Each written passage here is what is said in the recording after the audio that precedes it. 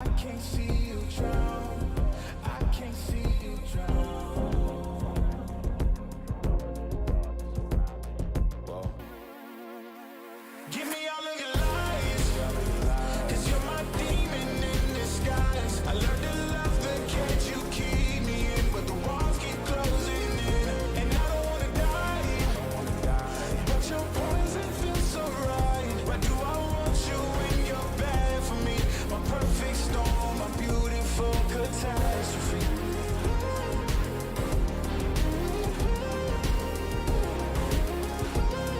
My perfect storm, my beautiful catastrophe. It's a toxic addiction. You're a guilty affliction. Yeah. I can't breathe. I need to get some air, but it's a toxic addiction. You're a guilty affliction.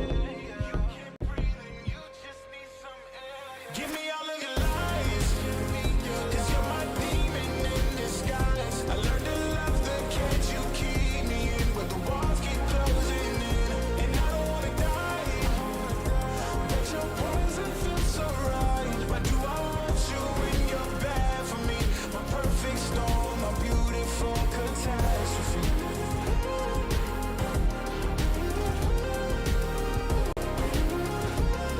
My perfect storm, my beautiful catastrophe.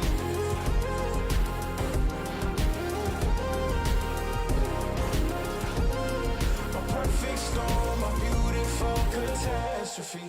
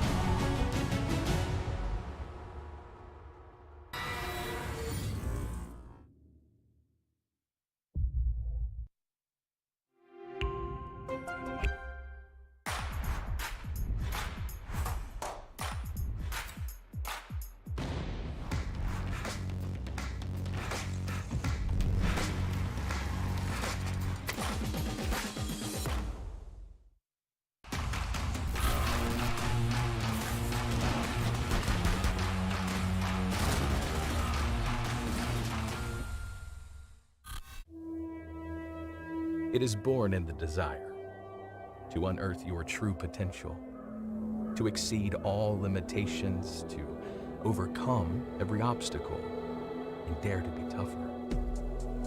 It is born in the dedication to strive for excellence, to persist through defeat, to outplay, outthink, outwork one's adversaries, to step up, to never give up. It is honor, it is spirit, it is glory to be victorious, to be fearless, to be champion.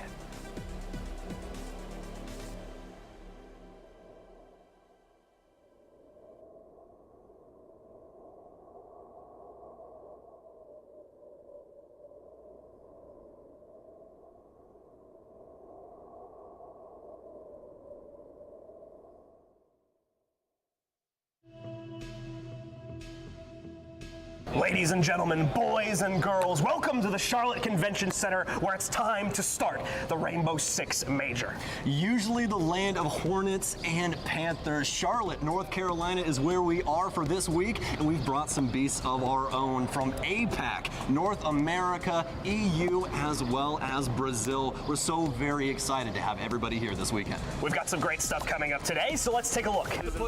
He's lost the case. Nobody working together. Ivor gets gunned down. No, Bosco with the case goes down. There's no time left for Skies. He's been knocked out, and it doesn't even matter. Consegue abrir, vai tentar puxar de novo. Meu Deus do céu, Retalha! And Parabellum are out of time. Oxygen complete a 5-round in a row comeback. 5 for Titan, 1's removed, 4 versus 1, G2. This should be it. You're one of the guys wearing a blue jersey right now. 50 seconds, and the Chiefs are gonna do it! Killed, and there's still 30 seconds left, so DP Fire can do this, but now he'll be at a disadvantage, but what a shot from DP Fire! Serious possibility now. The diffuser being planted, and it's happening for Dire Wolves. Cat saying, it's only real, there's no chance, no time. They are frauds, no more. Connections here, the ace to clutch it, not for anything other than to keep them in. Verticality. There's the verticality, Renshiro. This is one, here comes Benja. We said we needed that transformation into Superman. Fine, there it is though, Shinker over the top. Bibu locks it in, and LFO have secured themselves a win. De olho, Tuco também. E o som continua na passagem. Granada com sucesso. Tuco vem para mais uma. E belo surpreende. 4 contra 2. São os momentos finais e acabou. E viva ainda a equipe da Furious. E agora começa a pressão pro outro lado. Acertou ali o Lagones. E a pressão vem com o Maia também. Tentando fazer a abertura e é do Brasil. So it's gonna be carnage.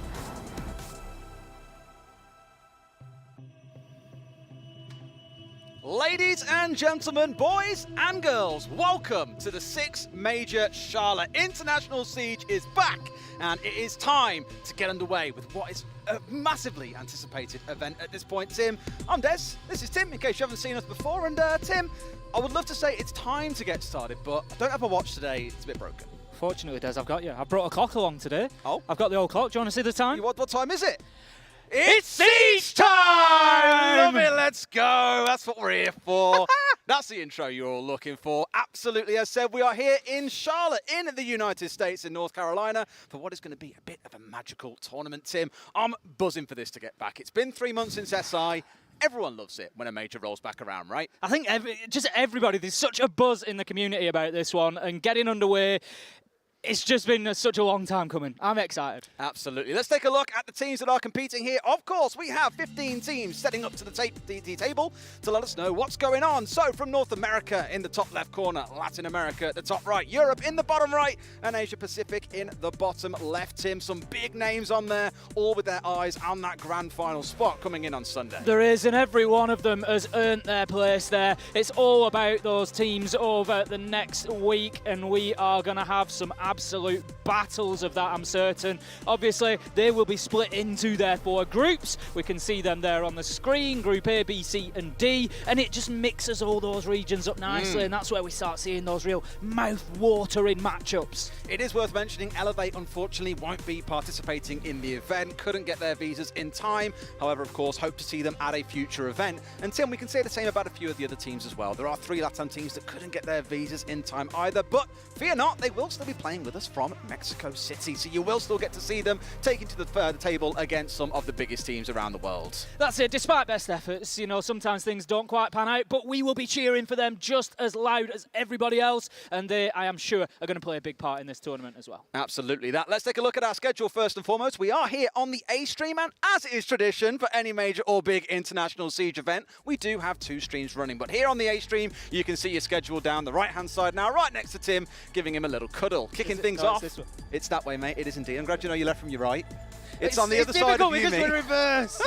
Back off. That first game, DZ versus G2 will be what we kick off with here, and then there's plenty more to come throughout the day. Let's take a look at the B stream, though, just in case you're looking out for some different teams, and there might be a logo you don't recognise on there. It is Wolves, formerly known as LFO. It breaks my heart. I'm an Aston Villa fan in the UK. Wolves are one of our regional rivals, so for me, I'm just like, no, why couldn't that be Villa? But you'll take a big team getting involved. Tell you what, it is a big name coming in. It's a big welcome to Wolves as well. You know, grateful to have them here, and I'm sure they're going to have a great run at the tournament. I'm not. Probably, maybe. Probably and maybe. There can be only one team, of course, that gets all the way through. But again, just that reminder, we do have a B stream running, where I believe it's Parker and Pengu kicking things off for us with the first game of the day. So lots to get yourself tuned into, lots to look forward to. Get your dual screens up, get looking out for your packs. Lots to look forward to there, Tim. Absolutely. I mean, let's be honest. It's just about the Siege today. It's wall-to-wall Siege action. Like you say, we've got drops, we've got everything going on that you would expect of a major. And I bounce out of bed. They call it jet lag, I call it excitement. You and you're bouncing out of bed, you're a nightmare. Just as I mentioned, though, drops, they are a thing, of course. You can get a pack every single day, and on Sunday, you can get 2. So make sure you tune in, get some of those nice, juicy in-game drops, and those will be very exciting for you to get your hands on. For now, we'll go to a real short break, and when we come back, that opening game is going to be ready for us. See you in a second.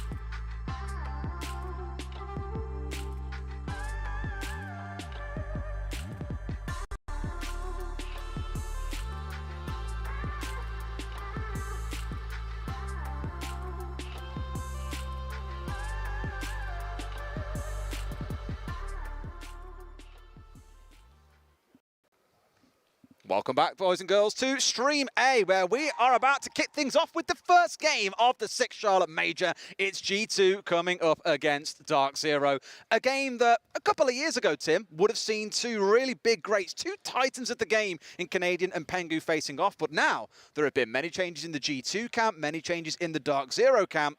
This is going to look very different to how it would have done historically. It will look different, but there are still huge names on both sides of the table. We've got 10 players who need absolutely no introduction. I'm not sure that we could have kicked this major off in bigger fashion, to be honest. It's going to be one of those looking down the list as well. And we'll take a look at those teams in a minute, of course, when we jump into things too. There's maps for us to rifle through in a moment as well, so lots to go through. But just in case you miss it, a few of these names and need a little bit of a catch-up. We've got NJR, Pamba, Canadian, Hyper, and Eclipse for DZ. And on the other side, G2 just cannot stop picking up these super teams, Tim. It's Doki, it's Alamar, Prano, Virtue, and the man himself who needs no introduction, it's Citizen. Ram-packed full of names. That's the only way to describe the server. We've seen through EUL Stage 1, of course, G2 a little bit up and down, it's fair to say. They're struggling. They've got all the names in there. They just need to get those players gelling now. DZ, on the other hand, maybe lacking a little bit of aggression sometimes, maybe just needing to take a little bit more control in games, but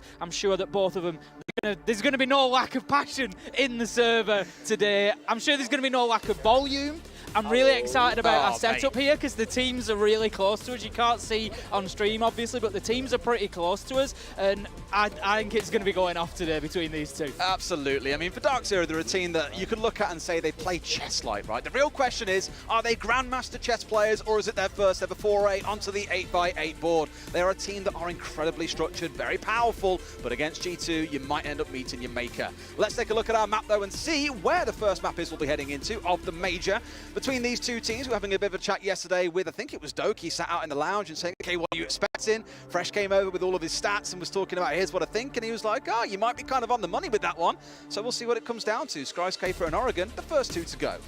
As the rest of the 9 maps reign in. Theme Park going to be taken away by DarkZero as well there. So there's a couple of the new ones gone already, Des. The newer additions. Obviously there's Border left on the cards out of those 3. So we'll see if we end up there or if we end up on one of the more classic ones. Bank and Clubhouse by the wayside. But that's Border gone. So it's going to be a classic map. It's going to be a classic, Des. Never a massive fan of Border. I'm gutted to see Skyscraper banned away so soon, but no big surprise coming out there.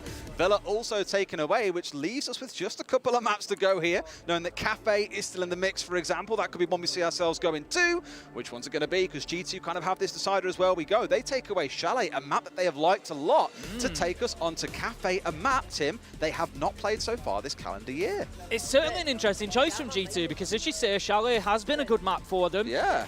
I look at that and I think, is it maybe that they've got an eye on the playoffs potentially? Because it's early to be talking about that, but that's the reality for teams here. Whilst they're in the best of ones, they're wanting to pick up maps that they can get wins on, but they don't want to show everything. There's got to be this balance where they think towards the playoffs, they think towards those best of 3s, and maybe just want to keep 1 or 2 things under wraps. And Chalet being a good map for G2, maybe part of the decision there in that 50-50 between the 2 final maps. Absolutely. I mean, looking at it again, it's a map they haven't touched. DarkZero have played it 5 times. Every single time, interestingly, has been in best of 3s. Sometimes they did not choose to go to that map. They were forced there by their opposition, but G2 have somehow avoided it the whole way through so far. So really keen to see how this one breaks down. I think back again to that old G2 lineup. I think back when Pengu was on side. There'd be a team that would just absolutely love running things like the Monty on this map. Not really a Monty team anymore. I think you'll see a bit more pace and aggression coming out of them. Attacker repick, as we've seen so many times on this map. You know, Ying's Skylight executes have been phenomenal in EUL. So that's one thing DarkZero are going to have to be aware of coming into it. I think it's interesting that you pick up on attacker repick there. There's something over the course of the major that I'm going to be keeping a close eye on because we've seen it utilised so far, but I think this is where, when you've got all these teams together in the LAN environment, I feel like this is where they're going to start really bringing that out, and we're going to start seeing the development of that availability to switch up your attacker lineup depending on what you see when you load into the server. So keep an eye on that as we go. How impactful will it be? We've seen it used once or twice, as you say, for those players where you come along, you just bring in a Ying because you can see that they don't have the warning line. We've seen it used in those ways, but I wouldn't say that it's been like drastically game-changing so far in terms of its impact, but no, we might well just see a little bit of an evolution over the next few days. I mean, it's what a lot of teams have said, right? Is you've come into stage 1 and teams are looking at attacker repick, they're theorizing behind it and testing it here and there, but no one has really pushed it to the limit because where it's really going to show itself, where all the strats come out, is at big events like this. So I would not be surprised if this week you see some really spicy stuff coming out of attacker repick, but time will tell. But Tim, we've got a bit of time. Let's talk about some of these players as well, because there are some really big names teams in here. I'm looking at like Hyper, you know, man of the stage, I think it was back in stage 3, was the most highly rated player.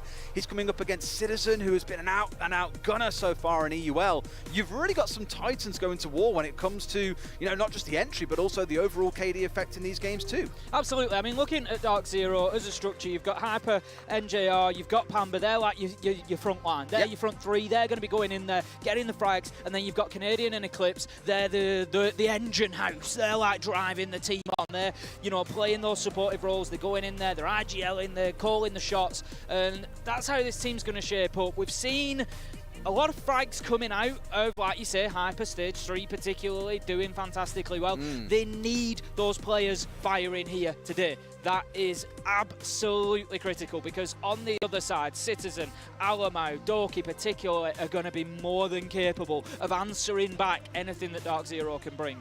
I'm just praying that we see both sets of teams here, both sets of players, really on top form today. I want them to come out and just have an absolute war with each other. I mean, picking off the one player there, I know we said, okay, players like Hyper, Pamba have played really well, and they have overall, you know, DarkZero have kind of middled their way through. I don't think many have super high expectations this tournament. Equally for G2, not many do, but you can't ignore the stats. Citizen especially, 4th highest rated in the world across all regions, one of only 3 players to break 100 kills in stage 1. If you're curious who else there was, Vertical and Shaiko were the other 2 players, but Citizen has just been lights out. 18 and 7 on the entry as well. You can say, cool, you got some good gunners, but you are matching up against, technically, one of the top 3 gunners in the world right now. I don't want to get overexcited about BDS. They're not playing yet, but I don't think you even need to mention Shaiko in that sense. It's just a presumption now. Correct me if I'm wrong, 4th stage in a row. I'm pretty over sure 100 kills. Both of those 2 players last year were the only 2 players to have over 100 kills in every stage. Yeah, and Citizen, Shaiko, and still continuing that in stage 1. It's absolutely ludicrous. Imagine if they ended up on the same team and then have to kind of fight over who gets there. Because you can't both You surely can't both hit hit 100 on the kills same on team. one team. Well, I mean, if you do, your other 3 players ain't going to be finding much. Absolutely. Imagine if it was just be crazy, wouldn't it, if you think about it breaking down that way. Absolutely problematic. Doki, I want to touch on for a second as well. You know, the reunion of Doki and Citizen, going back to the old Na'Vi days as well. Many were super excited about that. We haven't seen huge numbers coming out of Doki yet. I always joked that he was a 14-0 or a 0-14 player. He did have some phenomenal performances in stage 1, but that consistency is kind of what's eluded or evaded these teams so far. I think as well, looking at the G2 lineup, Alamo certainly, you know, we need to mention that as well. First player to come across from the LATAM region, leave and go to EU. You know, fitting in well so far, but I think finding his feet, still finding his place within that team. Alamo is an interesting player in that, for my money, he's one of the best smoke players in the world, which is somebody that you would associate with sort of a more supportive role, particularly on defense. But Alamo has had some real high frag moments as well, and he's really got that clutch capability, particularly on attack. He can go in, he can get you entries, he can do that job. And I think, you know, once Alamo finds his place in this team and they can really utilize him to the max, it could signal like another level for G2. The game hasn't even started, and all just keep on hearing behind us is "see" all the time. Alamo's jumping about a bit at the minute. He's there we go. He's sort of running up and down. He's very active at the he's very active at the minute. He's gassing up walls. That's what he's doing. Yeah. I've just seen him do it to Mowgli. He's getting all excited about things. Having a great time. Players are out the chain. In case you are wondering, we are in a couple of things that are currently being worked through before we get ourselves into games. So just bear with us for a few minutes, and hopefully we should be able to get things underway. Tim, there's tons we could stand here and talk about, and no one wants to hear a Des and Ace podcast. Not quite yet, anyway. It's still day 1. You want to see some Siege. We understand. You've said that now. We're gonna be inundated with requests to get one in the works. I'm pulling up a pew, Tim. And for those who don't know what a pew is, it's obviously what you normally find in a church, but it's also what we call a chair. It's what you would sit on. Yeah, exactly. And you know what I'm really wary of is pulling out cables as I wheel this over. There's a cable, the only cable we have running to our desk is the one that powers the mixer, which our microphones are connected to. I am incredibly fearful that at some point I will kick it, I'll snag it on a chair, I'll pull it out, and you won't have to listen to us anymore. To be fair, I'm going to out you here a little bit, Des. You did nearly drag everything off the casting table about 10 minutes before we went live, so I'm exposing you. All I'm telling you, Tim, is this tablecloth is sentient. It wrapped itself around my foot. It's attacking me. literally there was nearly mixers, laptops, like everything going on the floor. It did all nudge slightly towards the edge of the table. I was nervous. But I did that at dinner last night. Was it at dinner? When Yeah, was it? What did Oh you? no, it was at lunch. It was at lunch. I nearly dragged all the tablecloth. Oh, you kept that off one the quiet. lunch. What happened there? Oh, you weren't. Oh no, you weren't here because you travelled yesterday. Yeah. So there was. Yeah, we were sat down for lunch yesterday, and the same thing happened. Like the tablecloth like wrapped itself around my leg, and Kinga, our wonderful talent manager, was trying to give me something, so I sort of stood up to take it from her, and like everybody's lunch just like swept across the table. I don't know what it is about Charlotte, but tablecloths here are sentient. They definitely. I mean, they're out for trouble. They They're are. looking for trouble. Especially where us two are concerned, apparently. I haven't heard of any other attacks out of the blue by tablecloths and any other member of talent yet, but there is time. It's a whole week. Certainly is time. I think just before we get into the game as well, it's a perfect opportunity to mention our wonderful observers that are going to be bringing us all the action. We've got Sayano here for you on the A stream to kick things off. Easy will be taking the B stream, and Ty, he's having a little break to begin with. For now. Then he's going to be getting into the mix, into the action later on today. I haven't seen Easy yet, actually. I've seen him a couple of times. No, it's been dodging me. I just take it as he doesn't like me. But then it's the kind of guy who looks like he doesn't like anyone. I mean, right. Easy he's wonderful as Easy. He's a very, very nice guy. I love him. He's been so wonderful this year. But sometimes can look like he doesn't like anybody. And that's probably because if he's looking at you like that, he just doesn't like you. Nah, he does. He loves you really. We love Easy. He's been so lovely this year. I'm not saying he was horrible last year, but he's been like the go-to positive guy in the group. Absolutely. Since the start of Stage 1. He's been wonderful. Just so you guys are aware as well, the reason why we're waiting is a couple of microphone issues for a couple of players. I think it's mainly affecting G2, as most of DZ are sat down. So G2 are just being the deeps they are, Tim, taking time with the mics. Yeah, that's Alamaz it. walks himself up with the "see" all over the shot. I don't want That's to say it. it too loud. The players are just milling around. They're I'll ready prompt to him to go. do it again if I'm not careful, so I'm trying to be what are they doing? So now they're carrying Doki across the floor. Always got to get that content in, I guess. Yeah, that's what it's all about at this stage. They're going to be with us as soon as we can do. The thing is, it's just building the tension at this point, Des. It's just getting us excited for what's going to come. Let's not try and big this up like commentators should do. Let's be honest. Their form of building tension is kicking water bottles about and carrying Doki across the room. No, I didn't mean the players specifically were building the tension, but just the situation. Just the situation. Everybody's sat, we're ready, we're excited. It's a major, it's the first major with an audience later in the week. Like, we are very excited about this, and we want the siege to get underway, and it will be doing very, very soon, don't you worry. But I mean, Des, we've been to plenty of majors now. Not a big deal. No big deal, it's not a big thing, I don't like to talk about it. I don't like to bring it up, but it's day one. Things happen. Yeah. You know, things need ironing out. Yeah.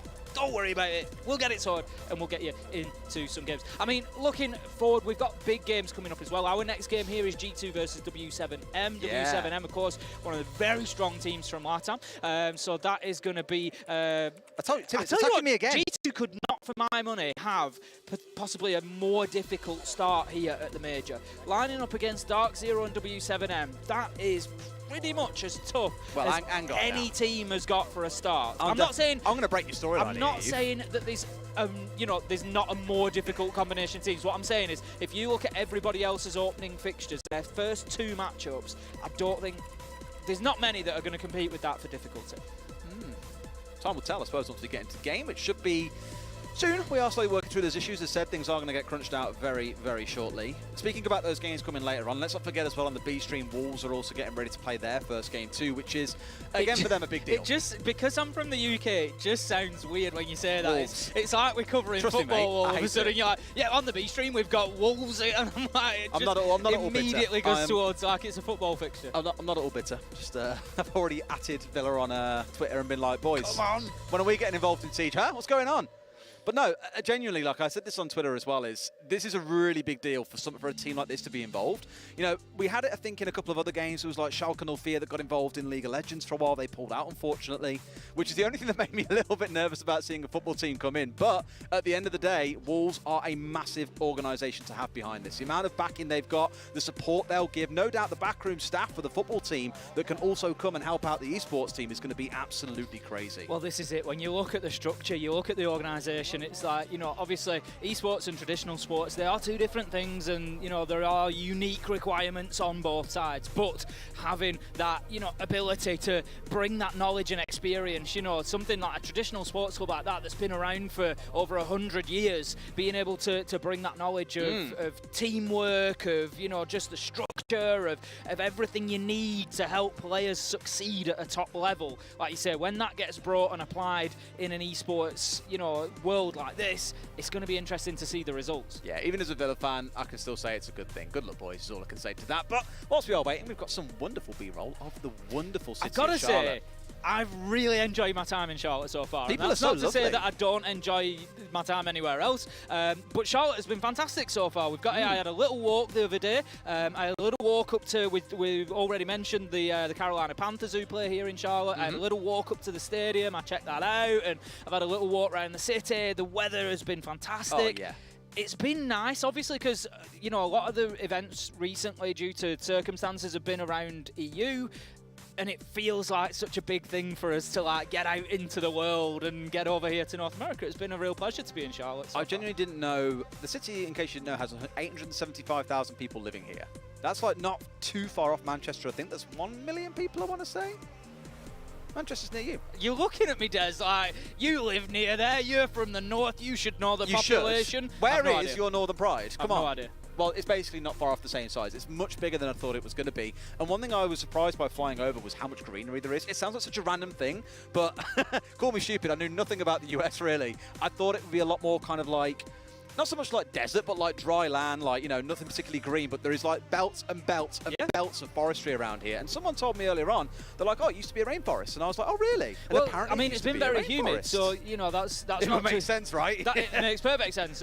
I mean, you've got, obviously, the footage playing over. We've got some fantastic camera shots that are just showing off the city as well. You've got that beautiful waterfront, but then you've got like a proper city, you know, with a big skyline. It's got a bit of everything. And yeah, I've been not, I won't say pleasantly surprised, because I didn't expect anything like bad, but it's just, like you say, you don't necessarily think about it. Say You just turn up and expectations have been exceeded. yeah, that's it. You turn up, you just, you know, it's a city, we're going to turn up, we'll have a look, and yeah, it's been fantastic. Exactly, yeah, exactly. And I'm sure when this hall that we're sat in now starts getting filled with people on Friday, it's going to be mental.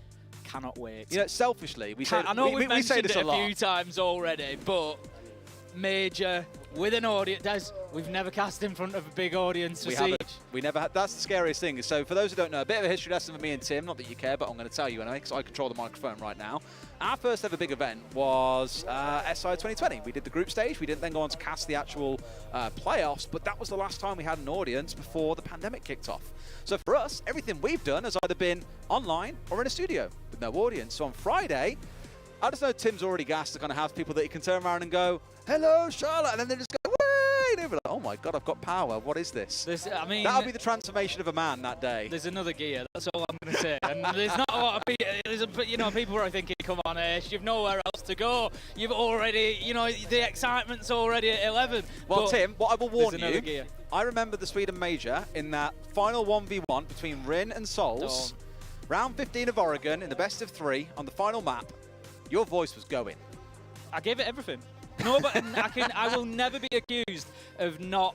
Not just leaving it pouring all out everything. there. That's it. Everything gets left on the field. Yeah. It was like, and the thing is, I've said this before. I'll say it again. I'd have been exactly the same if I was sat on the sofa at home watching it. It's just, I just get so excited by this game. But somebody actually asked me the other week, or I think it might have been last week on Twitter. Somebody asked me what was the favourite game I've ever cast, and it's difficult because, you know, we've cast a lot of games now. Yeah. And obviously, stuff like the Liquid NIP SI21 final is a huge moment. You know, it's like to cast the biggest game in Siege, it's a big thing. But in terms of just, you know, and that was a very good game actually that day as well, all the way to 5 maps, and it was very, very good.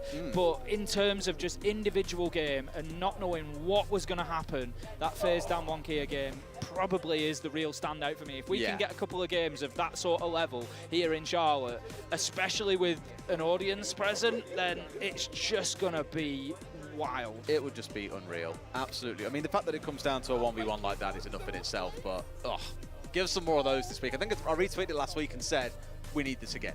We need that kind of game. That's the game. You don't That's want a the game game that's you over need. in 2-0. It was, and the I mean, team- it was like yeah, BDS no. Empire in Mexico. We didn't Yeah. cast that one, but it was that was just as good. BDS Empire in We Mexico. did have Team 1 versus CAG that required a perfect 7-2 scoreline, though, that we all believe At would 2 never a.m. happen. in the UK, and we were like, right, let's go again. Oh, is that when we tri-casted That's with when we Jackie got as well? Jackie in. We Yeah, drafted yeah. Jackie in That was a to right get crack. us on the tri-cast. It was unreal. Are they casting over there? So we can see the B stream as well. We can see Parker and We Bengu. can. If he How looks beautiful over, they we look. could give him away. They aren't looking at us, Tim. I think it looks like we're getting players sat back down, so fingers crossed we might not be too far away. Don't hold me to that promise, but Well, Prano's off. we will get you back as soon. Prano's off, he's gone. We'll get you into this as soon as we can. Yeah, we're all very excited for this one. Of course, we've got plenty of action on the socials as well, Des. We'd love to hear from everybody in the community. Get yourselves on Twitter at me and Des. How about we go There's with the a hashtag as well. Hashtag Charlotte Podcast. And That's what it's We'll turning answer some into. questions as we go. That's it, yeah, we could get a bit of community interaction going on. But yeah, let us know what you think of the games. It's all the details down there on the ticker at the bottom of the screen as well, of the accounts to art and any hashtags and anything like that. So get yourself involved. If you've got a friend who likes esports, let's get him in here, because this week is gonna be big. Well, make sure you got some time to do it as well. What we're actually going to do, whilst we get this sorted, in true esports tradition, is cut to a quick break. So when we come back, everything should be underway once again. G2 versus DarkZero. Don't go anywhere. See you in a few.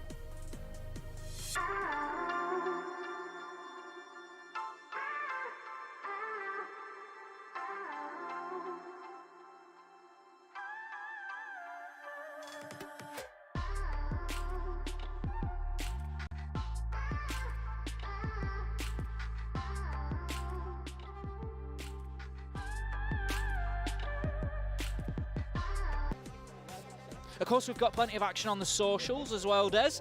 We'd love to hear from everybody in the community. Get yourselves on Twitter at me and Des. How about we go There's with the a hashtag as well. Hashtag Charlotte Podcast.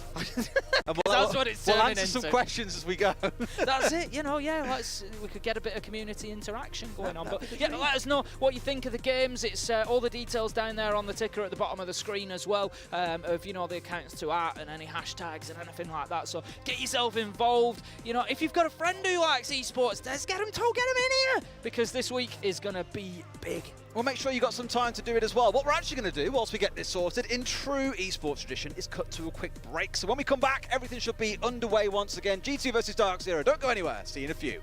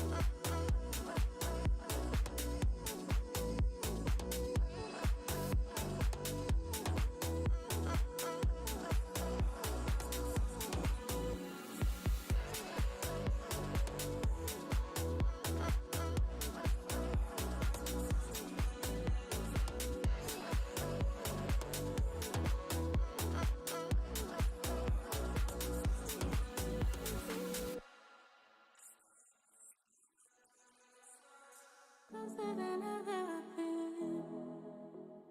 Trying ways to let you in, but I'm scared to fall in love again. Scared to fall in love again.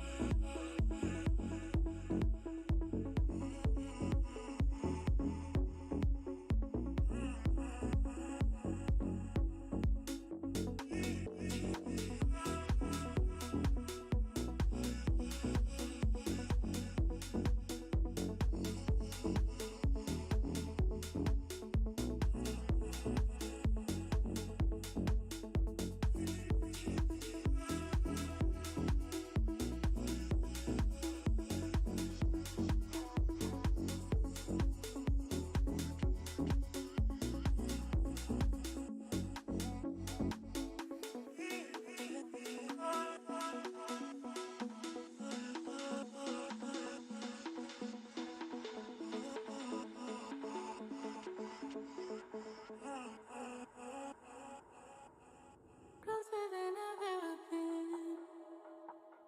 Trying ways to let you in, but I'm scared to fall in love again. Scared to fall in love again. Closer than I've ever been.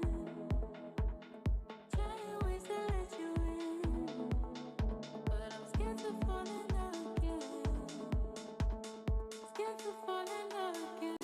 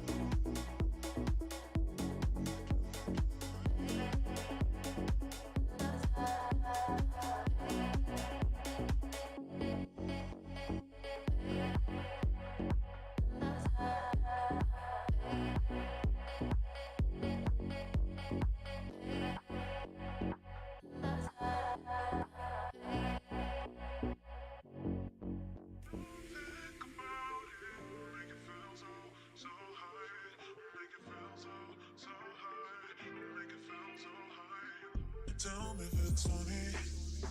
Disappear, honey. When will you come me or call me?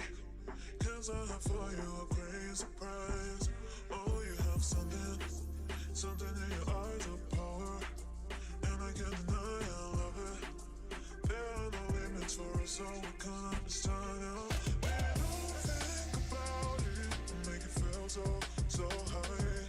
Make it feel so high. Make it feel so high. You never know why. Feel so high. Make it feel so high. You never know why. Feel so high. Make it feel so high. You never know why. Once again.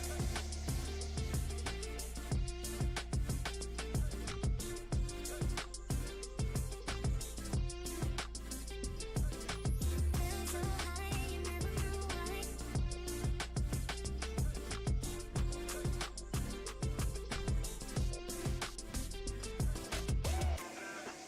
Something in your eyes of power. And I can't deny I love it. There are no limits for us, so we can't understand now. Baby, don't think about it. Make it feel so high.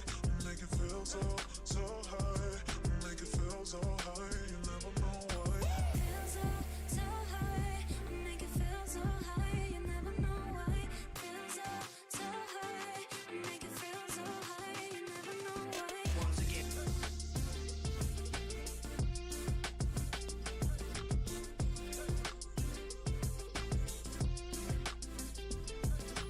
Feel so high. You never know why.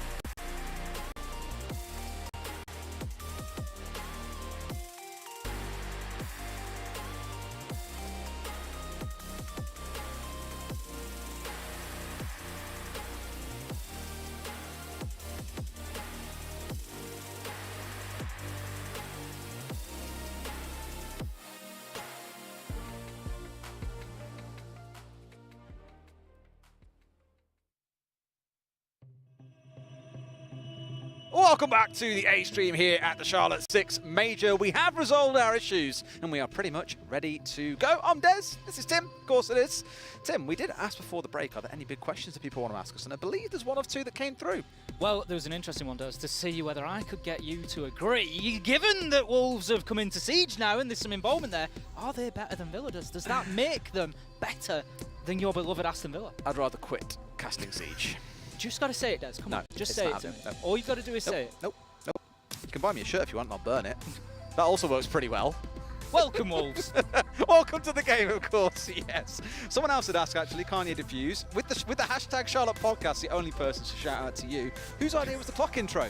That was yours. It was mine this time, yeah. Usually, I'll give Des you do. You quite often the mastermind behind the gags. That's a good one from you. You will notice that there is a common theme through the intros, and that usually is, I'd say 60-70% of the time, making a joke out of me. So it's usually Des who comes up with it. The best one was you with the hammer at SI. And he goes, Des, I've got the hammer. And you pulled it up from under the table like, whoosh. I did like that one. I tell you what, there are some good intros coming tomorrow that you've got to ideas. watch out for them. Some very good ones coming. But there are some also fantastic things coming to you right now because Cafe is ready. DarkZero versus G2. The first game of the 6 Major here on the A stream. We're underway, Tim, and G2 are starting things off on the defense. They also start us off in our operator bands. See who we are not going to be seeing in this game as bans come through. Thatcher going to be the first. No major surprises there. DarkZero will take out our next attacker. If you're new to Siege, if you maybe have seen the adverts, if you've maybe seen it around at the Charlotte Major, what's that? I'll check it out. Well, the process that we're going through here is removing these operators from the entire game between DarkZero and G2. They won't be able to pick these guys. So Thatcher and Maverick have gone, and then we're going to have DarkZero take the defender, and then G2 will take a defender as well. It will leave us with 4 operators that they are not able to choose, not able to use their unique abilities. Wamai is going to be our first defensive ban. So that's the magnet system gone. That's going to be just making it a little bit easier to play with those throwable projectiles because they won't get sucked into his magnets anymore. You tend to find, and it's an observation that I've clocked over all of Stage 1 in EUL as well, is that one team tends to go for the more straight on the narrow path kind of bans. They'll go for things like the Thatcher and the Mirror, the normal stuff that you come to expect, and that's what G2's done. DarkZero are the ones that I wouldn't say have pulled out really outside bans that we never really get to see, but the Maverick going away removes things like nades coming away, means that you'll use a lot of range hard breach, things like the Hibana, the Ace, as you can see Eclipse going on to. That Wamai just says to me we want more and more nades on this side. So the Finker, the Yana, the Sledge, no doubt going to play big parts in this game, at least in the first round. At the start of it, mind you, DarkZero kicking off with only 2 of those, but you may well find with Attacker Repick that they introduce some more nades in these first 45 seconds. That's it, and the other thing that it's going to do, of course, you've got to remember, it's not just about what the impact is on the actual, play within the game, but it's also about the impact on the lineup as well. And you're likely to see a lot of Jaeger play potentially coming in for the defenders as well, because obviously that is going to be their main defense against that throwable utility coming in. We don't have him in this one, I don't believe, but I'm sure as it goes on, we will see a little bit more. It's quite interesting, actually, because without the Jaeger on side, Des, Pixel Spot's going to be quite difficult to hold on to. Yeah, well, normally you'll see a shield, you'll see magnets going down, you'll see ADSs. Absolutely, it all comes down to a ton of protection coming in. But equally on the defensive side, no Jaeger, no nothing. That is just not an area they can play around. So that's probably why, looking at the site that we're on, they're trying to dig in around that storage area. And we've seen this a few times in Europe. I wouldn't be surprised if G2 have looked at teams like Na'Vi, I think it was, and M&M who also employed it, where inside the storage area, in the very center of the map, you electrify the west-facing wall, you put a castle barricade down on the left, and you really make this your bastion on this top floor and force them to have to burn so much to try and get you out. Normally you'd see the castle or a shotgun player like the smoke playing inside of there. At the minute for G2 at least, that isn't the game plan.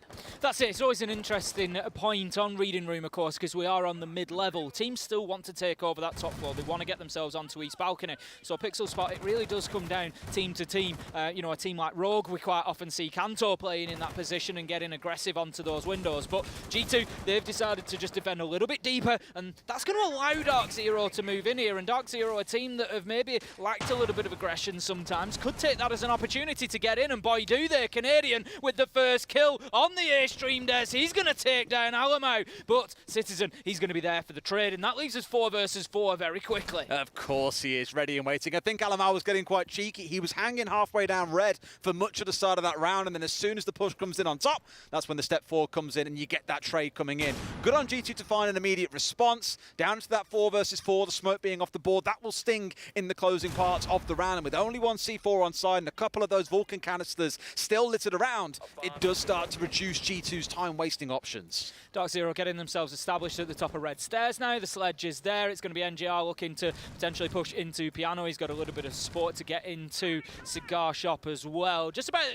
over halfway through the round, we're going to have the drones going back out, just see exactly what is left of this top floor defense. And right now, for DarkZero, there's a bit of a problem, Des, because there's a lot of that top floor defense left. And you can see now, they're starting to push across the mid floor. They're looking for that horizontal pressure instead, but the problem could be if they get themselves into a position to put that diffuser down, they might just find auto utility, a lot of bullets raining down on them from above if they don't clear out that top floor. It does feel a little bit limited in terms of the control they've got. Sure, you've got a little bit of Piano and you've got a couple trying to push their way down on museum side or wheel side of the map and move across. That sort of leaves them open to working their way through train or to come through reading. But again, without that top floor control, Citizen sat here is just ready and waiting and daring someone to come for the challenge. Doki coming on a flank here. They know where one man is, but can he see him in time? Just a couple of pixels wide. The man stepping back into Cigar Shop. Well, they find each other. Doki gets the kill though. NJR falling down. A 3 versus 3 with 15 seconds to play.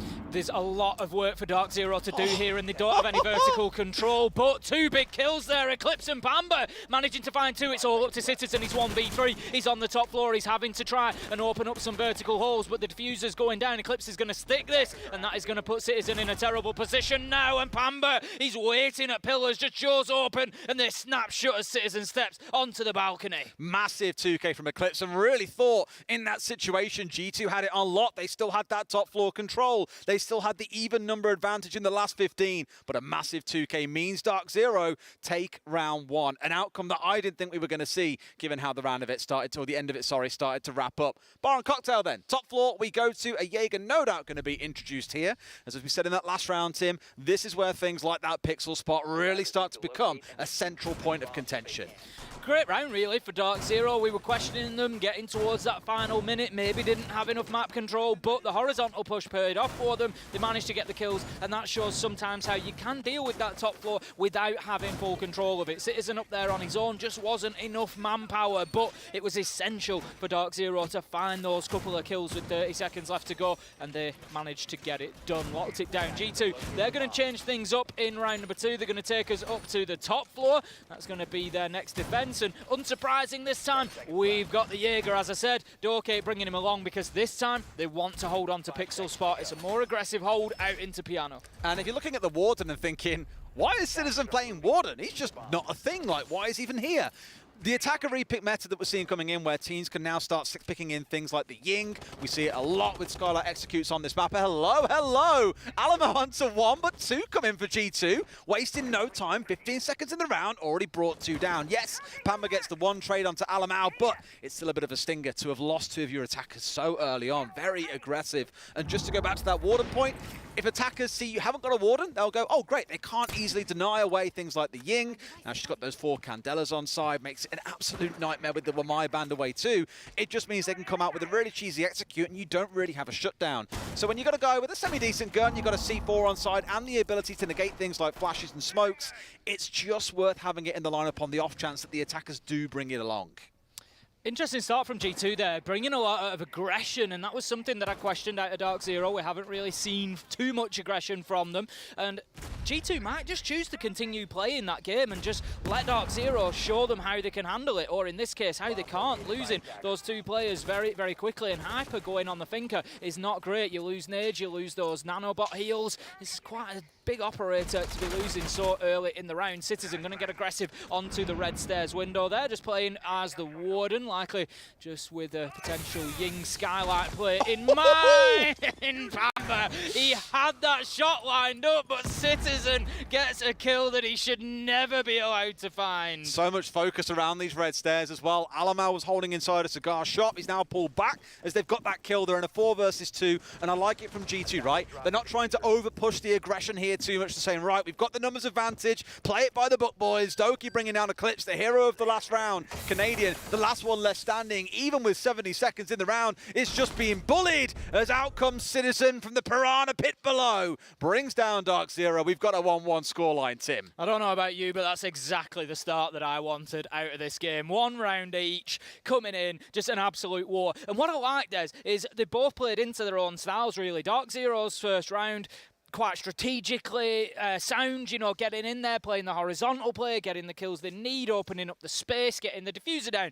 G2's round, running around the map, getting kills everywhere, and just making DarkZero's life a misery with aggression. And it's just playing right into the wheelhouse of both teams. And I can honestly see already that this one is potentially going to go the distance. It's going to be very close. It's going to be a war. I like to think G2 have got a bit more in the wheelhouse, so let's just run up to every window and doorway and all fire at the same time and hope for the best. But that was a success that they found in the second round. Now going on to the downstairs inside a kitchen. G2 probably going to have to find themselves digging in a bit deeper because you tend to get a bit of a mixed play style on this site where some teams will just go direct to site. Do not pass go, do not collect $200. They'll just go straight in through bakery. Others will go for a full 3-floor clear. And given we've seen Canadian moving over towards picking the Jackal in this round, using that attacker repick once again, I think here, if he does stick on it, you'll see them going for a full clear, especially now even more so that there is a sledge on side because, again, vertical destruction, lots of vertical control, nades to come raining through.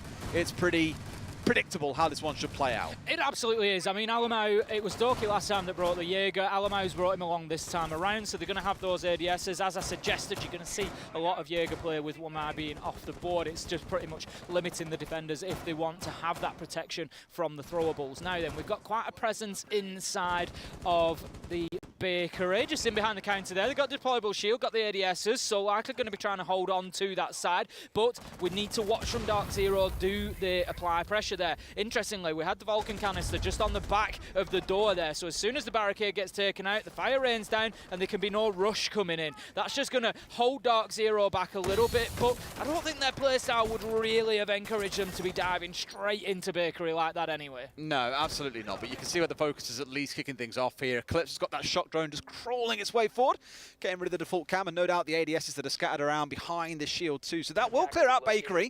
Again, it's not going to be their #1 focus. They do want some vertical control coming in here, but to me, it looks like at least vertical control with things like the sledge, and then try and step your way forwards from here. You've got NJR holding around restaurant as well. Quite aggressive play so far from G2 in red corridor. They've got one inside coat check and one holding around the bar. So quite spread, and I like that they're at least trying to challenge DarkZero quite early on, rather than saying get inside and worry about the site. No, first you've got to worry about us on the perimeter of the site.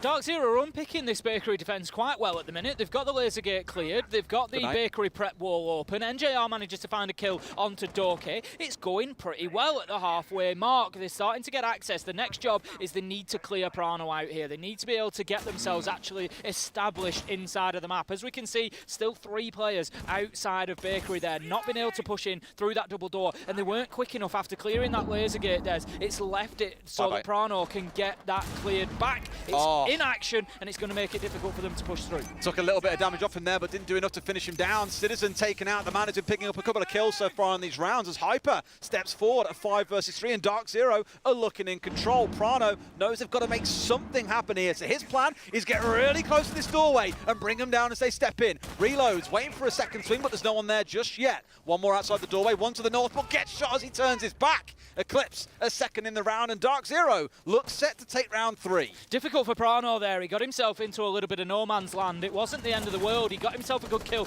onto Hyper, but maybe should have just held his position rather than trying to move back across Bakery. As it is, 20 seconds left to go, and DarkZero pushing into sight. Alamo, though, that could be an important kill. There's only one between them now. 2 versus 3, 2 versus 2. As Virtue manages to find one, and G2 might just hold on. They know where Virtue is. 10 seconds left to go. It's 1v1. It's Alamo versus Canadian, who is going to come out on top. Alamo dips himself inside a freezer. He's playing for time here in that he's going to just tick away as we see Canadian move forward. He cannot get there quick enough, and it's going to be G2 somehow holding on, Des. They really did snatch that round away from DarkZero. I think it was 5v2 at a point, 5v3, 4v2. They should have been winning that round. Yeah, massively so. It's one of those that I looked at, and I was going to say after round 2, actually, that we hadn't really seen Alamo and Virtue getting involved yet. They hadn't needed to. Everything else has sort of happened in front of them outside of getting, wiped over by DZ in the one round as if they barely existed. They hadn't really had a look in this game yet, and that round there for them to win off that 2 versus 4 with a bit of help from the clock, it becomes the 6th man once you get in the last 15 seconds. It's an absolute dream. But with those 3 sites done, we go back through a rotation once again, starting things out with Reading and Fireplace. And as close as those rounds have been, I think G2 are definitely looking for a win here, because in that last round we played here back in round 1, it was that 3 versus 3 with 15 seconds on the clock. Eclipse got a miracle 2K that dragged them over the finish line, and G2 still had the top floor control. Really, they shouldn't be losing from that kind of position, and they'll be looking to change that in this round. I'm not saying it's necessarily the case. I'd like to watch the round back at a point after the game, because I'm just not sure that they knew where Virtue was. I don't know if that was a bit of an informational problem for DarkZero there, because in a 4v2, they go in and all of a sudden Virtue starts finding kills from court check. I've got to wonder if maybe they were just unaware that they were pushing into him there. Quite possibly. Right, round 4 is underway then. Defensive side, we have got the Jaeger coming around this time, so if you remember before, it wasn't present. We had the things like the castle locking themselves in upstairs. That is still there. You saw the Goyo on side, we had the Kai, we had Alamau being quite aggressive on the smoke, if you recall, on red stairs.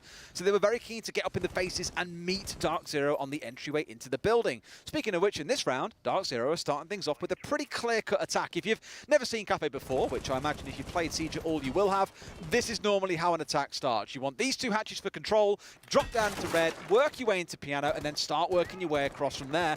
This is where G2 will be looking to try and waste as much time as possible, playing players inside a bathroom, on white stairs, sometimes in storage as well. There are 3 of them currently up on this top floor, Tim, just trying to chew through the utility and time bank on DarkZero's side.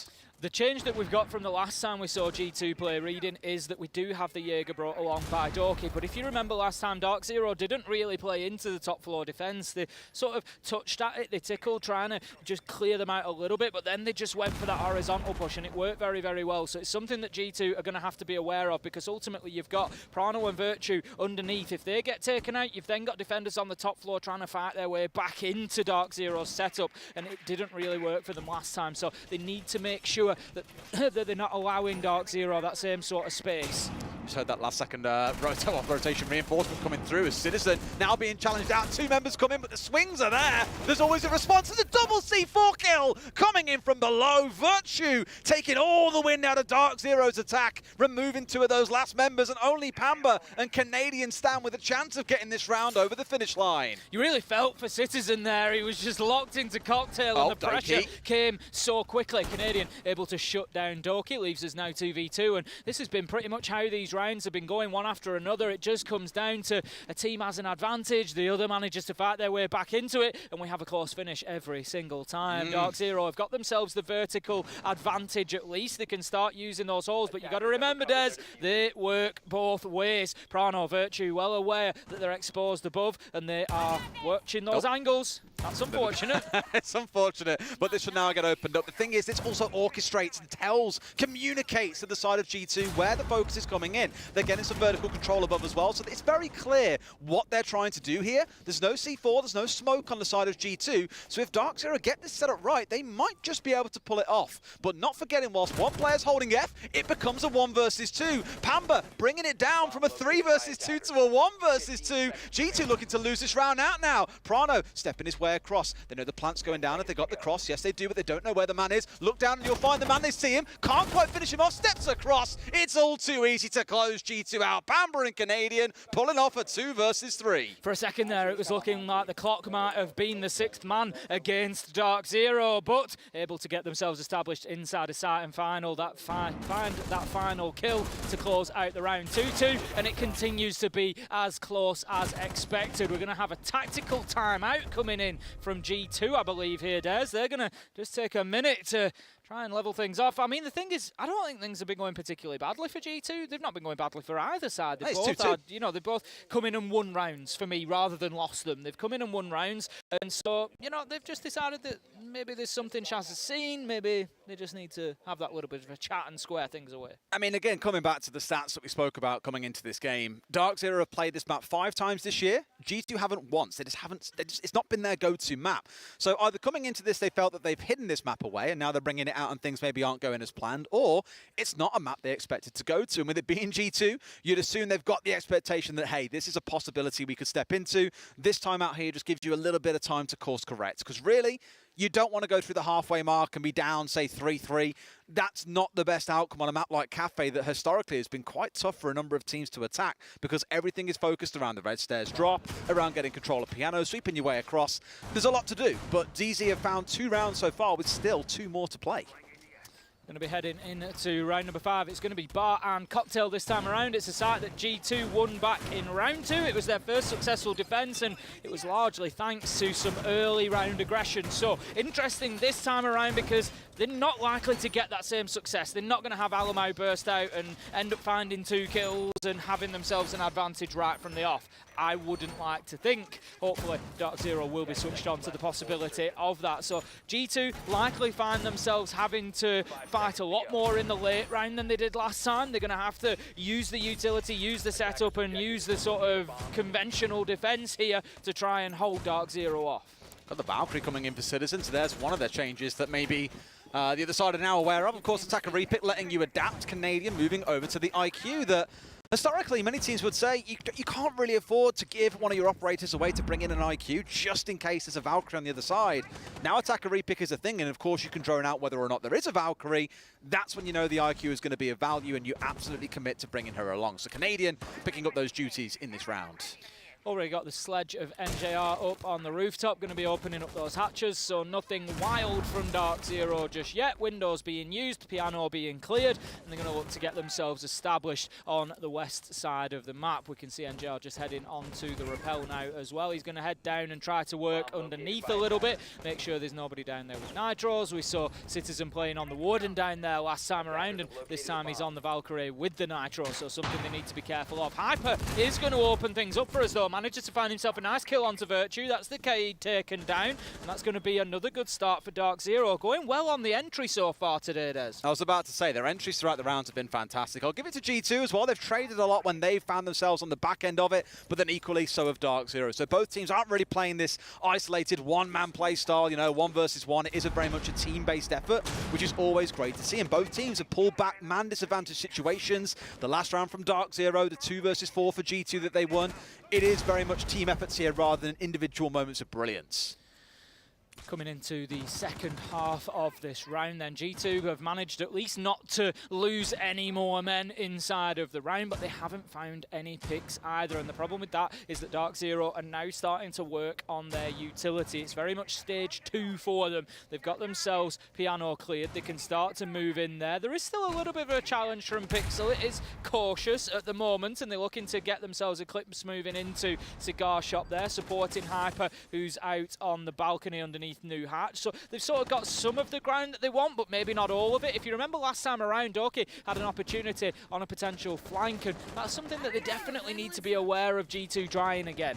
Here we go then. The push coming in through bar, ignoring entirely what's going on down towards White Corridor. They're just marching their way through the bar, Tim. Give us some free drinks, they're saying. Give us your lives on the way through. Citizen finding one back on the other side. A second, what a shot! Goes for the third, but NJR wins it out. Eclipse coming in and leaving Prano in a 1 versus 3. It's simply not going to happen. And I love from DarkZero in that round, Tim. They saw that the south side and White Corridor was completely locked off. They just throw everything at bar and clean through G2. Citizen, unfortunate there, gets himself a nice first as the man tries to move in from Cigar Shop, and if he finds that second, you feel like that round maybe goes a different way, but ultimately DarkZero winning the gunfights and winning the rounds 3-2 now, and as I suggested, we just keep seeing this one flip-flopping back and forward between these two teams. We've had G2 in the lead, we've now got DarkZero in the lead, and there is nobody that can really get themselves a solid advantage inside of this one. There's a lot of work for both teams to do if they want to be taking the maximum that they can out of this first matchup. I just feel like the minute, I mean, admittedly they're on the attacking side, so you have more flexibility in what you can employ, but for G2, it's been a pretty, one-track road so far. It's been get out, get aggressive, try and meet them in the map, or sit still and get slaughtered when DarkZero choose when the attack is going to come from.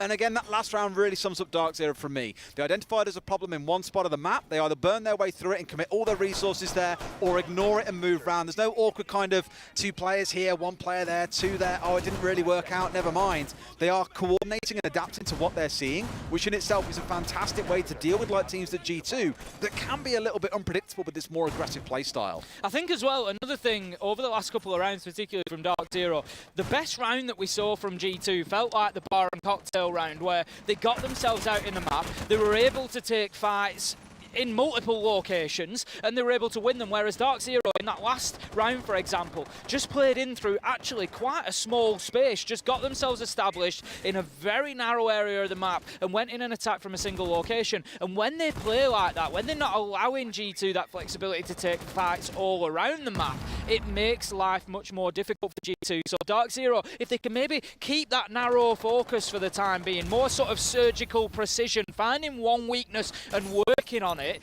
that seems to be getting them some results at the minute. I think I also noticed that Citizen for a number of rounds has picked up that Goyo, and they have used it quite early on to burn through time as best they can. But I think here they've already had a smoke ball coming out of the Capitale, indicating normally that something's going to happen, someone's going to step forward.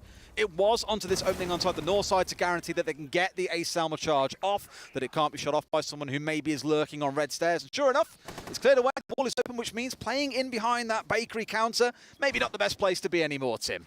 Nope, Virtue, he's going to get himself back inside of Bakery Prep, looking to be able to challenge out of there potentially. Just continues to hold a threat for anybody moving inside of Bakery. We've got Dorky on the Aruni just playing out inside of VIP. Going to be holding on to that, potentially stopping any freezer push, but DarkZero just really not looking towards that side of the map, Des. We haven't seen them last time they attacked here try to push onto the east side, and it's just wasting a lot of G2 manpower and a lot of G2 utility effectively. But as I say that, we've got Pamba, we've got Eclipse moving over towards that side of the map, and we've got an unusual opening kill. Virtue's going to get Hyper, and Dorky manages to double down and find Pamba. NGR's looking to find Doki, but no! Great wipe out for G2. They've dealt with the aggression coming up that White Corridor, read into it perfectly like a buck, and now Canadian has got it all to do coming in on the Bakery side. I think there's still a couple of G2 Valkyrie cams out and about as well as he steps his way in through prep here. Doesn't know about the man in the back corner. They see him first, but can he find the kill? Not quite yet as he's ducking and diving, dodging away. Virtue gets the kill. G2 closing the half out 3-3 with a flawless round. Not the end of the world for G2 there, as they managed to, like you say, take that one with aplomb and get themselves really over the line in fashion. 3-3 at the half, and neither of these two teams can get themselves an advantage. And interesting, as we saw there, as I said, coming in, if DarkZero have had a more sort of focused and funneled attacking approach, they seem to have got better results. They split the forces there, some to Bakery, some to White Stairs, and they paid the price for it. G2 able to take them down just a little bit at a time. But it's going to switch sides now. G2 going to go on to the attack. They're going to have the onus on them to try and take the initiative and get themselves inside here and start picking apart those DarkZero defensive strategies. Awesome. So, On the attacking side is where you get more of that control to pick a couple of creative things to go through, right? And in this spot here on the attacking side, G2 currently looking to bring along the Ossa. Prano currently hovering over that one. I thought we might see some Ying executes maybe coming out, but at least for now, that Ossa can be very, very deadly. What I'm worried about with Ossa, Tim, is sometimes teams try to make this work. They put all their eggs in one basket. Everyone knows the attention is going to be on the Ossa, so the defenders find a way to C4 it, impact nade it, you name it. And before you know it, you've got really nothing left to offer as the attackers. So that's what I'm keen to watch out for. Here it is, the Ying being 6 picked in by Citizen. This again screams to me, Tim, get the Ossa down inside a cigar shop, get yourself a Skylar execute coming in and plant him behind a shield. Now, there isn't a Warden on side, but there is a Maestro on side. We've got Hyper, who's going to have those evil eye cameras. Depending on where they're placed, that is obviously potentially going to give DarkZero the opportunity, the ability to see through the flash effects and just monitor anything that's going on inside of any smoke or anything else that's played inside a site. So, something that they are going to have to utilise. Depends, as I say, on their placement and just whether Hyper is available. Hyper's been struggling so far. 2 and 5. He's taken a couple of entry deaths, so gone out of the round very early, and he needs to switch that around now that he's on defence. I do kind of want to give that as a note, because we spoke about the team style that we've seen coming out of both sides, where it's been less about individual brilliance and more about team play. Both sides of the scoreboard reflect that. Everyone's around that kind of 4-4, 5-4, 5-5 sort of mark right now. Everyone is getting themselves involved. It's far from 1 or 2 players running the show. Here comes G2 though, looking towards that Skylight setup I was on about. They'll smoke off Cocktail, they'll drop down a few Candelas, they'll go in for a big drop, they'll try and make things happen. For now, by the looks of it, it's burning through some utility and getting themselves set up, because like you alluded to, those Evil Eyes could be a big problem if not dealt with. Definitely need clearing Virtue. He's going to head in to Cigar Shop, uses the Gun 6 to clear one of them out, and that is going to leave just one more to go. He's going to continue his hunt forward, looking for a potential challenge towards Pixel Spot here, just wanting to make sure that there's nobody going to pop around that corner and try to take out those Hibana pellets before they can clear out that washroom wall. Hyper, quite aggressive here. He's got himself through the rotation. He's going to move back deep into Maestro Spot now. Could be, as we said, pivotal as this round goes on. 1 minute 15 left to go, and just a little bit of fencing from these two teams at the minute. Neither able to really aggress forward and take command of this yet. Not just yet, no. That Maestro sat in Cocktail, a real power position. No vertical play coming out from G2, where some would bring things like the Zofia or the nades from below and try and do some damage. It's just not going to happen yet. Doki and Hyper have been kind of, not sparring, but coming very close to each other for a long time. Yet to find anything, though. So here, really, G2 are starting to run out of time. They're in, though. The Candelas are in. The plant coming down from Prana now behind that shield. Another Candela coming through. And can they get in through the floor? The blind spray's coming in. Prana knows that he's being challenged. The C4 coming out, and he bails on it. He gets cold feet, Tim, and steps away.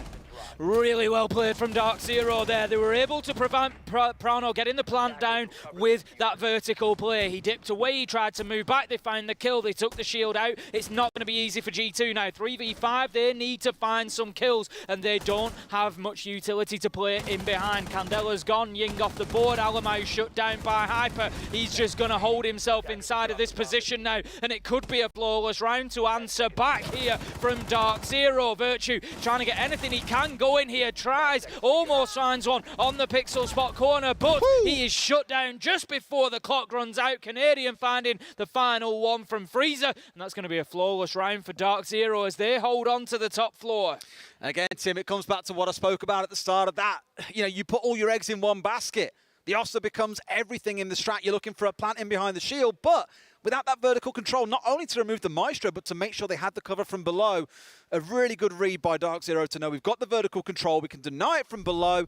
Were they going a little bit blind? Sure. The C4 onto the bar area shows they didn't quite know where the plant was going down, but it was enough to scare Prano away. Would have been really curious what happened if he'd stayed on it there and just said, right, I'm playing for my life here. Let's hold down F and find out what happens.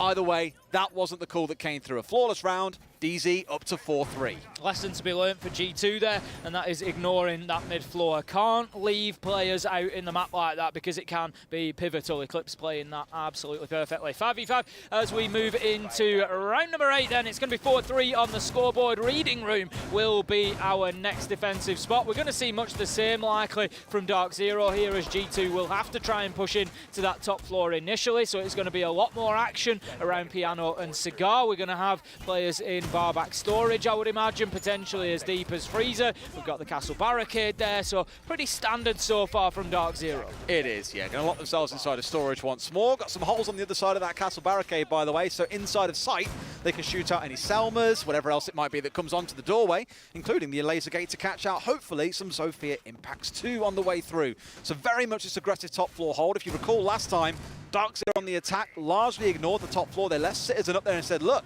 you want to play the vertical? Be our guest. We'll still get this plant down and win a 3 versus 1.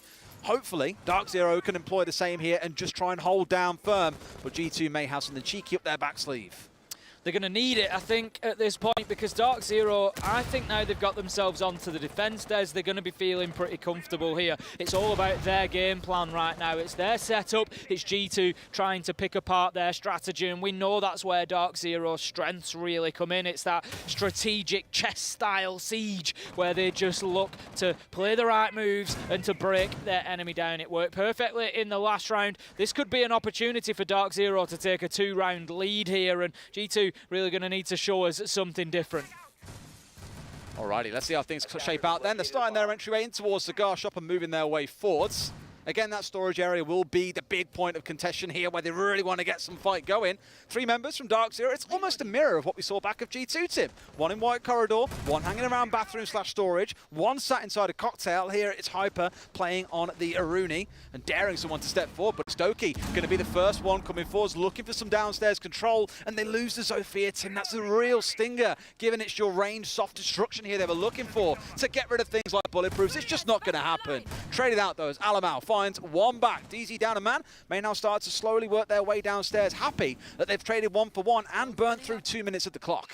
G2 really need to be finding some kills here. They can't be allowing DarkZero to continue with this entry game that they've had so far. DarkZero commanding the beginning of so many rounds. Hyper still in position on Cocktail there. He's moving out onto the balcony, and what a beautiful shot. He finds all the way through onto Citizen. Challenge comes back in though. Alamai Virtue, they manage to find 2, and then Prano, he finds a 3rd, and that's going to leave us now in a 3v1. All of a sudden, Pamba, he is up against it. DarkZero was sitting pretty 10 seconds ago, Des, but now they're out of the round, and G2 level us up once again, and this is exactly the brawl that we were expecting. It's going back and forth between these 2 teams. But just as a quick shout, we are going to go for a quick tech pause. I understand we've got to rehost our stream, so we'll be back with you in just a few minutes. Don't go anywhere.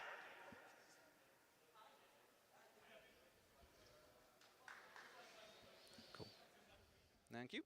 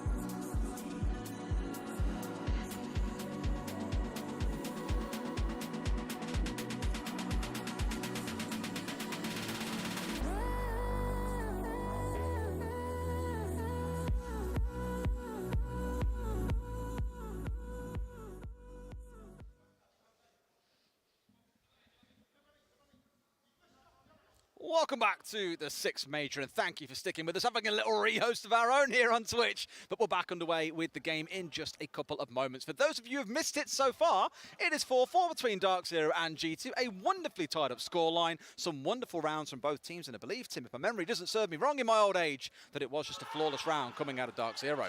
Certainly was. They've had a great start into this of DarkZero. For me, they've felt like the team more in control. G2 have won plenty of rounds, but they've just been sort of trying to keep a hold of DarkZero. For me, it's taken, I want to give Virtue a little bit of a shout out. We've had a couple of moments. We had it in the last round. We had it earlier on as well, where he just gets really impactful kills in the middle of the round. And it looks like G2's backs are to the wall, and then you just see that Virtue kill pop up in the timeline, and it just turns things around. So G2 able to level up 4-4 on the scoreboard, and as I said at the beginning, I said it at 1-all, Des, I felt like this one was probably going to go the distance, and it looks like we could be heading for at least 12. Oh, Tim. Look at what we've got in the bottom right corner of our screen. It's Prano going on to the Amaru. Now, as a reminder, Prano always has the diffuser. If he's got Amaru and he's got the diffuser, you know he's going up a hatch, he's going through a window. Basically, the G2 have got some pretty crazy plan in mind. And the crazy plan to me, for this round at least, feels a lot like bursting up into Fireplace window, getting the plant down behind the bomb itself, and going from there. Because really, the only control that you hugely need for that is to get control of train itself. You can cover the side angles there, and then get in behind the bomb. You need to control white, a little bit inside of reading as well. Oh, sorry, that's just reading itself. You don't need to worry about train because you've got the long angle and the cover coming in from the bomb chassis itself. So get reading, get yourself that east side, and you're pretty good to go. Now, you've got Alamar here to charge in and clear out that area of the map. So it looks like, Tim, they want to get control of ground fast. They want to do it quick, and then look to try and get this diffuser down before DarkZero can react. Hyper could really shut down at that reading door, push potentially, as he's in the perfect position to do so. It's actually going to be NJR who opens things up. Eclipse and Pamba, they get in on the action as well. Dorky, he found the trade in amongst the kills there, but it's still a 4v2 now, as aggression again from G2 just not really paying off here, and DarkZero able to stand up to it and able to hold them back. Yeah, it feels a couple of times like G2 have had these plans in mind, but DarkZero just had a perfect read and shut down the aggression before it can really get underway. Prano being shot there on the side angle. Now they know where he is, so they know there's one on white, and they know there's Virtue to try and track down elsewhere as well. But for DarkZero in a 4 versus 2, they can just hold their angles here and play the waiting game, Tim, because it's G2 that have got to find something special if they're going to win this round. We just need one of those mid-round kills from Virtue again. As I said, he's done it a couple of times already where he's just able to turn things on their head, and it is usually alongside Prano that we've seen those disadvantages overcome. But are they going to be able to do anything inside of round 9? For time being, Virtue, he's going to go on a little bit of a rotate, and all the time that this takes just allows DarkZero to just try and perfect their position in here. We're not really seeing them moving around too much now. They've already been through that. They've got their angles. They've talked to each other. The communications are there. They know that they've got every angle locked down. Hyper, he's just going to be holding that one for the time being, waiting for any push in to come. It's going to be Canadian ultimately to find Prano, and that now leaves Virtue in a 1v4. Takes the first kill beautifully onto Hyper, but it doesn't matter because the call goes out. Pamba's ready as he steps into reading, shuts him down, and DarkZero take the lead once again. 5-4 now. It's looking pretty comfortable. Like I say, they're managing these crazy bits coming out of G2 relatively comfortably.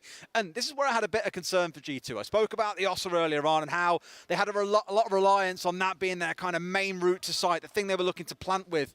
When that fell by the wayside, they were sort of stuck. And in that round there, they relied on the blitz. That died very early on. DarkZero are just having none of their nonsense here, shutting them down incredibly quickly. Bar and Cocktail, up to that top floor we go into the next round. Will G2 find their way back in, or will DarkZero move their way up to match point?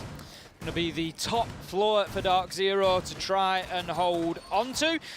We saw it back in round number 7, and it was a successful DarkZero round. There was just no vertical control gained for G2. By that I mean they didn't clear out the underneath. Eclipse was able to play in that mid, in and around train, and just got himself into the right position to take Prano down. You can actually see a bit of an adaptation this time, Des. They're going to open up holes pre-made in the floor where Prano tried to get that Ossa shield down last time around. They don't know yet. Ossa isn't coming along, but it's just easy reacting to what has gone before, and I feel like they are reacting better than G2 have through this. I like how G2 have changed a few things up there, right? They've got Alamal back on that ye old favourite back when he used to be the go-to smoke and butt guy on Team 1.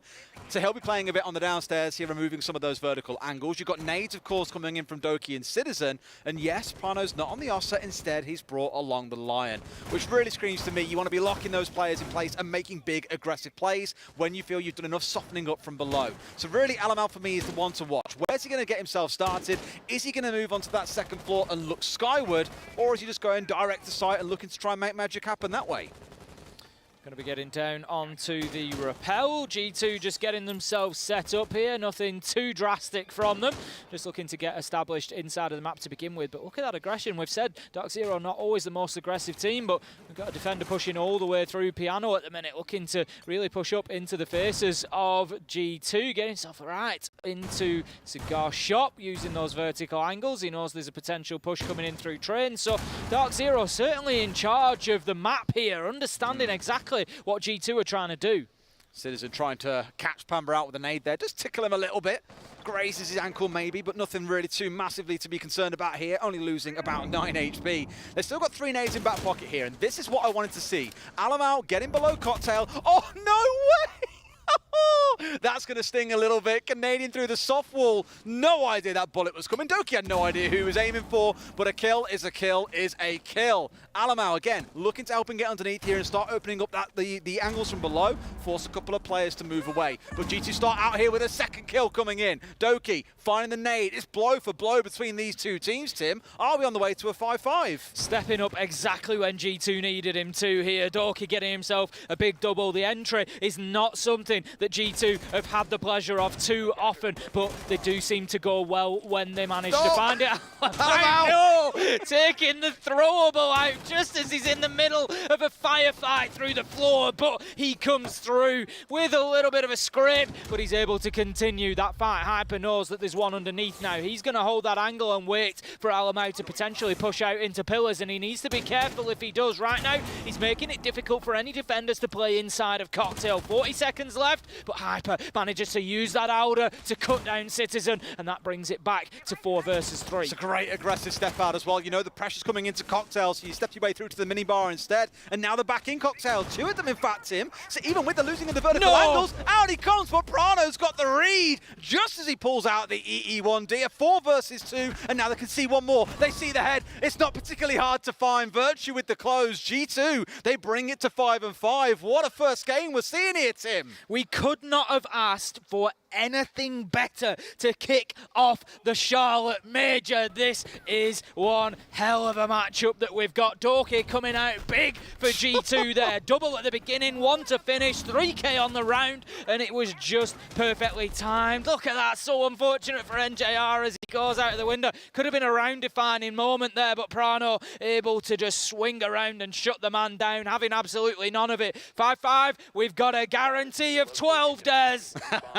At the very least, it's 12, Tim. Hopefully the ones that cascade us through to overtime. But first, we've got to see how these play out. It's going to be a kitchen defense, and look what's coming along. We love talking about this operator so much, Tim. It's the Chanka for Eclipse. Fantastic at opening up rotations, as you can see right now. But we do have questions sometimes about the effectiveness of those Shumakers, because they're very good when you're trying to deny a fixed spot of land. Say you're looking towards the bank default plant spot in the basement. Very good in that instance, but where the attackers can move through, they can take a different spot to go for a plant.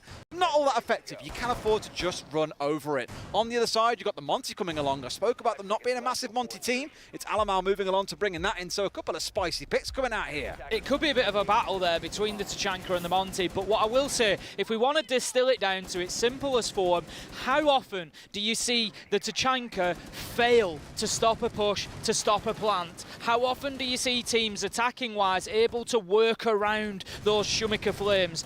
Versus how often do you see them able to work around a smoke? How often do you see a smoke fail to stop a plant, fail to stop a push? Yeah. It is much less common. So that is the comparison between the Tachanka and the smoke. And for me, I feel that the smoke is more effective in doing that job. We will see. Eclipse You're going to have to show us something good. I'm here to see it. You just need to deliver on that operator. Oh, here we go. Monty straight inside of North Bake here as well, and immediately Hyper's like, oh, I couldn't stop him. Look at him just marching in. What is this? Got the assistance of the Yokais, and in comes a step from the other side as well. Doki bringing down NJR. Is he going to get a swing coming in? Here comes Eclipse. No, it's Doki again. 2 huge rounds, 2 kills early in both to make sure G2 still have a fighting chance. But DZ, they're battling their way back in. Pamba with a shotgun, daring someone to challenge him inside a bakery, but so far no one on G2 fancies to challenge him. This is the real danger of the quote-unquote super team of G2, Des. They've got so many big names on there that are capable of showing up that in a difficult match like this against DarkZero, you can have Doki, Citizen, Virtue, Alamau, any of them can step up and have those huge moments. And this time around, it's looking like Doki. 3v3 now, still work for G2 to do here. We've got all of DarkZero on full health. They're in the positions, they're trying to hold on Hyper inside a court check. I don't expect G2 to be surprised by this. It's a position that Virtue used. They need to be aware of it. They have to be really careful when trying to move their way in through prep here. That seems to be where the focus is going to be, but all these walls have been torn apart. Coat check's one angle you can get contested from. Restaurant bar, you can kind of step across through the rotation in the wall to challenge down as well. There's just so many angles working against G2 here that although they might feel, oh, well, there's no one really we can see. They're all at the other side of the map. You're still going to find yourself very easily contested. Prano's on the upstairs, by the way, so maybe even trying to work over towards Freezer here. Hyper, he's still not moved himself. He's likely to play his entire life in here. 40 seconds, he steps himself through into the main door area. Could rotate round into Bar and look for the challenge down towards Small Bakery should anybody play into there. But for the time being, Doki, he's looking to go route one, get himself inside a site. Potentially, Prano is going to open up Freezer. So we could see this become a multi-sided push as he's going to head down Brown Stairs. Just trying to find another angle, but that could be down to Hyper to shut him down. Could be a problem on the clock here. Doki manages to find Canadian inside a site. Oh, that's going to be the kill from Hyper. Manages to find Prano. They just didn't deal with him, G2. Hyper gets another, and it's that position, Des, that I said they should not be losing to. Pamba finds the last, and Hyper was just not dealt with inside a court check. It was something that Virtue used to their advantage on defense, and that, I gotta say, feels like a little bit of a mistake from G2. Just a little bit. I mean, the painful thing is Prano's walked in blind to that as well. Despite the 3 versus 3 being in effect for, what, 2 minutes? There's no drone coming in. Hyper has barely moved his feet from that front desk coat check area. Yet you see you get completely caught out by him, and Prano's the one with the diffuser in hand. It bites them in the backside. They're left trying to scramble around that G2 will look at and say, with how much time we had, we could have done so much better. Round 12 coming up. DarkZero, they win this one. They take the first and all 3 points. It's going to be inside of Mining and Fireplace, so not Reading and Fireplace. They got something a little bit different planned for us, Tim. Certainly do. We saw this back in round 9. It was a DarkZero win, Des. So all they need to do is double down, do the same, and they are going to take themselves a big opening win at the Charlotte Major. And let's not forget, in these group formats that we've got, Des, a couple of wins can be absolutely massive in terms of getting yourself through into the later stages of the tournament. So every game really mattering here. But can G2, they've kept themselves in it so far. Can they drag themselves back into it one more time and take us to overtime in the very first matchup? The thing is, they're in kind of what many looked at and described as the group of death. You've got DarkZero, G2, Heroic, top-rated team in EUL, slapping everyone in the region, and W7M, the young upstarts that are, again, demolishing everyone in their region. They finished top of LATAM. So, although it looks like, okay, it's first game, it's not a big deal, you've got to be winning, really, every single game in this group if you want to be one of those 2 teams that do move through into the playoffs. I'm excited about the next 2.5 minutes. We're going to have G2 trying to attack into Mining and Dining this time around. Going to try to get top floor control, I would imagine. Look at the presence from DarkZero up on that top floor, Des. They've got plenty of operators, plenty of resistance to whatever G2 are going to try and bring to the table. For me, opening kill is going to be very, very important here. G2 need to find that entry. It is not somewhere that they have excelled so far in this matchup, but they've done well when they have, and they need that little bit of an advantage. They need to deal with Hyper. If it's Hyper who's playing in and around where the bomb chassis would be in Bar, just playing in and around, it is Hyper. He's going to drop away. He's played that area so well, but he has been forced out of there. So that's at least a positive point for G2. And I like here how you're seeing the difference between the two teams on defense, right? DarkZero are doing this kind of open defensive storage where half the wall has been left soft. They can see through it into Piano. G2 reinforced off this wall and electrified it in most of their rounds and just said, look, we're just not letting you in. Like, stay away. If you want to come and try and push down white, we'll have a guy playing on white stairs. Not a problem at all. So, small differences, just looking to slow G2 down here and stop their march forward. But Doki has been on fire the last few rounds. Eclipse is the fire extinguisher that DarkZero needed. Take him out, and it's a 4 versus 4. That is not a bad start for G2, but not ideal. Found themselves now 4 versus 4. If only they could have avoided that trade, it could have been massive. But Prano, he gets the kill onto Eclipse. 4 versus 3. G2 threatening to take us to a few extra rounds here. Des Prano, he's continuing that sweep across the top floor. He's not going to come head-to-head with anybody now. DarkZero have dropped themselves back down to the next level. They're just going to try and play their lives here, keep themselves active in this so they're ready to fight in the late round. Hyper, I'm just keeping a close eye on him. Inside of reading at the minute, and I'm just concerned that once again, G2 haven't picked up on his position. I do want to stress again, 45 seconds of 4 versus 3. It's a winning position for G2, but look at how the last round went. They were in a wonderful commanding spot, but couldn't get over the finish line. Alamau finding Canadian, taking the smoke off the board. Surely G2 don't lose this 4 versus 2. Alamau takes a chunk of damage there. They need to think about getting the diffuser down. It's something Prano hasn't really had too much opportunity to do so far today, but it's something that he excels at, and they need to find himself a position to do so. That's going to be NGR taken down. It's all up to Hyper in that flank position, but he's unable to move back and have any impact on the round whatsoever. Much better from G2, taking that round very cleanly, and that is going to take us, Des, all the way to overtime. Oh boy, I thought you were going to say all the way to 15. That's normally how that line goes. Because normally you say we're going into overtime, Des. That's the normal line. You're keeping me guessing, but maybe 15 is on the way. With how these rounds have been so back and forth, it would not surprise me. G2 start on the defense. Now, bear in mind, we've had these 3-3 splits. I would still wager, overall, it's felt like defenders have been a little bit more convincing throughout the game, except for when G2 have gone a little bit too aggressive and lost 2 or 3 players in the early round. But small advantage on their side going into the defense. You just know DarkZero are not going to make this easy. And I want to stress once again, Tim, look up and down the leaderboard. On both sides, it's pretty balanced, with the exception of Doki, who's now poured himself ahead into double digits at 13 kills. The majority of those coming in those last 3 rounds, where he has really shone for G2. Yeah, he's having a great day so far. Like you say, particularly towards the end of the game, you feel like he's really kept them in it. He's been the one that's been able to stretch his legs. Looking at Citizen struggling so far, 5 and 9, and you just feel like there's an opportunity there for one of these G2 players to step up alongside Doki, and it could be the difference maker. But DarkZero, let's not take it away from them. The NA side looking very good so far. Of course, we haven't really mentioned the whole regional battle at the major here. It's always an interesting factor. Coming into SI, I very openly said I wanted to see an NA team win it. TSM went on and did that, and let's be honest, the jokes about NA, they all dried up pretty quickly, and that's why I wanted to see it. I've got to say, I'm back in EU this time around for the same reason. EU, it's been a region that is struggling, and I want to see some success for them now on the international stage. Citizen's ready. He's got the nitro out. It goes, but it is too soon. And DarkZero, they're going to get up to the rooftop safely. Didn't we see a 3K? Was it in EUL we saw a 3K from that kind of C4? Yeah, there were like 3 players locked into the animation of going over the wall, and all 3 got caught up by a C4. It was ludicrous. But sadly for Citizen, goes fishing. He ain't catching anything just yet.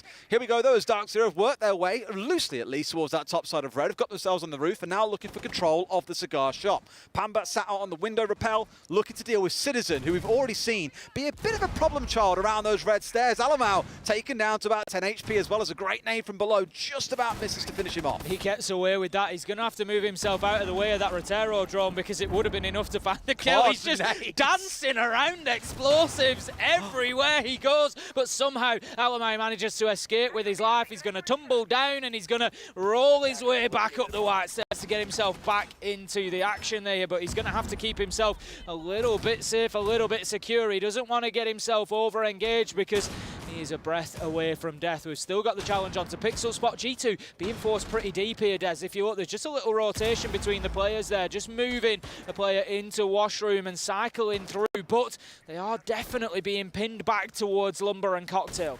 Yeah, Hyper just juicing himself back up to near full HP. Took a little love tap from Doki as he rotated his way through Piano. Was kind of surprised not to see Pamba step onto the window there and hopefully bring him down as he retreated back towards the white, down towards Pixel, sorry. Simply wasn't to happen. And again, you can see from G2, they've completely locked off this storage wall, the bathroom wall. Oh, casual as anything. Hyper with a single step out, 2 or 3 bullets. Good night, Doki. Absolute beauty to kick things off, and just what DarkZero needed, taking Doki down, who has been a real catalyst for G2. Virtue can't find his shots onto the man in Cigar. Time is ticking down though, and DarkZero need to get themselves into a position to potentially put this diffuser down. Eclipse is edging forward, but he's not really got control of Piano behind him. There's the potential for a flank through Pixel, something they need to be aware of. As you say, DarkZero now getting aggressive, pushing forward. Citizen finds one, as does Virtue. There's a trade, it's 3v3, it's a bloodbath. There's 3v2 as Hyper manages to get himself 2 back to back. My. Diffuser going down, No! Hyper's going wild! Manages to find himself the ace, and what a start to the overtime for DarkZero. These awkward caster curses, Tim. We were saying Hyper, a bit quiet so far today. Overtime round 1 is exactly when you want to be walking through and finding yourself 5 kills. A couple of them casual as anything as well. Wonderful round for DarkZero again, pulling the trigger and saying, right, 3, 2, 1, drop and march forward. That's the 2nd or 3rd time now that I've seen them march their way through bar and pick up critical kills to get a round win. DarkZero on the defense. They choose to go to bar and cocktail. G2 gonna have to bring out something special. Let's have a look at what they've done previously. Round 7, they played bar and cocktail. They won bar and cocktail. Round 10, oh, it was a G2 win, Des. It's a 50-50 site, just like this entire matchup has been so far. G2, no choices, no mistakes. They either get this one or they lose the game. Simple as that. We're in overtime. It's best of 3 rounds. So basically the first team to win 2, DarkZero taking the first. It's going to be the top floor. We've got DarkZero. I already see them dropping underneath. They've cleared out, again, the vertical holes where Prano tried to plant behind the Oster shield. That's not going to be something that it looks like they're trying again this time. Prano's on the ace, but G2 failed to deal with the man underneath. It was Eclipse last time around. He's on the Aruna, so there's the potential there, but it's more likely to be Canadian, who I've seen move downstairs already. He's got Nitro in hand. G2, you got to deal with that threat. I was going to say I'm a little bit nervous because they had the Ying on side, but there was no buck this time for Alamau. And think back to round 10, he was tormenting them from downstairs inside a reading, but here has brought along the Twitch. And sure, it has the smokes, but alongside the Ying, is it necessary? At the last second, though, Citizen steps away to playing on the Iana instead. So a much more typical lineup. Again, I'm still nervous about the lack of vertical control they're going to have here. You've got a few nades you can play around with, sure, but outside of that, I'm not 100% sure. But what's this, Tim? There, I was about to say they're all sprinting down southwards. What's going on here? But it was just to get one man down towards the white window, whilst the rest put their focus on getting control of the 2 typical hatches that always start out a round. That's it, you open up the hatches, you get yourself that access to the top of red. It's likely to be a pretty stock standard push from G2, which is going to be using the Piano windows, trying to clear out the utility, get Pixel Spot cleared out, get Washroom cleared out, and then get themselves established in Piano and Cigar. Sweep across from there is likely what we're going to try and see. I'm interested to keep an eye on Hyper. We said I picked up on him. He was quiet earlier on. I'll stand by that, but he has absolutely come to life in the back half of this game, which is what DarkZero needed. He's played that position that he's in. I picked up on it previously when he was playing the Jaeger there, but he dropped away. This time there will be no dropping away on the Maestro. He's going to play deep where he is now in Maestro spot, and he's going to push through to get aggressive. That's why the rotation is there in the wall. Keep an eye on him with the Outer, because he's been absolutely dominating from that position. Electrified off that storage wall now as well, so taking a leaf out of G2's book and completely stonewalling away that west side of the hole, trying to basically, look, we ain't got to see into Piano, but equally, you cannot try and push your way through here.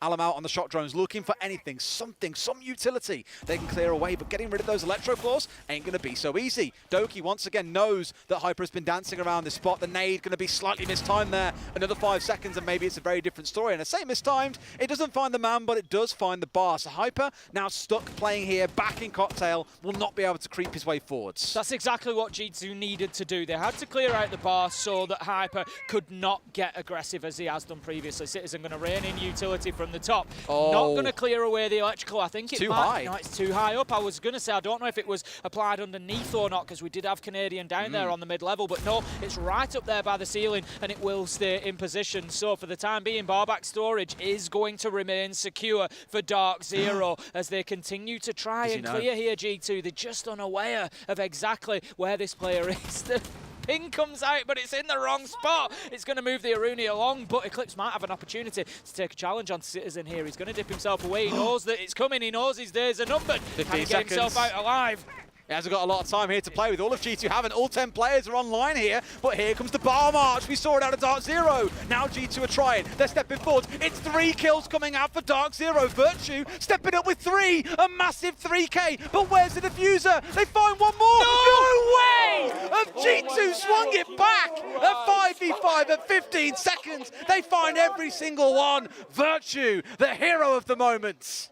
And we're going all the way to 15 days. God damn. There you go. That's the one that you expected. That's the one that you wanted. And that is the one that you got here in the first matchup. We are going to see every single second of this potentially. And what a finish from G2 there, Des. You took the words out of my mouth. My heart dropped as I saw them fighting back into it. And I thought, they don't have the diffuser. There's nothing they can do here. But in the absolute nick of time, you could see the relief. I think it was Alamai we saw just breathe out at the end like, like as if we just got away with that. It was a fraction of a second left on the clock. We're going to have a DarkZero tactical timeout here as they increase the tension, Des. Just a little bit. Increase the tension. We can feel it. It's palpable. You could cut the air with a knife. It's one of those as a reminder that because we are in overtime, both teams walk away with at least 1 point. So this one final round is the difference maker between one team taking the 2 and one walking away with the 1 that they have accumulated so far. And truthfully, Tim, given how this game has played out, I feel both teams deserve to take at least something. But really, one has to be the winner. One has to get those 2 points. And the battleground is going to be Reading and Fireplace for G2. What a start, That's what we asked for. What a start, G2, DarkZero, EUNA, the old rivalry, absolutely delivering for the start of the Charlotte Major. Can G2 come in here and take it away from DarkZero on their home turf, in their backyard, Des, here in Charlotte, or will DarkZero lock it out? As you say, both teams absolutely deserving of a win here. They've both had great passages of play, both had great individual performances, as well as the team play. We've got Dorky on 14, we've got Hyper on 14. What a battle! I gotta give it to Virtue as well. He's had some key moments. There have been at least 3 rounds in this game where Virtue's contributions have got them over the finish line. Absolutely true. And the thing is, I won't shy away from it. For the longest time, I've been not cynical, but unsure of Virtue. We saw last year he had 2 or 3 stages in a row of not delivering the goods. And many were asking, okay, does he get moved on? Instead, G2 held on and said, right, you're not going to be in the front line. We're moving you to be in the back line support alongside Prono. More of that kind of flex support style player. And we've been waiting to see it really come online and work. If this is the game where his turning point kicks in, where he starts to show a whole new side to himself, that is when G2 will become truly deadly. Here, though, he's got to come up with some goods, or Doki's got to, or someone on G2 has got to make something special happen. Because for DarkZero, sure, they're on the attacking side, but they've kept all 5 alive. They've dodged any dodgy spawn peaks coming out from G2, and they've got this Flores to start working through some critical bits of utility, starting out with this Castle and the Kaid Electro Claw. Beautiful play from Canadian there, just well positioning that Rotero drone to take maximum effect. It's going to help the clearance of our back storage, and it's going to make G2's lives a lot more difficult because it also offers a vertical line down into sight onto one of their rotations as well. So not going to be easy for Virtue to move around. As the Kaid underneath there, he doesn't have Nitro in hand. That one has been deployed. I don't know if it's been detonated as of yet. It may be sat waiting somewhere. I think they just accidentally shot out their own ADS that was inside of storage. They not sprayed, ideal. They got the Flores drone, but then they also got the ADS at the same time, which is kind of what their Rotero was going for anyway. So as far as Canadians concerned, objective achieved. They've softened up storage. They can look to get the wall open. I know we've got Virtue downstairs still with one Electro Claw in pocket, so he could re-electrify this wall, but so far hasn't bothered. The push is going to come soon, Des. You can feel it, you can taste it, you know that it's only a matter of seconds until DarkZero start pushing forward. Dorky, he's going to push back as he finds a kill onto NJR. It's a bloodbath, Des. It's a brawl as they go in both directions. 2 kills each. It's the same names again on that kill feed. Dorky, Hyper getting in on the action. We find ourselves now 3v3, 50 seconds left to go. Eclipse, he's going to start opening up the soft wall. He's trying to get an angle to move into pillars, but DarkZero right now don't feel immediately immediately in a position to think about getting this diffuser down. There's still work for them to do. Yeah, I'm curious to know what the focus is. They went for reading last time around, ignoring top floor control, and so far haven't bothered with that top floor once again. They can just force their way into sight and trust that they can hold on to those vertical angles. Otherwise, they can look towards the fireplace by going in through train. But one thing's for sure, they're leaving G2 guessing. They're not 100% sure exactly what the focus is. Citizen still holding on the upstairs, Tim. 15 seconds and only 6 stand. Citizen finds one, down goes Canadian. That is a big kill from Citizen 2v3. Can Hyper be the hero once again? Peeks around pillars, doesn't find anybody.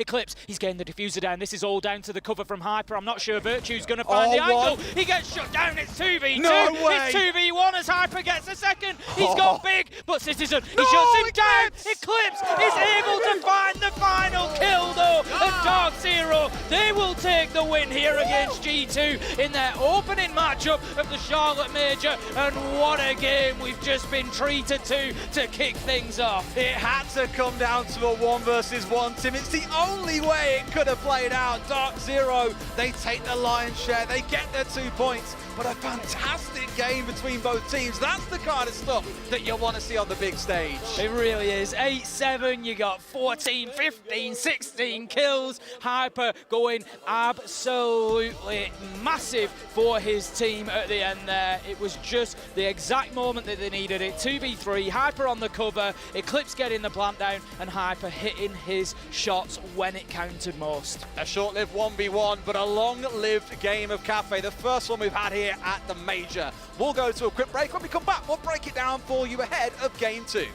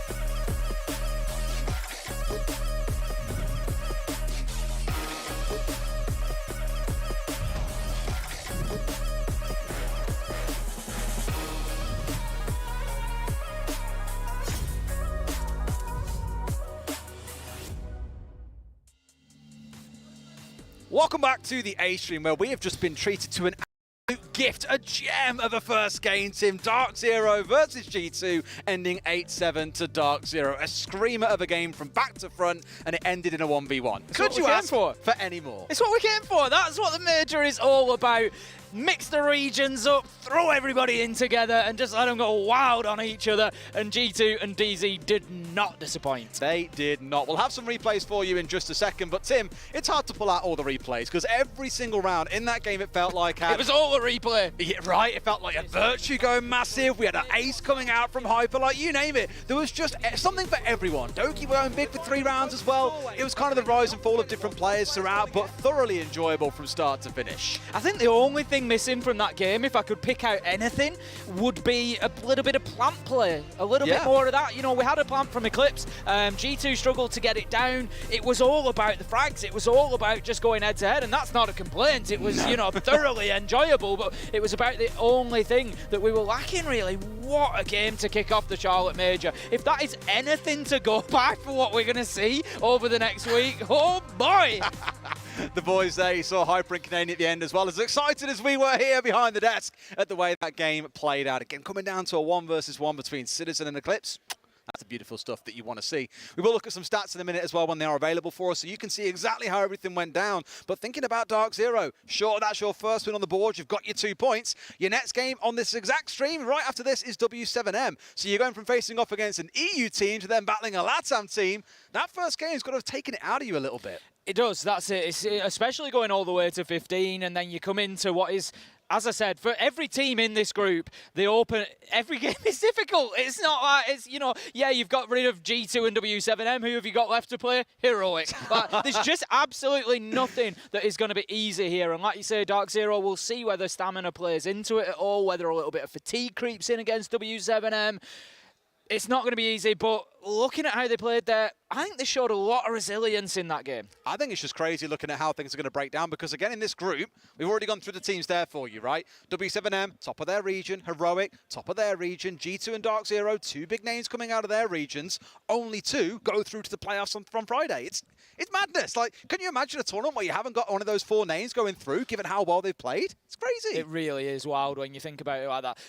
The thing is, and it's more sort of a view of Siege as a whole across the world over the last 12, 18 months. We get into a point whereby you look at the teams in this tournament now, and when you think that half of them are going to be gone in 3 days' time, there are going to be some huge names in there. There is no 2 ways about that. There are going to be surprises that are not moving on to the next stage.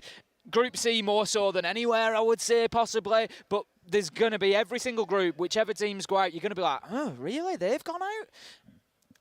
It's just a treat for us. Yeah, and don't forget as well on B Stream, we do have Wolves versus Chiefs currently playing out as well. I haven't seen what the scoreline of that game is at the moment, but I'm very keen to see how Wolves have kind of arrived on the scene under their new banner, but also for Chiefs as well, who, you know, sadly for a lot of APAC South over the last year or so, due to travel issues, visas, you name it, we have struggled to see a lot of them at events, so I really want to see how they're delivering as well. Yeah, for sure. I mean, we've got those teams behind us where we're casting here, and there's been a lot of cheering, that's what I will say. There's been a lot of shouting, there's been a lot of back and forth that I've heard going on, so I'm sure that it's pretty tasty at the minute. Absolutely. Well, thinking about it again, we can talk a little bit about that next game as well in DarkZero versus W7M. We've just seen DarkZero come out with a fantastic team. As we hear more cheers. I don't know if you got that on stream, but there's more going on. This is the best part about us all being in a room, right? I'll give you like a fourth wall breakdown. We're here in like our little box with this backdrop behind us. If we took this down, you would see almost the exact halfway point between Chiefs and Wolves, and you see them all screaming and cheering and so on.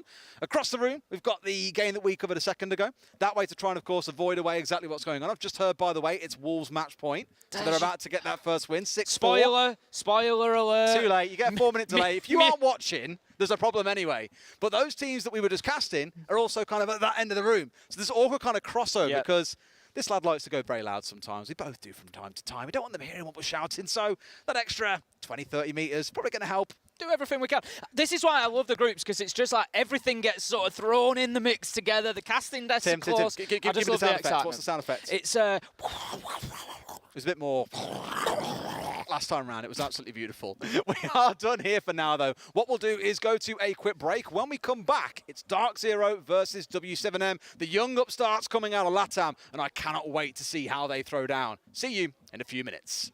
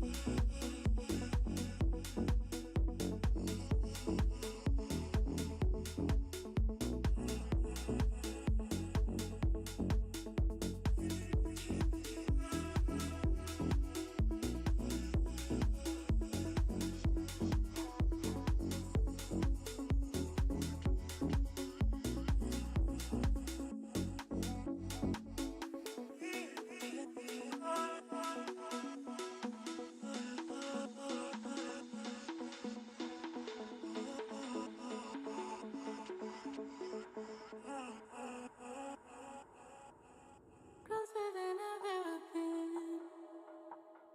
Trying ways to let you in, but I'm scared to fall in love again. Scared to fall in love again. Closer than I've ever been. Trying ways to let you in, but I'm scared to fall in love again. Scared to fall in love again.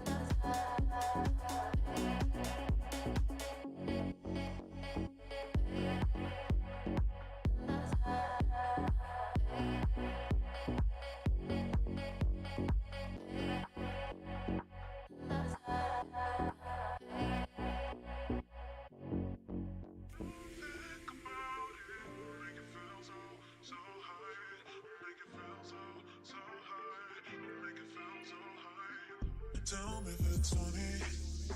Disappear, honey. When will you come me or call me? 'Cause I have for you a great surprise. Oh, you have something in your eyes of power, and I can't deny I love it. There are no limits for us, so we can't understand now.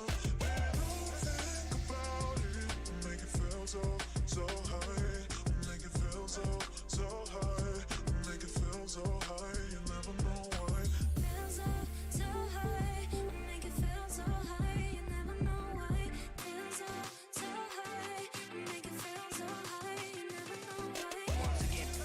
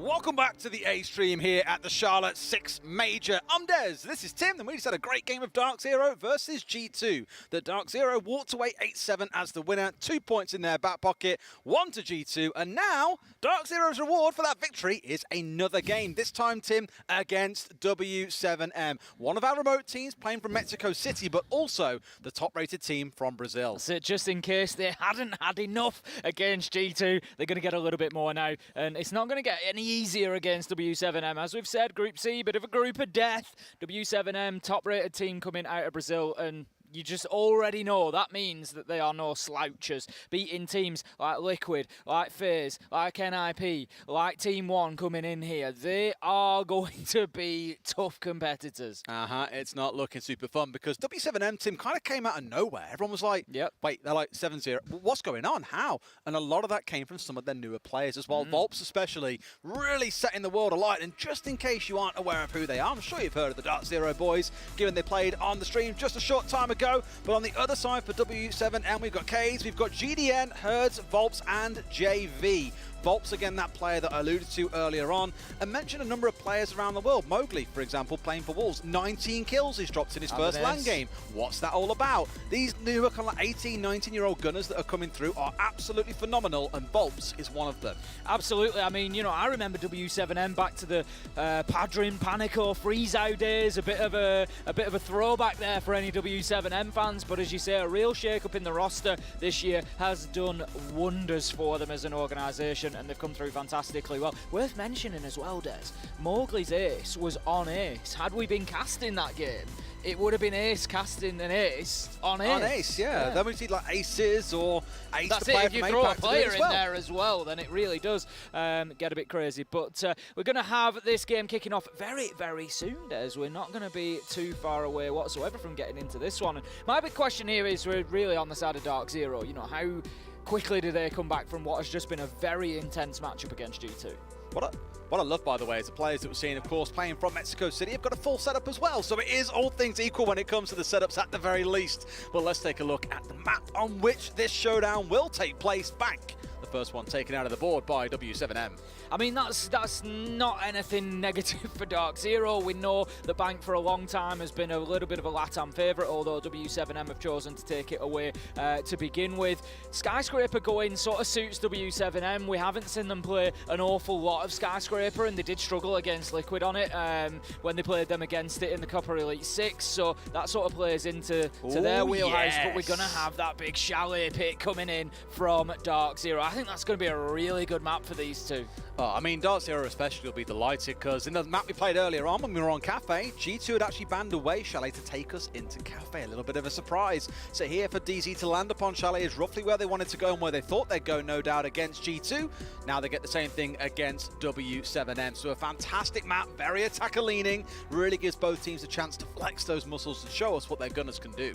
That's it. It's going to be all about the frags here. It's going to be about who can come in, particularly on the side of W7M. What are we going to see out of those? Herds, a lot of experience for anybody, you know, again, who's not too familiar with W7M. Herds is the one who's been there for the longest time now. The other players have come in around him, brings a lot of experience to the team with him, so they're going to be looking at him as like a bit of a rock, and then, like you say, getting those young gunners like Volps out there to do some real damage on the attack. Particularly, I think W7M going to be looking to have a good entry game here and get themselves those advantages against DarkZero early in the rounds. Absolutely. It's one of those where many look at younger players around the world and are like, you need some experience. You know, these young kids can't do it all by themselves. But again, the story that we've seen so far in the last 6 months has been bringing in those younger gunners is working wonders. Look at Heroic and Benja, the sort of damage that he's been doing on that team. You know, it really does bring the game to another level, and sure, you need that guidance and that experience, but teams that are embracing that skill and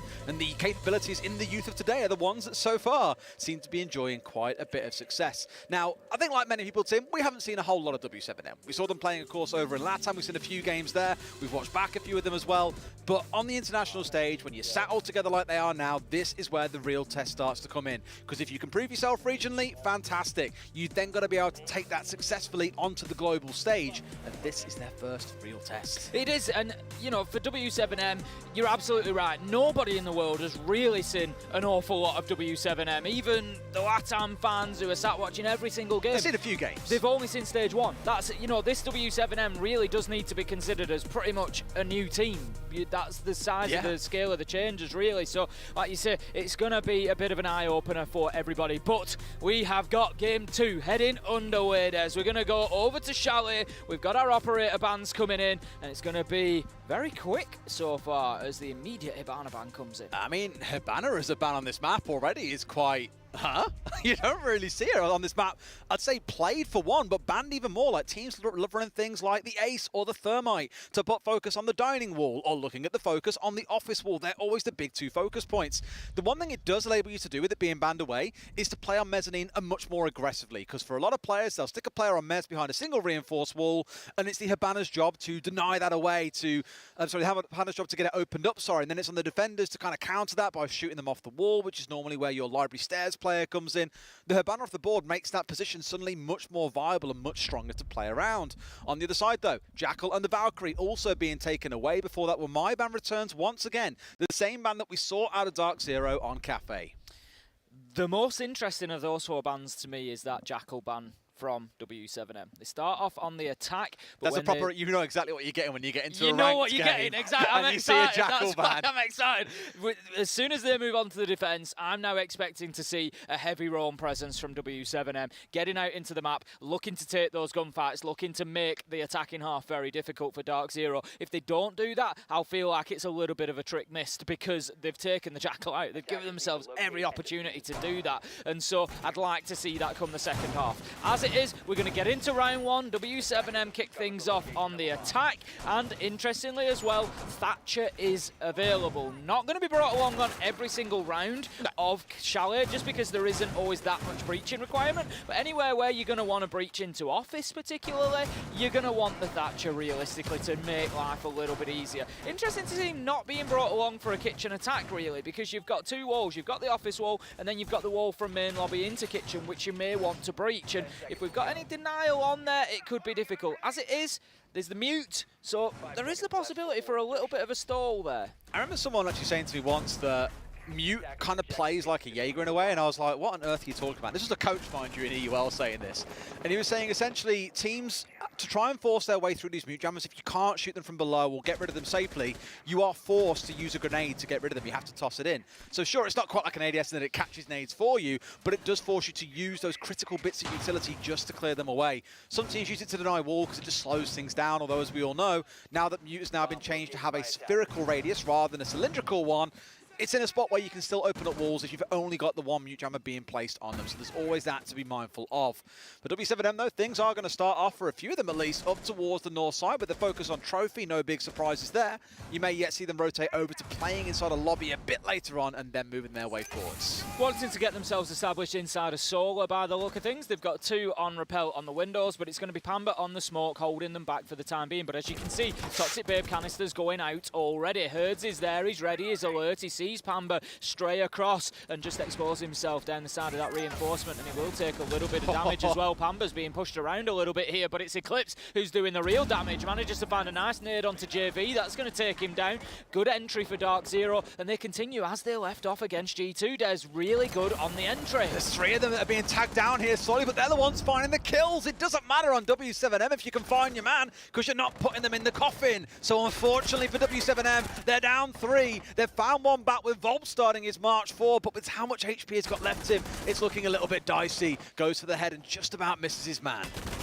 Going to take a few pot shots through the soft wall there. Doesn't find one, but does manage to spin onto the bathroom door and take down Pamba with a headshot, leaving us now in a 3v2. Taking down the default cam. W7M, a little bit of a mistake there. I know that they've gone in and they've gone into gunfights, but you've got to be taking out that default utility, because it's the information. You saw it was a little blue. It was being watched. DarkZero have got players dead. They're on the cams. You can see that Pamba Hyper feeding that information back in. And W7M, they need to make sure they don't let nerves get the better of them. They need to make sure that they are doing the basics. They are here, just getting some walls opened up as well. Of course, mindful about these vertical shots as in comes GDN trying to find one. Look at it, every single member of DZ in this round has been tagged, but not all finished off. 3 of them down to about half HP or less here. It's going to get real dicey, because GDN with a couple of kills could be the difference maker. That's it, it makes it really possible, but on the far side, you've also got Volps, who is one shot away. Somehow GDN gets away with a kill onto Canadian. He's going to rue missing that opportunity. Takes a little bit of damage, does GDN, but able to continue fighting. Volps is trying to push in. One bullet is going to do it. No HP. To be honest, one graze from a bullet is going to do it. He manages to find NJR. No Somehow way! gets turned around, and Volps, with about 3 HP, manages to find the last 2 kills inside a sight. And I tell you what, Des, if W7M are going to play with that sort of aggression throughout this, it ain't going to be easy for DarkZero. Now, I know many are going to have questions. How are these guys playing from Mexico City? Well, the answer is with some difficulty, right? Look, ping is a thing. These boys are going to be playing slightly behind everyone else to some level, but Volts has just walked a 4K in the first round. 2 of those kills coming whilst he had 3 HP.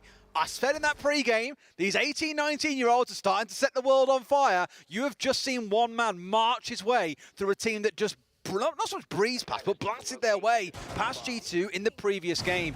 DZ have really got to tighten things up. They cannot let that be a thing. But something tells me Volps is already out of the gate and running. I just don't think DarkZero expected him to be pushing into sight from Trophy, to be honest. They just seemed to be holed up, ready for a push from elsewhere, and just didn't manage to make the challenge onto him successfully. But like you say, it's going to be probably a rare mistake from DarkZero. We wouldn't expect to see it repeated. It was 4v2, and it was overturned by W7M. So we're going to be heading into round number 2. It's going to be bar and game. Yes, this is the setup that I was on about in the pre-game, by the way, with the Habana band away. Not common at all on this map. Where Hyper is right now is where you'll have a player sat normally with a shield facing up towards the library hallway window as well. And normally the main point of challenge is that you get Habana out on the library window and start trying to get that opened up. You can't really do that now, given she's banned away. So there's no hard breach attempt coming in from the other side. W7M just saying, forget about it. We'll bring the butt, we'll bring the sledge. We've got 4 nades on side. We've got loads of flashes. We've got the Flores in back pocket. It just screams confidence to me that they're not even bothering with a hard breach here. Not that it's really needed for this site, but they don't care about bringing an ace, for example, to try and force this wall open. They're just feeling confident they can kill them outright by trying to jump in through windows or pushing in through lobby, or even worse, just saying, right, we're going to get inside library, we're going to march forward, we'll kill 3 people. What's the problem? Looking to get aggressive towards library. W7M here. Flash goes in, is going to hit NJR full in the face. He's going to be very reliant on Hyper, and this is what we see from this position, as you say, one having to look after the other. Hyper, he's just aware that there's a potential for somebody to come in through that single window, probably looking for the drones as well, make sure that that utility is getting taken out. Still 8 available for W7M here, so plenty of information to be fed back into these entry players before they try to move in, but the ADS is doing their work and taking down the throwables. Case manages to take down Herds with an unfortunate nade there on the team kill, and then we get a 2K running in, one going either way. 4v2 for DarkZero once again after it all shakes down. There's Volps off the board this time, so that's the big fear from round 1 gone, and DarkZero, they need to prove that they can close this out this time. They do, absolutely. It's another 2 versus 4. Volps is offline, so okay, cool. Big point advantage over to the side of DZ. That friendly nade kill, really the big destroyer, I think, for W7M's attack, because they've done the job. They burned through the ADSs. They've done all they needed to, but just sadly had the bounce off the window, which brought down one man. NJR finds the second. All too easy for DZ to completely shut W7M down in round number 2. Yeah, never really broke down that library hold, did the W7M. They were just never able to really get in and remove any of those pieces. You've got Hyper, you've got NJR, you've usually got one at the top of library stairs as well, and you've got to take one of those players down for the others to fall like dominoes, and it just wasn't something that W7M were able to do. The team kill was an unfortunate start, but you can't say that it was the whole story of that round, because DarkZero were just alert. They were well aware of exactly what W7M were trying to do, and they managed to find those kills. It's going to lead us into round 3. To be honest, you feel there's like this one could be 2-0 to DarkZero at this point in time. It was only for a Volps 4K with 2 kills with 3 HP left in the first round that they managed to get that one on the board. So right now, DarkZero, I think, going to be feeling pretty comfortable here heading into round 3. We'll get a couple more rounds really before we have too strong an assessment on W7M. I know, of course, we've only seen the 2, but it's about the repetition as well. If DarkZero continue to look ahead, to look comfortable, then there's questions to be asked for W7M about what they can do to turn things around.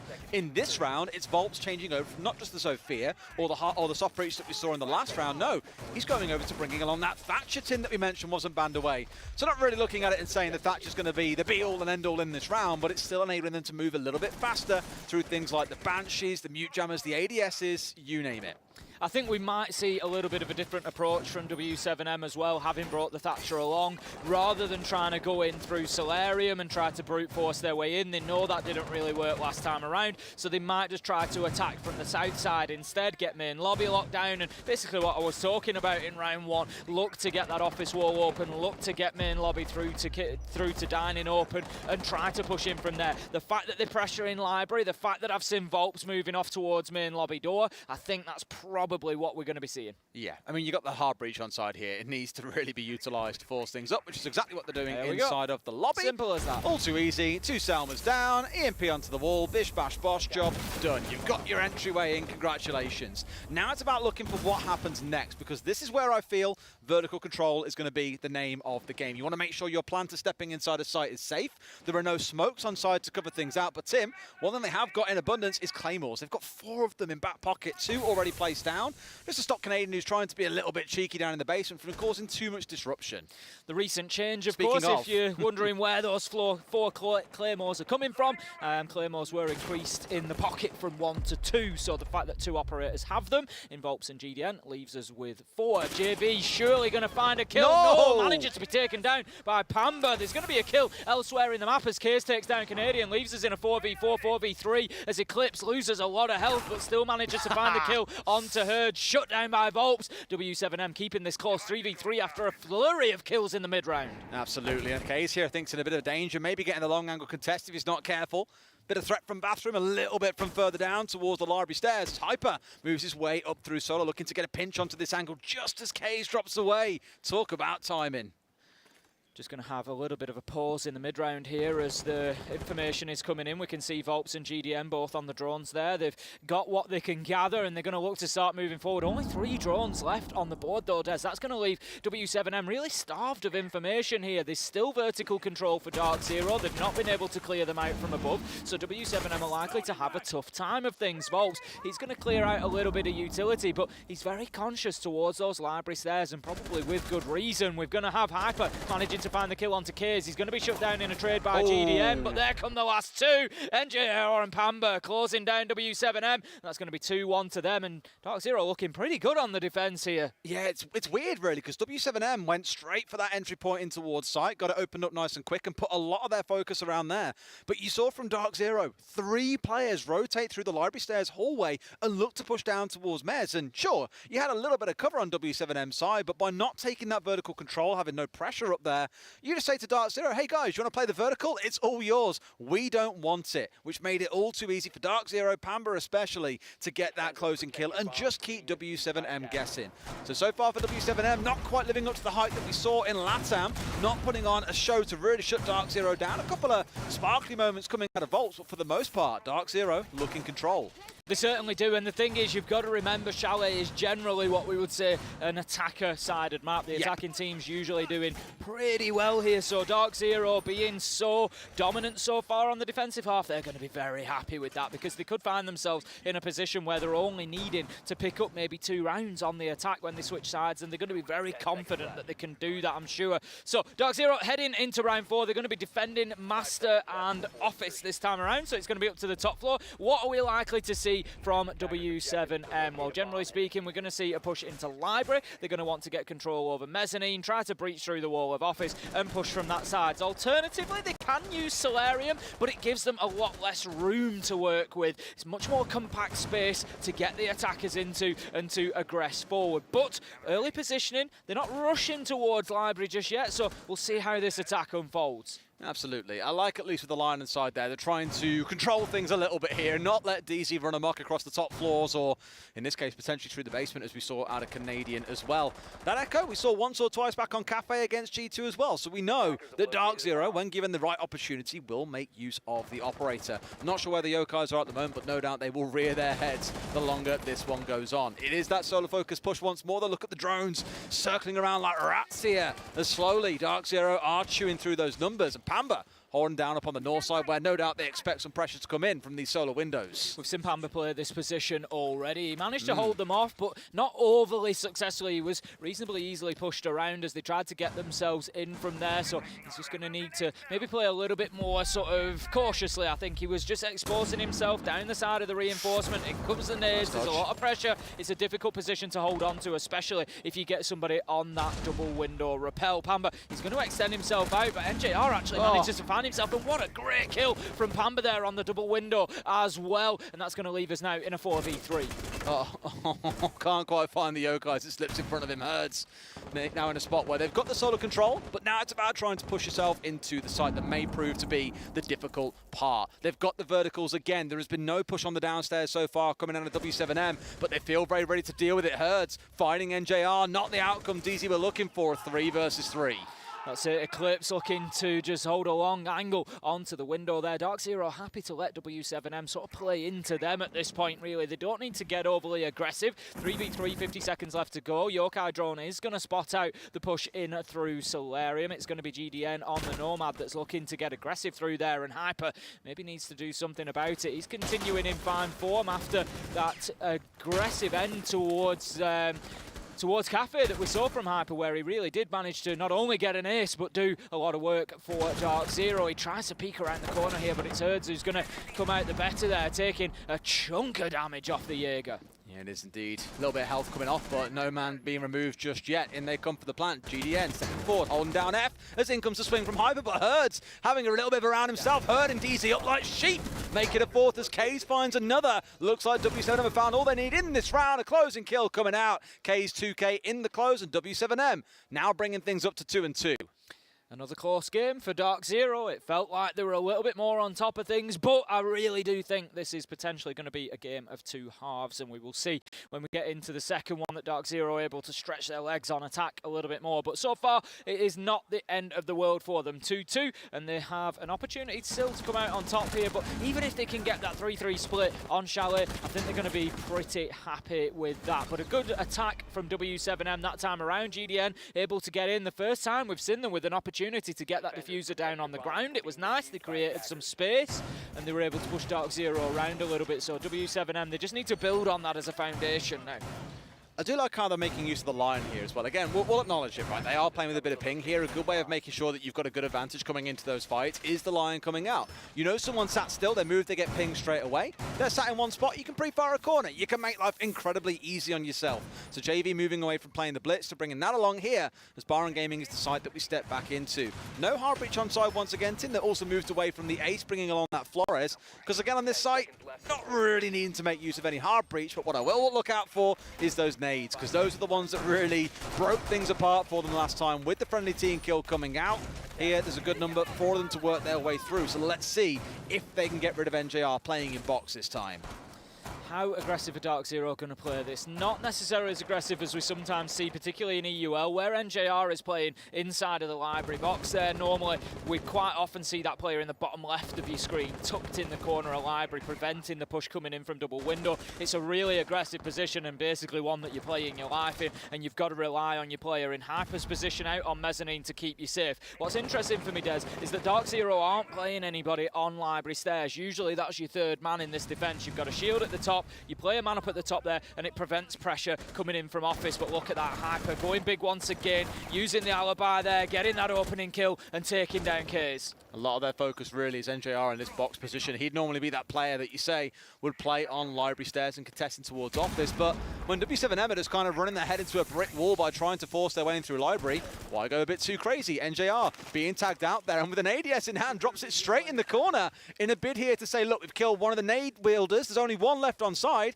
they can't burn us out unless they go through some of our ADSs first, which they've read into. GDM burning it out, another nade on side as he drops down, had the nade in hand, NJR escapes with with his life, but only just. Nice attempt from NJR there, just moving mid-round into that position that I was talking about. But Volps able to move in and get the man on mezzanine. That's going to take down Hyper. Pamba manages to get the trade, and JV elsewhere manages to find Canadian, and that leaves us now in a 3v3. These rounds just close almost every single time. We're going to have NJR on low health here still. He took a lot of that damage early in the round, so that is a potential advantage for W7M. DarkZero enjoying entertaining so far today, it feels, Tim. 3-3 halves in the first game against G2, and it feels like this could be warming up exactly the same way.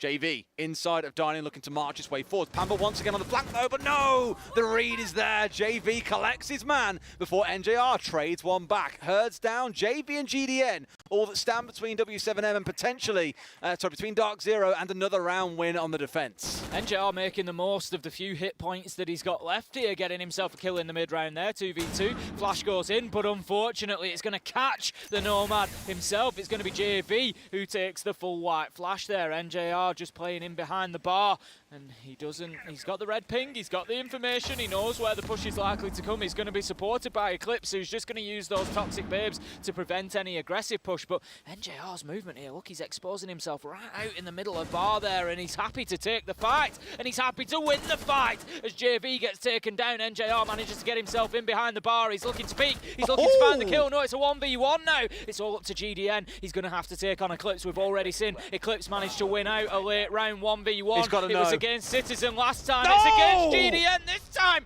but he can't find the same outcome. GDN somehow manages to dip and duck and dive behind that bar, find that final kill, and W7M take the lead 3-2. All too comfortable there as well. I mean, again, it was a close round, but it's just looked composed there, stepping into those 2-1 versus 1s, gets them over the finish line.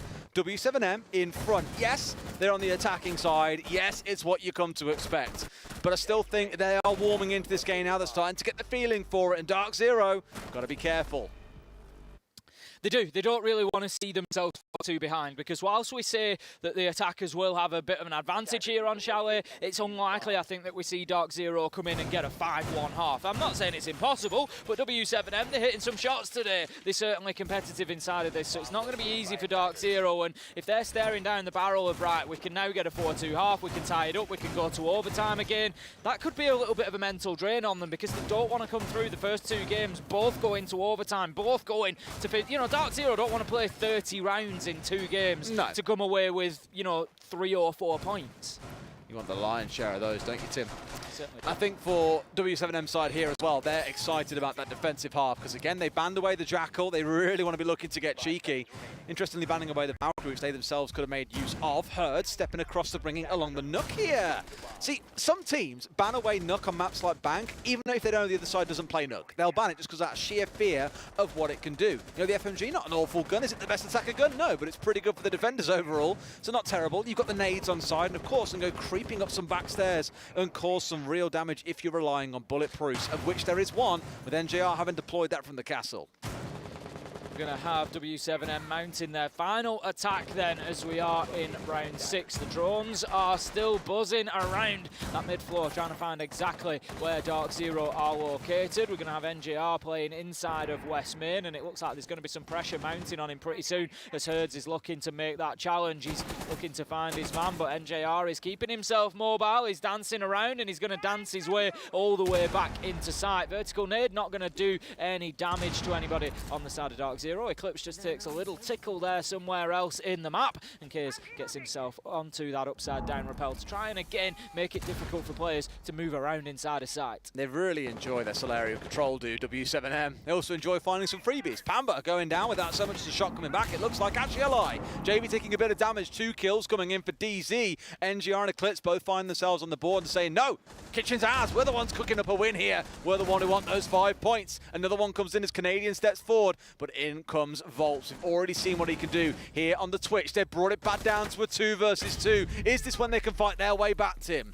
Vertical control is still in the hands of DarkZero. The question is now, do they try to play it from completely upstairs? JV going to take a lot of damage from Canadian there. Volp's looking to get the diffuser down, and the cover is going to be in place. This is likely to be stuck here as Volps does secure that. I'm not sure how aware DarkZero were of that, but they're happy to play the retake from above. Canadian managing to find JV. That's going to be the planter who, sorry, no, the cover who is gone. Volps is going to be downed, and that is that. Just a case of mopping up, getting in, disabling that diffuser. DarkZero using that verticality very, very well there and showing why you gotta have top floor on chalet if you're gonna plant inside a kitchen and dining.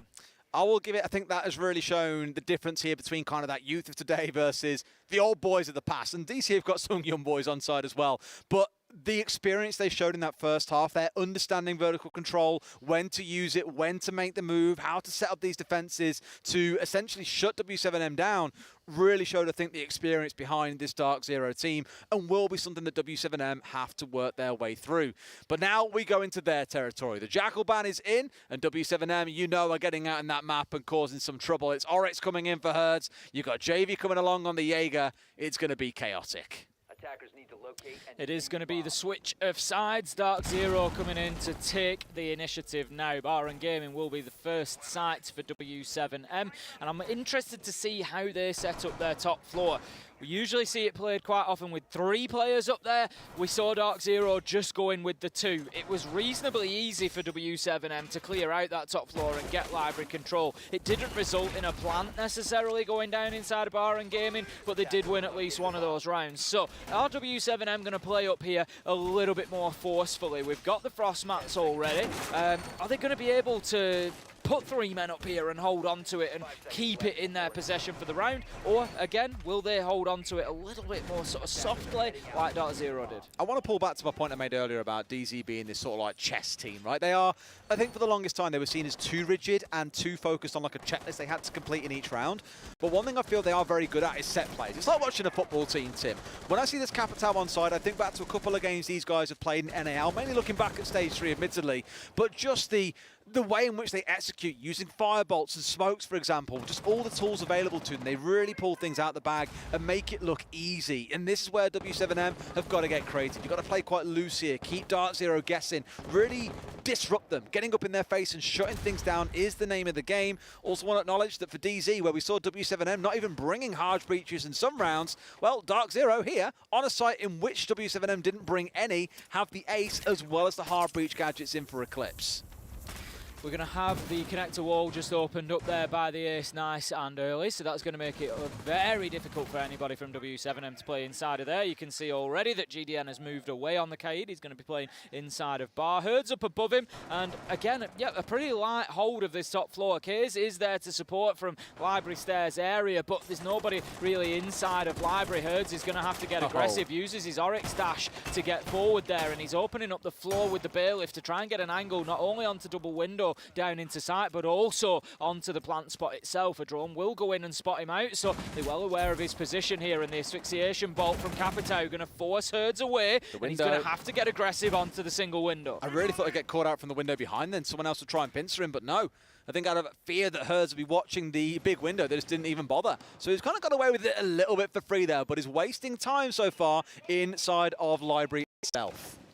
Going to be moving through to the final minute nearly here as Kays is holding a tight angle there onto that single window. Hyper is going to manage to get Herds, so that is the Oryx shutdown. And that leaves us now 5 versus 4. It's a very late entry for DarkZero though, and they're going to have to get moving here. They still don't really have the access into Library that they might want. Canadian is going to take a lot of damage out on the balcony as well, and they still don't have that top floor control. Yeah, really nice there. Tried to get him from 2 windows at the same time. Volps just a couple of seconds behind, not able to find anything.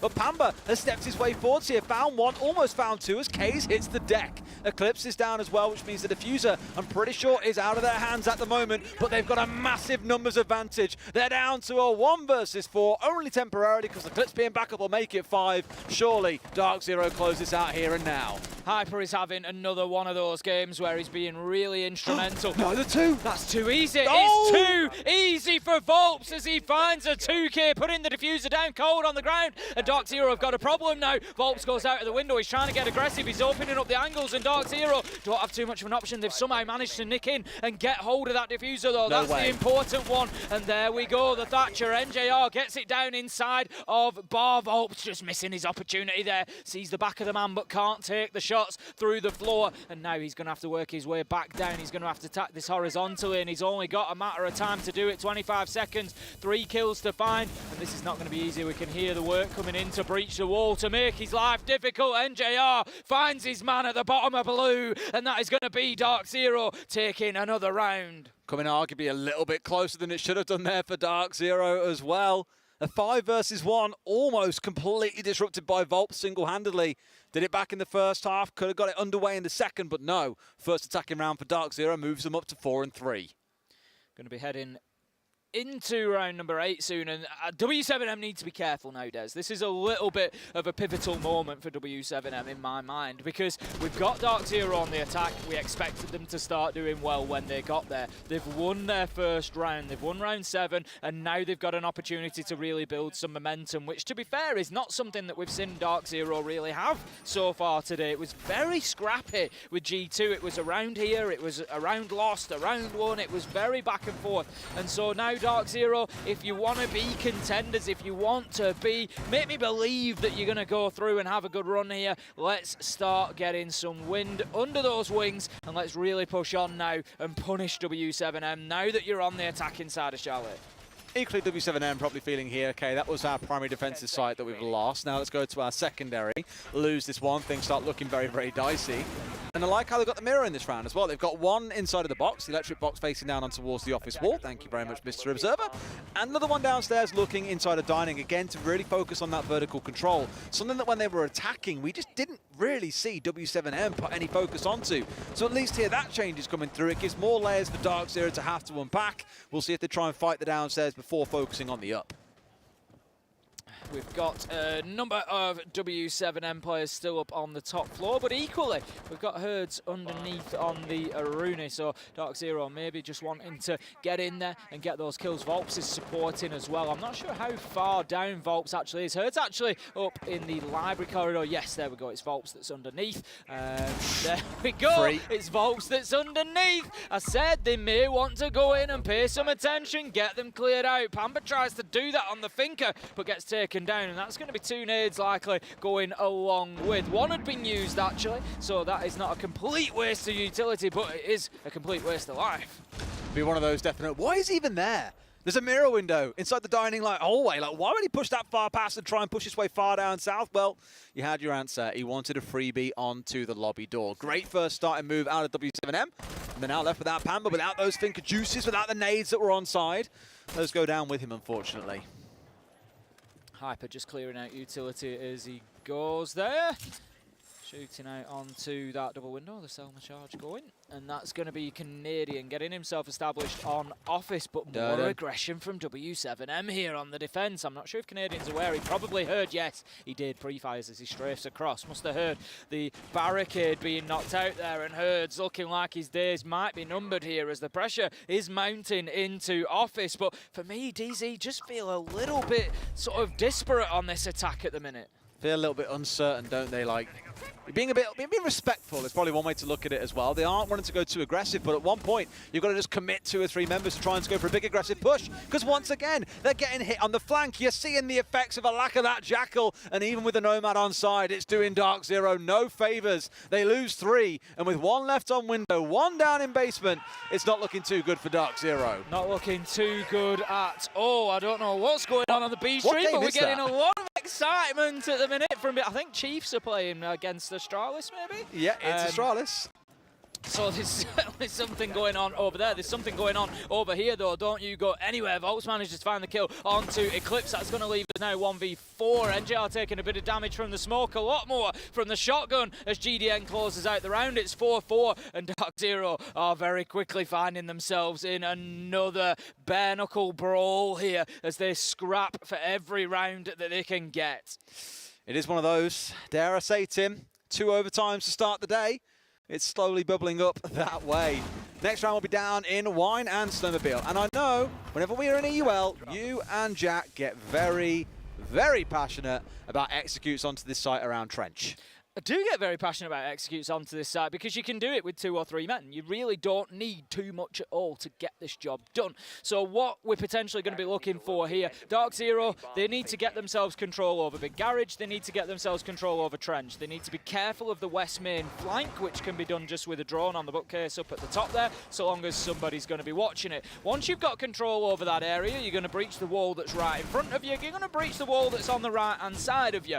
If you've got those 2 cleared, there is only 1 area you need to worry about realistically. Well, 2 technically. You've got the pillars area as your main number 1. You've got to clear that out. Once that's gone, it depends on the hatch. If the hatch is open, then you've got to get in, clear out dining, and have a player up there. If the hatch is reinforced, then you can just not worry about it. It's not the end of the world. You can just ignore it. Once you've got those walls open, it's then holding a line of sight from the bottom of West Main Stairs in towards Connector, 1 from the door watches towards Blue, and you can push your planter into the right-hand side of Wine Cellar, in behind that nice safe wall, get the diffuser down, and it should be as simple as that.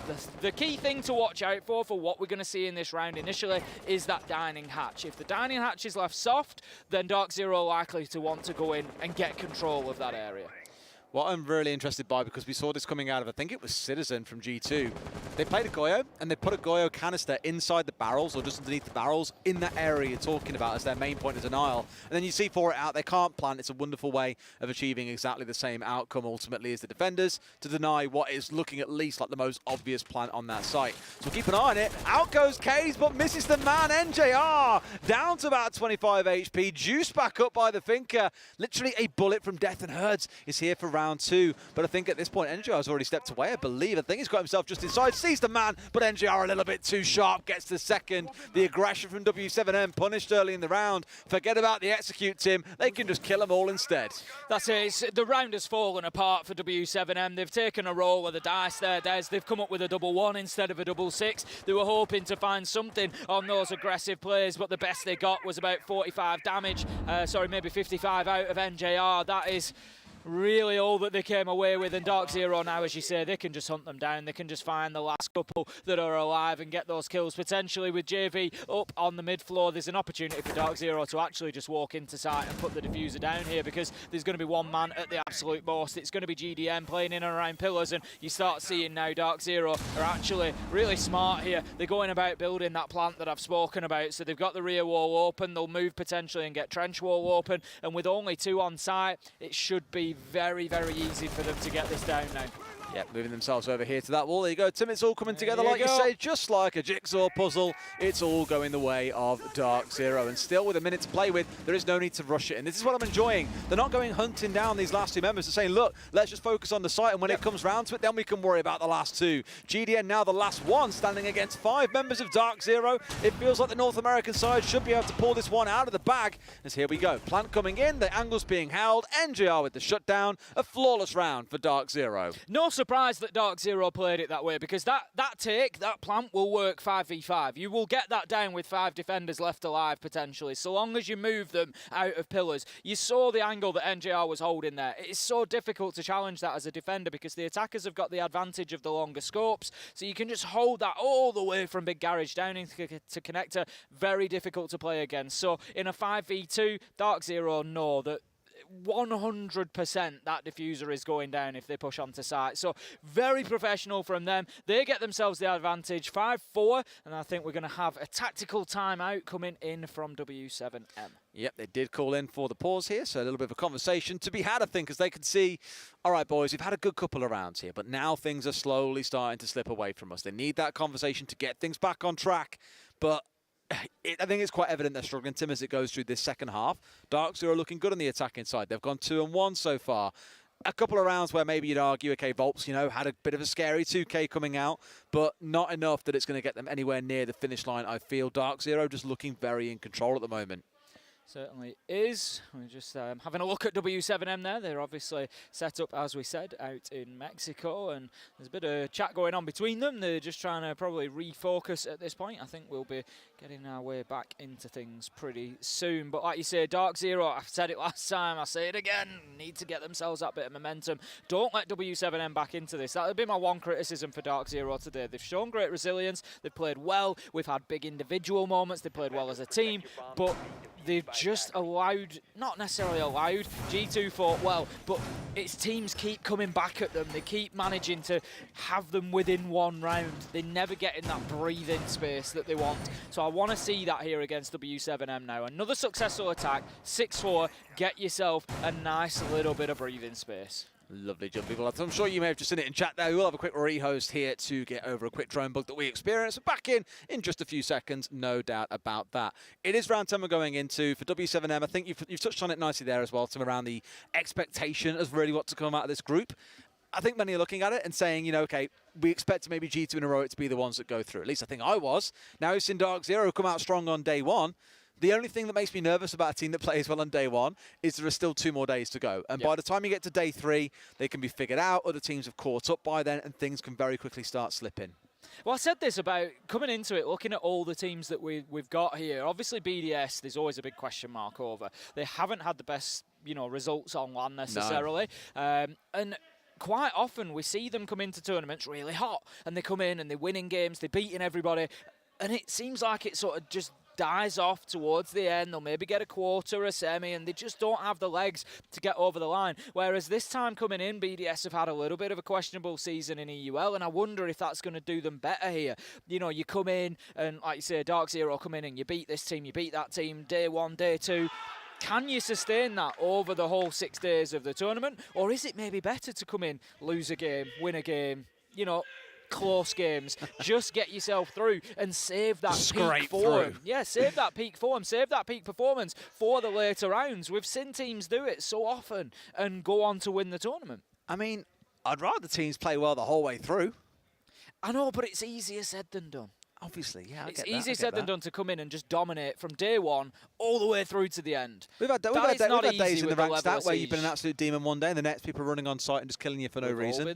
We've all been there. And this is it, especially at tournaments at this level, you're coming up against the best in the world. Very difficult to maintain those sorts of results.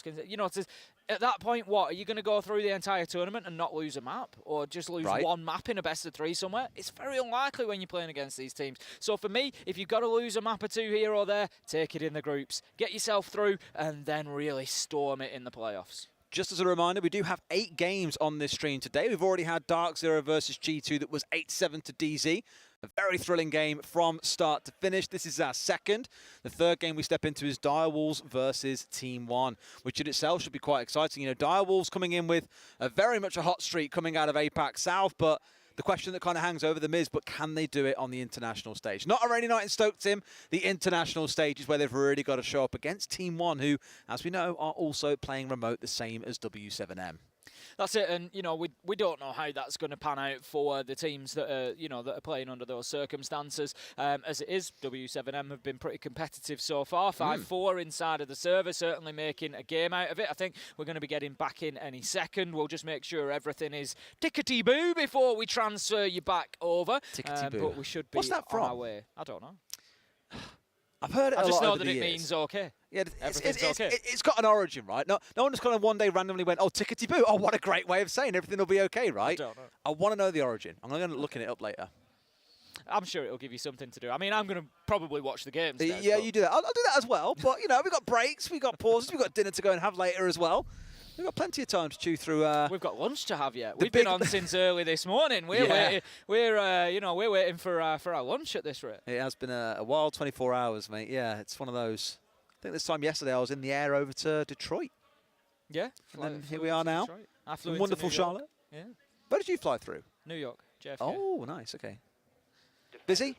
Very busy. Yeah? Yeah, very busy. Detroit was busy, but not like so busy that you couldn't. You could still move, right? You were okay. Yeah. Just one of those. And then Charlotte's been wonderful as well. Right then, back into things. Round 10 underway. As we mentioned, this is a critical round because if DarkZero find this one, they're at 6 and 4. It's going to take a bit of an effort from W7M to get things back up. If W7M win it, we're guaranteed to see all 12 regulation rounds, Tim. And that in itself is one way to really start hinting towards overtime. We've already seen one of them today. We saw how close it gets. Let's see if W7M can get anywhere near it. Going to have quite a top floor presence from W7M, similar to what we saw out of DarkZero when they were trying to defend this site. Not too much of a surprise there. Volps on the Jaeger is up there. Going to just be applying those ADSs to try and keep, I would imagine, GDN on the smoke potentially. He's going to play in a similar position to Pamba, but we'll see if he moves up those trophy stairs or not. At the minute, it's looking like it's JV. No, JV is still downstairs in kitchen. Actually, we've only got Volps and K's up there at the minute. Herds on the castle as well. So it's a little bit, it's interesting, definitely one to watch. We've got Herds, we've got the Castle, we've got the Jaeger, and we've got the Mute. No, it was the Frost that was up there. So the Mute and the Smoke both downstairs with the shotguns, with the Toxic Babe utility. So it could be difficult potentially for W7M to hold DarkZero out of this top floor. It's literally going to come down to gunfights. May well do, which DarkZero so far have felt a little bit sharper on. Outside of Volps having a couple of rounds that will have put the fear up DarkZero's, anyway I can really summarise it. Here he is on the Jaeger, holding himself out towards Mez, and he finds the shot onto Hyper. Sure, takes a bullet or two on the way through, but still manages to pull it off. The holes there on the office wall, not quite large just to creep his way through, but here he comes on the run out. I can't fit in one side, so I run out the front door. What's that all about, Tim? Volps, I mean, with a great start to the round, really. Hyper was aware of his position. He knew that he was going into a challenge, and Volps wasn't, you know, blessed with the same sort of information, so he did well to win that one out. But Pamba, he's going to level things up, but not for long, as JV manages to find Eclipse. It's 4v2, as there you go. Kays manages to gun down Pamba, and that's going to leave us now. Kays on, seriously. Oh, what a peek onto Canadian there, just finding himself a little one-tap as he peeks around the corner, and that leaves us now 4v1, and NJR, he's going to have a real difficulty here. Tries to play the patient game. He does have time on his side. Can't find the kill. It is doable if you look at the hit points on the side of W7M. Kays and Herds both under 20, and Volps only just above half. So with a little bit of patience, it is possible for NJR, but it certainly won't be easy. He's got 60 seconds to do it all in as well. It feels like a little bit too much time here to make any magic happen. Got 4 men to find. Yes, low, but easy to find? Absolutely not. They dart their way back into the rest of the map, and NJR's now going to go on a bit of a hunt, a bit of a mouse hunt, and gets found by the mouse first, sinking his fangs into NJR. W7M find this round and force us through to at least 12 rounds, Tim. Once again, DarkZero just unable to find that 2-round cushion, allowing teams back at them, back into it time and time again here. Now 5-5 on the scoreboard, as you say. Guarantees is 11. Only one of these teams going to get an opportunity to close it out in regulation and take the full 3 points. What a beautiful view we get of that one, zoomed in, as it was a fantastic shot from Kays on the Frost, just able to find Canadian at the piano double door, take him down, and that is going to leave us now heading in 5-5 on the scoreboard. And DarkZero, they need to get these next 2 attacking rounds done. The last thing they want is more overtime. Absolutely, and I wouldn't be massively shocked to see Eclipse step away from playing on the Capitale here. In fact, that's a lie. They use it to assault in towards Mez. Again, I saw it a lot in an AL Stage 3, where when they're trying to push in towards this site and they want to get the player off Mez, they make good use of the firebolts just to force the player away from shields or from against the wall, and normally then into a sightline which grants them a free kill. So you'll see it coming out in this round, I've got no doubt. And Hyper, normally being the entry player, steps across here to play on the support, picking up that ace instead. We did hear the same about Mowgli earlier on, mind you, in their game on Clubhouse against Chiefs, I want to say it was. Walked a 5K with an ace. What's that all about? These things happen, you know. He get himself on the AK and he does the business. Taking them down and winning the game for Wolves, a big start for Mowgli. This is the other thing, you know, we come in and obviously we're so focused on the orgs and the teams, but we've got a few big names here, or they're not big yet, but they certainly will be inside a Siege one day. And, you know, there's a few real opportunities for players who are pretty new on the scene, like Mowgli, Benja, like Volps, you know, all these players that have a real opportunity to make a big name for themselves, and it's great to see them come out strong right at the beginning of day one and start putting a marker down. I had a good chat with Rise earlier, actually, because they were, of course, milling around behind us. I just called him and said, hey, you know, I'm really glad you guys have got an org. How you feeling? He was like, truthfully, really good, obviously, but here to have fun ultimately. You know, gel as a team, really get our feet together and sort out what's going to happen moving forwards. So for them, it's like not grand expectations to say, no, we're coming here to win the whole thing, although I'm sure they all believe that. But for them, it's about making sure things are settled, ready for stage 2, and a good foundation to build on. Just so many stories coming together for different teams at this major, and that's what's wonderful about it. It is, you know, quite often we come into majors and it is the focus on 1 or 2 teams, but it just shows the growth of Siege as to how many could potentially go on and win this and how many little storylines there are interlaced within each other. Now then, we're going to have W7M. A little bit of a presence on the top floor, but nothing too heavy. Pretty much the same as last time. K's out in Library Corridor, and then the man just on mezzanine as well. GDN inside of sights. He's been forced away from connector again by the same hole being opened up from those main stairs. That's going to be the ace of Hyper that has gone in and done that. Herds just holding on to mezzanine again. There's no real pressure coming into Library, and DarkZero just being a little bit slow here. They are having a lot of fun behind us, aren't they? I believe that's Astralis Wolves on the other stream. Astralis Chiefs, I think. Astralis Chiefs? Astralis Chiefs. Of course, yeah, Chiefs have stayed on, I think, for the second game, maybe. I'll find out in a minute. Either way, let's look at what's going on in front of us, because we've got to the last 60 seconds, Tim, and no one's died. What is that all about? W7M, normally the ones to go aggressive and try and find some aggression early on, shut down the side of DarkZero before anything really gets going. But as it stands right now, I've just heard about the stream, by the way, 4-1 to Wolves. So, a good advantage on their side right now. You keep saying Wolves, do you mean Chiefs? I'm pretty sure I mean Wolves. Okay.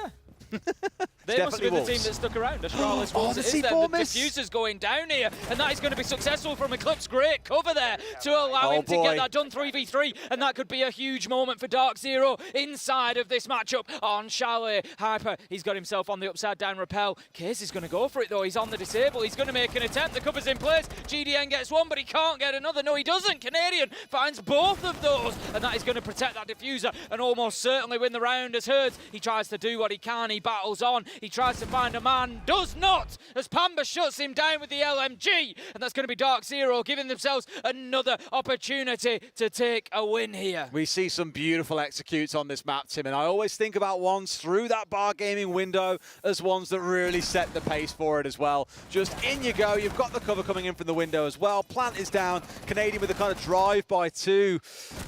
Looking skyward at just the wrong time, and it falls by the wayside. That's DarkZero with the chance of securing 3 points. 5 games after 2 games would... 5 games? 5 points after 2 games. I tell you what, Des, if they'd won 5 games in 2 games, it would be magic. I would be very impressed by that. If you're looking at mini games, then maybe you can include it, but there's no mind games or mini games going on here, Tim. For them, they want those 5 points in 2 to really start things off here. Honestly, I think if you'd have said to DarkZero first thing this morning, you can have 5 points off the first 2 games right now, I think they'd have bitten your hands off, and they'd said, yeah, absolutely. Against G2 and W7M. I think most teams would, to be fair. I think they would, genuinely. What a start that is. Absolutely. What a start that is for NA.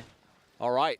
Here we go then, potentially the last round. W7M making a couple of changes. Once again, the castle returning, but that Warden coming in for Herds. So maybe the expectation they'll get themselves cheesed out here. They're expecting smokes, flashes, you name it, and just want to make sure they've got a safe answer to it. They won't be miles away because by the looks of it, Canadian is stepping in here playing on the Thermite. You've got the Ossa stepping in, so there is a little bit of cheekiness coming out from DarkZero who want to close this out here and now. Yeah, I think what we're likely to see is the office wall opened up and then Eclipse just looking to get one of those Talon shields down on the inside of the wall.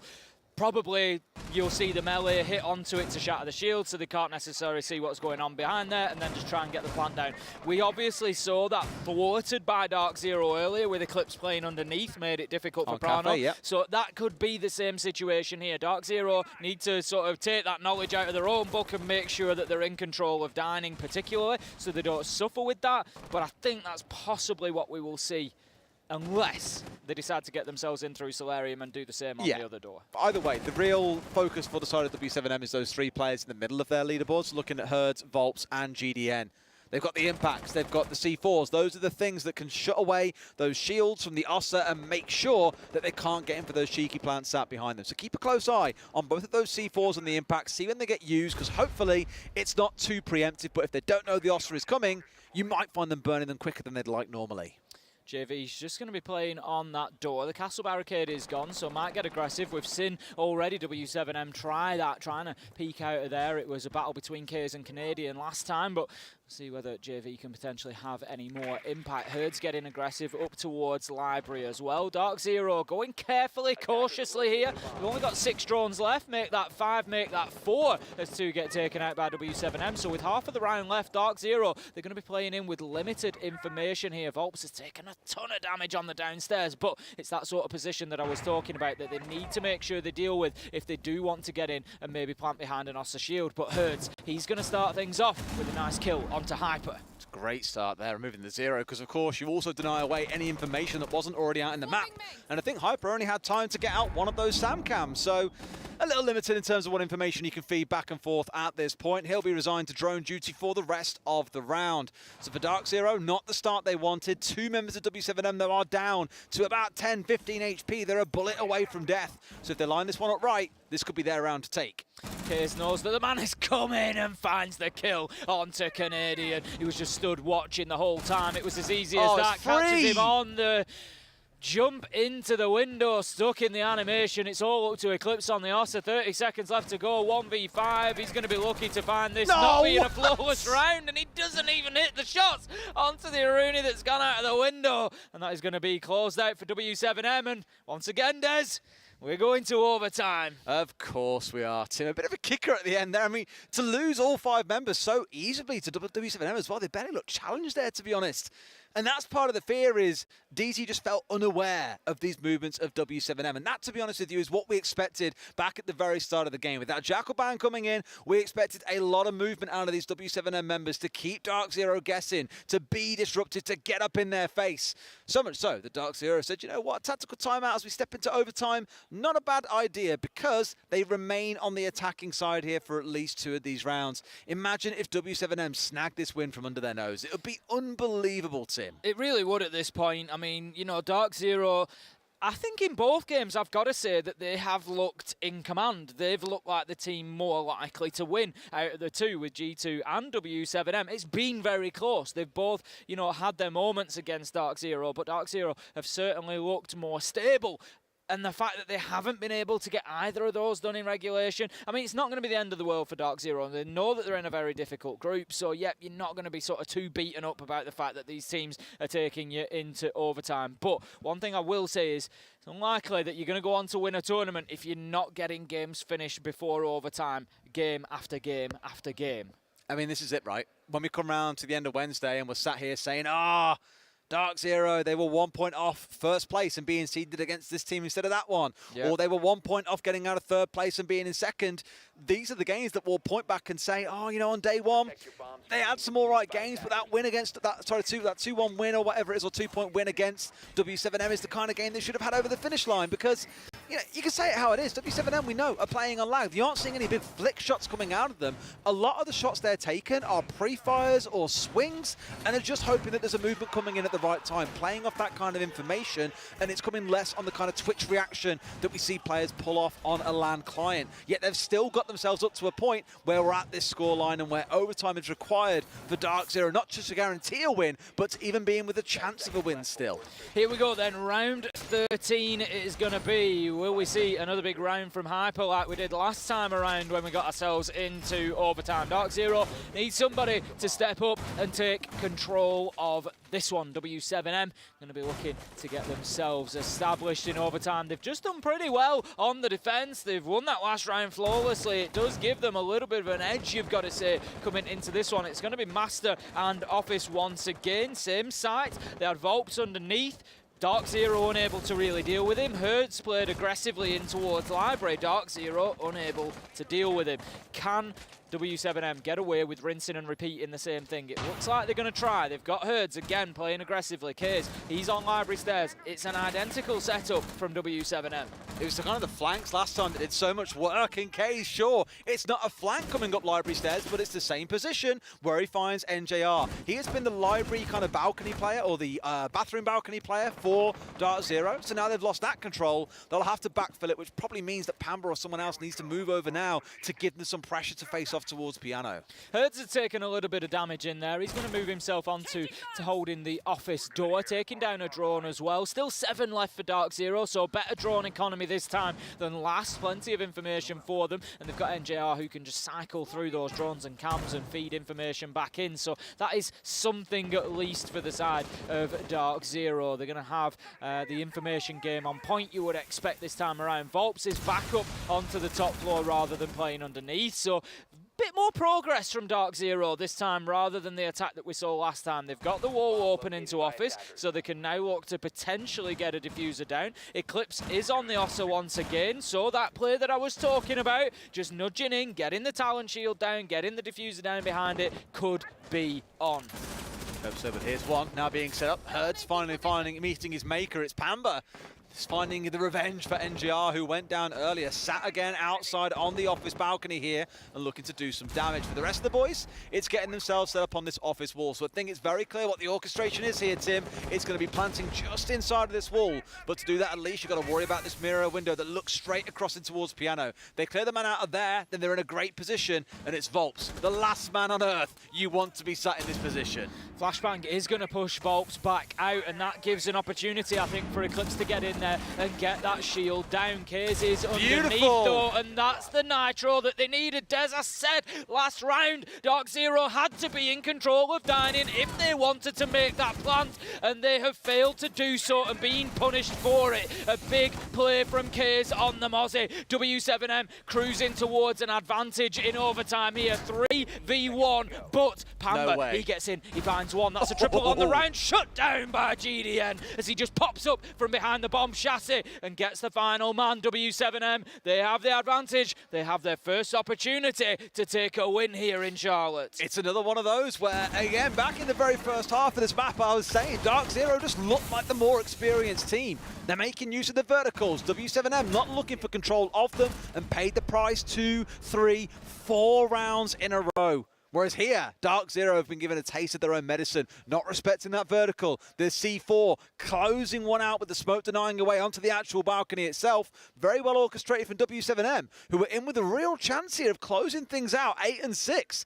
What a twist of the tail that would turn out to be. It really would if W7M could turn. You know, if you look at the game, they've consistently been playing from behind effectively. They were 3-2 up. That's the only time that W7M have led. Other than that, it has been DarkZero that have been ahead throughout consistently. W7M now having the opportunity, of course, to close this one out and get the win. If they can get this round, it would be 8-6, and it would be 2 points to W7M. They're going to be attacking this time, and it is going to be on to Bar and Gaming. We saw last time that DarkZero had this sort of soft hold of top floor. They'd have NJR inside of the library box, they'd have Hyper out on mezzanine, and that would be the entirety of their defense for top floor. I'd be interested to see W7M maybe pushing from the solar and office side, because there really wasn't much utility or presence put out there from DarkZero, and it could make it a nightmare to try and stay mezzanine and library. They've basically directly stolen one of DarkZero's lineups here, where they've got the Ace on side, the Harbreach gadget with the Capital coming in.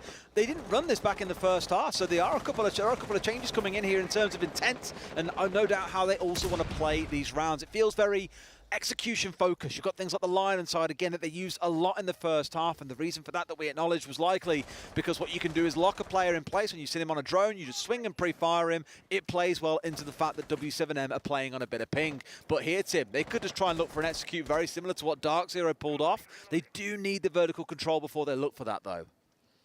They certainly do. And there is a presence with Pamba on the top side of the map for DarkZero. So it's not going to be easy for W7M to walk in from there. They're certainly going for it. GDN is in a position to try and get the diffuser down, but no, he finds himself taken out by the smoke of Eclipse. 4v3 though, as 2 kills come in. It's going to be Herds and Kaze who managed to get them, and this could be dangerous for DarkZero as Pamba gets down. Volps is in with the diffuser, Des. He's going to make the plant here almost certainly. I don't see that they're likely to stop. He does try, but it's too late. And now DarkZero in a 3v3. They've got to fight their way back in. They've got the one vertical, but it's K's and hers. They've got the diffuser down. They've got out of dodge like bandits with the bank. They've made out of there. And now it's about what these last three members can do. DarkZero, the ones who have to scramble. They've got to run into these angles that are being held. They're very conscious of where they could be. Every corner being checked with absolute detail. But you haven't got a lot of time here. We're down to what could be the last 10. A wonderful trade coming out. By the looks of it, they've found it. A 1 versus 1 stepping in. The diffuse attempt coming out. Herd's going to run his way in. If he goes too early, he leaves it out. Going to have enough time. No, they haven't got time to defuse. W7M dispatching of DarkZero here and putting themselves in a position to have 2 points coming out. These two teams are tying up the top of the group almost. Herd's doing just enough at the end there just to back NJR off. Nothing DarkZero can do about that one, and I think they're going to rue maybe a couple of missed opportunities throughout that game, but W7M have fought hard, and what a start we have had to the A stream, Des. We've had an 8-7, we've had an 8-6, we've had 2 overtime games. Absolute bangers, the pair of them, and I just really hope that that is setting the bar of the standard that we're going to continue to see here at the 6th Major in Charlotte. I realised towards the back end of that close, they're not yet tied because DarkZero do walk away with 1 point from this game. So they sit on 3. Half the points taken from 2 games. It's not quite the end of the world for them, but for W7M, a big statement that this group is anything but predictable. We'll go to a quick break. When we come back, we'll break that game down a little bit more.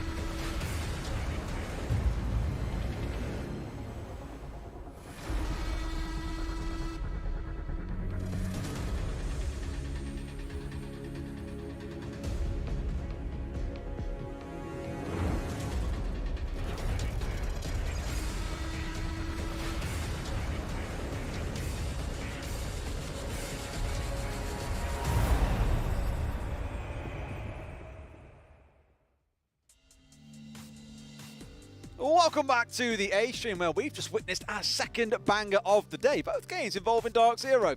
Weird that, Tim. An 8-6 to W7M. Some fantastic rounds taking place once again. And Group C looking as confusing as ever. I mean, it's not like us to get overtime games, is it? Weird that. We've only cast 2 and we've had 2 overtimes. We're on 100% hit rate right now. And I need to lie down after that because what a start that's been. It has been special. All the way through, we've seen some brilliant moments as well from individual players that we'll see on our highlights reel in just a second. I think looking back at that first game, really close and down to the wire, could have gone either way. We got the feeling in that second game that DarkZero were largely in control for the first 7 or 8 rounds, and then W7M really started to get the hang of things. They were running amok around the map full of confidence, and that was when DarkZero really struggled to fight their way back in. I don't know, I think, you know, I look at that and I did mention stamina and fatigue coming in. They had that big tense opener with G2, 15 rounds, and then it goes to overtime again, and you just look at that and wonder, you know, were W7M just a little bit fresher at that point? DarkZero have really been through the ringer up to that, and, you know, has it taken its toll when it's got through to that late stage? It has got to a certain point to think where you are going to be feeling a little bit weary. But having said that, we are at a major. You will have to play a best of 3, potentially, Tim, a best of 5 if it comes through to Sunday as well. Still a lot of work for all teams to do in that case, and a lot of endurance that you're going to have to show. Jumping between regions, different opponents as well. Like I say, 1 second you face off against a European team, the next it's against the top in LATAM. What are you going to do about that? It was certainly never going to be an easy start for DarkZero today, and they don't have much better to look forward to be fair. It's not going to get any easier when they go up against Heroic, but I think DarkZero can take an awful lot away, not just from that game, but G2 as well. For me, I'll hands up be honest, DarkZero have looked better than I expected today. Agreed. They've looked great so far. Just keep going, guys. Nail down those, those pushes, those attacks, sharpen things up, and they're going to be seriously dangerous at this tournament. I can't ignore again that fact, though, that it's 3 points out of a potential 6 here. Both games in overtime. They could be looking back at this on the last day and say, 2 or 3 rounds will be the difference between us not having those 3 points and having them. And that, again, can be a massive part in it. Yeah. The big theme for me across both of those maps, though, not just for DarkZero, but also their opponents, has been vertical play, right? Yes. The number of times we've seen C4s or bullet holes being opened up from both above and below and having big impacts on those rounds, that's where it feels some teams have really got to start tightening things up. They need to start finding those players underneath. I've picked up on it a couple of times. We saw it with Eclipse against G2. He was successful in shutting down the plant. You can't then go into Chalet and allow Kays underneath on the Mozzie to shut down your plant attempt. You've done it yourself. You've used it successfully. They've got to be making sure, and that's where I say sharpening up, just tightening up a couple of things. It's got to be those bits, making sure they're aware of where players are. They've got the verticals, and those obvious shutdowns can just be taken out of it. Awesome. Well, we have some stats to take a look at here as well. So in case you did miss the game, we did a bit of a rehost halfway through so we can take a look at exactly how the whole thing went down. Big key players, Tim, for me. NGR was huge. Volts had some big rounds, and Kays also some massive rounds. Kays has been a real standout for me there. Coming in, obviously we were talking a lot about Volps, but then we look at it and we think, yeah, Kays has had a really good game out of it. 14 kills, a big performance, and big moments as well. Shutting down plants, really changing things around. Well, we've got a couple of bit mix-ups there on team stats. We'll come away from that, but you can see again who those big players were throughout as well. Some big names for some, others kind of delivering consistently as we went throughout the game. That's DarkZero done for today as far as I'm aware now. They've played their 2 games. They were the first 2 that we had. They get to breathe a sigh of relief and go and kick back and watch some Siege. But I'm pretty sure W7M we still get to see play a bit later on. I know G2 play against Heroic on the B stream in game 4, I think it is, so a couple of hours for that. Yep. Group C is far from done, but there are plenty more games still going on. In case you can't hear it behind us, Wolves versus Astralis is really getting up to a fever pitch. So go and check that out, but also stay tuned here as next up is Direwolves coming up against Team 1. Another big game with 2 names that have got a lot to prove. Back in a few. Closer than I've ever been. Trying ways to let you in, but I'm scared to fall in again. Scared to fall in love again.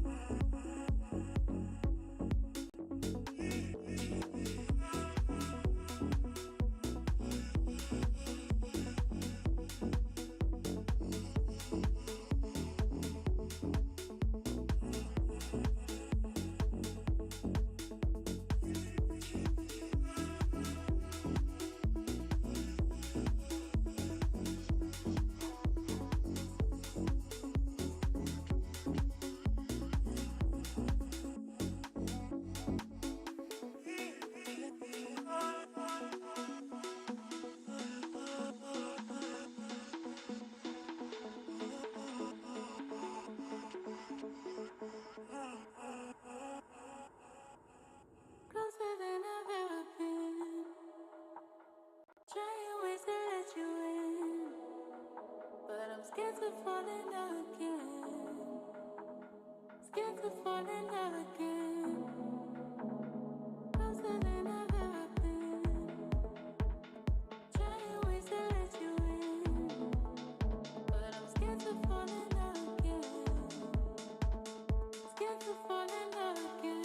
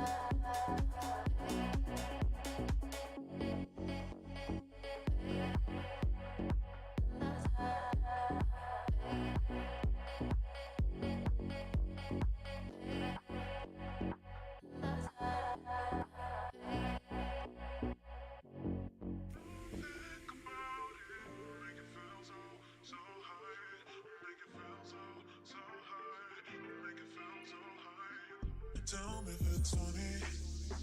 Disappear, honey. When will you come me or call me? 'Cause I have for you a great surprise. Oh, you have something in your eyes of power. And I can't deny I love it. There are no limits for us, so we can't understand now. Baby, don't think about it. Make it feel so high. Make it feel so high. Make it feel so high. You never know why. Feel so high. Make it feel so high. You never know why. Feel so high. Make it feel so high. You never know why. Once again.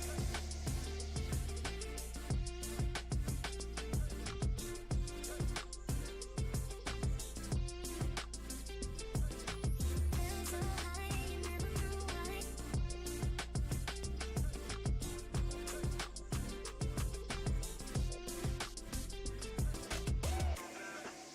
Something in your eyes of power.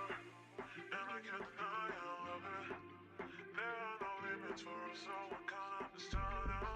Baby, don't think about it. Make it feel so high. Make it feel so high. Make it feel so high. You never know why. Feel so high. Make it feel so high. You never know why. Feel so high. Make it feel so high. You never know why. Once again.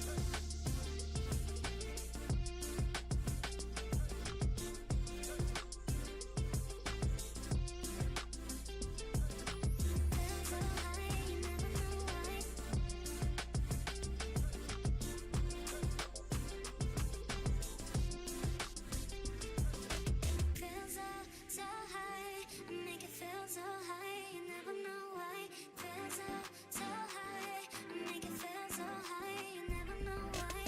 Feel so high, make it feel so high. You never know why. Feel so high, make it feel so high. You never know why. Feel so high, you never know why.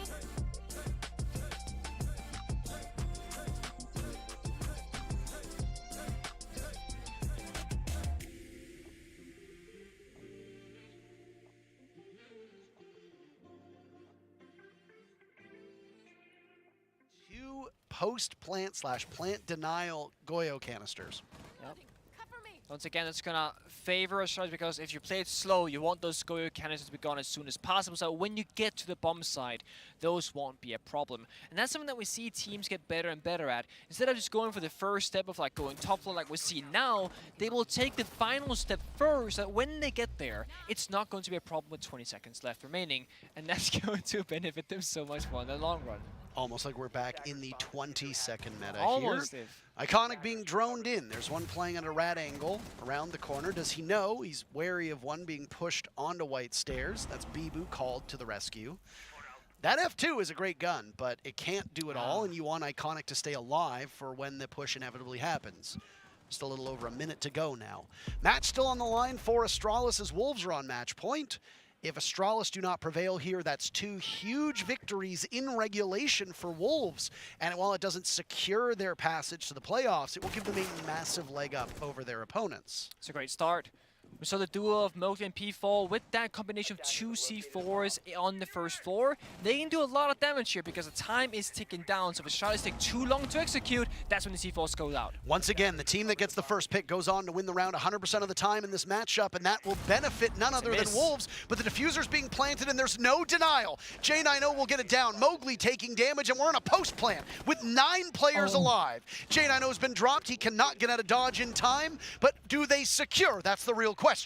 DP Fire guns down Bibu. It's to a 4v4, and J90 will need to be recovered. Shuttle is upstairs on the top floor. He can sit over top of the diffuser. That's a huge place for him to be. Down goes Rise. Mowgli follows, and it's DP Fire gone. On the diffuser, none other than Wolves. You have to shut them down. Shuttle, there you are, coming in clutch. The streak breaks in round 12, and we will need overtime between us. Knew this game was going to be a banger of a match, and we see it right here. Overtime activated. We're gonna go the distance. Astralis has another chance to show that they are the better team. I mean, this still works well for Wolves. They're still going to pick up some points, assuming that the group stage works the same way that it did for SI, where if you make it to the, what? Regulation? Overtime? No, I was...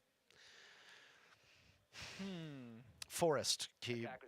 What? He was spanking the air. He was spanking the air.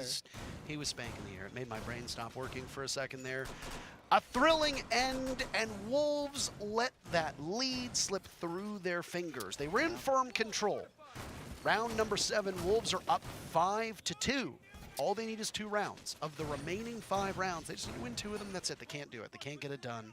It's 4-2 in favor of the attackers on both sides. If we see overtime follow the same pattern that we saw regulation, that it benefits Astralis, as Astralis gets to go on to attack twice. Not just that, but also Astralis is on their successful side, and they get to stay there. Instead of going defense and change up your entire playstyle, then go back to attack, you get to stay on the side you're successful on, whereas Wolves, they haven't been doing great in the defenses, and now they gotta stay there again before they get their own shot at to attack against them. So, yeah. You do get to attack inside your Astralis. If you win this first one, you're guaranteed a second. Confirmation as well from our production staff in our ears that you do gain a point for making it to overtime. So while Wolves don't get the desired result, which is a win in regulation, worst case scenario, they still get a consolation prize of sorts by having such a close match. And not to spoil it, but every single match except for one so far today has actually gone to overtime. So we'll see what happens later on down the line, but of course these two teams are so close. Mowgli, who's been having a pretty terrible game by his own standards, especially after that 19-kill performance against the Chiefs, well, he's under fire by Pixel. Grenade tosses out, he loses his mobile cover in the deployable shield. Can't really retreat towards Bathroom and has to be wary of a push from White Stairs. But on this cocktail defense for Wolves, he can just sit and wait. There will need to be more utility to dispose of him in that spot. I'm surprised he has the confidence to stick around with no magnets. Now he finally got one recharged, so he is now safe from a single grenade. That's the case. Mowgli's sticking to his guns, saying, you know what, if you want this corner, you gotta fight me forward. Shuttle getting droned in down below could mean some vertical damage from the Buck. It's a very flexible operator to bring. So many options, so many decisions you can make, so much damage that can be done. And Iconic holding down the basement of all things right now, expecting someone on the White Stairs. And he'll be correct to guess that because P4 is lingering. He sees the skeleton key tear through the wall, and the sound of the storm as he walks back up White Stairs will give his position away. Astralis will be on the hunt. That's a nice nade that'll go on down, and it connects onto Rise. Astralis start off the killing. That is exceptional for their fans. Again, you have an almost 100% chance of winning if you get the very first pick. And there's another for Iconic at close range. Continuing to add to the tally, 16 kills for Iconic on his international land debut. Astralis are not out of the woods just yet. While they do hold a 5v3 advantage, Wolves are on defense, and they still have some tricks up their sleeves. They've got the ADSs and magnets to eat away at, but oh my goodness, Forrest picks up a collateral, and it's up to Bibu. But how about another flawless round for Astralis? They did it 2 rounds ago, and damn it, they do it again. Match point, Astralis. This looks so much more like the NAL Astralis. The confidence, taking the gunfights, playing so good together on that second floor. You had Iconic on basement White Stairs. Then you had Shuttle on the Buck doing open up the wall. They catch the player White Stairs, force him up into the bomb side. The nade kill comes out from Iconic as well. He wins at his second gunfights on White Stairs 2, which he should never be allowed. No world. Hello there, ladies and gentlemen, and welcome back to the Charlotte Major. It's a pleasure to be here once again with Stokes, of course, as we're going to be getting ready to head into our first match, which is bound to be quite a good one here. We've got the Dire Wolves prepping up to go up against Team 1 here, another cross-regional matchup for the first time. Team 1, of course, is going to be playing from our Mexico City location, but we do have the Dire Wolves here inside of Charlotte, so it's bound to be quite an interesting affair when you consider how both of these teams play and how those play styles are going to clash inside of this matchup. Stokes, let's get your thoughts on it. Yeah, absolutely. I have to agree with you here. You know, kind of comparable when it comes to their play styles. Pretty aggressive, but obviously both having their own flares. Direwolves, former Electrify, actually out of APAC South. So it's super cool to finally see these guys come out of a region like this, especially with their history, and finally find some success, get to international competition, and try and take it to some of the best in the world. Speaking of which, Team 1, if you guys remember, performed extremely well at the Mexico Major, but if you don't follow Siege Esports that closely, you wouldn't have noticed that Team 1 has actually been gutted. The only remaining member on that squad from the Mexico Major happens to be Lagonis, but he's still got the team here and they're ready to play today. Yep, they have completely rebuilt this roster, and the previous members of Team 1, for those who haven't been following LATAM, have now formed a new squad, I believe by the name of 00 Nation or something, like 00 Nation or something like that. Unfortunately, didn't fare too well inside of Brasileão this season, but we'll have to see how they perform, as they also grouped up with Sexy Cake in the meanwhile too. But talking more about this Team 1 roster, managing to make their way through, I believe, 3rd inside of Brasileão and 4th inside of the qualifying tournament to make it here to the Major. They have forged themselves forward, but from what I've seen in the online phase, there's still a little bit of work to do. Oftentimes some default style play coming out of this team, really looking to try and get that first kill more than anything in terms of their aggression, and not really extending it beyond that, playing very safe Siege, it seems, especially when you compare them to other Latin American teams, specifically looking at their defensive side, of course, talking about right now. Absolutely, which is super unique as well, because you and I going through stats yesterday, we noticed that their opening engagements tend to happen around the 2-minute to 2-minute 30 mark, which is a far cry from what we're talking about, which is their pacing and how they like to try and slow things down inevitably towards that, later part of the round. Now, this could be something that's quite useful up against Direwolves. They're pretty bombastic in the way that they like to play as well, and I mean, I honestly think we hit the nail on the head earlier when you and I were talking in the green room. I really feel like this is going to be decided inside of that opening minute and how these engagements go. And a big part of why that is kind of the factor here, at least for the two of us, is Direwolves' roles. They're very interesting in how they approach it, because no one really seems to be locked into a singular role. It really seems to go on a... Yeah, go ahead. I would love to give them the stat right now, John. I'm just reinforcing what you're saying, because not only do we have some amazing players here, but they have some amazing names. Let's talk about Harambe from Direwolves. And not only that, but he is the hard breach for Direwolves, John. And I mean, you'll already know this, but just for sake of conversation, the guy is 20-8 plus 12 on entry game. He is a hard breach player doing this. This is what he's doing, which is literally boggles my mind. He's playing Habana and Mute, and he's still just finding that mark time and time again for the squad. Yeah, and this is a bit of a double-edged sword for the team, because I've talked about this before with other players, and that, okay, if like someone's having a bad day, okay, the fact that someone else can step up to the plate and still be able to fill in the same role as that player and then excel this team forward, that's great. But then what happens when you come upon the day where no one can fulfill that? No one can, pick up the pacing there. So it's going to be very interesting to see this play. Don't be surprised if you see very pivotal fragging operators like the Yana on attack, the Jaeger on defense, shift between like 3 to 4 different players throughout the course of this tournament here as these guys try to evolve their play style. But looking at the highlights here for me, off of the more recent matches these guys have played, ED definitely one to keep an eye on here, especially on the defense. He seems like he's got that playmaking capability to move himself into these unexpected positions and really make a hard impact when the team is in a tough position. Jackie Wu is oftentimes going to be the designated player to be thrown into those fights first, but in more recent matches that I've seen from him in the APAC South Division, it's been a little more hit or miss. So personally, I'm a little worried for the type of impact we'll get out of him there.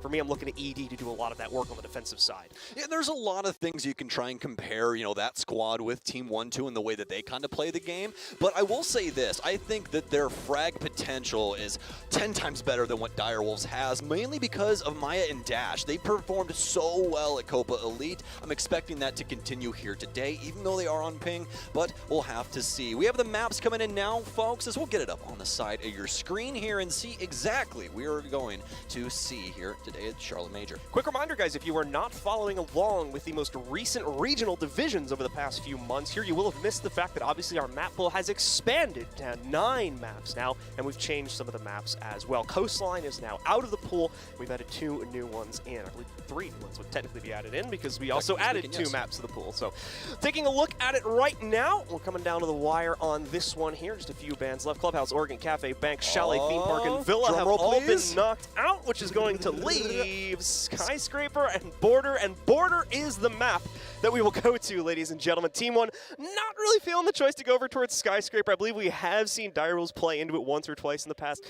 However, Border is feeling like a much safer affair, and I would tend to agree when you look at the kind of more wild play styles we get out of both of these teams, especially on either one's attacking side. Yeah, especially like what we were talking about with opening engagements. I mean, you want opening engagements? Let's go to Border. I mean, it's such a tiny map. They're practically going to be on top of each other as soon as the offensive side gets to the balconies and starts actually trying to work their way into the building. You're going to see a lot of these engagements happen early, very fast. We'll just have to see how it goes. You know, this is going to be one of those ones where it's just really on a knife's edge. I really feel like it's going to be whoever got the others goat that day. 8-7 is very much in the cards for me for this matchup here, just because of the way I've seen these teams play in the online, or rather the regional leagues phase as of a few months ago. So very excited to see how this match comes out either way. And of course for Team 1, they don't get to breathe after this match. They've got to get ready to play a second one immediately against one of the best teams that North America has fielded at this event. Oxygen is getting ready to play against them in the very next match. Which that one's going to be quite a lot of fun. But the good news is we get a little sneak preview of Team 1 before we have to trot on down to OXG. And as we were just talking about, Border going to be the battleground here, which is going to be extremely entertaining. We were talking about how these opening engagements are going to play a hand into this, but also with just that congestion across the map, it's going to make it to where that offensive map control, they can start to try and play into that top floor when they're going vents and tellers and things along those lines, and able to lock down the stairwells and make it hard to rotate. They could really start to take it away on the offensive side, but again, it's really down to what we see inside of these open engagements, especially for Team 1, as although they don't win the majority of their opening engagements, when they do get it, they have a 75% win rate, which is pretty dang high. Well, ladies and gentlemen, we are still working on getting the Dire Wolves into the server, I believe, so stick with us here for a few minutes, and while you do wait, we're going to show you a great feature on Lagonis here in terms of how he's been reforming Team 1 ever since SI.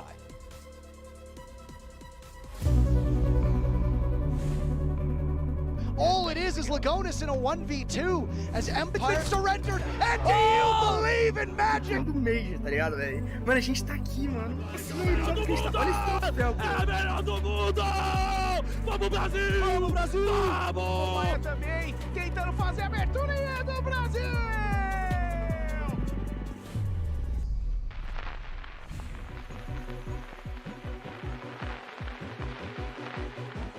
Ah, lá com o vlog aqui, mano, a gente tá fazendo live agora.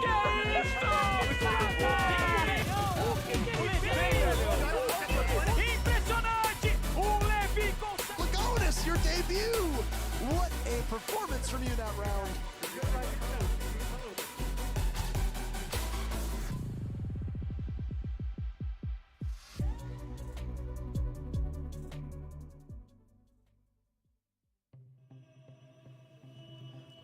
And once again, ladies and gentlemen, that was Lagonis, who had a rocket year in 2021. They're obviously taking control of the Mexico Major. I think featured pretty much every other major as well with that all-star lineup. Of course, Alamau also being on that. He's now moved on to greener pastures, and it's also spurred a rebuilding of this Team 1 roster behind Lagonis. With Maya, RHZ, Dots, and Dash now forming up to the other four, they're back again at yet another major, looking to prove themselves once more. We'll have to wait and find out if they can do it. Yeah, absolutely. And, you know, I really like that video, especially little, you know, quotations they had there, because one of them really stood out to me, and it's the determination of Lagonis inside of this position, because you gotta feel for this guy, you know? The entire team stripped out from under him. He's got to start from ground zero and try and build something for himself. And within a year, not even a year, he's back at a major event here in May. I mean, he's got to be on Cloud 9 at the moment, even though he's on Team 1. We do have an update, by the way, from our B-Stream game, so if you're not looking to get spoiled, make sure to mute for the next 30 seconds or so here. I'll give you a second to move your mouse. Click it. Click the button. It's right there. Ladies and gentlemen, so on our B-Stream, we have Astralis up against the Wolves. The winner of that matchup was Astralis.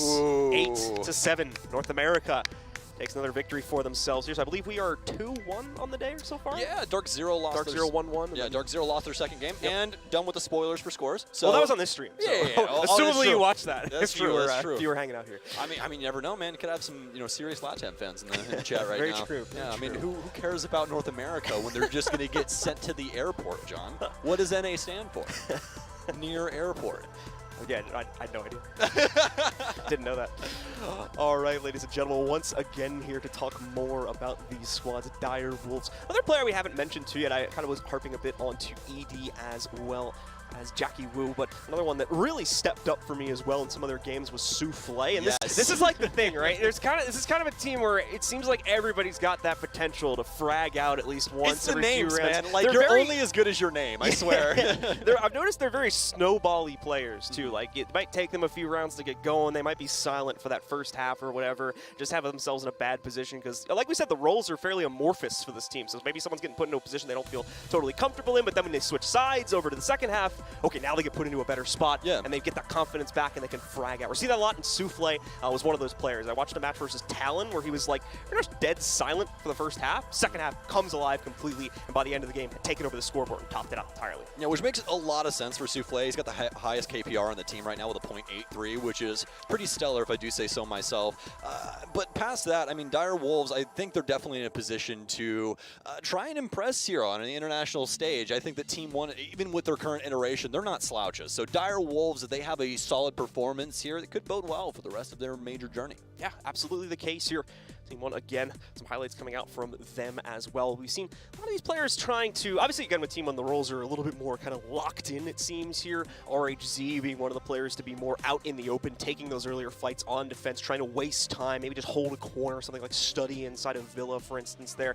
Here on Border, we're going to see a lot of probably security play from either him or Dash, I believe, or Dots is another player as well that tends to be put into those spots from time to time. So expect them to be active inside of that first minute or two. Unfortunately, probably dead fairly often inside of that minute or two as well. Just comes with the territory of that role, and we'll see how else the kind of anchors of the team will play out, as that's oftentimes how these border rounds devolve. You've got that first 2-minute fight between those 1 or 2 extensions, and then they'll slowly fall back, and we have them try to breach the site with the remaining minute or so. It's looking like we're getting the Dire Wolves into the server now, folks. Once again, apologies for this delay of game, but I believe we're just a few moments away from getting things started. Literal seconds here as we both just witnessed Dire Wolves' entire roster come into the server. So, as John was saying, moments away from actually getting into the action where you guys don't have to listen to us continually drone on about both of these squads. We'll have something of more substance to talk about. The good news is for at least Dire Wolves at the current moment, they've only played Border once inside of recent history, but they do have a dub on it. That's a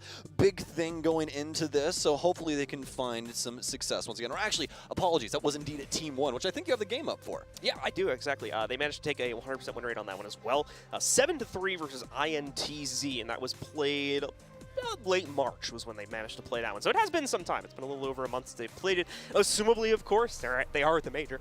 They have been running it in scrim, so they're definitely not going to be like out of rehearsal for it entirely, and they felt comfortable to pick into this one, of course. So expect, obviously, a fairly well-rehearsed play. As far as Dire Wolves is concerned here, once again, I'm just going to pull this up for us in a minute, but they have only that 1 match result on it as well.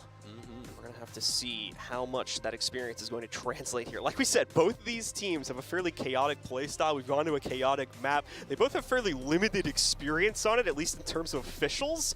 So I'm actually fairly interested to see what ends up coming out of this matchup, because it could be a little bit messy inside of the gunfights just because of both teams' unfamiliarity with playing this map and officials. Either way, I think it is going to be fun.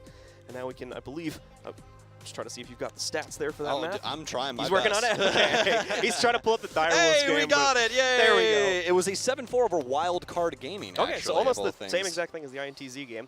But in the meantime, ladies and gentlemen, it does look like we are finally ready. We're heading into the game, so let's get into it here. The first match of the tournament for both of these teams. Will it be the Dire Wolves giving APAC a win, or will Team 1 take it home for the Latin American region? Let's find out as the bands are going live now. It starts now with the offense as Team 1 will be starting on the defense. Got to get rid of a few of these operators before we can get down to business. First band is going to be Thermite, of all things. Yeah, very, very interesting, I would say, especially for an initial ban here on Border. You usually expect something like a Thatcher just to slow things down on the offensive side, especially for Team 1's position.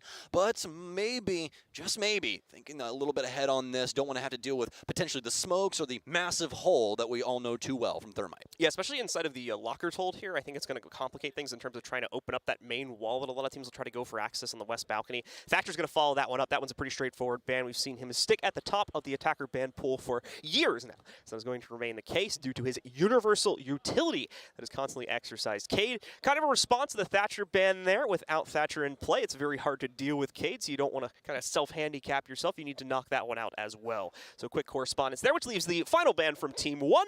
They're going to take out Wamai, removing some of that utility mitigation on a fairly claustrophobic map like this. You do want to knock some of that out, so you have a better chance of landing those nades, as we are still very much in that very grenade-heavy meta right now. Yeah, very grenade-heavy meta, as well as getting Wamai off the board makes it to where Capitao is stronger as well, as there's no longer a counter that exists. But you know, in the common day, we honestly don't see Capitao all that often. He's definitely played, but not to a percentage where, you know, it's something to write home about. So as of now, folks, we're finally into the game here. We can say that. Major time, baby. We're here in Charlotte. Some exciting stuff between Dire Wolves and Team 1 on the docket. And for Dire Wolves, it looks like we want to start with the action earlier. We're going to have an OSA out initially, but just to remind you guys, if you haven't been watching Siege Esports for a little while, we have attacker repick now. Now, I know you might be questioning what that is, but it's like 6-pick, but for everybody on the offensive team. And I know, it's not as crazy as you really think it is initially. Let me tell you, it makes it to where the offensive side is so much fun to watch. There's so much more adaptation, and hopefully we see that out of Dire Wolves here today. All right, we'll be checking that out in just a moment. It's looking like we are actually going to rehost, folks, so stick with us here for just a second, as unfortunately one of the teams got a bug, it looks like. So we'll have to redo this real quickly, and then we will be hopping right back into the game as soon as we resolve that. We already landed client, so it should be a pretty quick rehost, guys. Just stick with us here for about 2 to 3 minutes while we bring things back together. Fairly straightforward start, though, from our defenders. No surprises in terms of the site pick. Board is a pretty open book, actually, right now when it comes to kind of where you want to rotate towards. It seems teams have kind of their own choice. It doesn't really seem like there's any preferred site or that there's like really any heavily leaning defender-sided one. I think the results are quite mixed right now, so you can pretty much go wherever you want. Yeah, I'd say the only site that anybody really avoids is customs. Yeah, it's like the least played one out of all of them, which, yeah, it does make sense. It's like most maps have that like one site that just doesn't get played, though, it seems like. Yeah, I mean, we've had some in the past that have been very strong on a multitude of sites. One in the current pool would be Villa. Oregon is also one that we see every single site utilize a decent amount of the time, but I would say more so in Villa, people have gotten used to playing around Living Room and have been quite capable in recent history at that site. To some extent, like Clubhouse and other regions, too. I know NA doesn't play like Bar at all, but I mean, most of the other regions bring it up every once in a while, at least. Yeah, so. yeah, once in a blue moon or a blood moon, if you looked outside last night. Those darn clouds. Yeah, that was hot off the presses right there. I couldn't see anything last night. Yeah, no, oh man. A little story time for you guys. John and I tried to catch the blood moon last night in Charlotte, North Carolina. And would you like to pick it up, John? Do you want to tell him? Just a tiny little circle of clouds specifically centered over Charlotte. So, yeah, for those who don't know, I'm really into like space stuff. So yeah, he takes some really, really cool photos. So you guys should definitely go follow him on Twitter and support him in that endeavor. But past that, we're going to be hopefully getting back in here soon enough so that we can take some mental photos of what the heck this site setup looks like. Yeah, absolutely. Here it is going to be, like we said again. Now, and those of you that actually saw it in Game 2, you will have noticed that it is a lockers play. So again, shouldn't really be any massive surprises there. Defensive lineup looked pretty straightforward for what I was able to grasp real quick too. So. Go hop in your plat game. It's going to look pretty similar. You're going to reinforce 90. You're going to slap up some walls on the box wall. You're going to make sure that more than likely triples reinforce. Some teams don't do that for office. Some do. It just depends on really what you're looking for. That's the beauty of Rainbow Six. If like you get you and your friends together, it's kind of like the spice of life. All right, I kind of want to do this. I want to try that. And they'll end up getting it figured out. So we'll have to see exactly what Team 1 can potentially muster here. But we got Larch on it. You can see him back there working with the team right now to make sure that everything is right as rain. Before we jump back in here, we are just waiting on this round to start, but we just want to confirm that there is going to be no more tech issues before we get it back onto your guys' screen. So just give us a moment here, and we'll be back with you in just a couple of seconds. Yep, absolutely the case here. You get a better view of what the operator lineups are going to be looking like here and there. There's a little bit more variety coming out of Team 1. Seems like they want to play this fairly mobily, just looking at the operators, and you guys will actually probably see this in just a moment, but we'll keep talking about it anyway. The main thing to note right here is going to be Maya playing on the Oryx, so once again, wants to be having that capability to rotate, of course, not only through the downstairs parts of the map, but be able to jump up through the hatches, probably especially here inside of CCTV, a late rotate through that if there's going to be a bad amount of overwatch from Direwolves in this 90 hallway, could give him a massive rotate back into the site to really punish the push from Direwolves if they try to use the CCTV side and don't just go directly in from the wall over on the west side of the map.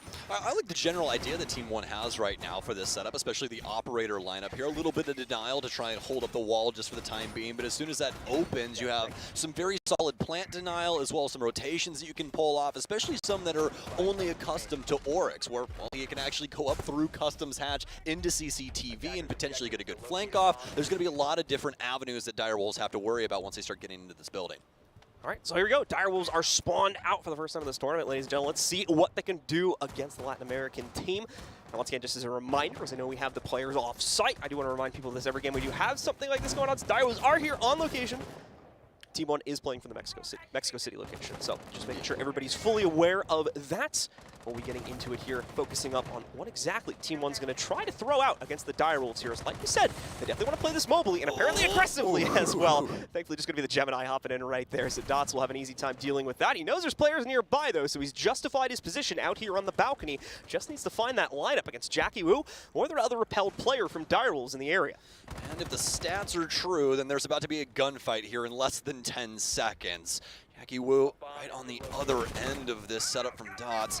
Not too much happening here, though, so we'll try and transition over to the top of East and actually find some space. Dash should be able to back up here, but not before Jackie Wu takes down Dots. Jackie Wu, a great start to the tournament for him here, picking up the opening kill. I'm going to see how they can move it further, but Dots as well, or Dash rather, with the lineup here. He's able to find the cross against Harambe, picking up a quick trade and keeping this even here in a 4v4. Direwolves will need to find their advantage elsewhere, but as you can see, starting to gain some map control for themselves. They creep in towards East Main, but they still need to deal with this deployable over on the hallway, and I believe the cone, they're going to get eaten up or just an outright miss, unfortunately. Well, actually, he didn't bring it. He has a pistol. Oh. That's why I was like, oh no. I saw the silhouette for that split second. I thought it looked weird, but he shot it, so I thought it went out. But no, just a tiny little bullet, not going to take anything out. And now Team 1 is going to be the next squad to strike here as Lagonis is able to knock out ED and remove the sledge from play.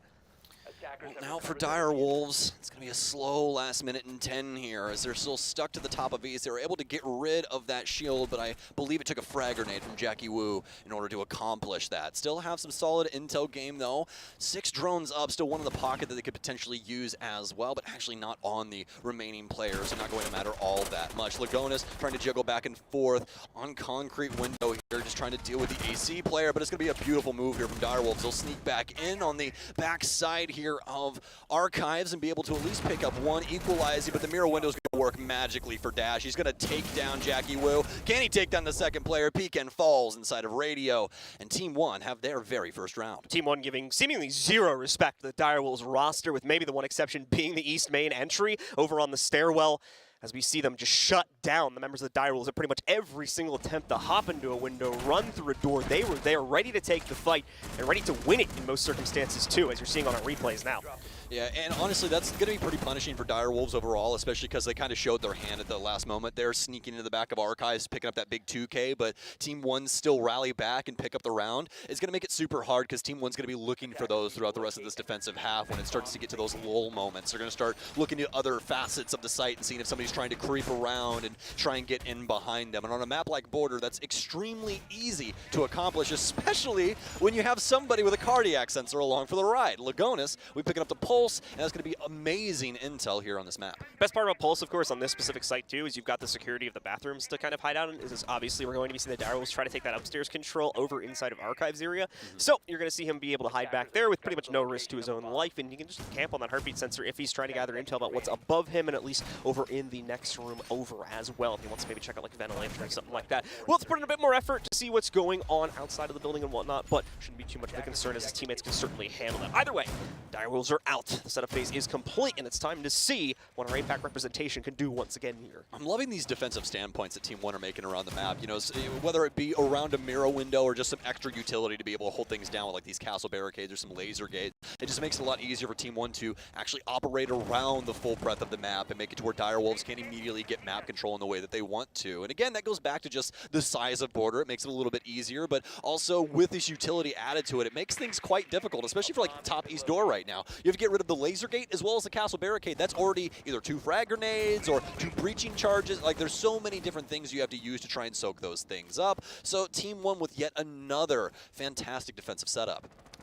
Dash, meanwhile, just clearing out any drone presence to make sure that he's not going to be spotted here. Or more than likely be priming up to make a move at some point over the next minute or so. As Stoke said, generally speaking, we see both of these teams take their initial fights on attack right around that 2-minute mark. But at the moment, Direwolves have not really been able to isolate out any abusable positions here from Team 1 right now. They're playing a very safe game at this point, except for their roam team. So it's going to take some time for Direwolves to be able to really find an opening for themselves. They're only clearing out the second floor, and as you can see, they're getting much closer to this kill potential now as they start to creep up on Archives. You've got 2 members of Team 1 currently holding the line. Yeah, and even for the roam game, I mean, Team 1's unit that's on the top floor is playing this very close to the chest. They're right next to the hatch to be able to drop down. Really what they're looking for is that initial pick and then just drop off. They don't want to try and deal with too much else. So for Soufflé, though, he'll deal with the castle barricade on top east. We're about halfway through the round now as things have slowed down to a halt. Direwolves not able to make too much progress, but finally starting to get something done over here on Fountain. Maya going to take a little bit of damage, but not enough to call back about just yet until this moment pops up. Peekin with 2.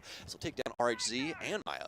Got with a nice shot there, knocking out 2 members, Maya as well as RHZ, both going down here. Good amount of utility going to go with that too, but thankfully it's all deployed in the early round, so at most you're going to be losing like the Nitro cell off of RHZ for late round play. Thankfully, Lagonis still has one in check. He will have to self-throw it. Dash with some great timing though. Waltzes up onto ED just when he was going for his retreat. They've got a great read onto him right now, but Soufflé as well has the response. Is not going to let Team 1 get back into this round so easily. Now looking for the outright exchange, of course, here, and making sure that no one else is roaming down below. It's Direwolves in control of the area around the site, giving them the capability to go for the plan and pinching out at least one of the remaining members of Team 1. Everything falls to Lagonis here. He's going to start with a nice refry, but he's got 3 more to go, and unfortunately doesn't really have great positioning to play from here.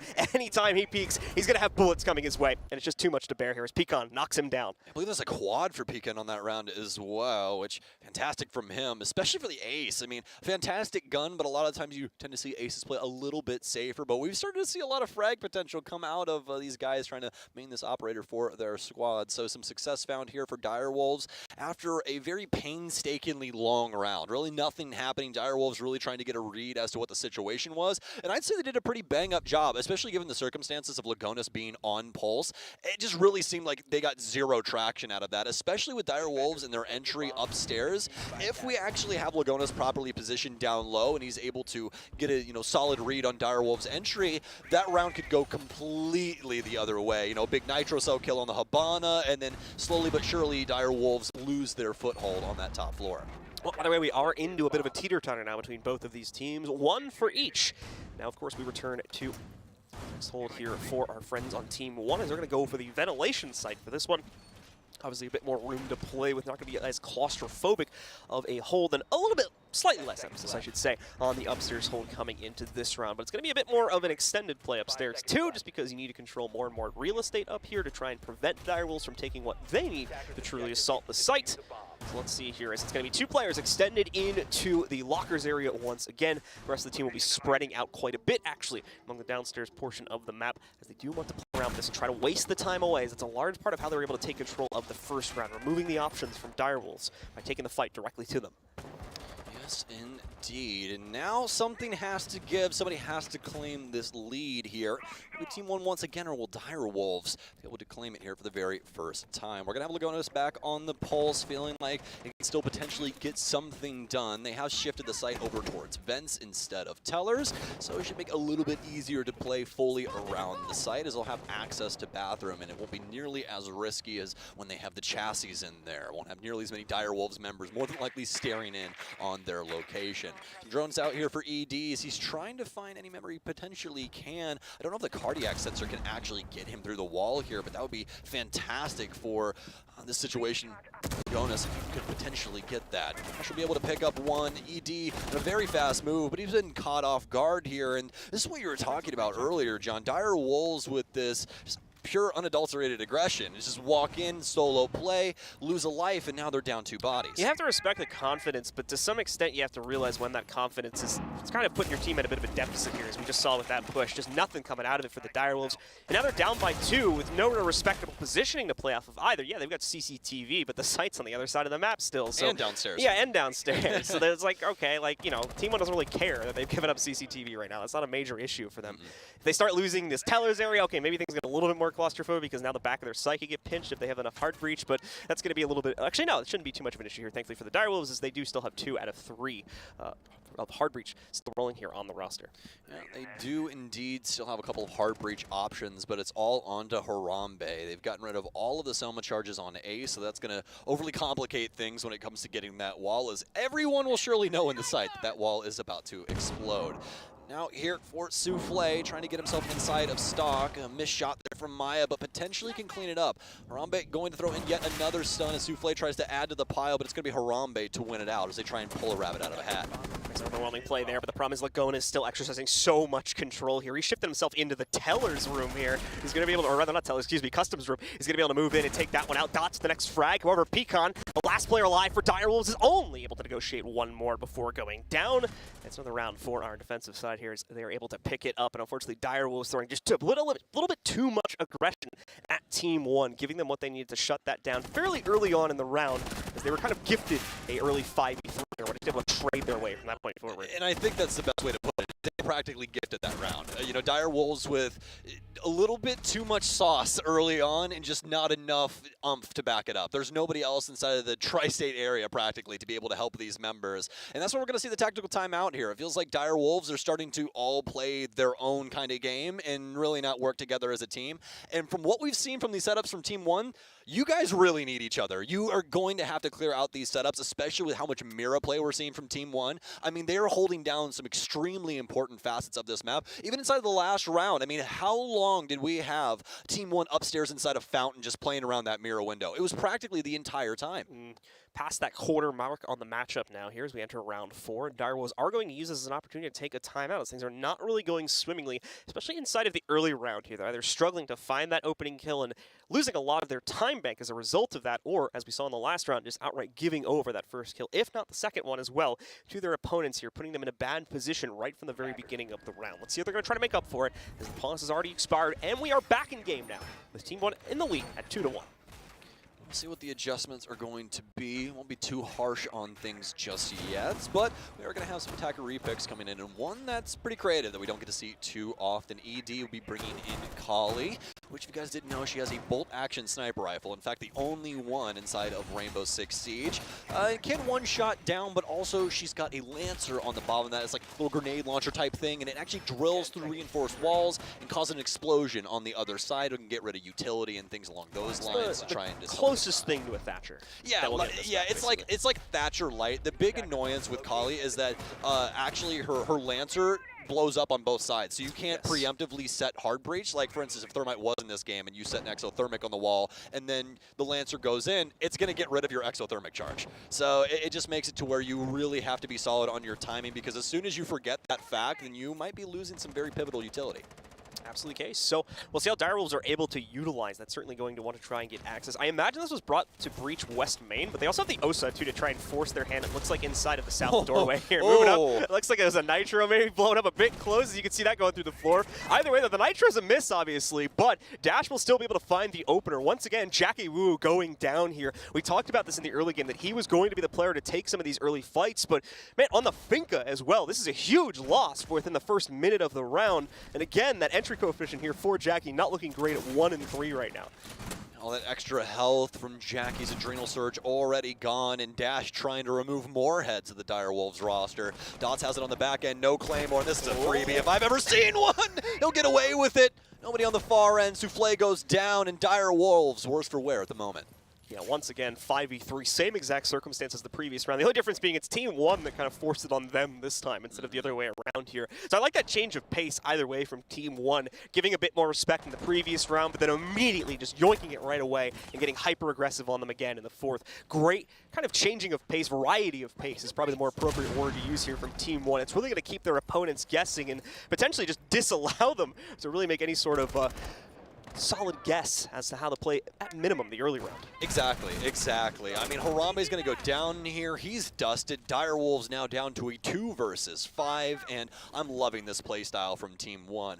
guys more than likely recognized it at home, but they're being very aggressive to the outside of the building while it's also maintaining a very strong defensive standpoint around the site. And that's where Mira helps us, especially with like these mute jammers or Warden with RHZ playing on site. Whole reason RHZ only has 2 kills is because these opening engagements have been so easy for Team 1. They're just going to continue to take them. They're literally chasing ED outside. He wins the initial fight with the pocket F2, but he's got a long road ahead of him. Yeah, at this point, just stat padding for ED, so another kind of pseudo timeout because this round has unfortunately fallen by the wayside, so they're going to use this remaining 40 seconds.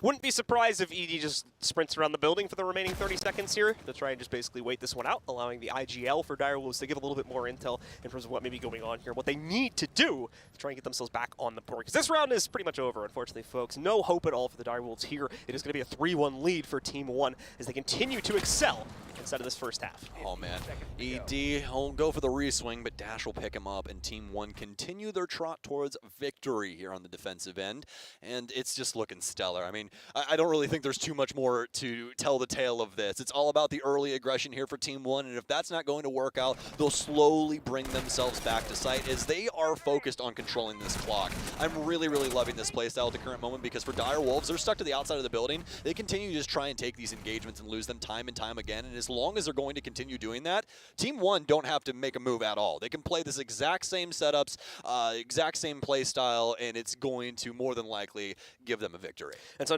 with no need to change that, as Stokes was mentioning, we are going to see pretty much the very same lineup roll itself in once again here.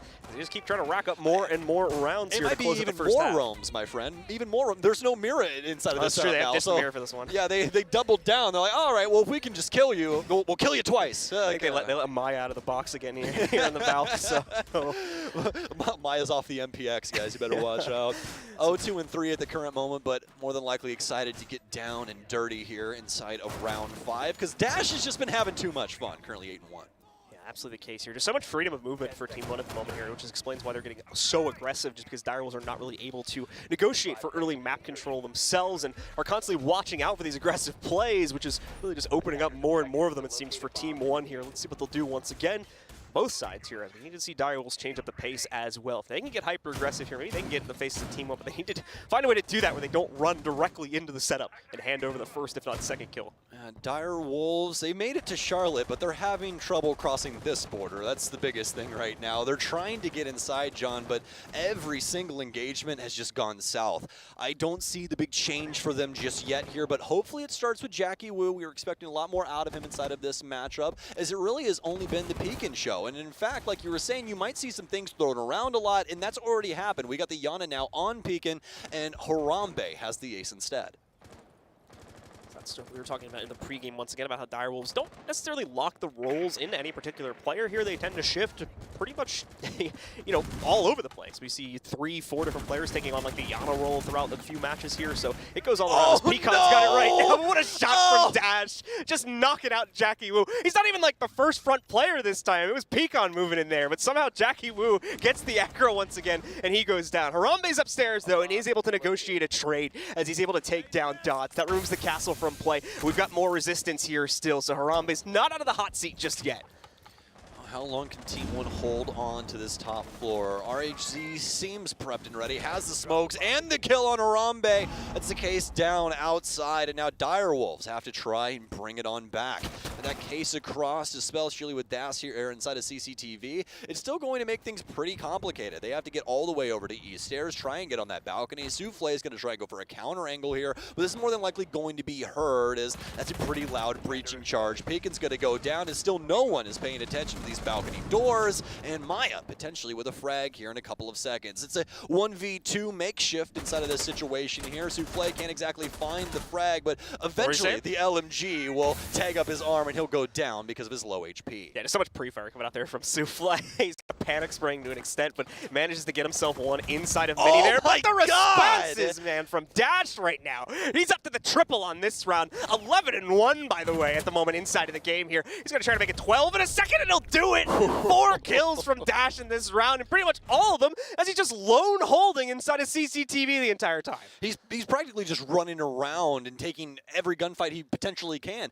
And this is the thing that's very frustrating for the Dire Wolves fans at home. If they come together as a team and find out where these lone wolves are, then they have a much better chance of being able to lock down that part of the map and get that entry frag that they're looking for so badly. But instead, they're giving Team 1 exactly what they want. All right, let's take some disjointed 1v1s. Hopefully we win them, and if we don't, we might just try and get aggressive somewhere else and try and get our kills back. But it just doesn't work. Team 1's play style into this play style is just too strong. They deal with this kind of thing all the time in their region. Dire Wolves isn't going to throw some, weird thing at them in the aggressive vein that's going to throw them off their game.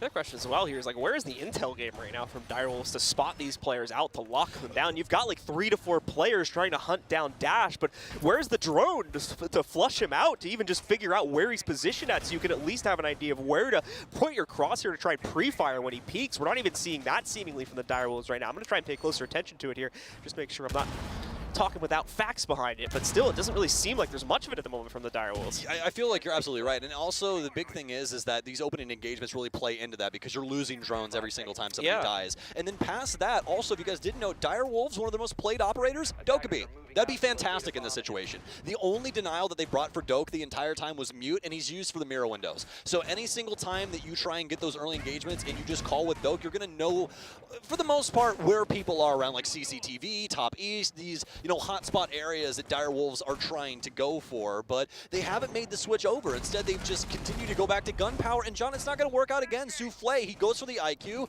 trying to counter out the Pulse as well as the Valkyrie, but he's already off the board. Just go back to the drone point. Never saw one. Never saw a silhouette of one trying to move through that whatsoever. Just no idea. Just no intel, it seems, from the Dire Wolves right now. Dot's pretty much the same thing. There was a drone kind of lurking around the balcony area, so maybe they were able to... They killed that IQ outside, John. He died outside of Passport right there. Oh my goodness. Yeah, so that means I thought that was upstairs. Yeah, was it Dots who got the kill? Yeah, I think so, yeah. Wow, incredible. Well, either way, Team 1 just exercising full control of the early round right now, not giving Dire Wolves an inch to play into. A little foot or two here to get themselves around. Was able to negotiate that one still, but it's not going to be enough to play off if we end up at a 5-1 half in favor of Team 1. They will have the ultimate advantage here. Team 1 seems to be reading into the potential movements from the Dire Wolves too here. They're going to be moving around that deployable shield, I think bracing it rather, against the push from Archive's side instead, as it looks like that's where Dire Wolves are trying to prime most of their aggression for this take. Yeah, pretty solid side, especially with Ace along for the ride. They'll be able to get control of quite a few of these walls around the area. The big issue right now, though, is what do they do about the Mira setup inside of Fountain? They still have Jackie Wu with frags as well as ED, so they actually do have the potential to clear this out pretty handedly, but it's just how they use the remaining moments of this timer, because as we've seen, it usually comes down to a quick drone or two, somebody else will die, and then you are down to a 2v whatever situation, and it's usually Team 1 coming out on top. And once again, such solid positioning here from Team 1, these rat corners that Dire Wolves are not looking into. Jackie Wu with a quick swing, and he's literally on his clone. And now, more than likely, dead in a couple of moments. No. Oh, the trigger discipline. You don't get these very often in Siege, and he'll be able to win it out. Just missing the head by a couple of moments there. But that might be the dagger to end it here for round 6. Yeah, how many times have we said this? A 5v3 in the favor of Team 1 yet again here, as they've set like themselves a broken record. Obviously, it took a bit longer to get to that point at least, but it's still the circumstances that have been put before the Dire Wolves here.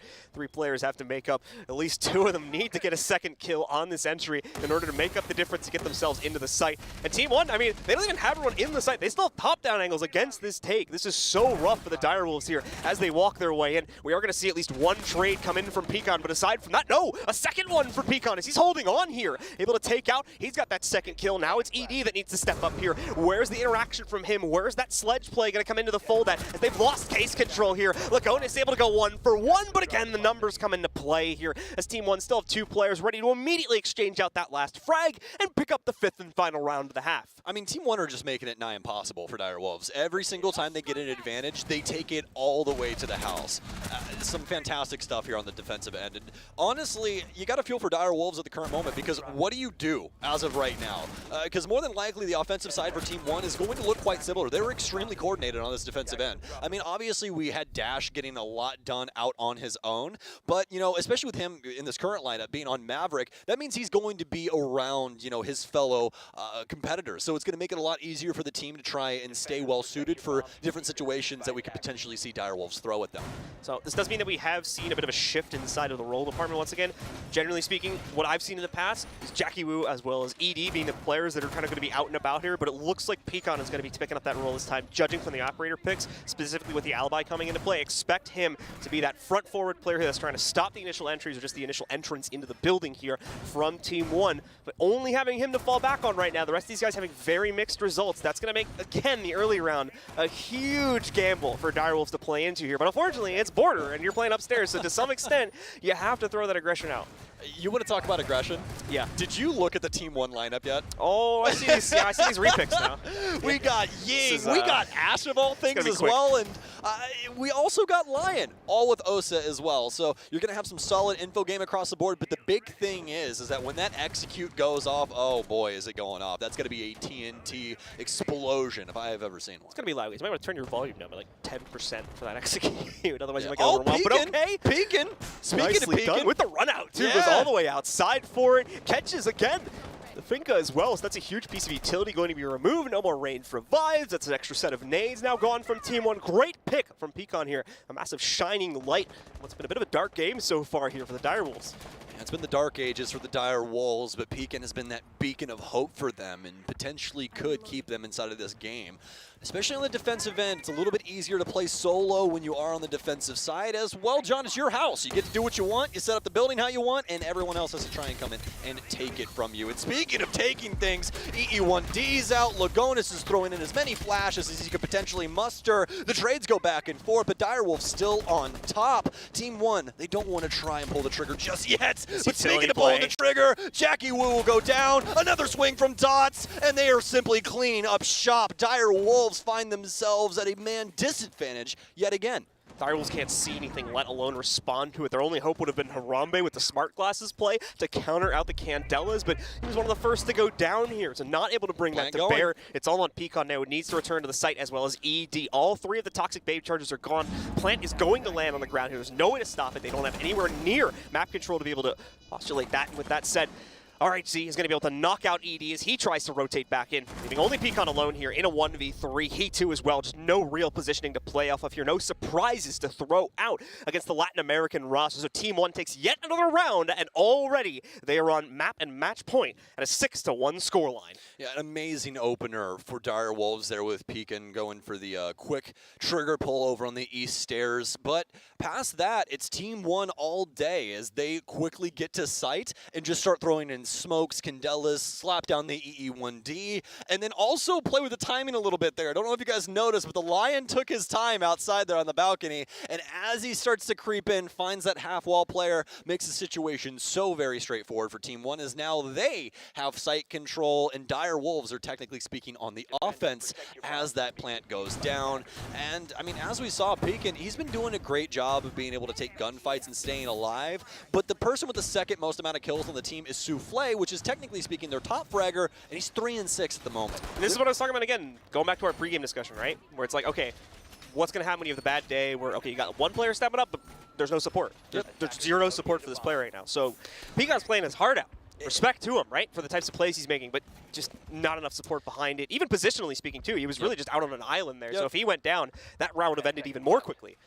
Yeah, and it's very painful to watch at certain moments as well, because that's kind of what that playstyle does for you. It's a make or break. Either you steamroll the opposition, or they're going to get a couple of picks and make it damn near impossible for you to get anything done. So, you know, here for Direwolves, we'll see if they try and go for the early aggression yet again, as it did work out the last time. Pecan will be using a bit of a different window, a different avenue, if you will, to try and pick up an early frag, but nothing to it here initially, as Team 1 are going to take their time in the opening minute.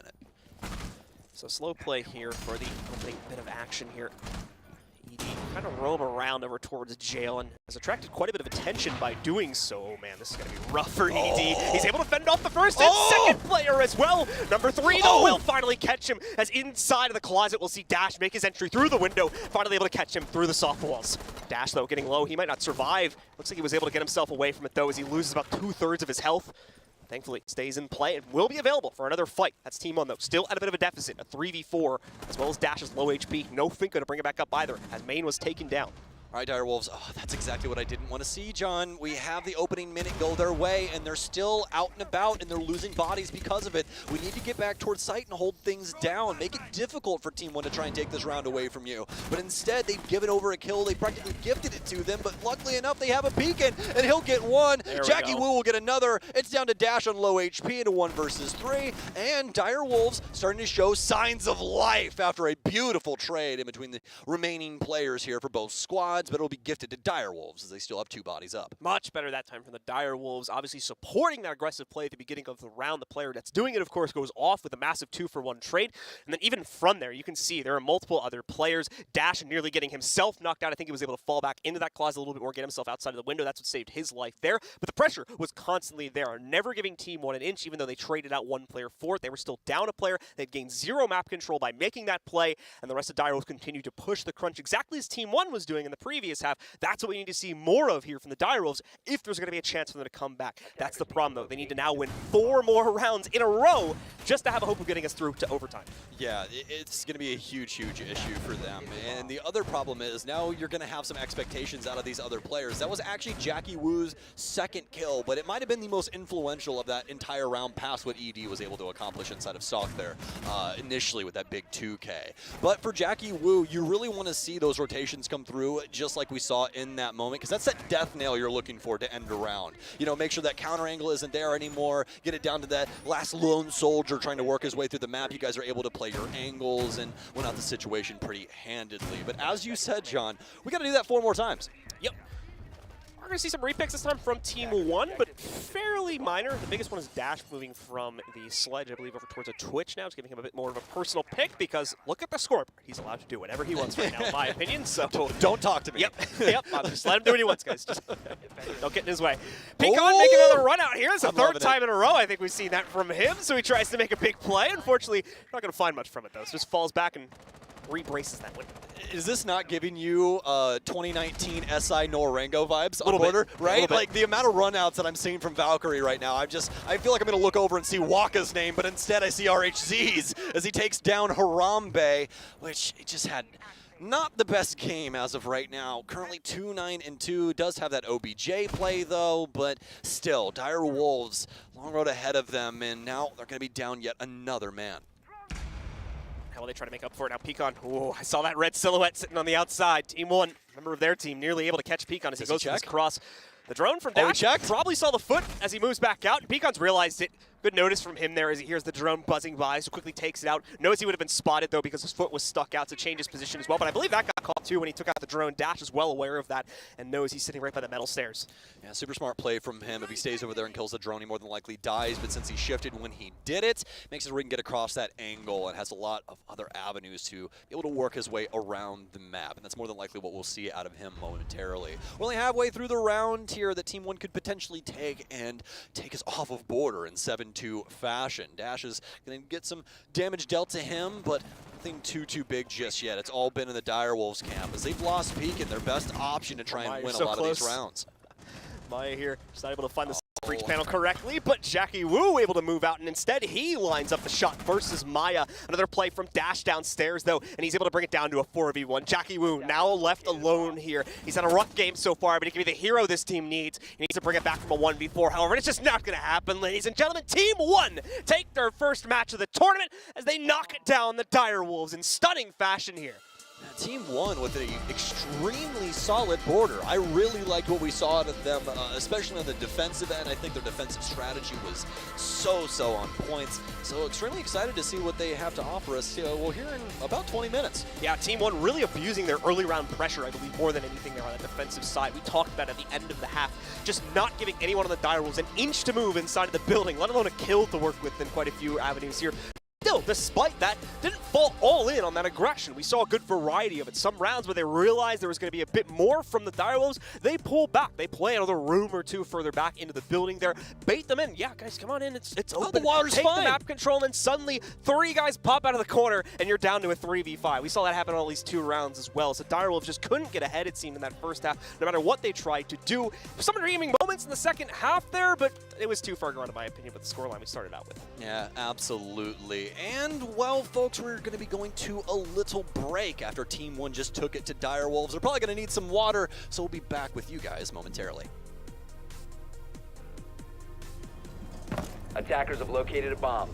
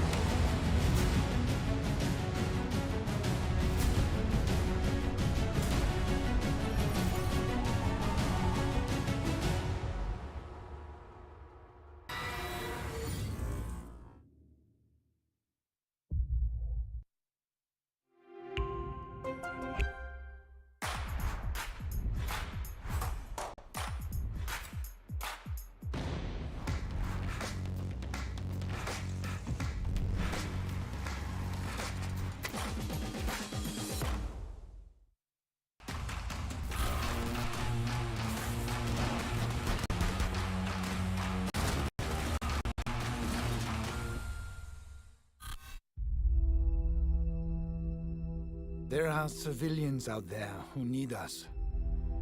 They can't fight back. They can't escape.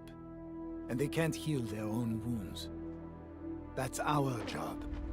And we're the best at it. By being careful and compassionate, we can make the world a safer place for everyone.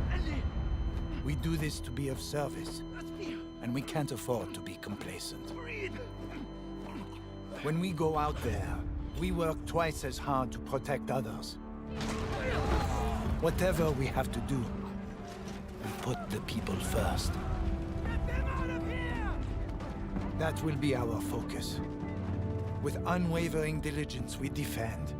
And we get to say that when Wolfguard is on the field, things will be different.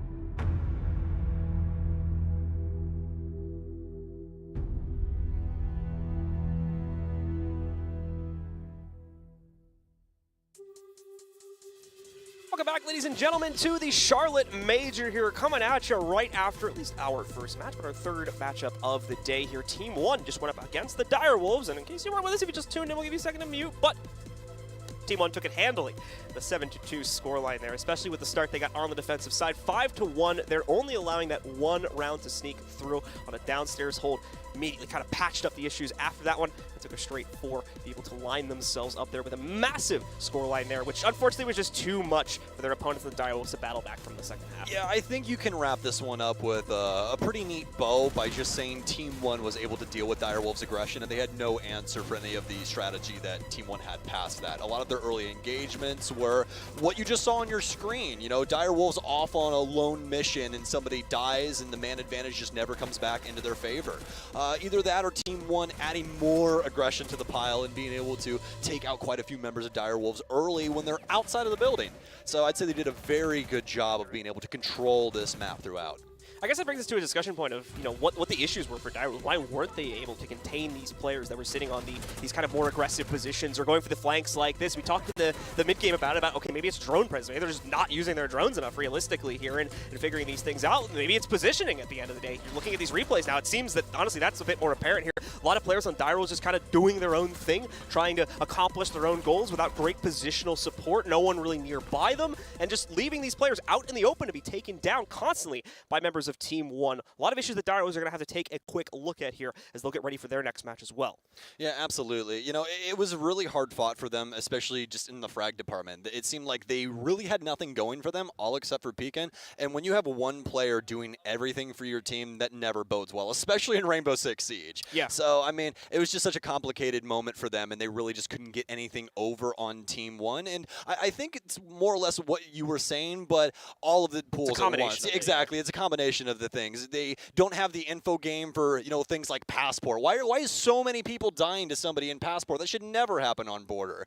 And then also, with that being said, it's also position-based as well, where they're not able to really capitalize on those kind of situations because they're so spread across the entire map, which on a map like Border, you'd expect them to be more tight-knit just given the size of the map overall. There's a new problem that I'm actually just kind of thinking about too, because this team is like so amorphous with their roles. Is that's like taking up like mental space for them. Is like now they're constantly thinking about like, okay, like who is going to like pick up. It's no longer the checklist because you're playing a completely different well, role. It's not only that, but it's like IGL now has to think like, okay, you like, all right, this guy's going to pick up Finka next round. Like you're worried about that. It's just another factor that's coming into play now, and it might be taking up like too much of the mental space for this team potentially, if that is something that is happening. Like again, I'm making an assumption here, so I could be completely wrong on this, but it seems like that could be part of the issue too, is that the comms are not clear enough, or that they're too clogged with other things that are just trying to formulate their own game plan. We're not worried about their enemies, which seem to be the true issue inside of that matchup for me.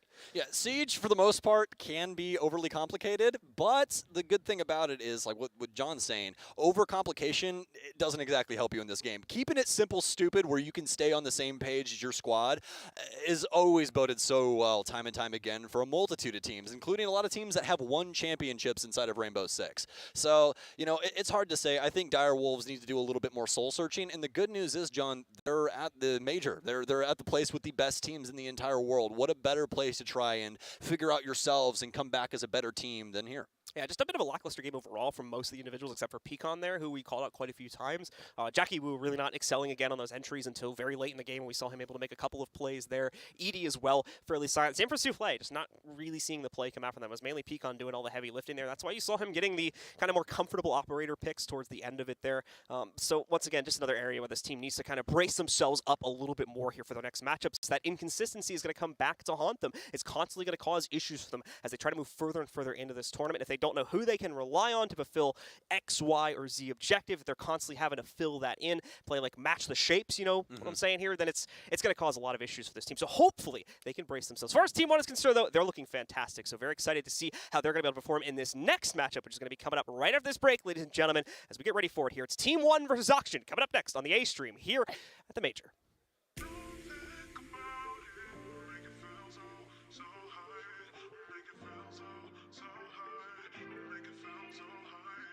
Tell me if it's funny. Disappear, honey. When will you come me or call me? Cause I have for you a great surprise. Oh, you have something in your eyes of power. And I can't deny I love it. There are no limits for us, so we can't understand now. Baby, don't think about it. Make it feel so high. Make it feel so high. Make it feel so high, you never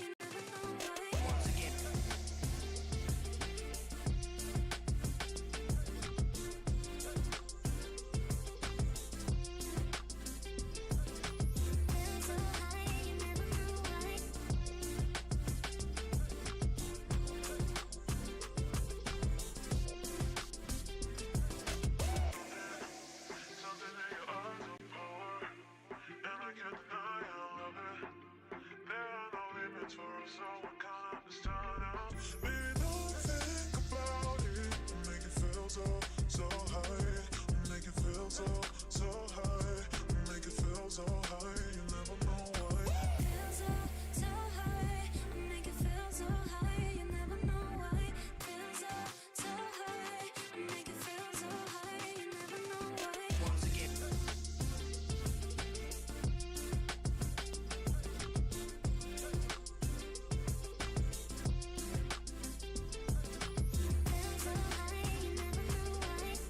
you never know why.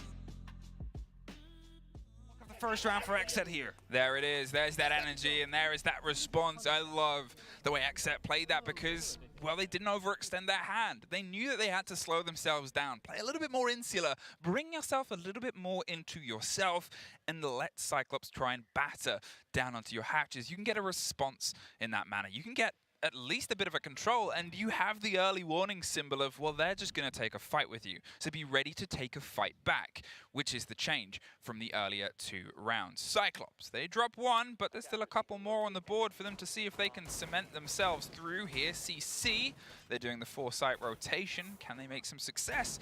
And to be fair, a lot of modern teams can't. No, a lot of modern teams are unable to do so at the last couple of months, maybe even year, because we've said about it before. It is such a default setup, normally on the defense. This is something we do not very often see. And there might be a reason for that. Either way, it is a step-by-step plan. You go for the breach outside. You go and take the garage control at that point. That moment, you have an opportunity to go for a plant. So you need to deny either. Now, we all know that with all the gadgets available nowadays, it is almost impossible to keep that garage, not the garage, the balcony wall shut. There's grenades coming from underneath. There is RC Roteros coming around the corner. Twitch drones that suddenly can jump. There's so much going on, and it's just difficult to keep it shut.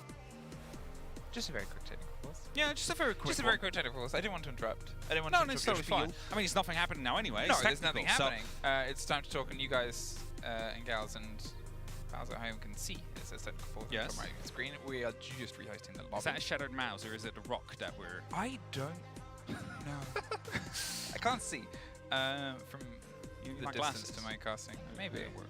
Maybe it's like XR Tracker, Ollie SI, where you find exactly. And went, is this how people are supposed to see it? Now wears glasses. And Milos... I'm very happy I enlightened his life of what true vision could be. Okay, so 2-1. XSET have just been able to find a round back. As I said, 2 over this half isn't the end of the world. It's a pretty standard position for how these two teams approach this map and how this map likes to sort of play itself. Okay, sure, you might see in a more attacker sort of driven game that attackers will have that 4-2 split into their half, but it's still that sort of build around. It doesn't have that even balance that a lot of other maps and a lot of other players and places do.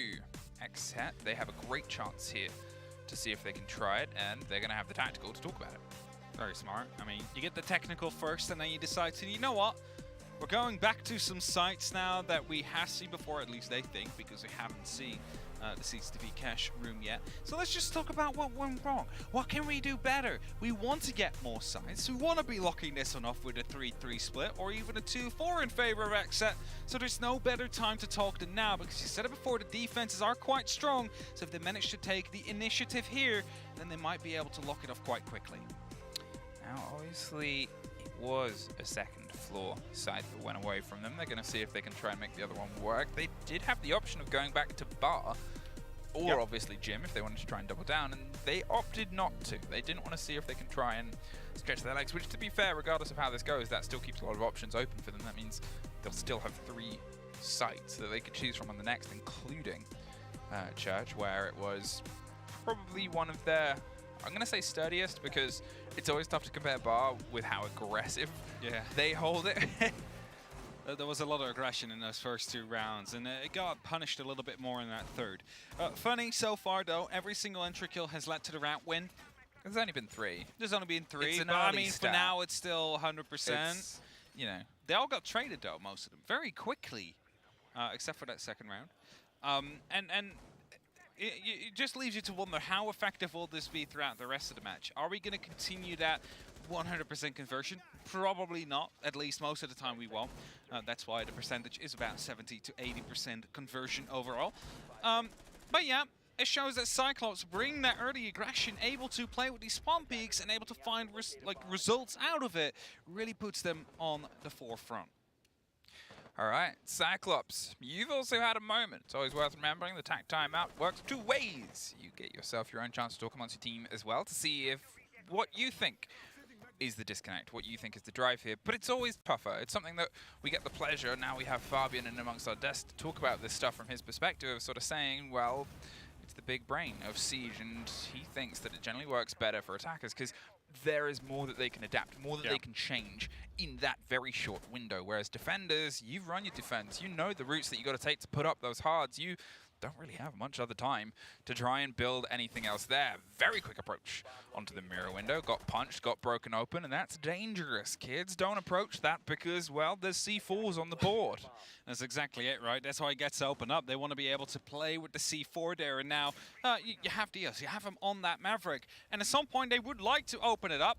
They will do so instead with one of those Selmas, so not really going to be able to do much about it. However, not completely open up. I believe you might have just been able to see that there, which will definitely provide some issues later on.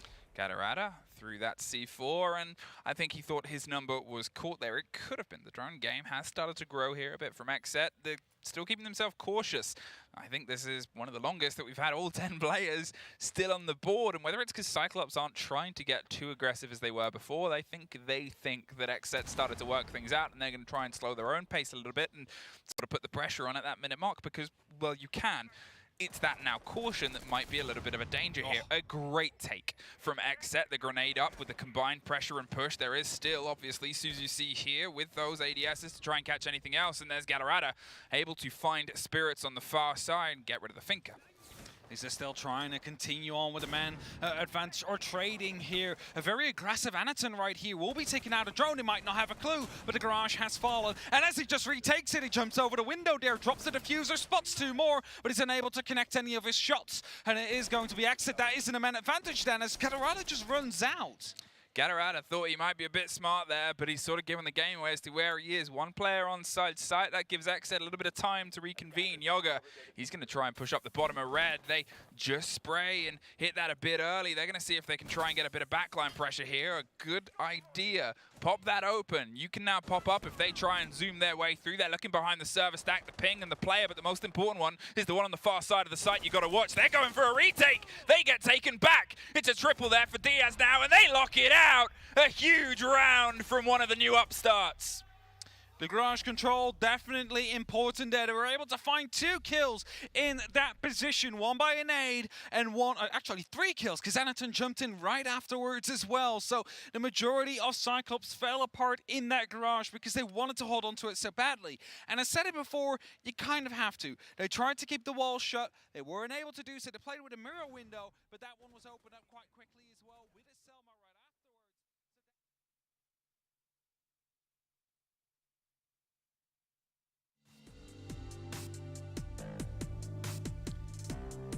Welcome back, ladies and gentlemen. Getting ready to head into our 4th matchup of the day here at the Charlotte Major. You just saw Team 1 take down their first opponent. Now they need to get ready to take down a second one, as Oxygen is getting ready to face off against them here. One of the brightest stars from North America inside of this season, as they did a slight roster rebuild as well. Kept the core 3, of course, for anybody who hasn't been keeping attention on the NAL, but have added 2 new wrinkles to the play, and it seemed to have worked out very, very well, especially in the earlier portion of the NAL. Things did taper off slightly as we got towards the end of the stage, but overall, this team is looking on fire right now. We'll have to see if that fire is going to be enough to burn out Team 1 in this matchup, though, because they looked absolutely on point in their game versus the Direwolves. Absolutely. And, you know, well, speaking for Oxygen, arguably one of the strongest teams North America has here representing. For a lot of fans, I'd say, you know, some of the talent is kind of leaning more towards Astralis, but the general consensus is that Oxygen are supposed to go deep at this tournament. And honestly, that's the expectation that I hold for them as well. They had a fiery stage. Dream was playing so fantastic. Newers had a great start, kind of dwindled off near the tail end, but when you have Vertical popping off as the best player in the entire league, who even needs Newers in that current moment? Yeah, absolutely the case here. It seems like this new roster for Oxygen, especially bringing Dream into the fold, it seems like he's meshing very well with that core 3 that's been here. He's the vibes for this He's team. like a very good center for this squad, it seems. So really great vibes, as you said, for the squad. Nurs as well seems to be fitting in really well, especially with like Fox and those guys there. And as we saw, especially in the earlier portions of the NAL stage, absolutely fragging out. A huge proponent to why this team was able to crush so many of their initial matchups there was Nurs just going absolutely crazy inside of those games. Again, though, key point, has tapered off, has fallen away since then. So there's a little bit of an issue in terms of, or rather a question, I think is the more appropriate way to say it, in terms of how this team is going to perform here on LAN. Yeah, absolutely. You know, it's going to be quite interesting to see, especially given the circumstances we have inside of this matchup. Just to remind you guys, Team 1 is playing from Mexico. And if you didn't know, all of the NAL, well, it happens on land. We have True. our own thing going on over in Las Vegas. That's where all the players live. That's where they LATAM play. does too. Yes, Brazilian LATAM does at least. indeed. Yeah. So that's a big switch up for them as well. You know, playing right into the point. They're not playing on ping, which is a big difference inside of Siege. If you guys have ever experienced that. Absolutely the case here. So Oxygen, another big thing we can harp on with this team, right, is just kind of the overall story for Oxygen if you want to go further back, even like the old Rex/Cloud9 roster as well. They've been looking for this type of glory, finally a trophy to lift for so long. And unfortunately, it's just been a really unfortunate run, it seems, at every single event. SI was a bit of an exception. They went fairly deep at that one. It seemed like they really hit the ground running. Just again, those other international teams a little bit too much to make their way past ultimately. But here, once again, they've got a great roster, a great storyline heading into it. Will this be their chance to finally lift it? Maybe so. We'll have to find out. Let's go ahead and get the maps up on screen, though, and see where exactly this is going to play towards. I think we're going to end up on very interesting territory between these two teams. The first ban is out. Oregon gets knocked away. That's NA's kind of home territory, so it makes perfect sense for Team 1 to take that away. Oxygen knocking out Skyscraper. NA does not really like Skyscraper right now, so it makes perfect sense there. Theme Park, again, once again, a fairly NA-centric map, so we'll get rid of that one. Oxygen wanting to knock out Border. Clubhouse is removed as well. Cafe to follow that from OXG. Just moving right along with it. Leaves us with a few more picks remaining as Bank is knocked out by Team 1. And finally, bring it down to our last two here. Chalet eliminated, which means we are going to Villa for this matchup. And we can already talk about the stats in this one. This is going to be very interesting. Only one play on the docket from Team 1. It's a loss, but it's against Team Liquid, and it's fairly close at 4-7. In the meantime, for Oxygen, they have never played this, with this roster, of course. And on top of that, they've banned it 8 times. Yeah. So this seemingly was in permaban territory up until this event. So they've got something up their sleeve, it seems. Wait, hold on, John. Breaking news. I'm getting this in from our production team. Apparently, the holdup is Laxing needs a pillow. And not only that, but apparently they're getting it from the hotel. They sent someone across the entire place to actually go get a pillow. If you guys don't know, it's about a 15-minute walk from where John and I are currently standing. Well, to actually to get it and come back. Okay, yeah, Thank round you. trip. Okay, maybe, yeah, okay. You know, I was just trying to give some certain. I was gonna say we're like circumstances. pretty close. Yeah, we're definitely pretty close, and more than likely, a lot of you guys will be pretty close to the venue when you actually get here in on whether it be Thursday or you're getting a little earlier or whatever. But we'll definitely have you guys in on Friday. It's gonna be an exciting time. But whilst we wait for Laxing to get more comfortable than he already is, well, luckily enough, we still got some very serious things to talk about, like Team 1's previous game up against Dire Wolves, where we saw Dash go absolutely nuclear. A 2.2 rating, 17-4. That's plus 13, by the way. 3-0 on entry with 100% cost. And that's not even my favorite part about this entire stat list, John. We got to talk about that 1.89 KPR, which was backed up by a 1.33 from Dots. Team 1 looked so solid on Border, but it's going to be a big change-up when it comes to how these maps play out in comparison to Villa. Yeah, he was really going absolutely nuclear. Here's the thing, though. We've seen Oxygen and how they play, at least inside of the NAL. They are excellent at early clears. They are amazing at knocking these players out, especially when Newers was on point earlier on in the season. There would be rounds where him or Laxing would just waltz right into a building and execute 3 players seemingly out of nowhere. If we get that Oxygen today, I don't believe Team 1 is going to want to play as aggressively as we saw on Border. They're going to have to give a lot more respect over to this OXG roster, and more importantly than that as well, have to play a bit more trickily in order to make those more aggressive plays work out for them, as well as they did on the defensive side in the last map. Yeah, I mean, as you were saying, their enter game is incredible, especially when you have Newers and Vertical actually tied for entry at 19-10, both plus 9. So, I mean, you always have like a strong opener. The biggest issue that they've had inside of these opening engagements is that Dream does have a tendency to die. He's actually got the most, or actually no, the second most deaths for the opening kill behind Foxay, which isn't exactly the best stat for your support, but it is what it is. Oxygen have found their mark time and time again. It's very hard to try and knock them on really anything that they've been able to do in these last couple of months. Absolutely the case here. So once again, that's going to leave the big question open more for Team 1 than anyone in terms of what Oxygen is going to bring to the table. Obviously, they'll be prepared to play this map, even with the factor of them not having played it and officials being the case. They would have run it inside of the NA region, inside of scrims and things like that. So like I said, they certainly have something up their sleeve, but it's untested, I'm going to assume, on international soil, unless they were able to get a scrim going a few days ago. So it's a bit of a risk from Oxygen to deploy towards it, as assumably Team 1 is going to feel pretty confident to play into this one as well, given their close result versus Team Liquid. Obviously, one of the highlights for this tournament coming in from Latin America. We'll be seeing them play a little bit later today as well. So one of the teams that will be also on site as well. So one of the best hopes right now from Latin America to make their way through to a later stage of this tournament. Fingers crossed. Fingers crossed. Not trying to jinx it. I mean, John, I got this little blue book that I bought just to take some extra notes and keep on hand. I like always having something around I can write on. It's just better for me mentally over the iPad for some odd reason. But the big thing is that, you know, I like writing down little tidbits inside of this book. And the thing that I wrote about Nesk is probably the best player of all time. And I would love to try and argue that with anyone. Nesk is so unbelievably incredible, and hopefully him as well as Palu, the highest kills of any player in competitive history, will do very well, as their deadliest duo moniker has been allocated to them for quite some time. And with the reinforcements of Ask as well as resets, things have looked so strong for them, and PSK as well, which is hilarious because PSK such a fantastic player, but he's just overdoing kind of his own thing for Liquid and making sure that, you know, all those heavy lifting jobs are getting done so that everybody else can find their success. You know, I'm extremely excited to see how they do at this tournament. And I think a big thing is quite a few, you know, talent players and people just inside of the Siege community in general feel as though this is Liquid's land to win.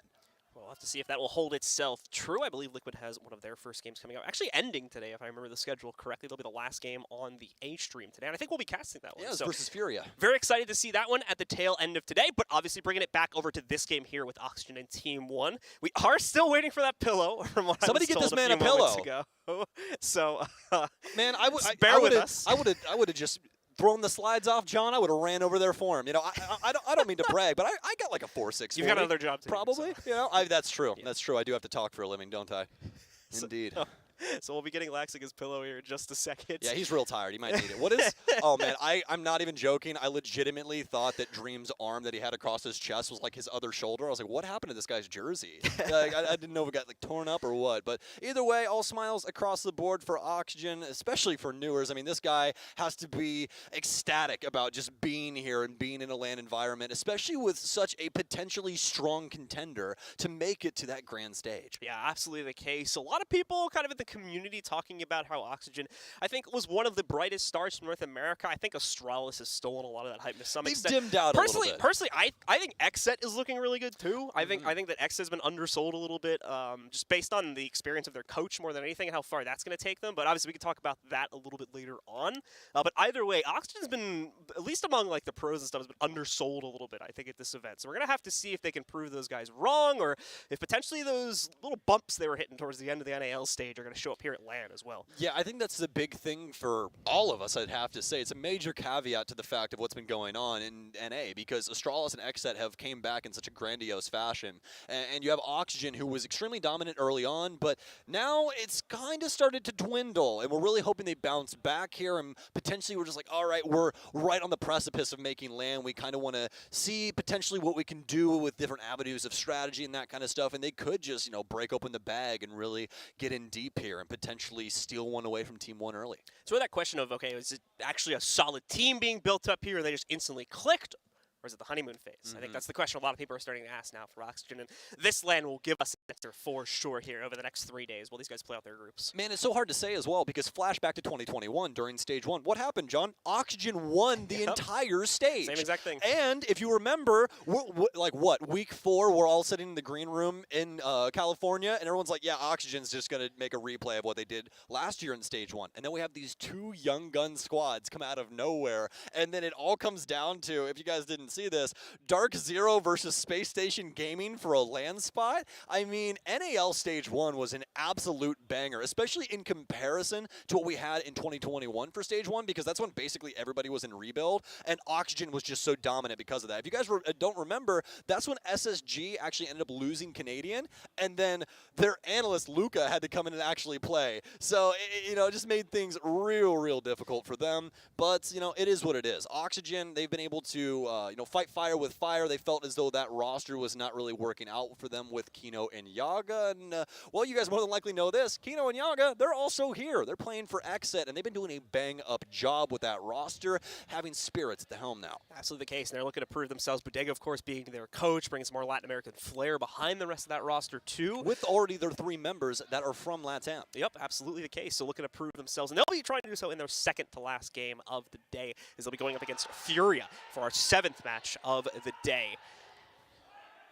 It's looking like, once again, we've got our other match going on as well, and that one's still looking fairly close. And it's looking like it's currently, spoiler alert, mute, I'll give you a second.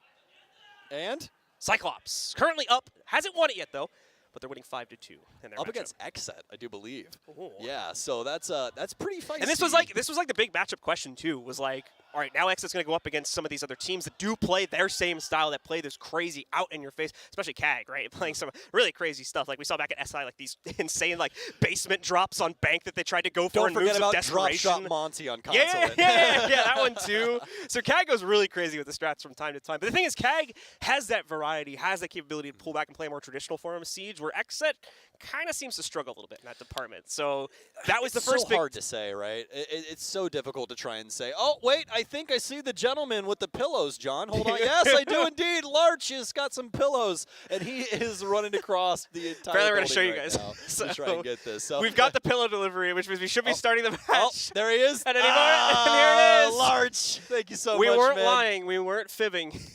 I promise you guys. Oh, it was for Vert Oh, it was for well. Vert, too. Okay. Okay, listen, I'm going to tell you right now, all of Twitter is going to clown you guys if you lose this game after having to wait for 10 minutes to get pillows. But, you know, it is what it is. If you're not gaming in comfort, are you really gaming? And I mean, on a very serious note, player comfort is a very serious issue. We want to make sure players have enough desk space, have comfortable chairs. I mean, Laxy's a big guy. I don't know if you guys have seen him. He's a little stocky. So it is a very serious issue. And we do want to make sure the players are not, dealing with, like, something like poking into their back or whatever, whatever the problem is. Perfect example of this. You remember Eminem from SI? Yeah. How I can't remember which player it was, but he was literally checking everything on his desk to make sure it was exactly the same height, same place. Oh, I do remember this. Yeah, everything like across the board. Yeah, just to make sure he literally had a tape measure to make sure that everything was prim and proper, just like his home setup. And I mean, hey, if you're playing with a pillow behind your back at home, then you're more than likely going to want one at LAN, and we got it figured out. And luckily enough, we don't have to wait any longer to start things here on Villa. And Team 1 already hitting us with the spice. I'm loving it. Sledge coming off of the field and will not be used here on Villa. That's really going to hinder quite a bit of the vertical play. Doesn't matter much for Team 1, though. They bring a lot of buck play into the field. Somewhere around like 30% of their picks are buck picks. So that's actually not much of an issue for them, as they're already used to playing with the alternative option that Oxygen are going to be forced into now. As a result of that, will of course complicate the grenade situation too by knocking him out. Jackal's the follow-up there. That's just going to help probably to bolster Oxygen's roam game a little bit. We know Laxing, he's kind of got this infamous play style where he just kind of goes out on his own, does whatever, and his teammates gets away with it. Yeah, and gets away with it. And his teammates just believe him pretty much there. So we'll see Valkyrie go for the second ban for Oxygen. We are going to pause for a sec here once we get in game, folks. We'll investigate that quickly. Well, my following it up once again, just wanting to knock out a bit of the utility mitigation so the nades will be able to burst their way through. A multitude of very straightforward bans, minus the sledge. That one, you got to look a little bit deeper beyond the veil to see exactly what's going on with that. But as John was mentioning earlier, it's just going to force other soft breaches to come into play, especially for that verticality, and how often we see that on a map like Villa, specifically around Kitchen. Whenever you hit that tertiary site, you're going to see a lot of vertical play inside of Master. Past that, Sledge is usually just really, really solid for trying to clear things out like castle barricades and stuff like that on more of a horizontal front.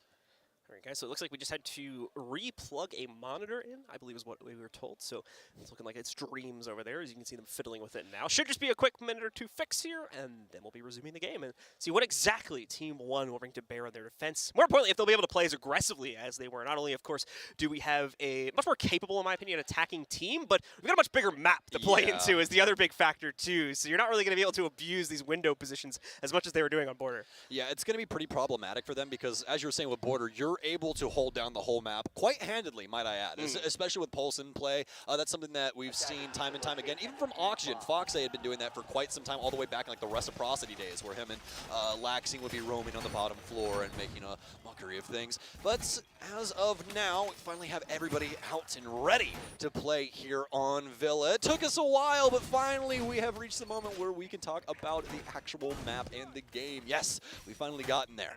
And also, just to make sure you guys are aware, we got some pretty damn cool skins inside of this game for our esports bundles. Make sure you guys go check that out in the in-game store. And, in fact, you can represent both of these teams that you currently see on your screen.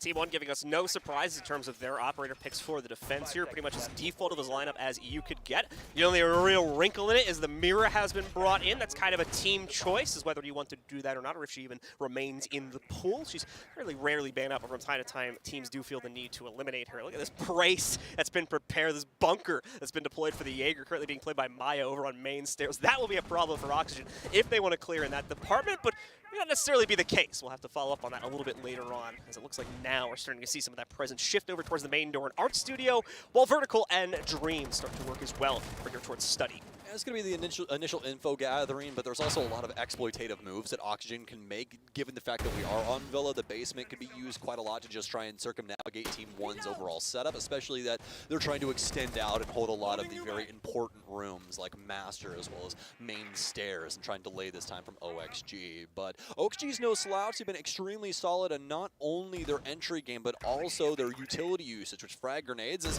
once about to go off, but actually it's an E1D, or rather a EMP instead, as we don't get to see Thatcher all that much, but finally have him in for a game here, and that'll eat up those ADSs, making it a lot easier to get rid of that deployable shield.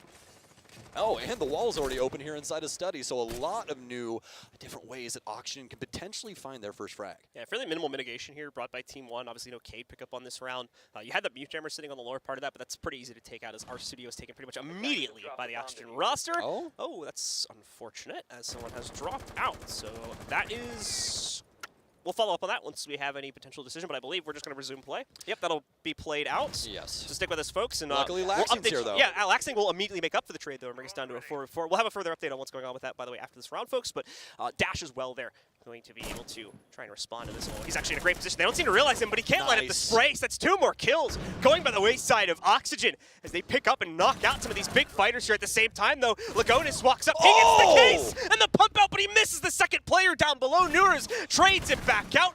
We're going to see RHC jump around a little bit here, but still, no! Can't be eliminated just yet. Nuras goes down, and now it's only Foxy alive against RHC, who's got less than 50% HP to play on now. 50 seconds, like we said before. The case was dropped over by Mainstair. Should be retrievable by Foxy, but he's not in the area. As you can see, he's on the opposite side nearly of the map right now. Needs to try and figure out a way to get himself around there, figure out where RHC's position is, and pick up the case potentially if he still wants to play into the site. Yeah, Foxy doesn't want that case. He wants this frag, John. He's going to be able to get rid of the mirror window and make it a little bit more complex here for RHZ to try and play into this. Foxy also with the 1.5, so these longer angles will assist him. But that doesn't mean that the Vector's any slouch. A single bullet to the head of Foxy will end this round in favor of Team 1. In fact, they should have never gotten it to here in the first place, but yet we have this one-on-one going down inside of games. Foxy with a beautiful flick. It only takes a pixel to be exposed from RHZ, and his head is lopped off.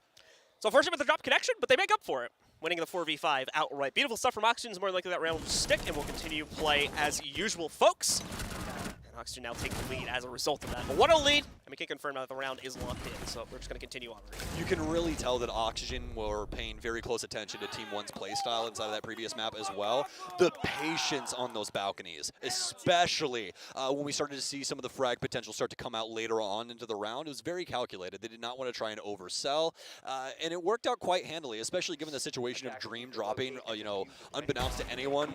So it makes it a lot easier for them that they were, you know, kind of, you know, in that overall strategy that they were at that current moment, because having Dream drop there, especially playing the operator that he is, makes things a little bit complex, mostly to the point where they're not really allowed to open any new lines of sight and make it difficult to try and play around the area inside of, you know, Team 1's defensive space. All right, so Oxygen in charge here. We are not going to replay the same upstairs hold from Team 1. Instead, they will shift downwards and put themselves into a living room, surprisingly. Not the first site we see teams go to, but Latin American choice actually tends to drift the other direction in there. Latin America, I think, favors the living room play more than they do the kitchen hold from what I've generally seen inside of that region, so it makes perfect sense considering the circumstances here. Both teams will be prepared to attack, and thankfully we get a healthy amount of play on this site inside North America too, so they should know exactly how to approach this. Yes, indeed. And also Villa just being in for so unbelievably long. Usually the protocol for this site is taking control of AVG, Aviator Games, whatever you guys call it, at home, and trying to get some control over the verticality in that area. Now, if you remember, Sledge is indeed banned here, so we're going to be looking to some other players to potentially try and pick that up. But bad news bears for Oxygen, they don't actually have a soft breach at the current moment. Had some 6 picks comes through, laxing onto the Lion. Vertical now playing Capitao with the LMG, so that LMG meta is still strong in the current day. It's going to be fairly slowly wound up for both teams here, and neither one able to take the initial fight immediately. Dash seems to be flirting with the potential of it over towards top Astro there, as he has a player from Oxygen on hell below him, but it's still a tough fight to really postulate towards here. He's got to watch out for the mudroom entries as well, as you know that's an area that Oxygen are going to want to try and get control of here as we barrel down towards the end of the round. Doesn't necessarily need to worry about it immediately, but still going back for a check here since he's not really able to push towards much on that top Astro fight. Slow and steady apparently wins the race at the current moment here for Oxygen, trying to see where they can potentially strike next and find their opening frag for round 2. Drones ahead of Newers here, and he's already had a strong start, 2-1 at the current moment, and we're hoping that this train continues, and potentially his first game here could be a huge pop-off.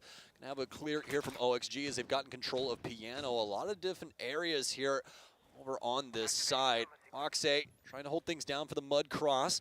Lots of different ways that Team 1 could be severely punished at the current moment, especially with the lacking intel on the position of these OXG members, but they have been able to at least maintain this man count.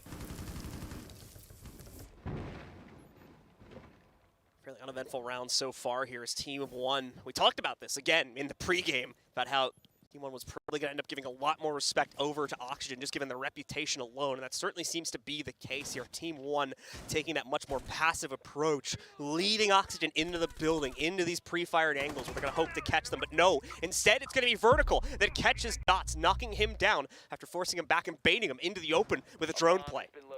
Team 1 don't know where the next hand will come from, and it seems that it's going to be a burst through the Art Vault as continually the Team 1 bodies fall. RHZ has to drop back into the bathroom, but they have footholds here that are actually going to play against him if anybody got any of that information. Foxay sneaks in from Mud, and I mean, they probably postulated as many possibilities as they could right there, and they've picked the perfect one, John. Cool, calm, and collected. They found their mark. They take out the site players, and they get that plant down. There's no way in hell that Team 1 are allowed back into that site with the now defensive matrix that Oxygen built around it. And the famous, or infamous, depending on how you feel about Dream, clap. But I don't know how you would hate that guy.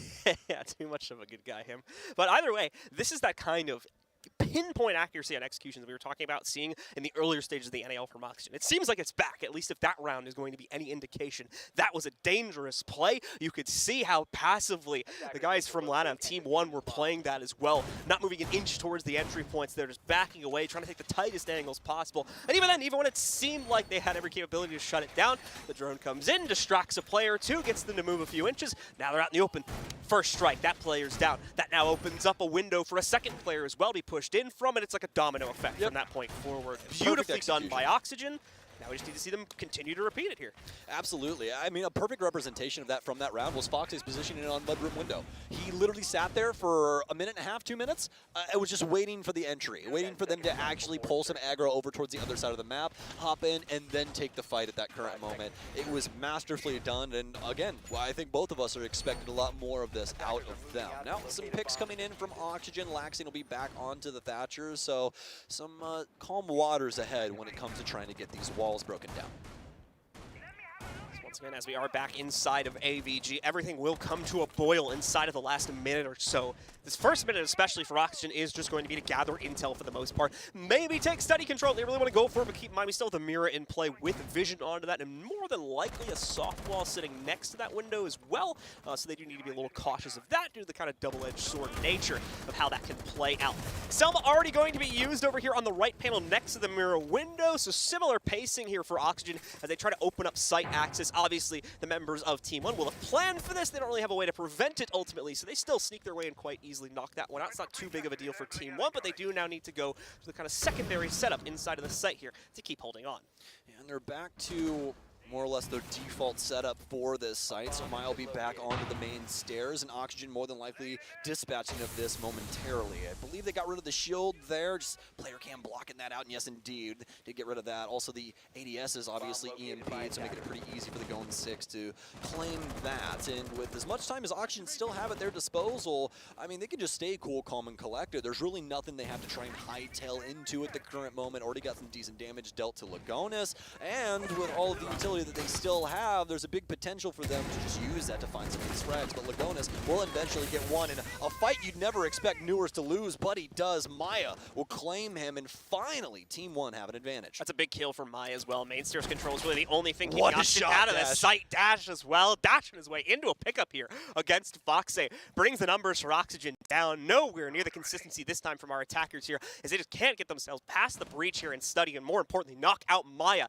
who is the one defending it. If they can trade out against Maya, maybe an opportunity here to bring the round back from a 2v4, but it's looking bleak. That's a good way, though, to change my opinion on it, as Laxing knocks out Lagonis here and brings these numbers down to a much more palatable 2v3, especially when you look at Maya's remaining HP. Oxygen, you're starting to convert us in this round, so we're about to be praying to the OXG gods if they're able to pull this one off. Vertical, some serious damage dealt to Dash, and just to remind you, both of these ARs deal some very, very serious damage, especially the ARX on Vertical. There is definitely a very good chance they still have the opportunity to take this round. Vertical will start working his way up main, in tow with Lax, and they do not have case control. They're just looking for these fights. This could potentially be the round ender here, though, as he's flirting with 90 Dash. We playing out towards Skull Door. He's holding onto that for the moment. A beautiful shot here from Maya as he plays off-centered here inside of the bar area, and Games will win it out as he'll win it from this little coffee spot. Perfectly played by Maya there. Stops the initial entry attempt into Study to clear him out, and then aside from that, is able to play the timing perfectly. Even stuck around on main stairs despite the low HP too, in case anybody wanted to come in and try to refrag real quickly. Then is able to thankfully fall back as Oxygen took a moment to themselves to bring the 2v4 under control.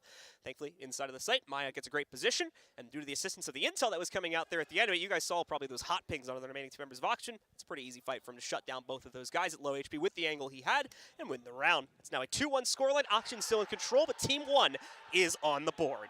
Yes, indeed. Now for Oxygen, it's back to the drawing board to try and see what they can potentially do with round 4. Round 3, I really think you can just chalk it up to the frags not going their way, especially from what we saw from Newers there. You really don't expect that out of your Finka player to swing the potential fight they're trying to take and just spray wide for a majority of their shots. So very unfortunate for him, because if he does take out Maya there, Oxygen have a very good chance of winning that round. Definitely the case. So for Oxygen, bit of a bump in the road. Will it send them off of it entirely is now the question, though, as Team 1 seems to have found a way to get in the way of these executes here, and they're going to something similar yet again. Moving over towards the trophy and statuary side now, we will still see that extended defense inside of AVG. Obviously a much lessened extent onto it now, more of a time-wasting mechanism more than anything here for XG if they do decide to go for a clear on that side of the map. Should we not see that, though? This isn't going to be much of an issue, and we'll see Maya and Dash fall back probably right around the minute-and-a-half mark. We'll have to see a lot of utility for Oxygen to potentially work through, but since it is going to be more of a spread defense, it's just going to be dotted around the map and not really, in a serious volume inside of any one room.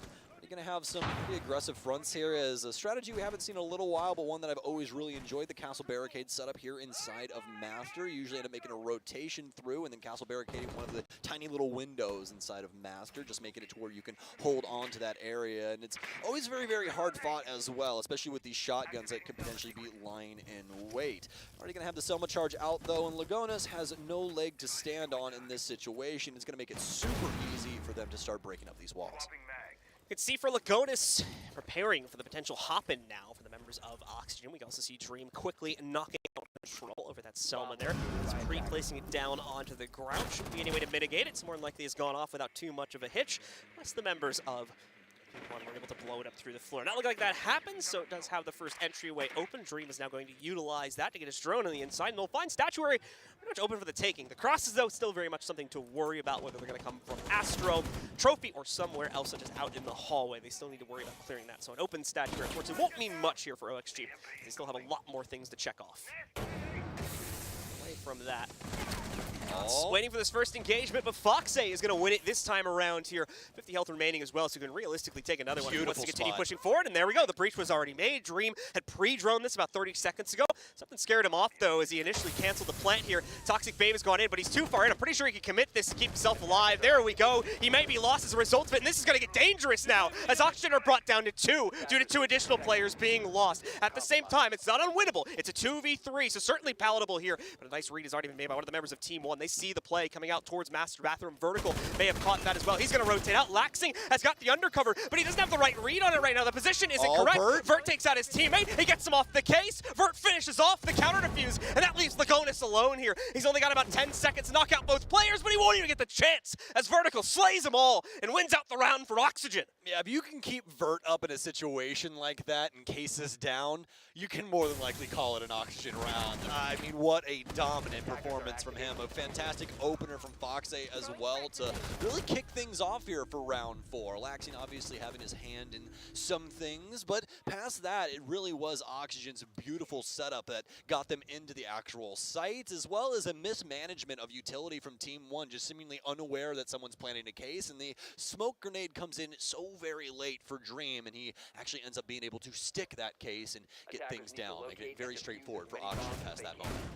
See, a nice sacrifice for Dream to be able to do it, and a bit of a risky moment, too, as Team 1 pick up those refrags pretty much at the same exact moment that Dream's fate had been sealed due to the hard commitment onto the plant. It's the Rocky scene. If he dies, he dies. That's what it is right pretty there. much. So for Oxygen, taking that full control for themselves here at a 3-1 scoreline. Looking very similar to our last matchup, just the stat line's been flipped now. It's Team 1 struggling, but obviously the inter-round play is much, much closer here, so it doesn't tell the full story, it seems, this time. Team 1 coming so close to winning as these are brought down to 2v3s, 2v4s, but just can't negotiate for a lot of their wins.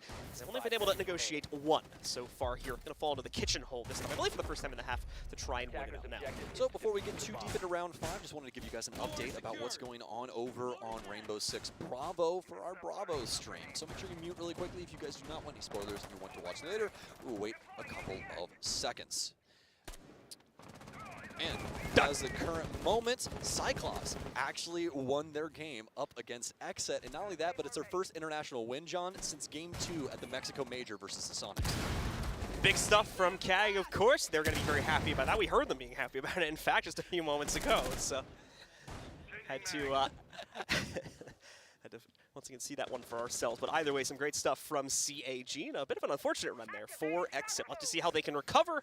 So we talked about earlier, they still have one more match coming up later today against FURIA at the tail end of today. So make sure to catch that one here, as we've got a bit of a tense battle brewing here. Nurs knows he's got a player in front of him. It can't get the easiest vision against him. As you can see, these angles are a bit dirty. Thankfully, has the drone to yellow ping it, but Dash has just realized that, so he's probably going to be a little more cautious now, as his position is no longer obscured. Fortunately enough for him, Foxay on drone at the moment, as he usually has a cutoff right here for Mud that could have potentially been the end of one of our Team 1 members. But now Oxygen have gathered control of Living Room, as well as a pretty creative angle that we saw being used by Team 1 there, just to potentially catch any Oxygen member trying to rotate through the basement. More than likely would have died to the hatch player. So Oxygen being able to get around that and now start working their way towards this kitchen setup, and still have a lot of different avenues in which they could potentially do it. A lot of soft reach on this setup, especially with Vertical coming in on the butt. Oh, that's that's a caster's curse and a half, ain't That's not the way you want to start out the round here. Dream accidentally knocking off the head of Vertical here. I mean, nice shot, I guess. Yeah, it seems like it was clean, but didn't really manage to catch it. Speaking of clean! Thankfully, Laxing is going to make up the correction here as he takes down Dash and brings us very quickly into another even game at a 4v4 after that very unfortunate mishap at the beginning of the round, leading to Vertical's death. Oh, Laxing you card. So he'll be able to pick up the initial frag here for Oxygen. He'll take out Dash, and now have the potential to try and play into this Vertical control. Foxay sneaking up, but Dots is ready for it. Just the shoulder of Foxay is exposed, and he's immediately torn to pieces. This round looking more and more like Team 1 are going to shore up this score line, inevitably. Oxygen, though, still have the potential to try and battle back. Droning outside are going to have a pretty solid read on the location of quite a few of these members. Laxing waiting for the entry. 30 seconds remaining here, so they're going to need to go for it soon. Just waiting for that drone to get a little bit deeper probably and find out where the first target is so we can lock in on that.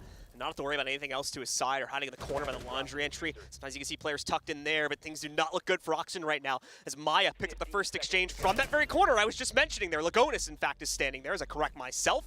Laxing's going to have no problem handling that. Nice. No! Another one as well. Laxing going huge right now, saving the team, but they still need the plant, and he needs to go for it. He's been down. Maya takes him out. Another one as well from Dots as he finally descends into the fray and shuts this round down for Team 1. Team 1 have finally been able to break the backs of Oxygen. They've been able to desync them and make it to where things are a little bit too complicated. Laxing pulling them back into this round, more of a wild card than anything inside of that situation.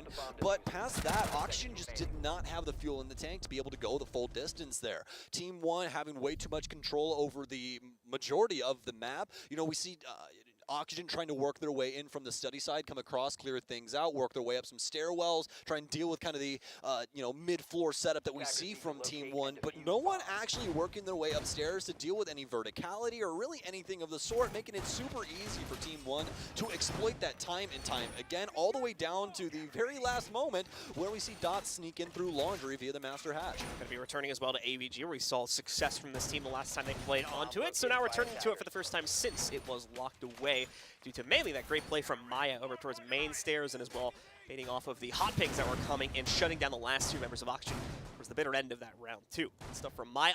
Once again, going to be in the hot seats. We can already see Maya onto the Jaeger. More likely will be setting up to that same main stairs hole to prevent the entries from Oxygen at both the main stairs itself, of course, and the study swing too. Yes, indeed. And also, I do believe a new jammer actually sitting on that stairwell, which back in the day, if you didn't know, those things had some crazy height to them inside of their overall circle of presence or area of presence, whatever you really want to call it. So more than likely what that could be for is twofold. Number one, if they potentially get something onto the shield like a Selma that could potentially be muted, but it's more than likely for the drone hole that is literally sitting directly under Maya through the stairwell. So there's going to be no potential of any drones sneaking in under that now, and anytime they try and drone him out in that position, they're more than likely going to run into a problematic situation. But that should be pretty forward here for Laxing, at least potentially. It depends on where he can potentially land this Rotero drone. Yeah, I believe that first one was going in. It's actually going to sneak by Dash here.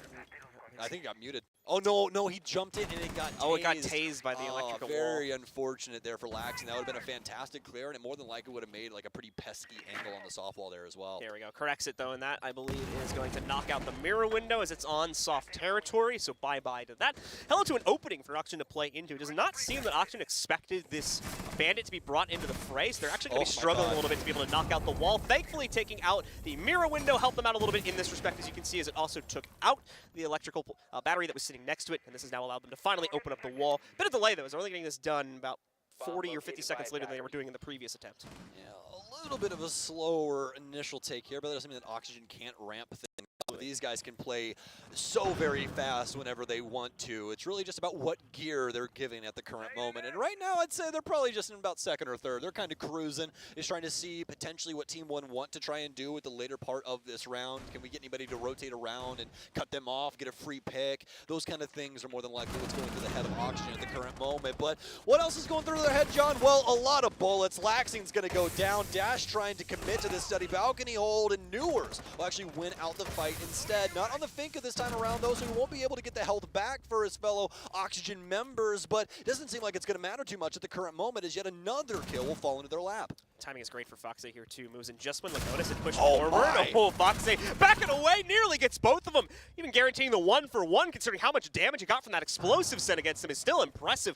Nicely done for Blacksing, but still, it's Oxygen in a bit of a delicate position now. Vertical with a sliver of HP remaining. Nur's playing with only half Vertical, still outside. This Nitro should finish him. There we go. Ari just gets him. The plant's gone down, though, and the swings here from Dream to save his own life as he trades down to the RHZ, just leaving Maya in this fight here. He's got the fight out on the balcony, and the second one to follow it up. He even stopped playing for a second to pop off because it's such a big clutch. Now a run forward. He's got plenty of time to pick up this counter. If you just want to make sure, yeah, that actually almost tripped him up for a second there. That Claymore could have been a very bitter end to this round, but doesn't trip him up. He spots it, and Maya with a massive play puts another round on the board for Team 1 as they tie it up 3-3. Maya's number called up, and he's able to adhere that call and pull something back for Team 1 that honestly, I don't think either of us thought that he was capable of in the current moment. Winning gunfight after gunfight up against Newers and Dream, especially for Dream. I mean, he's had the clamps when it's came to a lot of these situations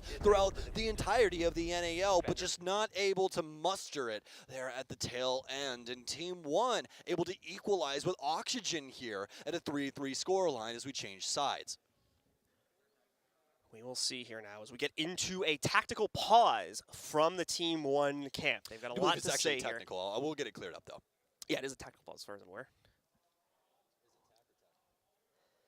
And we can clarify now, yeah, it is a tactical pause from Team 1. I thought that was the case, just given how expressive their coach is currently being in the back of the shot there. So definitely a lot to be handed out, as Team 1 still have a lot of prep to do out there on the attacking side. Oxygen, oftentimes we talk about them. I know we talked specifically in the pregame about how their clears were very, very, something to be feared, I guess is a good way to say it there. But their defense is arguably just as much, too. That roam game from Laxing is going to now come alive. He's going to have that freedom to move about this massive map and do whatever he wants to do here. And aside from that, too, the same types of setups like on the main stairs and whatnot, we've got that very crazy accuracies coming out from the Oxygen roster, which could be a huge problem, just as Maya was throwing it out against these Oxygen members in the previous half. Yeah, and honestly, for Oxygen right now, you have to start to let kind of the worry creep in just a little bit. Not the sense that they're going to lose the game, but definitely the sense of Team 1 can enact upon a lot of different things in their strategy as well as their mechanical ability to take it to Oxygen. And that's what we saw inside of that defensive half there for them. You know, Oxygen have a bang up start and then eventually it just slowly dwindles, kind of like their stage 1. You know, you have that fiery beginning and then it kind of just fizzles out there near the tail end. But luckily enough for them, they'll kind of have a resurgence in the current moment, you know, have a little bit of a break there with the tack pause from Team 1 as well as switching sides, kind of give you, you know, breath of fresh air. So looking once again at what exactly the setup is going to look like here for Oxygen, we are going to see a healthy amount of that mitigation being brought in. Of course, will I still ban out? So they've brought as much as they possibly can here between yours as well as the pickup of Jaeger, still being played by Vertical. Now, Vertical, that's another aspect we haven't really talked a whole lot about here. That's another one that can go absolutely crazy here on the defensive side. It's been a little bit quiet so far inside of this game, but even with that said, still one of the leading fraggers here, the leading fragger at 7-4. Foxay, though, taking a lot of the glory, it seems, as he's right behind him at 6-4, getting a little bit flashier kills from time to time. And just to play devil's advocate for the current moment, we do have to talk about Dash for Team 1 as well and what he was able to do the last game. You guys weren't here for our initial preamble, and you probably didn't hear that Dash had a 2.2 rating on Border. I believe he went like 17-4 or something like that. It was truly, truly disgusting, and a lot of it did indeed come from this offensive side. He had some very solid setups on defense. Do not get me wrong. You don't get that many kills just killing people on offense, but he was a force to be reckoned with when it came to Team 1's clears, and we'll have to see if that's potentially the same case here on Villa. Maya, of course, has been the one that's been going huge so far from Team 1, inside of this map specifically, especially with the main stairs play on the AVG rounds. Going to see if we can continue that further into the second half. We are going to see that. That laser gate is still up on Study Window, right? That was such a strange interaction Team 1 went there for. I don't know why exactly Lagonis just detonated his Rotero drone on the windowsill, because that doesn't do anything for that. But, I mean, yeah, it just seems like they more than likely thought they could exchange utility there. He might have just misclicked, honestly, and ended up frying one of his drones. But either way, this is going to continue to slow things down because these laser gates are in the way of Team 1 trying to clear out the top of main stairs. Yeah, there wouldn't really have been any other utility. I don't know if maybe like one of the bulletproof camera from Nurs maybe was positioned there is the only other thing I can think of. It was on the windowsill, though, so yeah, it was very strange. No, I agree with you. I was just trying to think of reasons why he might have done that. But moving back into the fight, Laxing struggling right now, having his health bled out. Down to just a sliver remaining here. He's been able to negotiate himself a position inside of the site. But, I mean, look at this now. He's just sitting in the corner because this is the only safe space he can really fight from, it seems, here. As he's brought down to just that tiny little bit of HP to play, he'll more than likely be hiding under the back of Gunvault here, just trying to take a pixel peek for the rest of this round. Hold it down on the doors and see what Team 1 could potentially do on their execution. Excuse me, speaking of that, they're getting closer and closer to that by the moment. Dash at the bottom of main. We still have Maya inside on the study balcony. Lagonis for the counter angle at the current moment. And we also have RHC waiting to sneak in the back door, but Dash is going to go down to Fox. RHC starting to work the skull door here. Concussions in. Dream will go down to Maya as they're able to actually whip all the way across vertical with a huge flank. He'll take out a multitude of Team 1 members, but Oxygen have somehow ended up on the bottom of the pile. Fox will get one, and that's the case down. It's back down to the 1 versus 1 here. Fox having to move away from that. Possibly some bad timing as we do see Maya move up to pick up the case. Maya, probably the best player you want inside of this clutch, though. We've already seen him do it just in the previous round here. Looking to do it immediately again in the 1v1 versus Fox. Fox trying to be so obscured in terms of how he approaches this site here. Doesn't want to give himself away, but even so, Maya nearly clipping his head up immediately. But Fox turns the tables right back onto Maya. Sees the fight coming his way. Sees the confidence brewing from Maya and shuts it all down with one pump from the M590 to take the first round of the second half. Literal inches is what separated Maya from victory for Team 1 in that round. Look at the bullets flying through. Unfortunately enough, we won't be able to find it. But literally, as Foxy's backing off that door angle, there are bullets flying through the wall right to the right of his head. Pixels away. He was like one step in the wrong direction, he's gone there. That's 2 Maya clutches in a row. Yeah, welcome to Rainbow Six Siege, folks. That's just how it be sometimes. Just how it be. But for Oxygen, they're going to be able to capitalize off the back of Fox's efforts, who, by the way, currently 9-4, and not doing it in the most grandiose way either. He's just slowly collecting these kills, playing his role, even on offense. I mean, for a lot of that, he usually was the cutoff, you know, playing around mud and that kind of stuff, but potentially that round where he's found quite a bit of success. Kind of saves the team inside of that round too. We saw, you were talking about how Oxygen ends up at the bottom of a pile after he gets traded out there going 2 for 1. The problem was those players he were taking out, they also just executed 2 to 3 of his own teammates inside of the site. So without his play there, that clutch from Fox is just not realistically winnable. And that round goes the other direction there. So great setup from Vertical to make sure Fox can still win that in the dying moments of the round. Absolutely. Can Oxygen, though, extend their lead off the back of that as round 8 gets warmed up right now? Pop it out the oven, folks. It's done here as Team 1 are finally out and about. Got the case control back on Lagunas. He'll be playing the Havana this time around. And for Team 1, we're going to have the Dokkaebi come in for the very first time. Feel as though this info could potentially assist them later on in the round, especially for their executes. It would have helped them out quite a bit in recognizing that Vertical was coming up behind them inside of that last round there, but they would have called just moments before. So probably a smart pickup from them. Fairly inactive from both teams here inside of the first 30 seconds of the round, but obviously fairly early days, so plenty of time for both of them to build up their confidence here. Going to be going for the early AVG clear. We have, I believe, 3 members of Oxygen playing in this area. 1 is going to be downstairs, so realistically 2. Third one can really contribute in the form of utility from below, but we might still see that, so keep your eyes on it. It can still be a factor here as the members of Oxygen will more likely getting pushed back relatively soon. This is what we talked about before. This is not necessarily an area where you'd like to lose both of these players for Oxygen. If it's looking risky, they'll more than likely bail out, get themselves back to the other side of the map inside of the site here. But if they think they have an opportunity for a kill, they will commit to it. Here's the problem, though. Nobody with Overwatch over the red stairs walks in. The good news, Fox shows up kind of late, obviously, but still is able to trade it out. So the numbers remain palatable at a 4v4 for both teams. Interestingly enough, is actually 2 completely different departments of this map. One going down on Study, and now a lot of action happening inside of Astronomy. Maya going to take these gunfights back and forth. Dream with a big pump, though, will take him down. Lagunas will be able to challenge back, take out Laxing. Dot's trying to work him from the other end. Dream rocking a hard play situation for him right now. Still has a smoke to be able to try and shut down one of these doors that they could potentially try and push through. He's going to adhere the call, though, from the Dokkaebi, is they'll be able to get rid of that last piece of utility. The plant now starts inside of Statuary. Foxe trying to make the moves. He knows that somebody has to be in this area, but actually, no, it's inside of Trophy. Foxe, he's literally right next to you as he goes down. No info here for Oxygen to go off of, and they've been punished. Foxe going down, an unfortunate gap from him, but maybe still winnable here for Dream inside of the 1v2. Biggest issue, obviously, he's going to be stuck only with his secondary to play from long range, but he's prepared for that. He's ready to take these engagements as he creeps forward. Already knows that second player is, but can't line up the shot. It's Lagunas instead with the double, as another round is picked up from Team 1, and no clear winner can be found in this match as we continue to go back and forth. Such strong individual talents on both of these teams, having such incredible moments. This round here really capped off with Team 1's early aggression and the way that they were able to maneuver through the building undetected quite early, get those picks, and force Oxygen to try and rotate back towards sites. And obviously making it quite difficult in that fact, as not only are they holding on to both different parts of the actual site, but the plant isn't even going down where Oxygen thinks that it is. It's actually going down in the corner of Trophy. They get caught completely off guard, and, well, not really too much to say past that. Dream, really not even a snowball's chance in hell that he's going to win that one, as two really, really hard angles to try and fight in that situation with zero info going into that. Obviously kind of hallmarked by the fact that Foxy had zero idea what was going on inside of Trophy when he was in split, so just a difficult round for OXG overall, but they're more than likely going to be prepared for Team 1 to try and get aggressive towards these, you know, off-site setups, or whether it be these site players. And that honestly might be why we're seeing the setup that we're seeing now, John, with the Legion coming in, as well as the Malusi, to try and slow down these players and at least get some info as to what Team 1's doing.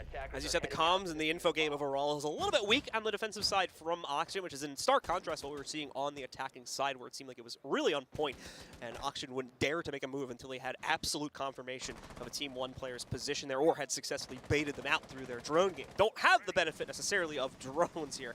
Now for Oxygen, have to rely on just the default cams and what they can bring through their utility, and it seems to be causing some struggles here, especially with the way that we saw Team 1 execute. That was crazy in the middle of the round, the amount of crosses we had and the number of different positions they were being played from too. A big risk being taken from Team 1 is so many solo players just doing their own thing, but it worked out for them in that previous round and caused so much confusion for Oxygen, as we obviously saw by that bit of a misplay from Foxy there. Well, if you notice, Dash is no longer on the Dokkaebi either, so I can potentially just tell you this, at least if, you know, the thought pattern is the proper way.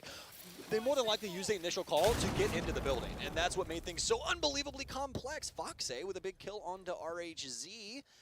More importantly, though, the Nitro denying both of those X-Cairo sets that were thrown out right there. So that's very nice, that's going to eliminate half of that utility from the Hibana as well. Yeah, sometimes I just like looking you in the eyes when I talk, you know? Like, very, very personable when you actually get to sit on a desk, you know? So Lagonis, as you can see, is on drone now, because he's not going to immediately reattempt that. They want to make sure that there's no hope of that going away this could get pretty scary. Dash looking for a duel. Around the corner from him here. Foxy ready for it, but looking the wrong way, a little bit too low. Thought he was on red. Not the case. Dash takes him down, but Vertical's there to trade out Maya elsewhere in the hallway. He could potentially get Dash too. Just a wrap around the corner from him, but has to isolate the position here. Dash now inside of Statuary. I believe his opponent has spotted him. Oh, Dash at the same time has spotted his own opponent as well here. There's Joe's clones. No way. Nearly catching him off. No way! And the counter up. What are you doing, Dash? As he takes the duel out in the open, and Vertical shuts him down. It's now a 4v2, now a 4v1 lead for Oxygen. Everything falls to dots here now. On the zero, trying to clutch this out, and you can see these silhouettes. Nice start to it, though, as he knocks the head very quickly off of Dream, taking him down there. How does he move forward from this, though? Another one around the corner, and he reads into that one, too.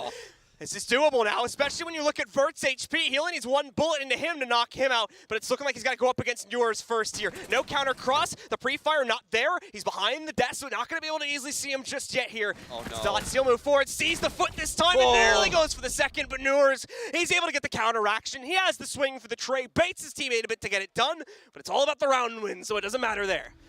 Grab the defibrillator, somebody. I got to start my heart again. That was something else right there. Even past the fact that, I mean, Dash, with the best representation of a Monday Night Raw play that I've ever seen in my life, just literally watch this. Just watch this. Dash like, screw it. He's like, I'll go too. Like, all right, okay. Vertical's going to take those too. And he does, in fact. Over the top rope. Yeah, but past that, Dots with some fantastic mechanical ability as well as the game sense on that kid. I mean, crazy stuff. Even, especially, just for sake of conversation, the way that he cleared Kitchen, pre-fires over the countertop, and has the forethought to actually look down and see if somebody's proning in that location, because it's quite common, actually.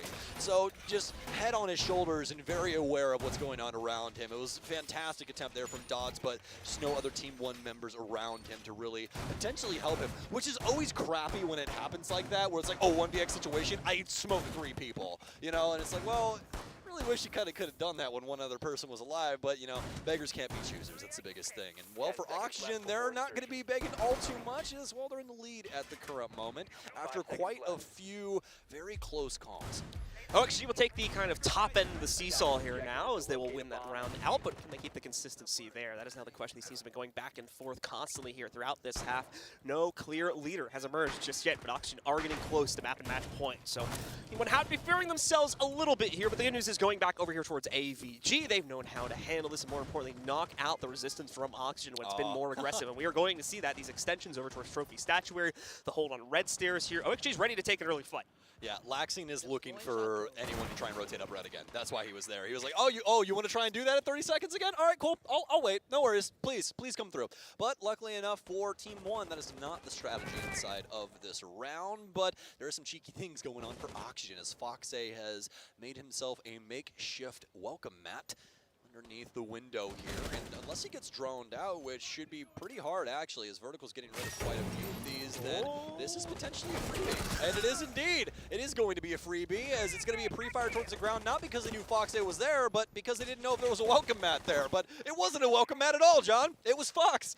Fox has got a bit of an awkward game to play here now, though, since he's been discovered. Oh, God. Flashing against him, tries to hide in the corner. I thought he jumped outside. No. He's going to tuck into that same spot, though, that he played out his first kill from. Back out into the open right. After that Nitro thrown unsuccessfully, unfortunately, as the player on the other side of the window does read into it, backs away. Finally, the pre-fire from RHZ clips off Fox's side enough to take him down, so that's been dealt with. What? And what was that shot as well from Dash through the connector into the soft wall by Astro, taking out a second member of Oxygen through that wall as well. That's on top of the kill that they had already gotten earlier on, so bringing it down to a 4 versus 2. Team 1 seemingly have everything they need, especially finding out Nura's position and that he's fallen back to the site. Just need to isolate Dream or make the assumption that he's playing in the site, which I believe would be correct, and they'll be free as they need to be to move into the site. Well, it's down to our fresh-faced players here for Oxygen, and one of them, rookie as of right now, trying to take it to Team 1 inside of the 2v4 situation. A lot of time here for Team 1 still to potentially try and find some extra info and get yet another frag onto any of these unsuspecting Oxygen members. You can see the amount of angles that Oxygen currently have to worry about at the current moment. Bouncing back and forth between the doors as well as potential break in the wall, but Dream's going to pick up a big frag here inside of games. Concussions now come through for Newers. Still have the upside down rappel here for Team 1, so not trying to get too bold with it just yet. It's going to be slow opening here, although we have a very minimal amount of time. All right, Z and Lagonis, they'll move in together here. Not able to knock that out, unfortunately, as they move themselves in. Toxic Babe is out. Oh, it's way too short, though. That's not going to do anything. They need to rush out forward, but Nurs gets it done with a 2-for-1 trade. Puts the pressure onto Dream, though, in the 1v1, but at the same time, Dots, he has no time. He has to go for the frag. He's not read the position correctly, and Dream has the lean out from the other side of Bar. Oxygen takes another round, and they'll go up on the map point. Now that right there, folks, that right there is Newers. Welcome to it. This is how this guy plays the game, and I hate to break it to you, but he's pretty damn good at it. That was a heck of a round there from Oxygen, all the way from the cheeky plays inside of Master to some fantastic shots we saw from Team 1 inside of Astrology. Or Astro, rather. But either way, Oxygen able to make it out on top. Another dream clap for those NA fans at home, and Oxygen a 1 round away from victory. Just 1 more round to go for these guys here in OXG. At the same time, it's a bit of a delicate lead here as Team 1 are right behind them, but at the same time, Team 1 seems to have fallen by the wayside a little bit here. OXG, we're trading out rounds back and forth and back again against Team 1 here, but they have lost their edge. As of the past 2, they're still relatively close, but it seems like OXG really is taking control as of that last round. What is Team 1 going to bring to the table to change things up? Well, they'll certainly bring a Dokkaebi, of course. They're re-picking into that away from the Twitch. Dash loses edge there a little bit. They've called for him to act in a bit of a supporting role, which I would generally tend to agree with. Aside from that, though, the lineup is remaining the same. Yes, indeed, and that's a big thing about going, back and forth between maps on Siege. They all call for such different play styles. You're not going to be able to really one-size-fits-all every single map. So it's going to require, some different things from different people, and that's exactly what Dash is feeling as of right now here on Villa. He just doesn't have nearly as many opportunities as he was gifted on Border, given the circumstances, and a lot of those have actually went over to Maya, who is currently 13-7, having a heck of a game right now. But hopefully, Team 1 can build around that amazing KDA. Potentially get something done with this. Foxe with a heck of a jump out here. Didn't prep the bottom window and actually almost ends up losing his life. But fortunately enough for him, he's already in the animation and able to get through the window. See Dash kind of trying to chase him down a little bit here. He's looking through the mudroom window, but he's not really going to be able to find anything there. So goes back to his own business over on Repel for the upstairs 90 play. Instead here, we're going to see a bit of action from Team 1 as they're working on getting the triple open, and they have succeeded in doing so. As they've been able to use the Hibana pellets in order to get that job done. Only a first breach, though they do still want to make a second one, but since the resistance has already been removed, shouldn't be too much of an issue, but the problem is going to be as they start to work their way in. Dash is Red Dream with the 2-0 lead so far on kills for this round. He tries to go for 3, but it's finally bested by Lagonis here. Only the beginning of the frags for Team 1, though. They got a lot of work to make up for here. Need to find that second kill only to equalize things, and they may have just done it. Foxy getting caught and dropped. There's a good chance to bring him back over, but he'll still be at very low HP. And there we go, indeed. He's been revived, but is only going to have 20 to play with for the rest of this round. No Nitro Cell just yet. Foxy, he's going to get there too late to try and potentially stop this. Could still get the frag, but he went for default instead of where the actual plant was. But now Team 1 starting to feel the pressure. Lagonis, can he win this? He can! It's a triple for him, down to the 2 versus 2. Lagonis very low on HP dots, just about 50% of his. Vertical, he's found the plant spot and potentially a kill. It's going to be Newers instead, though. It's all down to Lagonis on literally a sliver of HP. He crosses, Newers shuts it down. Newers with 10 kills, as well as Vert with, I believe, 12. Oxygen will close it out in 7-4 fashion. That's a dangerous aspect of OXG that we talked about. Newers, the kind of hit or miss aspect from him. The team have been weakening a little bit, possibly in part to him falling off, but him coming alive, especially in these final 2 rounds, really seals the deal for Oxygen as they take control of their initial matchup here at the tournament and give as well Gorgeous. Team 1 their initial loss. Yeah, sorry about that, folks, but this scoreboard looks so very good. Foxy, Vertical, as well as Newers, all in the plus 10 kills department. And just like we were talking about earlier, Foxy really was just doing the best with the cards that he was dealt. There wasn't any, crazy round where Foxy goes off and gets 5 kills. It was just a slow build-up of always being, somewhat successful and consistent in a round-to-round basis, and ends up with the most kills for the team. Very well done by OXG. All right, ladies and gentlemen, we're going to take a quick break. When we do come back, we'll have the breakdown of this match to get you guys ready for the next one.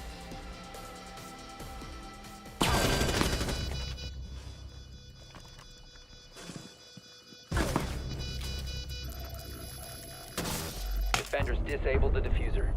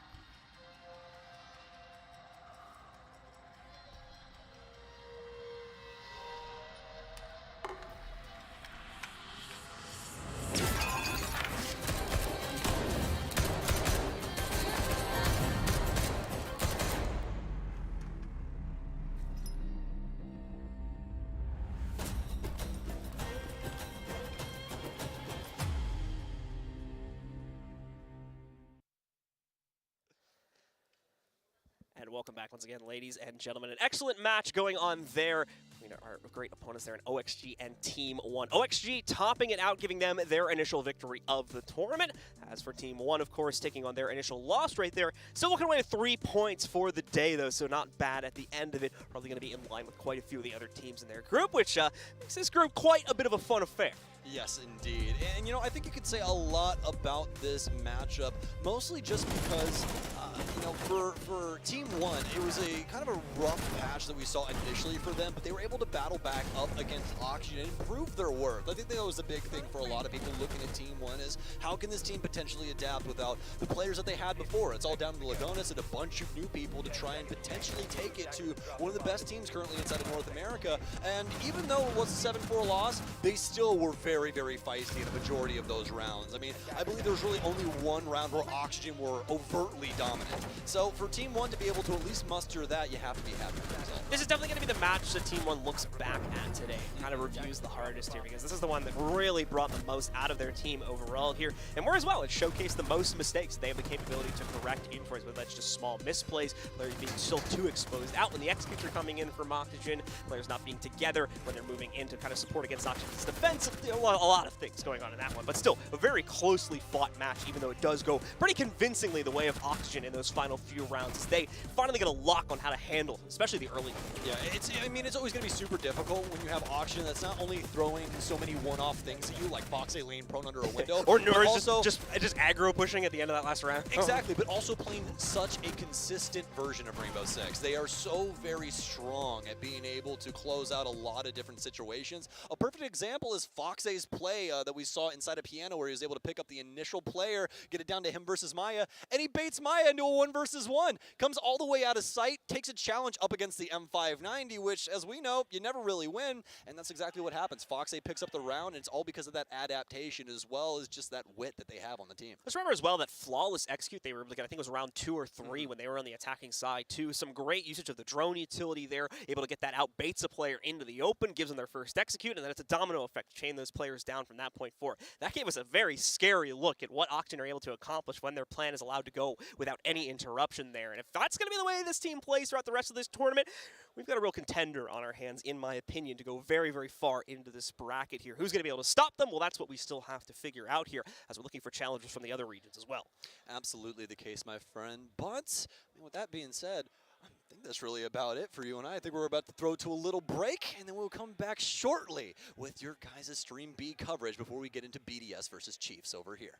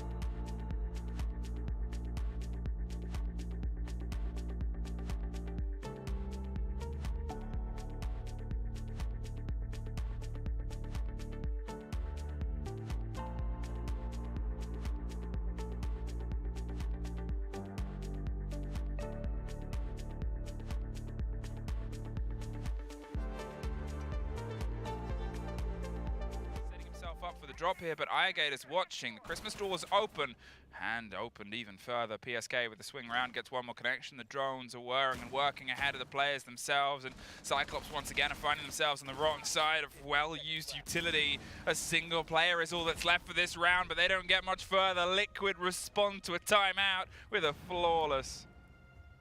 Some good clears coming out here. Liquid really showing their professionalism right here.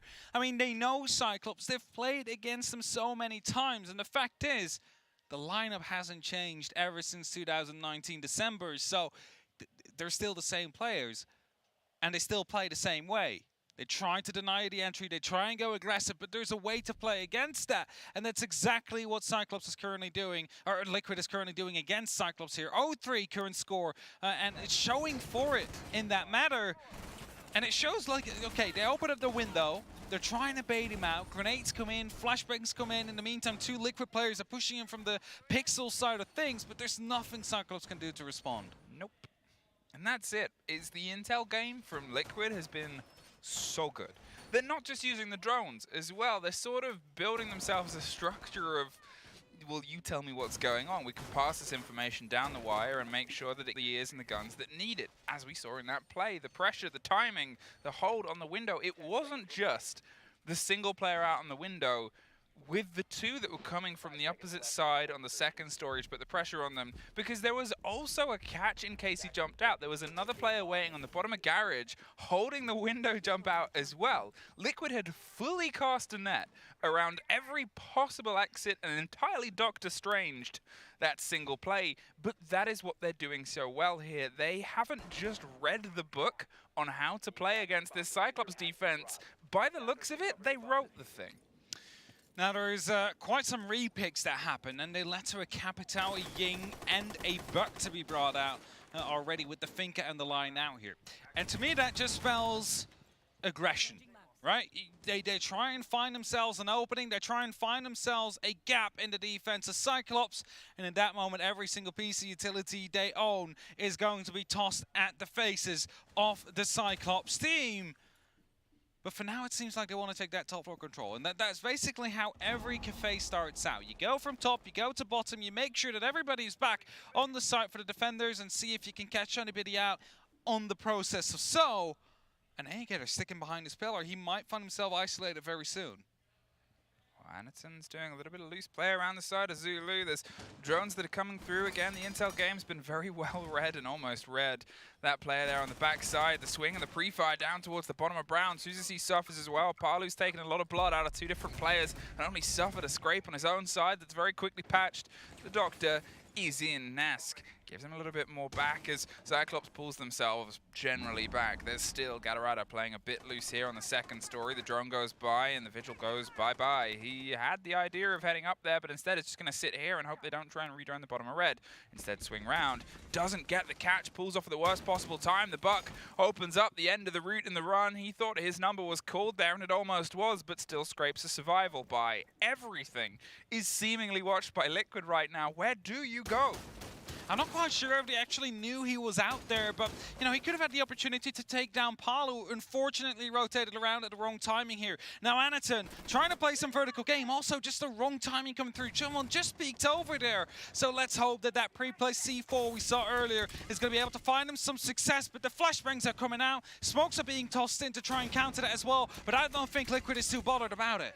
The burn of the flash around the corner, they're hoping nobody's behind the shield. It's an absolute cacophony, an orchestra of pain, but it's actually the Ying that suffers as the first entrant. Drop down on the side, they don't have the swing over VIP, it's a shotgun locked in. Anaton gets a kill, there's a drone watching and a player to his left and to his right. So he's just sort of swinging and popping up every which way, tries to get the take with the SMG, but it's the door that locks him in instead.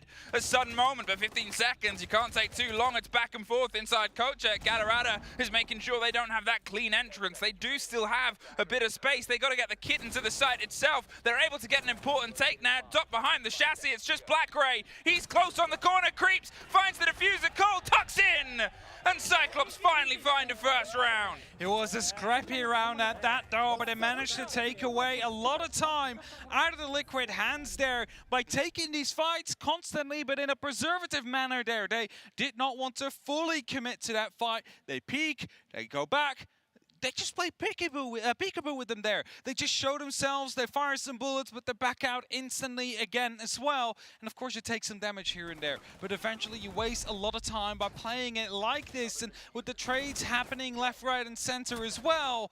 And BlackRay eventually shutting down the diffuser planter. They find themselves around. Okay, Cyclops, it's a time round, which, to be fair, it's still a round win. It's a technical victory, your favorite kind of victory, a technical one, but it doesn't really dictate that it's a good one. Liquid still had a lot of control. They suffered, sure, and they lost the round, but time is something that on the other side isn't going to work in your favor, and time is something here where that game is only going to last so long unless you find big ways to step in on it, because Liquid has been very good, as we said, at sort of pinching the number, knowing where to be and when to be there. And even in amongst the chaos, that final 20 seconds where every player was still standing, they were still going for those sort of strikes onto singular players. They still looked to try and find the fight there onto the VIP side. They still looked to then try and find the lock-in on Coat and try and get the kid into the chassis. Although it's chaos, although it's panic, it's still Liquid. And Liquid know how to work themselves in that do-or-die moment. Now you know how we noticed how the Nomad was banned and how a Gridlock would have been a very good replacement. Yeah, you did. If she was only a little bit faster. Yeah, you said that. PSK doesn't really seem to be worrying too much about it. We'll be bringing the Gridlock here, and I think it's a valid choice against Cyclops. Seeing how much they were running around in that previous round, they just managed to slip away time and time again.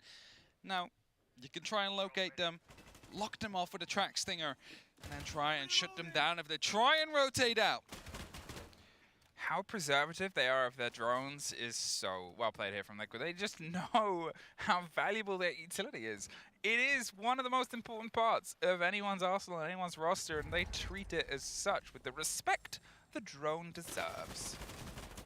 Yeah, XSET had a bit more trouble with that here and there, and now there is currently still 9 left in the hands of Liquid, of which 6 are currently in the field. So a lot of information to be gathered by the Brazilian team here. And they're doing just that, trying to find out how active currently that top 4 is for the side of Cyclops. Are they holding any angles? Are they trying to play aggressive left or right? Doesn't seem to be the case as of yet, as they're trying to force them out.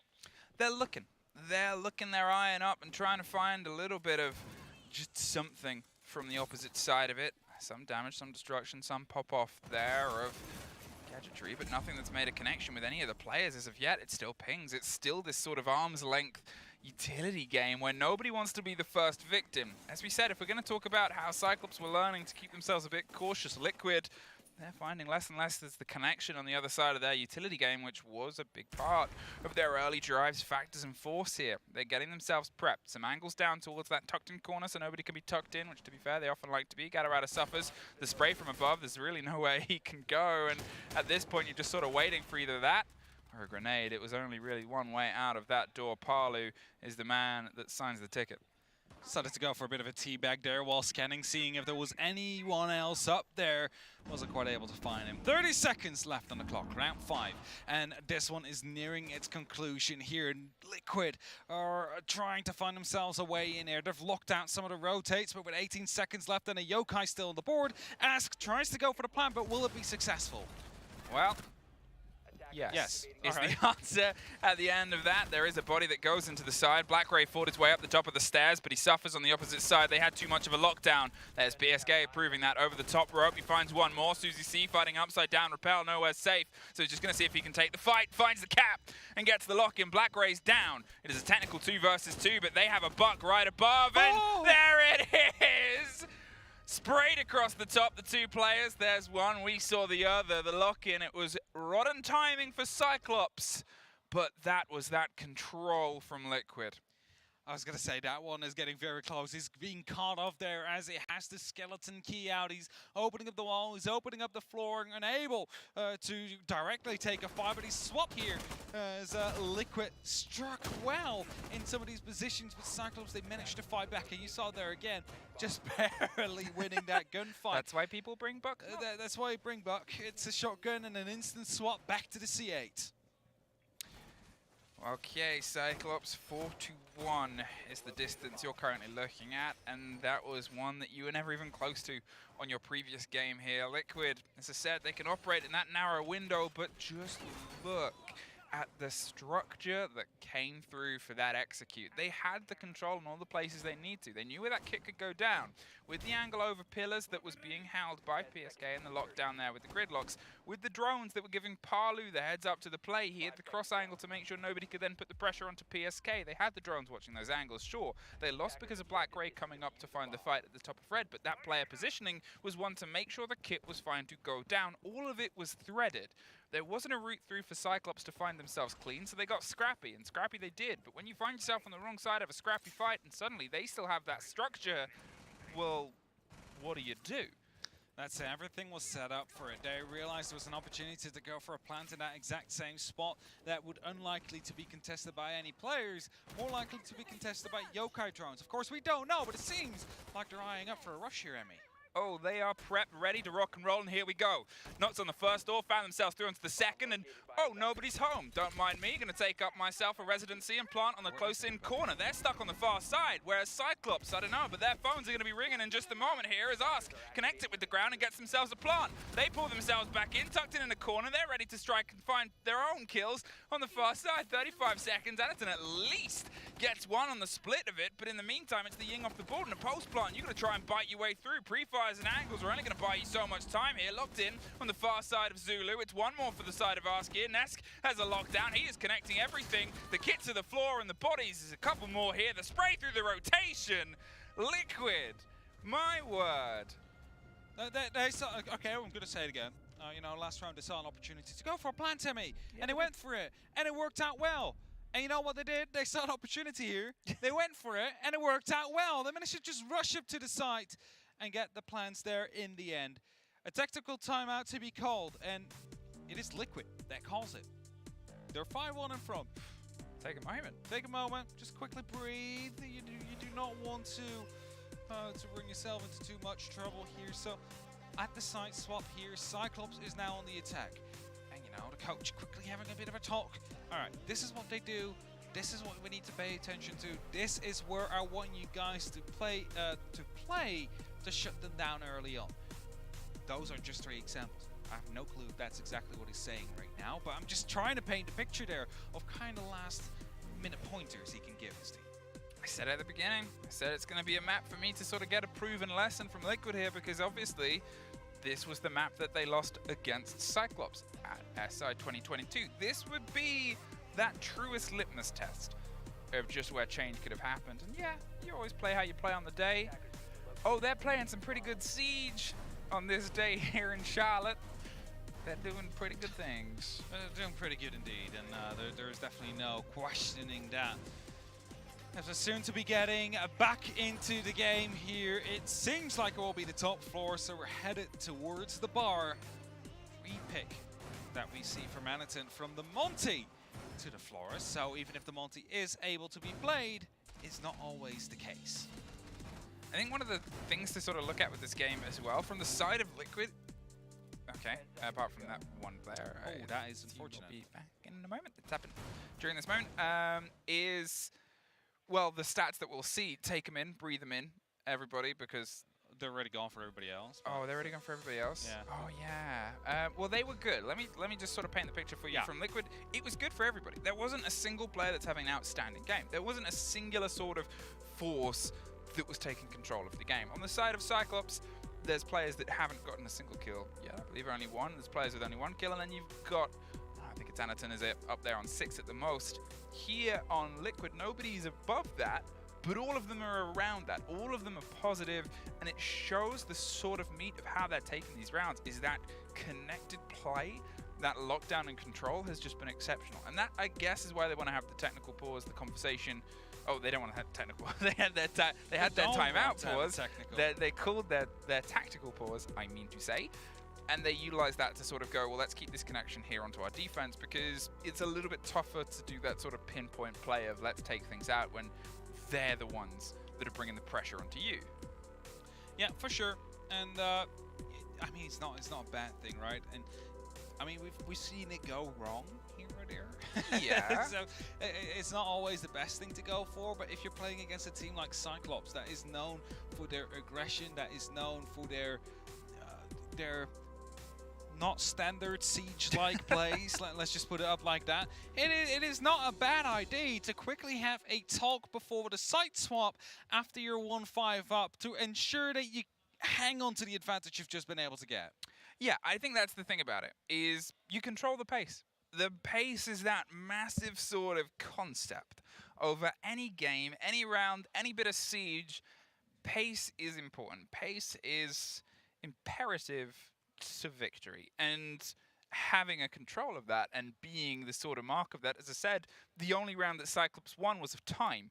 That's not true to them entirely controlling the pace more than sort of offsetting it a little bit. They didn't stop the Liquid train, but they did enough to sort of cause the Tannoy to say we're going to be into the next station a little bit late.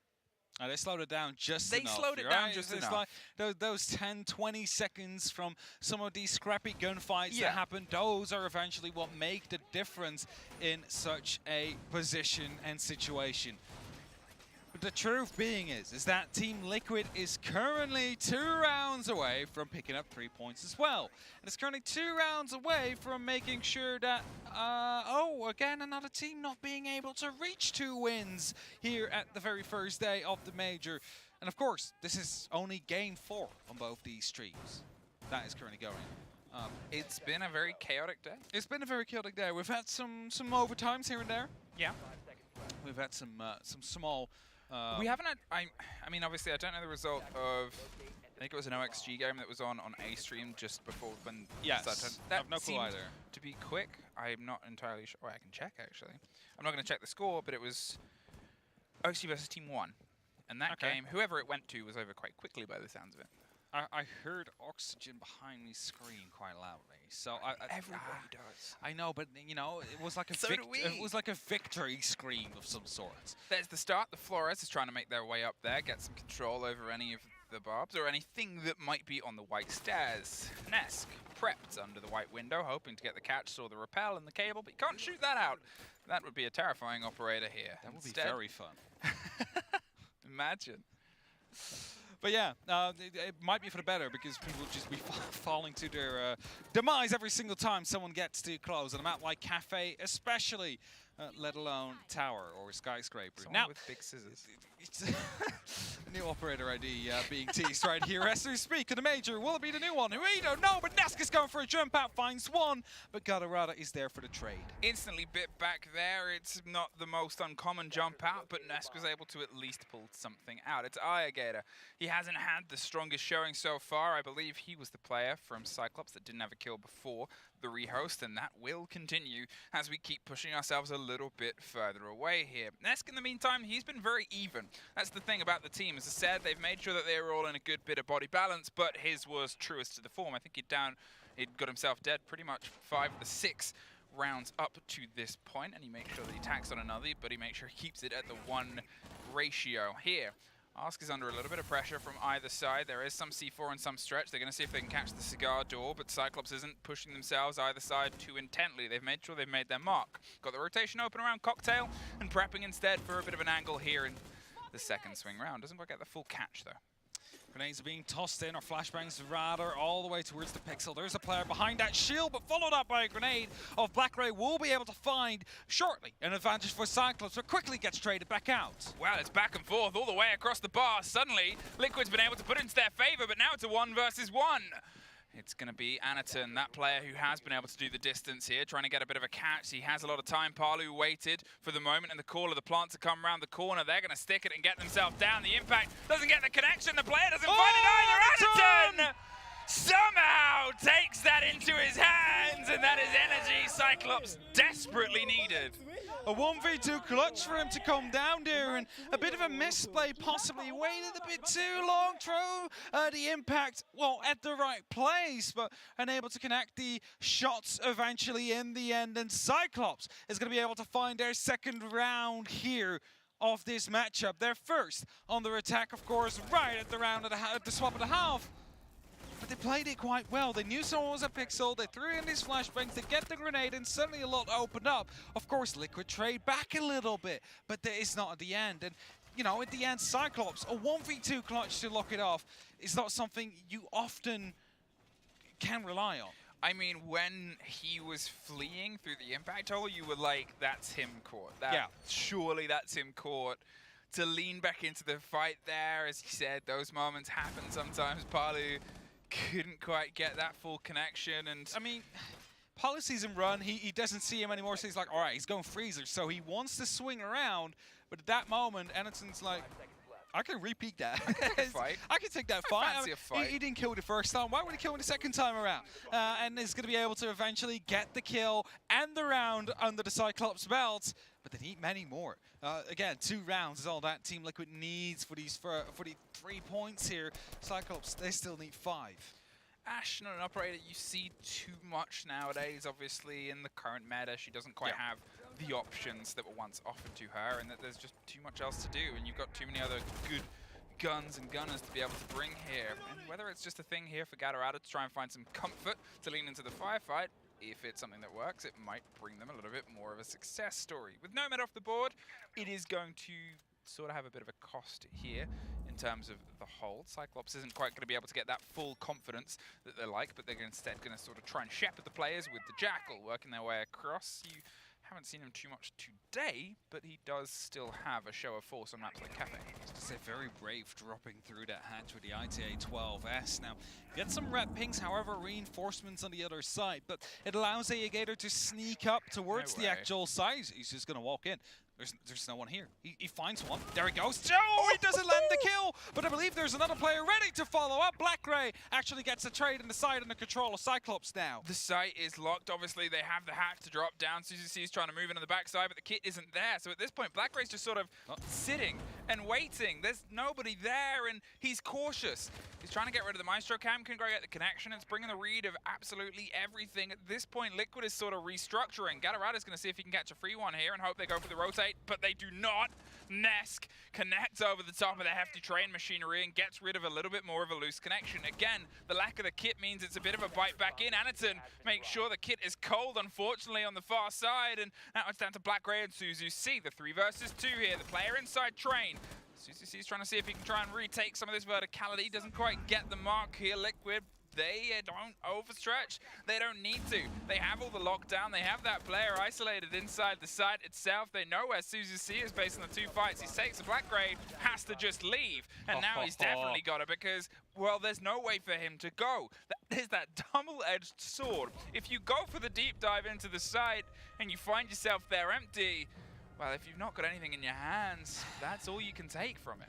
I was going to say they find themselves on the site so early. They have full control. They just didn't know if someone was around prep because, I mean, there might have been some verticalities that would have been hindering them there, but instead they took it to the long hallway. They allowed Nesk from the top floor to take out the cover, rotate back to side, shut them down in the hallway. Nesk saved that round for Team Liquid there due to the fact that Cyclops was unable to commit down towards the actual side of prep. And you know, you find that early control. Unfortunately, they weren't quite able to capitalize off it fully. You just sort of think, I guess, what the conversation is there from Cyclops, because they were then trying to move the kit in with a little bit of body support and cover. They lost the firefight down the sort of long red corridor, as he said. With Nesk on the back line, he was able to do some work here, and again, that consistency of him. Okay, I said before, he was sort of even on the body count. Now he's a little bit further since the Rios, making sure that he keeps that. But it was one of the discussions that we had with Pengu before all of this, is one of the hardest things in Siege, statistically, is to have a 1 kill per round ratio. A 1 KPR is a pretty huge metric to have that consistency, and he is pretty much locked into every single round. He's found some work, he's found some business and some bodies to remove, which against a team like Cyclops, who thrives in that gameplay, it's so important. They love chaos, Cyclops. They love to bring it, they love to play in it. It's often where they find some success as well. However, Team Liquid currently not having any of it. I mean, yes, Chaos still strikes here and there, but they find a way to balance it back out, to sort of bring back the pace towards themselves, and that is why they're currently leading here with 4 match points to go for them. Grenades are being attempted here. A-Gator, he might find someone, I believe that was actually an ADS that might have picked up one of them. Some stuff is being tossed in. That grenade will pop, but still no damage. No, nothing. Nobody was home. They kept themselves a little bit wide. They're concerned about the pace that could be applied here, but there's nothing too immediate. No more charges. I think it was sort of a roll of the dice from Cyclops on the previous round, and it came up with a great result, but unfortunately Liquid were playing an entirely different game. Here, they're still setting themselves up for the structure around Piano, around that lockdown on Cigar. There is a loose player towards the bottom of White that they've got some caution on, but they're just heading up and down the stairs, so it's nothing you can sort of sit there and wait on, especially without the Nomad. They're rolling the grenades down towards that shower box, and nobody's home there either. Anaton suffers a little on the smoke. They buy themselves a second's time here, but it's still this steady attempt that otherwise, again, Liquid, they're not playing into. I mean, Nesk is such a smart player as well, right? The first flashbang rolls and he knows exactly what is about to be following up, and it will end with a grenade and it will end with an explosion. We'll now retake that ground, retake that bathroom with the mirror window he has, so he's going to be able to challenge Cyclops no matter where they go. And with a 2-6 and 1 minute 20 left on the clock, Cyclops, they want to go for a plant, but they still need to descend one of these floors. And they haven't been able to take the full top floor control as of yet. I mean, that shield's still sitting there at the top of Lumber as well. The mirror windows all the way from deep, stretching themselves down that long fire line. Cyclops, they're sort of trying 3 different approaches here. None of them have come together. What a chase. Ask is chasing with a shotgun trade out on the bottom. But in the meantime, on the top, there's another kill that goes into their favor. PSK suffered at the same time. It looked like it vaguely might have happened itself around Train, but I could be incorrect about that based on piecing together 2 different fights at the same time. But 30 seconds, they're going to try and piece together at least 3 more. Liquid are still locked in power positions, and Cyclops are still trying to run the numbers and the math. Is it going to be a calculated risk here? There's a hold, there's a hole, there's an idea, there's a bit of caution because they're not entirely sure where it is, but it's such a bold attempt. 20 seconds now, and it's all they've got left as Nesk is starting to get a little bit like he wants to hunt. If he can find a kill on the second story now as they're trying to go for an execute, this could be over. Takes the hot hop, goes down the white corridor. They're slipping ahead. It's double kills inside the side. Either side, it's 2 versus 1. It's just Gator left, but he doesn't get in the door. Liquid find their opening win, and they did it with the style of a team that is, for a lot of people, tournament favorites. Yeah, they are for sure some of the tournament favorites, but when are they not? Team Liquid is always in that top 5, maybe even top 4 in terms of the tier list at the end of it. But if you saw them play against Cyclops here, they were in control. They were able to slow down the aggression and the chaos that Cyclops wanted to throw at them. And they were able to make sure that they were victorious. They find those 3 points. And the Darks are coming out here. The congratulations to the rest of the team, but their day is not done yet. No. They still have another game at the end of the day where they will be trying to look for the 6 points. I think that's it as well. There's obviously the 6 points is something that has escaped a lot of teams. A lot of teams that have been able to take the first win haven't been able to take the second. You kind of like that on an opening day. I think that's the fairest thing to say. It keeps it interesting. It keeps it interesting. It keeps you sort of guessing, and it keeps the groups close. And that's that important, terrifying sort of statistic that grows and grows as the game. Welcome back to the A stream with me, Des. This is Tim, and we are here for 2 more wonderful games on the first playday of the Charlotte Major. Coming up is BDS facing off against the Chiefs, the European team. Not quite in, I don't want to say high spirits, Tim, but no one's coming into this event talking about BDS being able to win it, which arguably could be a fantastic position for them to be in. I think the best way to put it is that there's probably never been lower expectations for BDS in reality. Like you say, they've been up and down inside of EUL. One of the most famous teams inside of Siege, essentially. There's a lot of people sit there wondering how BDS have not won one of these majors before, but they are not the strongest that we've ever seen them. There's 5 names there that you're going to be very familiar with. Sharko, Rafala, Lems, Brede, and Ranchiro. All big names, big players within this game, but can they have the performance that they're going to be looking for? On the other side, we've got one of our APAC teams. It's going to be Chiefs lining up against them, and this is another team that are very capable, Des. I just love some of their names, to be honest with you. Yeah. Bouncing Balls is fantastic. You got Boydie, Ethan, Digital, and Worthy. Some of those names, especially those last 3, should be ones that you will recognise if you've watched APAC South before. I think when we were looking at a couple of the players. I know Worthy, for example, has a bit of a meme about him in APAC South. Oh, we're not worthy whenever he makes an amazing play. So we'll keep a close eye out for that one. But realistically, Tim, you are again still coming up against one of the strongest teams in the world. Sure, BDS had a torrid time at the 6th Invitational. They weren't super strong during stage 1, but on play day 9, we saw them stomp G2 7-1. They really showed, look, this capability is still in our team. Do not write us off. So I'm quietly excited and optimistic about what we could see today. Well, you've got to look at it this way for BDS. Like you say, weakened or not, they've got one of the best fraggers in the world, Shaiko. One of only 3 players to hit 100+ kills in stage 1. Absolutely. And one of only 2 players to do that consecutively for the last 4 stages. You've got one of the best support players in the world in Breeder. Absolutely unreal clutch capability. You've also got, for my money, and this, I don't know whether everybody will agree, but one of the best flex players in the world in Renshiro, who will come in and has been for the longest time just doing whatever the team needs. I think on his day, absolutely. And Rafal, I think I remember a bunch of people saying, oh, you know, if you were to try and change anyone on this BDS lineup, who would it be? And many jumped to saying Rafal. And I said, well, the thing is, would you say Rafal? Because consistently across stages, he's been a 1.0 plus rating. He is a fantastic player. And just because someone doesn't shine, it doesn't mean they're a bad player or they should get switched out.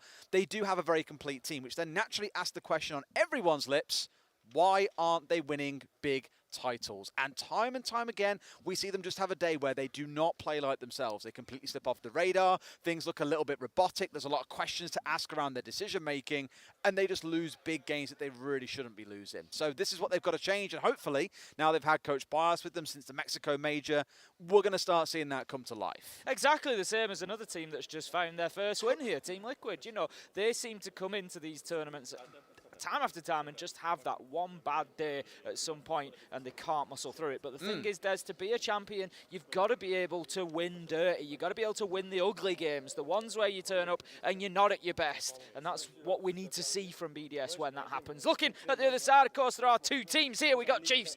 Plenty of experience, as you said, Des. There's 3 names on there particularly that stand out to a lot of people who've been watching Siege for a long time.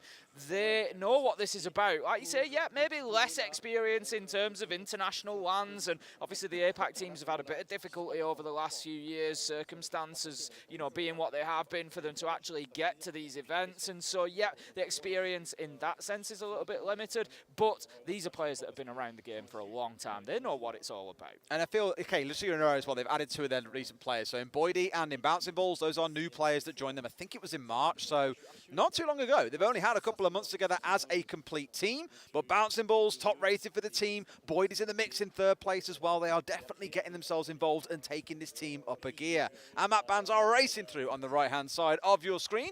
Keen to see where we step to today, given for these 2 teams. Again, it's that chance to meet in a best of 1. They've never come up against each other before. It's going to be Oregon. That in itself an interesting map because neither team, not that neither team have played it. For Chiefs, they've banned it away all year long. It has been their go-to auto ban. They have not touched this map.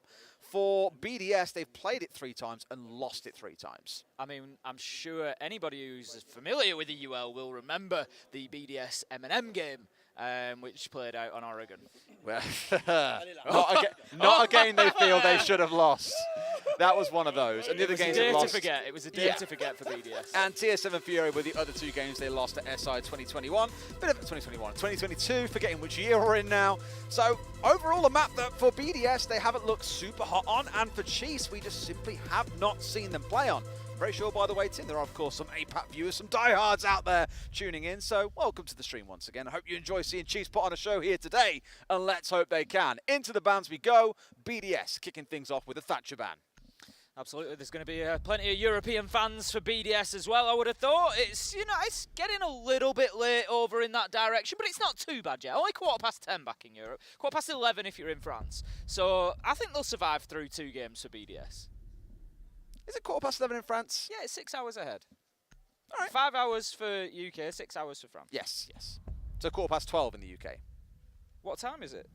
Siege time, Tim. No, it's 5:15, yeah. So 10:15 in the UK, 11:15 in France. No, because I swear they're further behind, no? No, they're an hour ahead of the UK. Time in the UK. Honestly, Des, you'd have thought... 10:15 PM. Sorry, I thought you were going back. And I was like, huh? Going forward. Right. Sorry, mate. I thought you were talking about this morning, and I was like, hang on, what? Goodness me. No, okay, I'm with you now. I'm with you. I'm aligned. We are together. We are one. Synergized as always. How do they build that How synergy? do they build that synergy? No matter what, the last two coming out from Chiefs and the Mirror to complete things off for BDS. I spoke about this earlier on today, that sometimes you'll, well, most often you'll see a team go for two air quotes normal bans. In this case, BDS, that Jamira, pretty predictable bans. Chiefs on the other side had that freedom of choice. And going in for a Nomad ban when they start on the attacking side is quite interesting. A lot of that, I think, come in as a target ban against BDS on their attacks. They employ that an awful lot. We've seen Rafal run it a number of times. I know that he likes Maverick on this map.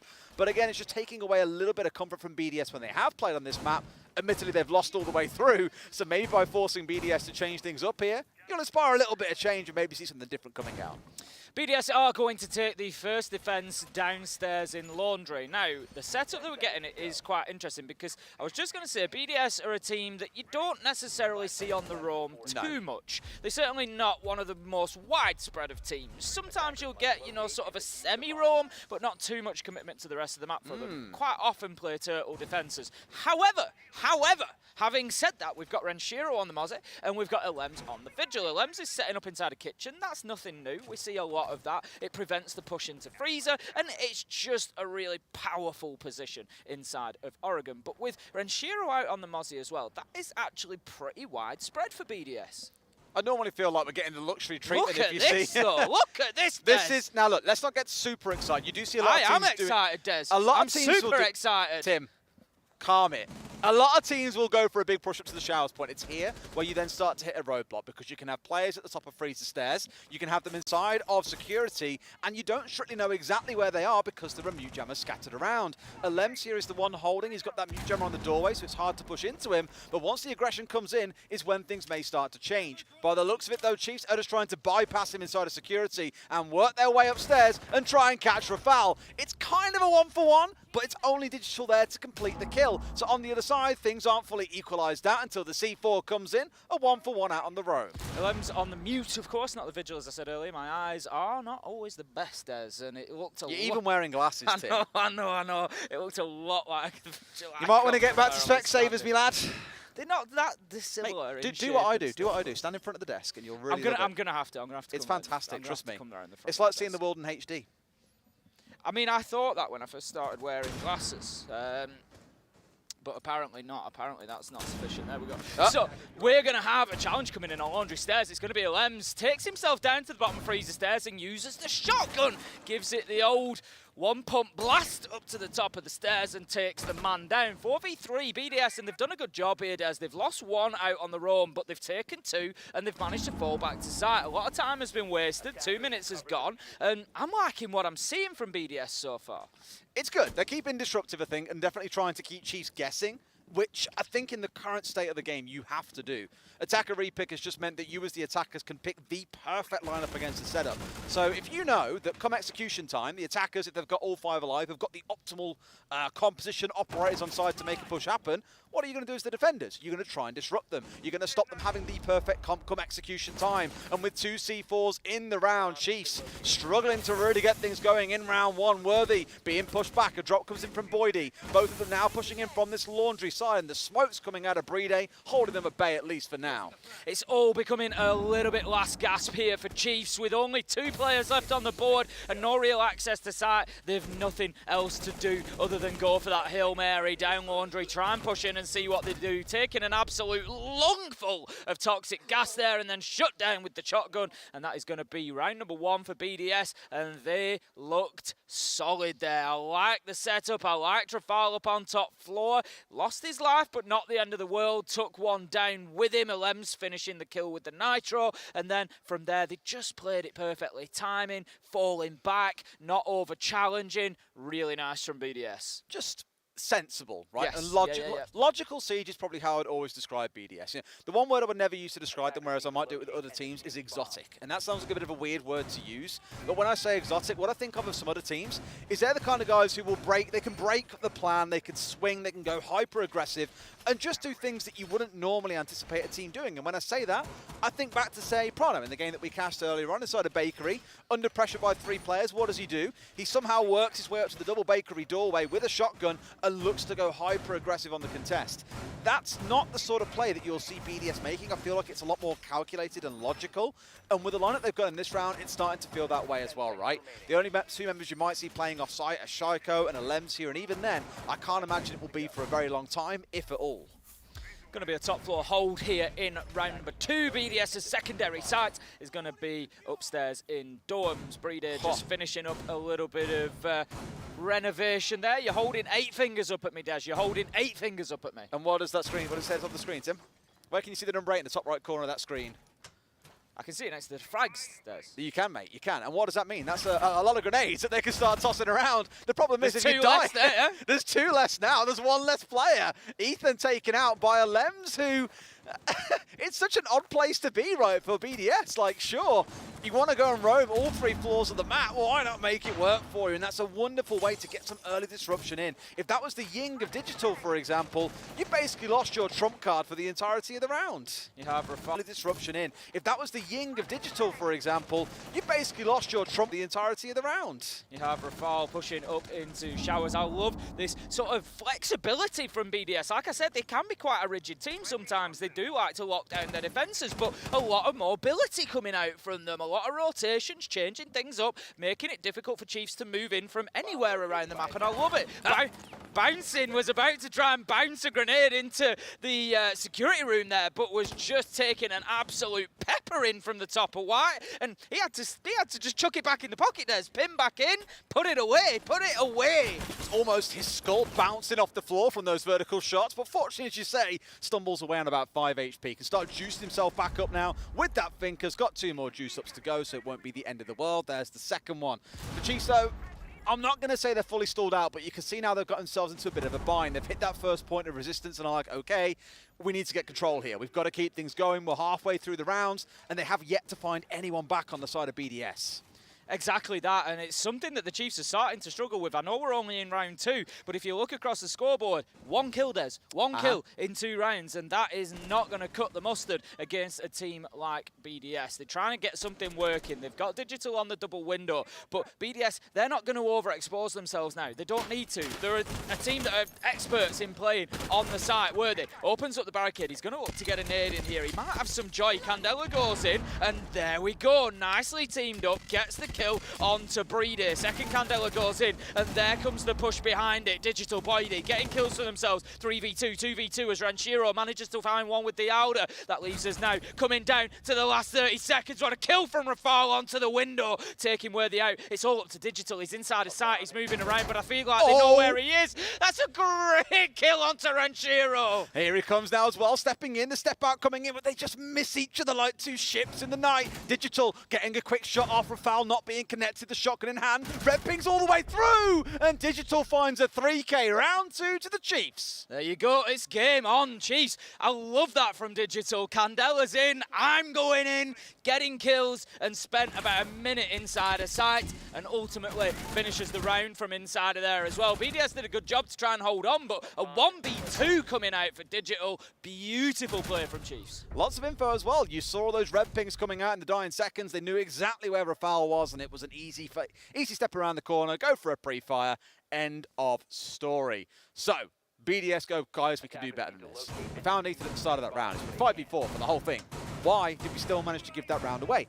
They think they can correct it. They're going to try the same site once again, up in Kids and Dorms, and I guarantee you Ethan's not going to find himself being caught out in the basement by LMs. I would agree with you. I don't think that'll be the case again. Probably going to be a little bit more careful on that entry. It's all about just getting those drones working, making sure that you're aware of what is ahead of you. Des? What was that game on Coastline where I think it was 3 rounds in a row, someone got C4'd out a pool entrance door? Did it involve M&M? I want to say it was Nello in some way. Yeah, it was Nello. 3 rounds in a row, someone got C4'd. But it wasn't Nello doing the C4. No. I'm sure he shut the guy down on like the 3rd attempt. Yeah, I think for the first 2, because he got with the nades, didn't he? Yeah, someone got C4'd. Yeah, he just landed the nade in through the door. Oh, just imagine that. I mean, everyone's had it in ranked sometimes, where you die to one thing once and you go, oh, they won't do that again. They do the same thing again, you're like, right, this is really starting to take the mick now. What's going on? Yeah, I can't remember for the life in me who the other team was. We cast too many games. It was some tortured souls, Tim. It was some tortured souls all the same. Rafal once again in the same spot, by the way, playing on the downstairs inside of security, just watching for that window. And he's opened up a lot more of the floor this time around. It was only a couple of shots last time. You got Brede off to the side. You got Shaiko who can move across from inside a pit. They've got all kinds of things to work in their favor by the looks of it, but Chiefs have cracked it once. What's to say they can't again? Bouncing in the same position, but a lot quicker this time. He's actually going to head straight up the white stairs. Could be a little bit of a danger because, of course, he's got Rafal in behind him. But I tell you what, he takes a chunk of damage off Renshiro, but he knows that the challenge is likely to come here. Has himself a quick peek around. He did have Digital on the window on the cover to prevent him being pushed from security. Rafal just, again, he's playing this cautiously. I hope it's not too cautious. Just allowing Chiefs that possibility of getting up white stairs so quickly. Grenades raining in. I was going to say surely one has got to connect somewhere when they've got 6 on side. Sure enough, they can at least try to slow things down. Yep, grenades raining in. I was going to say surely one has got to connect somewhere when they've got 6 on side. Sure enough, it does find its target. Brede once again going down to a nade. He'll be ruined these last couple of rounds because all he's done is just stood there whilst explosives have rained all around him. And Renshiro also getting caught out. No! Holding such an aggressive spot against the wall and might find himself here being fully exposed by these X-Skyros opening the wall up. All it's going to take is someone to step round, and that's a freebie across to the side of Chiefs. Renshiro, I think, just trying to avoid the embarrassment of being killed by an X-Kairos pellet there. Just trying to drag himself back from the breach. Ultimately, it doesn't get much better as he's taken out by the shot drone from Twitch. That's going to leave us now 5v3, and Chiefs are looking good on this attack once again as they won it last time. They're looking like they might just do it again. It took a 1v2 last time, but this time 5v3, and they are certainly in the driving seat. Shaiko just moving through into pit, but Ethan manages to find a Lems 5v2, and it's starting to fall apart for BDS here on the top floor. It feels like a lot of individual plays, which is kind of my worry here. A great shot from Shaiko, as you come to expect, and probably will say many times throughout the competition. But for the most part, BDS have just sat still, planted their feet and been naded or killed when one man's back on the rotate up armory stairs. It's looking very robotic, and that has always been my biggest fear of BDS. Shaiko looked like he might find something, but there is nothing to be taken from the round. Chiefs, a second in a row up on that second floor, Tim. Shaiko just looked like he got caught on the door frame a little bit there. He hit shots on the window, he turned around, he hit shots into Trophy, and he just couldn't move fluidly enough into Dorm, slightly out of position and loses his life. But Chiefs, they were on top of things there. Flawless in the end, and what a round it was from there. I'm sure we're going to see BDS moving on. It's going to be back down to Laundry, the one site that they have won so far. They'll try to level things up here, but not ideal for BDS. Where do they go next is my big question. Because if they win this defensive round now, do you really retry the top floor and potentially give 3 rounds over to Chiefs on their attacking side?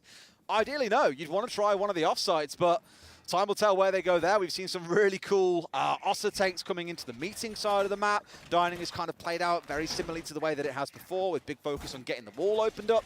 So we'll see how things step into it once we get on that side of the game. For now, at the very least, though, again, BDS going downstairs. They looked very comfortable last time. They got out on the roam. There's no mute here this time round, but Renshiro is back on that Mozzie once again. So we do think, oh, I'm a liar, actually. Lems is playing it bottom of the screen. Clearly, I'm blind. They're doing the same thing as last time then, Tim. 2 or 3 players out on the roam, looking to waste a bit of time, try and find a member or 2 of Chiefs. But as always, out on the roam, your biggest focus is consuming up utility and wasting time.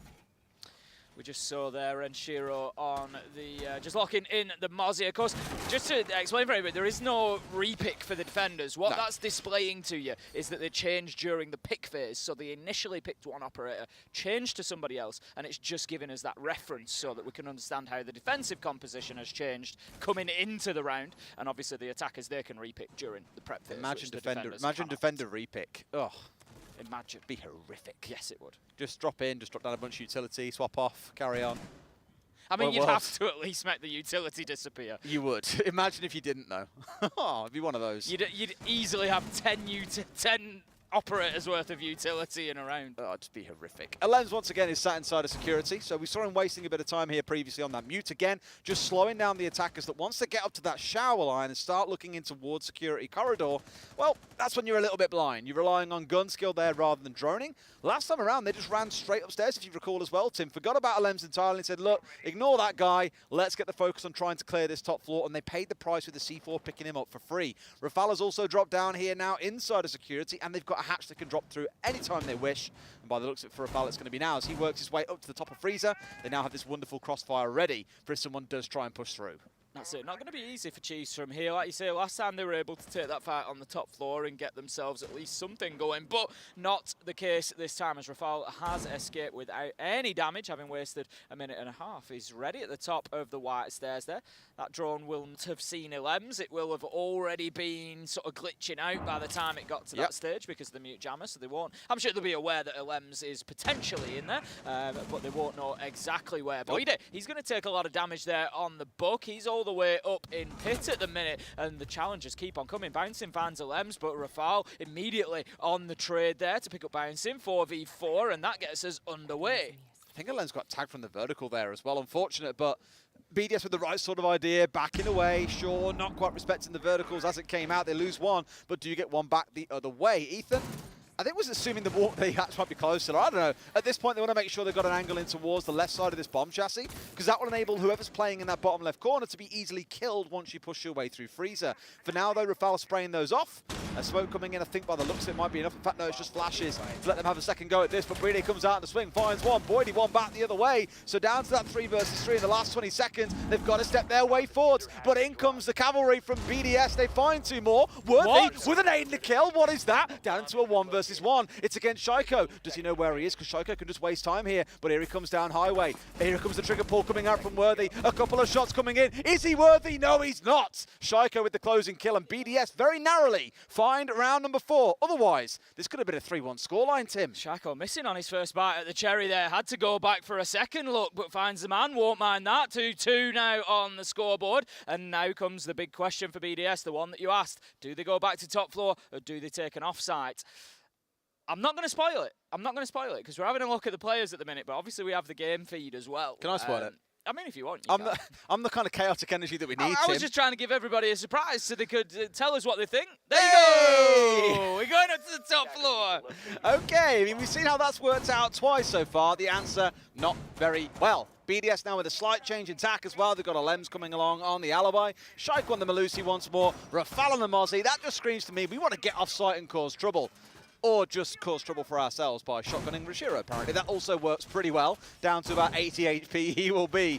I'm curious to see if we do get much roaming around the map here. There's only the 1 C4 on side in Rafal's back pocket as well. But outside of that, this comp to me does look like a roam-based comp, Tim. It does, like you're saying, it's not something that we always tend to see or expect from BDS, but they're going to have to do something differently, because it certainly hasn't worked out last time playing inside a site with one underneath, so potentially going to be changing that up. What is this? What is that? Tim! Osser, Monty, Nook, Finker, if you want to include that in the mix. Damn, that's a lot of nades. 6 nades. This is not a normal lineup, Des. Get out. Take that headset off. Get out. At least once every major. At least once every major. There's always a joke to be made there, isn't there? Round number 5. I hate you so much. I know you do. I love you too. Round number 5. We've got some damage onto Renshiro. He's taken quite a bit there. About 20 HP missing. Maybe a little bit more. Maybe a tickle more than that. Got Lems and Rafal downstairs underneath. Renshiro playing on those white stairs, just preventing that rush that we saw last time. I think it was Bouncing who got himself straight up there and put a lot of damage onto Renshiro himself. So he's going to have none of that. He's a man after your own heart, Des. He's on the DMR. Oh, mate, you know what I'm like for people who play DMRs on a Rooney. All day. It's just a general, really. The KB, I don't care where. You can sign up to the Church of the MK14, 1.5x anytime. We all worship our god, Supranagiri, as he is the man who drops 27 kills or so with that gun on the map. Where was it against again? I don't remember. We didn't cast that one. We didn't, but we should know about it, Tim. We should study the religion. Here we go, then Smoke's coming out here, tagging onto Digital for a second. He takes a few lungfuls, loses himself about 40 HP here. So for now, at least, forced slightly away, cannot feed that information in. Boydie up on the rappel, not really where you'd see a Nook normally, just looking to cause a bit of trouble when the time is right. But everything here, Tim, screams to me, it's timing based. They want to get themselves completely lined up and then hit it hard all at once. Bouncing, he's moving in through security. I'm not sure if he's aware of the location of Rafal on the far side of that wall, but he's going to hold his angle for the time being. being. And you've got to imagine that he wouldn't be. Oh, Rafal's on the drone. He's going to come up behind him in security. The wall is soft, so he'd have the opportunity. If Rafal comes off the drone, I think he's just going to have a little look through here, Des. This could be the challenge. You see them come together there. Bouncing takes some damage, and so does Rafal. How goes the Nitro? Does it do the job? No! Lems, he does find Boydie along the way, though. 5v4, 56 seconds to go. And now trying to work the way up White. They've got this Ossa shield on the window. They're trying to get their way to the top of White, but Brede has been pretty patient so far with those smoke canisters. Ethan, another grenade kill coming through. They've found so many in this half so far, and it doesn't look to be slowing down. But at this point, you're in the last 30 seconds or so. Here comes another smoke out of Brede. That will be the last as they step in to try and get this plant down. Another kill out of Rafal. A second from Brede. They've shut them down, Tim. They've broken this top floor undefeated streak that the side of Chiefs have had. And it looks like here we'll end up finding ourselves at the 3, which now means we have to go to an offsite in the next round. Much better from BDS there. And a big difference for me, Des, is getting that entry kill. It's only the second that BDS have secured so far in 5 rounds. And they just seem to always, they did last time as well, just sort of really power through those rounds where they get the entry. So they need to really be focusing on that and trying to get it locked down. Don't give Chiefs the advantage. Don't let them into the round. It's going to be round number 6 then, which will be BDS's final defensive round. And it's going to be the offsite. It's going to be meeting, Des. What are we going to see from BDS? Well, I'm more concerned about what we'll see on the other side, because from Chiefs, they're the ones who've got to figure out how they attack it. Very commonly. Have we got the offsite? We do. I'm very glad to confirm that we do. The only thing I have complaints about for this normal attack is it becomes very predictable. You know that an Ossa is going to go towards tower. You know that stage wall is getting open, and you know the Ossa is going to put a shield down. So what do you do as the defenders? You just bring along a ton of explosives, a ton of impact nades, of which BDS have held on to 4. You've got the Yokais on side. They've got everything they need here to stop this plan coming off. So Chiefs are kind of playing into the game plan here that BDS want to employ. Now it kind of becomes a what's stronger, a really well set up defense against the Ossa, or the go-to execute that every team does on this site. Going to have the thermite brought along, so the hole in the wall into meeting rear stage is going to be as big as possible, we would expect. And as you say, that normal take is going to be the 2 Talon shields set up on rear stage stairs. Try and get the view in, and then potentially shift one. Sometimes one gets shifted down to plant behind, or sometimes it's just used to help with cover. I like this. This is quite cheeky. So they've only reinforced one side of it, and where teams might bring a kite and electrify the whole thing off, for example, they've got just one side, because what it enables them to do here is get the impact trick through that wall onto the exothermics on the other side. So Chiefs here can say, you know what, forget about the thermite here. We'll just make use of the Maverick. We'll get that left side opened up, and then we can play it as normal. But it's going to slow them down a little bit. It gives more things to consider. So they've got to be very careful here in terms of how they approach it. Bouncing heading in, that's going to be the first Talon shield No. deployed. Renshiro, he's got himself down at the bottom of the stairs Just there, hold. Des. And if they're not aware, as you say, it's all about patience is this. What he really wants is for Chiefs to be sort of almost going in for the plant. He wants them pushing in towards rear stage so he can come up behind and get 2, maybe even 3 kills. I don't think they saw him on the drone. Digital did drone in a second ago, but I didn't see the drone look down Big Tower. It was looking in towards site itself. So I think here they from inside of blue. So what have they done? They've struck an extra man downstairs inside a highway to give more support. It's acknowledged that they might try and pinch him from inside of blue. So what have they done? They've struck an extra man downstairs inside a highway to give more support. So you've got 2 BDS players on the downstairs looking to cause trouble, but also backing each other up. The thing is, Chiefs could leave them out in the cold here by just not playing into it. All they need to do is keep an angle on those stairs so that Renshiro cannot push up at any point. But they've also got to be aware of the potential of that hatch being opened, Des, because with Nitro in hand, he could impact on a plant by throwing it up through the hatch. So something they have to be aware of. Renshiro basically right now is a big sticking point for Chiefs and could be a big problem as this round continues. 2 minutes in, Chiefs not really made any direct progress in towards a position to get that plant down. It's just kind of teasing and poking at the downstairs setup, right? Because you've also got a Lems down there, as mentioned, who's watching out towards Tarp just in case someone tries to push through. It gives them that control of E-Box they need to come away with the C4. But right now, they don't look too shaken, to be honest with you, Tim. Brede being found out by Bouncing, though, is not the way they wanted it to go. He was the man inside the site doing damage. Renshiro, C4 in hand, but no, gets pushed by Bouncing. 2 massive kills in the round, and Chiefs may have just broken this hold open. Exactly as I suggested, they may deal with Renshiro. Just leave a man there, train the gun on him, him, and as he tried to do something, they shut him down. Shaiko, he puts out the impact nade. He's just trying to get anything going that he can, try and do a tickle of damage, try and give himself any sort of advantage in the gunfights that are going to come, but the time could be a problem here. Shaiko gets one onto Digital. Rafal looks for one, doesn't find it. Bouncing with a double before Boydie finishes it off, and that's going to be the round for Chiefs. That's going to be 3-3 on the half, an even split. And a 4K for bouncing in the round as well. Massive delivery, just what you're looking for if you are the Chiefs, or of course a fan of theirs here. BDS probably lamented the fact that they've let 3 rounds slip there as well. 2 on the upstairs, the offsite not going the way they wanted, and part of me wants to say, why is Brede trying to peek at that point? You have no real reason to be peeking and challenging. They haven't got the wall open. They're not ready for an execute yet. And your whole reliance is on what's going on the downstairs. But they get a little bit too cheeky. And this is kind of where I was concerned about BDS. I know they were trying to play this more aggressive style a few months ago when the criticism of they were a bit too robotic was very much a world sort of thing that everyone was saying. Yeah, being aggressive doesn't mean keep on peeking the same angle again and again and let the other team figure it out. No, it's coming up with different ideas. And this is what I said before about them not being a very, air quotes, exotic team. Breeder's got himself 4 kills, but just feels like he's been a little bit quiet by his own standards there. There's 2 rounds where he got taken out by nades, and then, as you say, just over-peaking a little bit there. And so that's 3 of the rounds. That's at least half where you feel like Breeder maybe hasn't been as active or as sort of contributed as much as he might do in other circumstances. So heading on to the attack now, BDS, they're going to have to try and get something going a little bit better than they did in the first half. It was a struggle for them. Chiefs, maybe a little bit of a surprise for BDS here.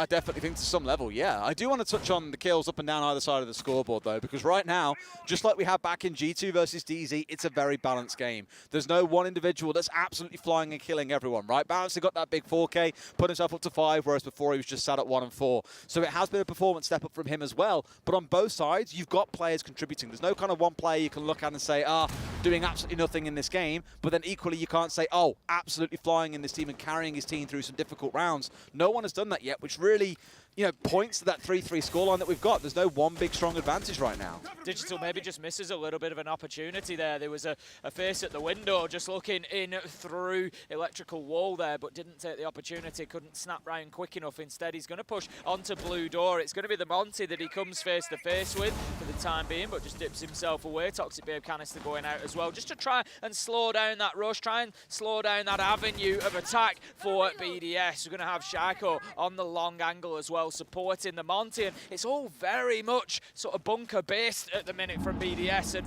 not really making any progress in towards site yet. We've seen some plays like this from a lot of teams though, right, where you have one person sat up on big tower, they come down that pushing in when the distraction from everyone else inside of the construction side of things really starts to play in your favor. It's Alems up on the top floor here to stopping them getting flanked from big tower, but I imagine later on he will come pushing down with the rest of his team. Bearing in mind, we're only at 90 seconds into the round, there's still a lot of time and opportunity for the side of BDS to play with. But as you can see from Chiefs, they've got the full run of the map here. Nothing being shut down. They can play wherever they want, so can make use of those more controlling angles. Alems is just looking to potentially head down those stairs now, but Worthy's playing it smart up on the top floor because Alems knows that he can't go too far because they could well end up finding themselves with one coming down those stairs and hitting them from the rear. Shaiko gonna move in there to try and get himself control of highway, which he will achieve. Doesn't find his shots quite.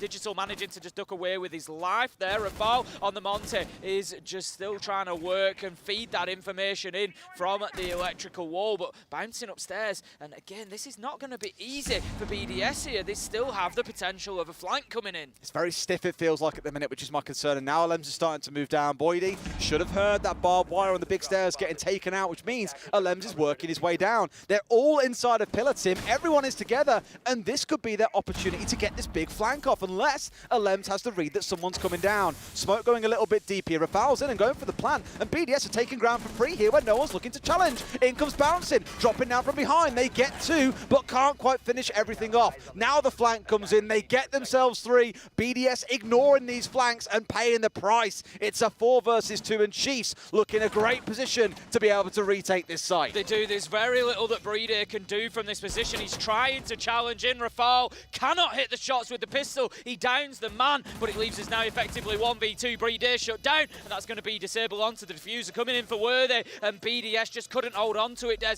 It was like they sort of sacrificed everything to get that diffuser down, but just did not deal with the two men on the flank. Boydie and Bouncing, again, just proving a thorn in the side of BDS. To be honest, again, for BDS, mechanical.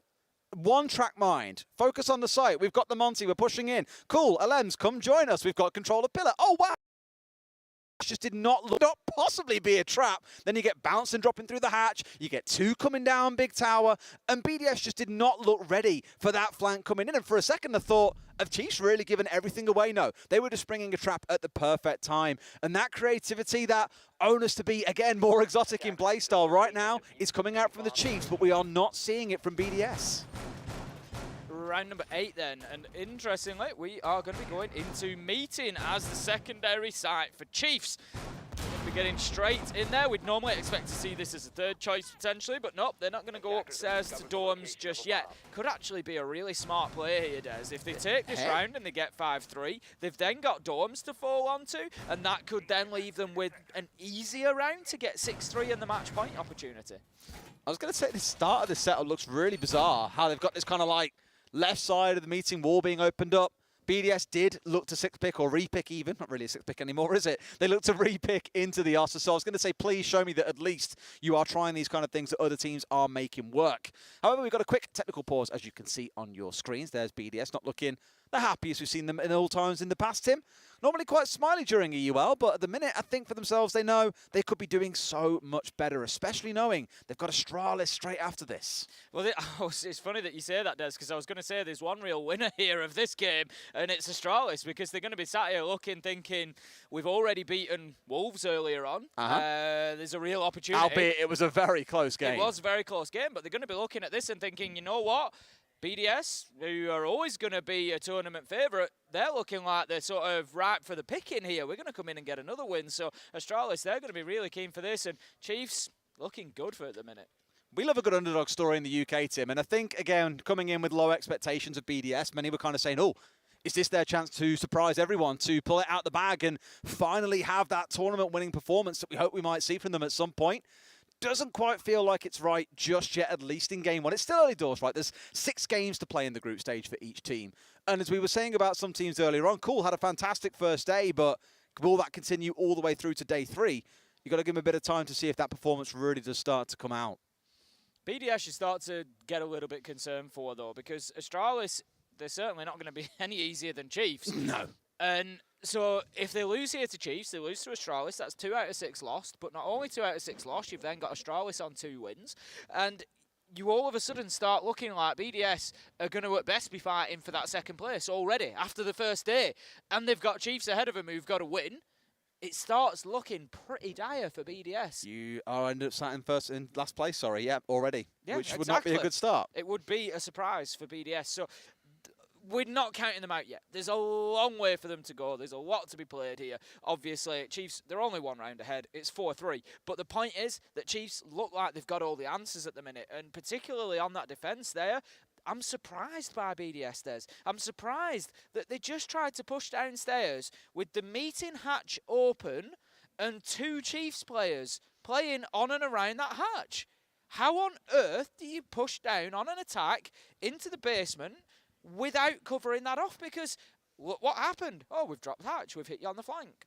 Big shock. Like, you just can't do it. And it surprises me that of all the teams, it's BDS thinking that they can. For me, it was kind of like, why do you need 5 as well to push in pillar? Yeah. Like, 4 should be enough. You know, stick LMs up on the stairs, like smash a hole through into meeting wall, for example, so you can see the hatch. Just perch yourself down on the lisp of the stairs of the tower going down, and then you can just hold that angle for your team. But as we saw, 3 members of Chiefs came out on the flank, and I think even if LMs was holding that angle, chances are he gets traded, and they just get completely smashed in from the backside. It's not so good for them. Into the game, we go now. But loading back in it, I should say, actually, really. We are going back into things now as we've had that technical pause done and dusted. Chiefs are on the defense as a reminder. BDS really got to find some momentum here. Otherwise, the APAC side could be walking away with all 3 points. Well, let's see if that technical timeout, that bit of a pause, that opportunity to take a breath will be of any use to BDS. just slowing things down a little bit here. As we said, Chiefs, they're going to be going into meeting and kitchen, what we would usually associate as a third choice pick. They will take it as their second. I don't know whether it's a little bit of sort of games here, sort of playing the site rotation, like I said, potentially lining themselves up to get the win here on the difficult site and then head up to Dorms where they might be even more confident that they can get themselves onto that magical match point, that 6th round. As it is, we get out.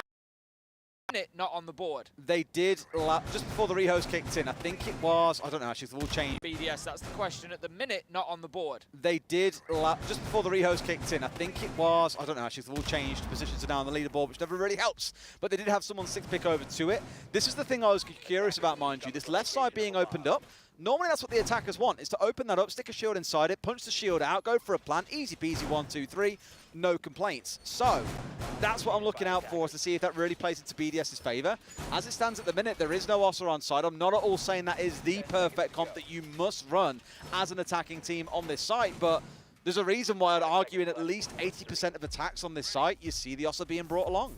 It's powerful. It's, you know, there's no two ways around it. You can hold down the angles that you need, you can protect yourself to get the diffuser down, and you can make life a nightmare for the defenders. But BDS choosing to go a different route, so we'll see exactly how this attack shapes up as we go on. We've got couple of nades on side. There's going to be 6 across the bottom, 3 operators, Finkersledge and Iana. Feel like we've not really seen too much use of the BDS need to come in and match that. Shaiko, he's going to come in and take the head off of bouncing, and that's going to leave us in a 5v4 with BDS getting what has so especially who we heaped praise on at the start of this game. Again, one of only 3 players around the world to hit 100+ kills. There was him, Citizen, and Vertical from the NAL. A couple of players from APAC definitely came close, mind you. Speakeasy was the guy that I said, you know, 2 male games on side because only played 7 in APAC. Then he could have been over the 100-kill mark as well. But speaking of Shaiko, I'm trying to put a bit of praise on him. Worthy goes, he is not worthy. Gets the shutdown, 4 versus 4. And a good shutdown to get as well. Nades on the side of Shaiko. There's going to be 2 going with him. None had been used, so that is a good bit of utility lost to Lems. He's going to find Ethan though, and that's advantage BDS once again as they continue this west-sided clearance. Also trying to get control over the top floor, so this would suggest to me that we're looking more towards a kitchen plant rather than meeting. Renshiro manages to find the last few HP that Worthy had and takes the castle out of the running. And Voide, he's finding himself under some serious pressure inside of Pit. There come the final 2. It's Rafal, it's Breedy, it's BDS leveling things up 4-4. It's bizarre how all that happened off-site. The Chiefs were still out on the roam despite being in a 2 versus 4 and were looking to cause a bit of bother. Sure, a little bit isolated, a little bit pinned out there up on the top floor, unable to get back easily. But one where BDS didn't really have to go far to finish that round out. Kidstorm's going to be the site for round 9, and Tim, I do want to remind you that once again it's 4-4. We've been at 4-4 twice so far today, and both of those games have gone to overtime. How many games have we cast today, Des? 2. And both of them went to overtime? Correct. And this one looks like it could? Yes. And might? Yes. Okay. Just making sure. I don't think we've ever done a group stage day before where 100% of the games have gone. I know we are regularly the highest percentage of games that go to overtime. We are regularly hitting that stat. But was that at SI21 where someone calculated that out? I think it was, yeah, it was SI21, definitely. And then I think at one of the majors as well. Right. Just follows us everywhere, Tim. And definitely now here in Charlotte. It's ludicrous. Let's see how Chiefs make use of this Valkyrie. Normally a pretty common band that you see on maps, not just like Oregon, but most maps in general these days. I think here it gives you that chance to be quite cheeky and aggressive out on the roam, dropping away the Mozzie that can somewhat fill the same role. You can, of course, capture drones and drive them around yourself if you're feeling a little bit lonely and want to go into a little bit of robot wars with the attackers. But the Valkyrie's going to really help you get cheeky out on the roam and try and disrupt the members of BDS, shut them down before they get anywhere near the site. Boydie holding a very, very skinny angle there. Shots raining through the barricade, going to force him away from his position. Again, he's just in there trying to keep them. BDS just shooting in through the windows there, unable to finish the kill onto Boydie, but taking about 90, 95 HP from him, and he's going to have to scurry away and try and get himself back up to that top floor via another method. Really chancing death there, I think. You know, BDS are always going to shoot after you through those windows. Like, why wouldn't you? In the same way that he was blind spraying spraying through soft walls, having to go on windows, trying to get himself back to safety. You just never know what you're going to find. We saw Doki hit a ridiculous headshot onto Canadian earlier. He's just in the same out of Rafal. I don't know how the hell that's come to be, but he's definitely given himself a bit of a disadvantage by bringing down one man. Here we go, though. The Candela's coming in from Rafal on the step-in, being sprayed at here as well, but the plant is going down. A C4 comes in. The smoke finishes it off. BDS, this attack has fallen to tatters, Tim.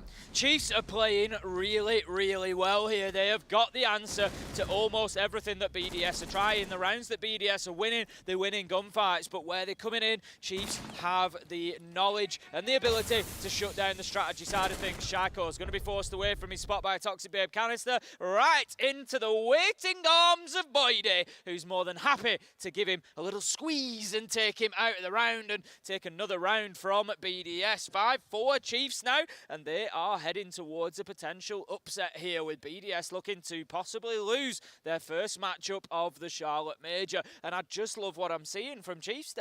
They have the vertical shuts down, and they have just the answers effectively. I mean, that was unfortunate. Rafal, I don't know how that came about, that Rafal hit the team kill onto Brede. It's never going to be positive, but sometimes with a team kill, it's always a bit random, it's always a bit unlucky, but you just look at it and you think, does that just sum up BDS's day so far today? I don't even want to say, like, it sounds harsh on Chiefs, but I think many expected, looking at this, that BDS would come in, demolish Chiefs, and we'd have a really good showdown between BDS and Astralis in the next fixture.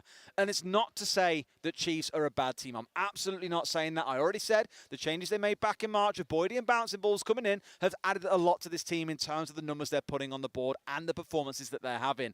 But many would expect Astralis to be stronger than Chiefs, and therefore BDS need to really have a good showing against Chiefs to make that game against Astralis a good one.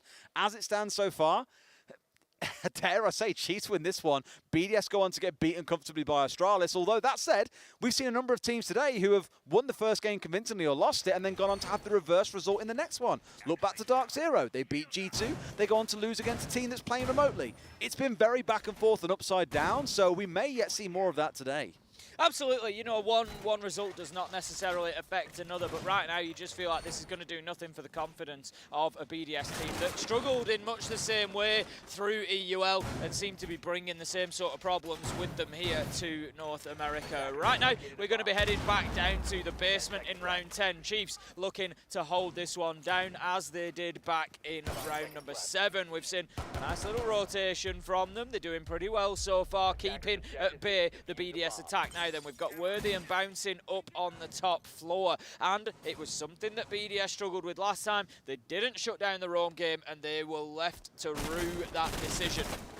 Just as a quick heads up as well, in case you're curious, on the B stream we have got Heroic against G2. That is also getting underway on Oregon, so whether you're a fan of any of the 4 teams playing, I hope you like Oregon, because there's a lot of it going around at the moment. The BDS is looking like a repeat of last time. We need to see that correction, Tim, like you alluded to, not getting themselves shot in the back, but I kind of feel already they've got this setup where they're going direct to site. Unison once again giving Chiefs the entirety of the map, and we saw how well that worked out last time around. So they're just not dealing with the roamers, and it is essential that they do. We've got Brede, Shaiko, and Rafal in there. So my question is now, where are Renshiro and Elems? And Elems is pretty much in the same position. Renshiro's at rear stage. So, yep, Chiefs are going to be able to keep themselves up on the top floor for as long as they want at the minute, because there is nobody, no movement there to try and move them away. Boydie, he's going to play inside a meeting. That was exactly the position that he was in last time, and he was supported by Bouncing, and they just waited and waited and waited until BDS had committed to that final push. So, BDS, you got to get yourself into that mid-floor. You got to clear them out.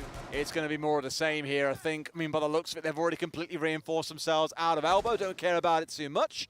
BDS starting to work their way up inside a top here and then in towards pillars. Alems being slightly more passive as well, looking at him, playing back a little bit further and again looking to contest that angle. Again, ask that question, you know, will he try and step and contest meeting a little bit here? It's hard because the wall is completely reinforced off. So Chiefs even kind of doubling down on saying, hey, this roam play worked super well last time. Why change it now? Rafal and Shaiko get control of pillars much as they did last time around, and they're going to look to push in and just try and aggress onto Highway, force Digital to stay inside of Freezer. But you know what? He's happy to stay inside of Freezer because he's got exactly the angle that he wants. He can challenge all the way through to that electrical door, and that's what he's going to try to hold on to. Bouncing, Boydie, same two, same plan. Will it be the same outcome? I mean, Alemza here at least is holding a little bit and being prepared for this aggression to come in, but he can't stop the drop, and then here comes the swing stepping through as well. The plant will get completed once again, but here comes the push. It's Boydie down, big stairs. Chiefs once again snap the jaws shut, but BDS somehow wriggle their way out. It's a 3 versus 2, make it down to basically a 3 versus 1. Boydie, the only man left standing with a way of being able to stop it, and you're against the Monty. C4 coming out, not doing enough damage to be able to take him down here, and has now got to find the last 2 that left standing. Will he try and go for the res here? Surely not. There is a man sat in the rotate. Will the Monty come in for the push? Yes, he will. Turns around and finds the pistol kill. It's a comfortable closeout this time round for BDS, but once again, Tim, they almost got sprung on by that trap. That's exactly it. There was still that moment in the mid-round. It was like they were sort of playing with fire. They knew that the flank was going to come. They were just confident that they could deal with it, and this time, yes, they did. They got away with it. Rafal having got the diffuser down. Last time, they couldn't get themselves into defensive positions. This time, they were already established. So, better from BDS. 5-5. We're going to see at least 12 rounds here, Des. Only one team gets the opportunity now to take full points, and that is going to be decided here and now in round 11. They go downstairs once again. Huh. Okay, so they still feel there's something they can do here. Maybe there's a second strat in the strat book they can roll out, and it appears to be in the form of a Clash, Tim. Now, for those looking at it and thinking, well, why a Clash here? Clash can still damage a Monty even when his shield is up, but not many operators can do that, as we know. It's quite an annoying shield to play against the Monty one, but you can still get zapped to death by the Clash. And whenever I see this coming along, especially where there's a Monty being picked, I always go back to a very, very old game of G2 against RV on Cafe. It ended 6-6. Yep, it was back in 2020 when we had draws still in the game. And Pengu was the shield player coming up against Kendra, who was playing Clash. And they just chased each other through 3 floors of Cafe, constantly zapping away at Pengu on the Monty. To the stage, it slowed them right the way down. And then G2 had to execute with no time left, the Monty being completely ineffective. So the Clash can be really good as long as you're looking to contest the Monty relatively early on. Yeah, it's one of the 2 answers to Monty. You've got Clash, you've got Oryx. Those are your 2 choices, really, to be able to do something sort of directly effective. And, of course, Smokers being the operator. Bouncing's going out the window, Des! Oh, and he gets man. one! He's going to find Renshiro, and what an opener from Chiefs that is. Message sent, message received. I'll definitely take that as a way to cause a bit of disruption. And just when I thought, okay, Clash on side, Legion, C4, Smokes, I thought, sure, they'll want to play back a little bit, they'll play more defensive here, but no, they're getting out of the map and causing trouble, Tim, because now BDS, again, have got a thorn in their sides. Chiefs acknowledging, okay, when they get control of Pillar and they pull off this plant, execute, it can be quite hard to stop them unless we do really manage to rack up the kills. A great grenade coming in. Shaiko found him bouncing. He was getting a little bit cheeky at the top of the freezer stairs, leaving just Boydie across the security to try and hold this area down. Well, Bouncing, you feel, should have known better than to get caught out by a bouncing grenade. Des coming in off the door frame there, and the punishment being dished out by Shaiko. 4v4, Boydie holding inside of security, but they know he's there. The challenge comes in, and somehow Shaiko wins out against a shotgun. That should never be allowed to happen. Digital dipping away on the Clash, taking a lot of damage from the nade. There's another one, and there is the death. Shaiko, 3 kills so far. I mean, if it's a time for him to activate, now is probably right about that time. Just chasing the Clash with grenades there. All he saw was red, and not of his own death, but of the grenade indicator on his screen until Shaiko has the reverse angle. Not really reverse angle, but the vertical angle coming in from the hatch inside of security. Well played by BDS and a good use of utility to punish that Clash. 4 versus 2, though. We've got about 60 seconds to play with, and BDS temporarily having Shaiko hitting the deck. I'm sure he'll find himself a kill coming in here because Worthy really feeling he could get away there by running. Not going to happen against one of the better players in the world. Rafal picking him up, and now it's all down to Ethan left in a 1 versus 4. Trying to do what he can, hold on, see if he can find himself a cheap kill. There's the drone, there's the information, there's the kill. It's Ilems to finish things off, but that was definitely Shaiko's round. Big 3 kill to kick things off at the beginning, and especially after Bouncing had taken that big gamble at the beginning to go out of the window and got himself the opener, but it just wasn't enough. We see it again here, taking Renshiro down, but it just was not enough. They could have really done with it being Shaiko that they took off the board. Yeah. it's going to happen. Shaiko will activate from time to time and just kill everything in the server. It happens. It's like drawing out a deck of cards and finding the Joker, or the ace in this case. Not you, ace. Ace is in. Shaiko pulling out a good number of kills. It puts BDS up to match point. It's 6-5, and Chiefs understandably say, now is the time for our tactical timeout. We've got to get this right. Just one more round, boys, and we get through to overtime. Even if we don't beat BDS there, at least we're taking a point for our troubles. This is, you know, what do you do at this point? You're up against a very good team, a Shaiko that's just taking you 3 down, and, you know, what realistically do you say? For me, I think in terms of Chiefs, it's, come on, let's just have more of the same. You know, don't be disheartened by that one round. We've been on top of BDS for many of these defensive rounds. Let's just have another one of those. Let's get out into the map. Let's play free. Let's play on their own. They've been doing a great job of it so far, and just keep getting in the faces of BDS. Don't be scared of them. Take those challenges. I think Chiefs just need to keep that aggression. If they try to sit back, I think that could be the undoing of them. Well, time will tell, right? I'm liking the aggression. I agree with you. I think you need to keep that up, but just be ready for Shaiko to turn it on at the last second. Okay, let's see how this top floor defense goes and see how things play out. For Chiefs, it's a relatively static lineup, I'd argue. You might see Boydie and Bouncer getting off site again. They have been the 2 troublemakers in this game and throughout all of Stage 1 in APAC South. But Worthy on that Valkyrie can also do a lot of work. Going to have Bouncing out on the rear stage the at the moment. IQ, as you say, a little bit of a rare pick there, but I think that's probably because the Valkyrie's been spotted inside of things, so it's just the easy, obvious answer to be able to find those black eye cameras. Chiefs just feeling, obviously, that they need a little bit more sort of pre-warning, a little bit more information on their side, and looking at information, they've also got the bulletproof cam as well, Des, so that's plenty of opportunities for them to be picking up those locations of BDS. That's exactly it, yeah. And there's just a quick update for you all as well. Of course, again, the Bravo stream, we do have another game on the go, G2 versus Heroic. G2 are up 2-0 on the defense to start things off. So when this ends up out 2-1, actually, I've just been told, of course, we are on a 4-minute delay for watching a stream, so here we are. So that game equally looking quite spicy as things progress, and this one still yet to really reach that epic conclusion that overtime feels could be the mechanism we're looking for to really give it what it deserves. Bouncing, just about keeping his head and his shoulders there, only thanks to a couple of pixels. Now calmly backs his way down these stairs. I don't think he's even fully aware that someone was at the window, to be honest with you, Tim. Certainly not been rattled by it. No, he's not at all. He's not rushing to get away from there. Boydie, this is an interesting one. He's inside a small tower at the minute, and there's a lot of men playing around big tower for BDS here. They need to be careful because they could find themselves on the wrong end of a jump out, and we've got a little bit of a challenge in there. Alem's taking some damage as he repels into the top floor, T3 of big tower, but he's not going to be taken down. Bouncing, he's going to run himself away. He's happy that he's done half damage or just a little bit less to Alem's, and that's his job done. Half of the round burnt, and he's going to get himself back into Site 2 Attic. Absolutely, just hovering around at this point as well. Always looking to kind of be contesting something, which I think is nice. It keeps BDS on their toes. They have to be aware that he is going to casually step across a doorway at some point and look for a firefight. And if you're quick, you might find yourself a bit of a freebie. Over halfway through the round, no entries coming in for either side so far. The side of BDS, juicing Alem's back up towards full health here, and Shiro pulling the trigger on that one. As it gets towards these dying seconds, though, Tim, we are going into that last 60 or so.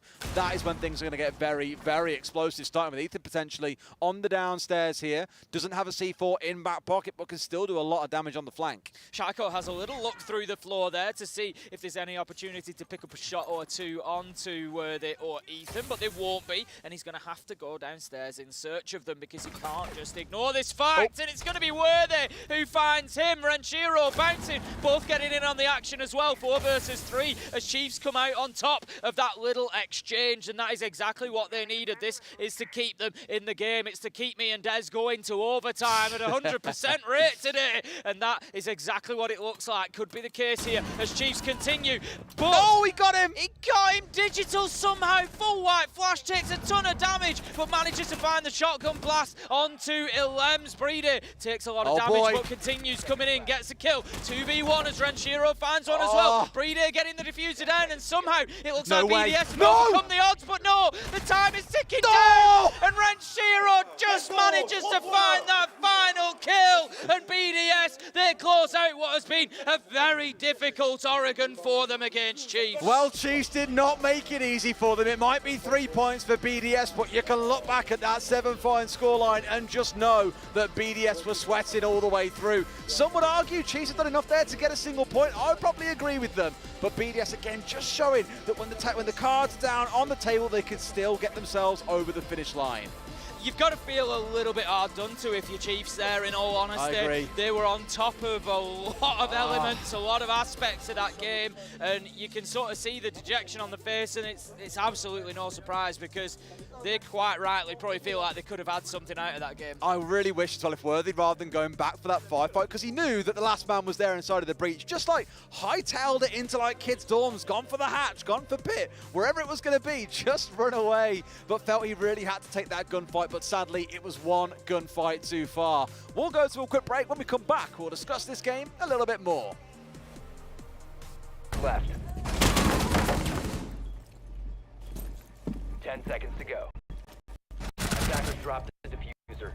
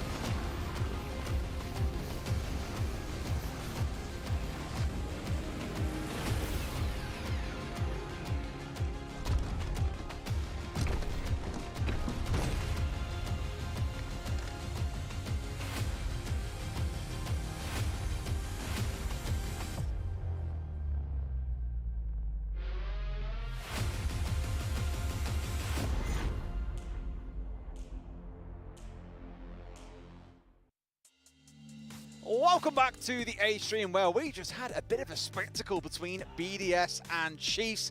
We really felt, Tim, like that was going into overtime, but BDS just in the last second get that closing 1v1 and end it 7-5. They decided to give us that little bit of respite there. Still all 12, but not quite going into the extras. Honestly, I've got to say it, BDS need to count themselves lucky that they've come away with 3 points there. That's the reality. Chiefs have every right to feel hard done to. I absolutely agreed. Really felt they should have found themselves at least 1 point coming out of this game, because they were the ones being proactive. They were the ones making things happen. And for BDS, that word that I used throughout that game a couple of times was exotic. Their gameplay just felt a little bit predictable, a little bit static at times as well. You know, they'd lose 2 members to nades and no one would really move a feet. And then another one would die to a pre-fire, another nade, and it was like, boys, you got to make something happen here or they're just going to keep on picking you apart. But at the end of the day, the shield play, when it came through, did do a bit of work for them. It did come undone the first time round, but they started to figure things out more and more as that half went on. I guess, you know, we've got to remember what I said at the beginning of this game, and that is, if you want to be a championship winning side, you've got to be able to win the ugly games. You've got to be able to win the ones that are difficult. And BDS have done that there, so we've got to give them some credit for that. What we need, though, if they want to be realistic contenders here at Charlotte, is we need to see those performances improving. They can't have every game playing out like that. And given what we've seen in EUL recently, that's my concern. We haven't seen that improvement. We've seen performances like this week after week. That's exactly it, right? It's not at all a sprint, it's a marathon here. You need a little bit of time to make this work. You've got to really, though, improve in form. Otherwise, those later games will come back to bite you. Because as we said about DarkZero earlier on today, for example, dropping that 1 point in the first game, dropping out the 2 points in the second as well, on a day when they look pretty good, those are the things that will come back to bite you on the closing 2 or 3 days. And, you know, looking at a performance like that, get into the playoffs, I'm sorry, BDS, you don't win that game. When you get into that point, you're playing those better teams that have got themselves through. You're not going to get those opportunities. Maybe it's a slow start, though, and maybe they'll warm up because they've got to warm up damn quick. They're coming up against Astralis next. Really, really scary team to face off against, I think, given how good they looked earlier on today. Pulling out a pretty heroic comeback, I think it was against Wolves. They were down, I think it was 6-4, managed to pull it back to an 8-7 win in overtime on Cafe, showing themselves as well that they can work some magic, and I don't think it'll be easy for either side, to be honest with you. No, there's absolutely, it's going to be hard fought, but at the minute, given what we've just seen, BDS opening the door there to opportunities, and I feel like Astralis could get something out of that. Absolutely. We'll talk about Chiefs for a quick second as well. The 2 new players coming in March, Boydie and Bouncing Balls. Those 2 guys I thought actually had a pretty decent game there as well. Some good moments, some not such strong, spectacular moments as well, but enough, I think, to give some confidence to APAC South fans around the world that there will be an opportunity for that team to really fight for a spot in that top 2 in this group. I'd completely agree. You know, there was a couple of times, particularly the big meeting hatch flank that we saw, it was those 2 players, They were great. that were getting themselves in there and making life difficult for BDS. So yeah, absolutely, hats off to them. Great performance. Absolutely. What's your expectations for that next game? We'll talk about it now for a quick second as well, because we will be casting that game as well. We're here for a couple, and maybe, just maybe, we'll find another overtime, right? Who knows? I think it is going to be close. Astralis, of course, being taken to overtime by Wolves earlier on, and given what we've seen in EUL, BDS at a very sort of similar level of performance to Wolves as well. So I think, yep, coming in, but I really do think there's an opportunity for Astralis there to take themselves some more points. It's one of those that I look at and just think, again, it's the first day of groups. You just don't know what to expect. We've had enough surprises so far today. W7M against DarkZero, the one that really jumps to mind for me, is a game that really, DarkZero, after winning their first game, should have closed out the second, but just couldn't quite get it over the finish line. So all bets are off. You can put all the bets down you want. You can make all the predictions you want. One thing's for sure, the groups are not going the way that many of us would have expected. And knowing that we're only halfway through the day, there's still plenty more to come. There is absolutely plenty more to come. Not just the next game. There's 2 more after that as well. We keep on going. There's all the siege that you can take. Absolutely. On the other side of it as well, we are looking over there at the minute for G2 and Heroic. It's 3-2 currently to G2, so things are looking pretty spicy over there as well. But I'll tell you what we'll do. My dogs are barking. We need a quick break. We'll jump to that break now. We'll also watch over what's going on the B stream when we come back. BDS versus Astralis. See you in a few. And then you guys saw the 1v2 play out. He swung the big target, I was holding the diffuser, and he lost the round at the end. So he didn't miss much. We didn't miss a single kill, I believe. Might see it in the replay, perhaps. Got the 1, got the 2nd, backed out, and there it is. I'd like to issue a correction here that when I said the yokai doing some damage, I didn't mean physical damage. Because Mental yokai damage. doesn't actually do any damage. It was more so damage to Benja's position as it was given away, and he was disoriented. Yes. G2 now moving on to attack. Heroic will trail on defense based on what you said. 51% being the one side, 49% the other. This is the 1% difference right there. You know, 1%. I mean, that's not true. G2 has an upper hand just based on the way that this map is played, but we'll see exactly what transpires as they swap sides. 5 seconds to go. Similar fashion that G2 showed on their second basement defense. We see a similar thing right now from Heroic. The extension, the meeting reinforcement, rotated into from kitchen into server. Meeting hatch probably opened up, again allowing the roam to be enabled and activated. You start top floor, you fall back to first floor, then eventually fall back to basement. Now it's up to G2 to either A, rush the bombs out aggressively and take control while there's fewer people there, or 2, roam clear them out, which it looks like they're going to try and do. The one real thing that I find for Heroic to be their worst, I guess, attribute at the moment is they don't have any of these players taking over the game. Sloth has stolen games for them. Benja has done the same.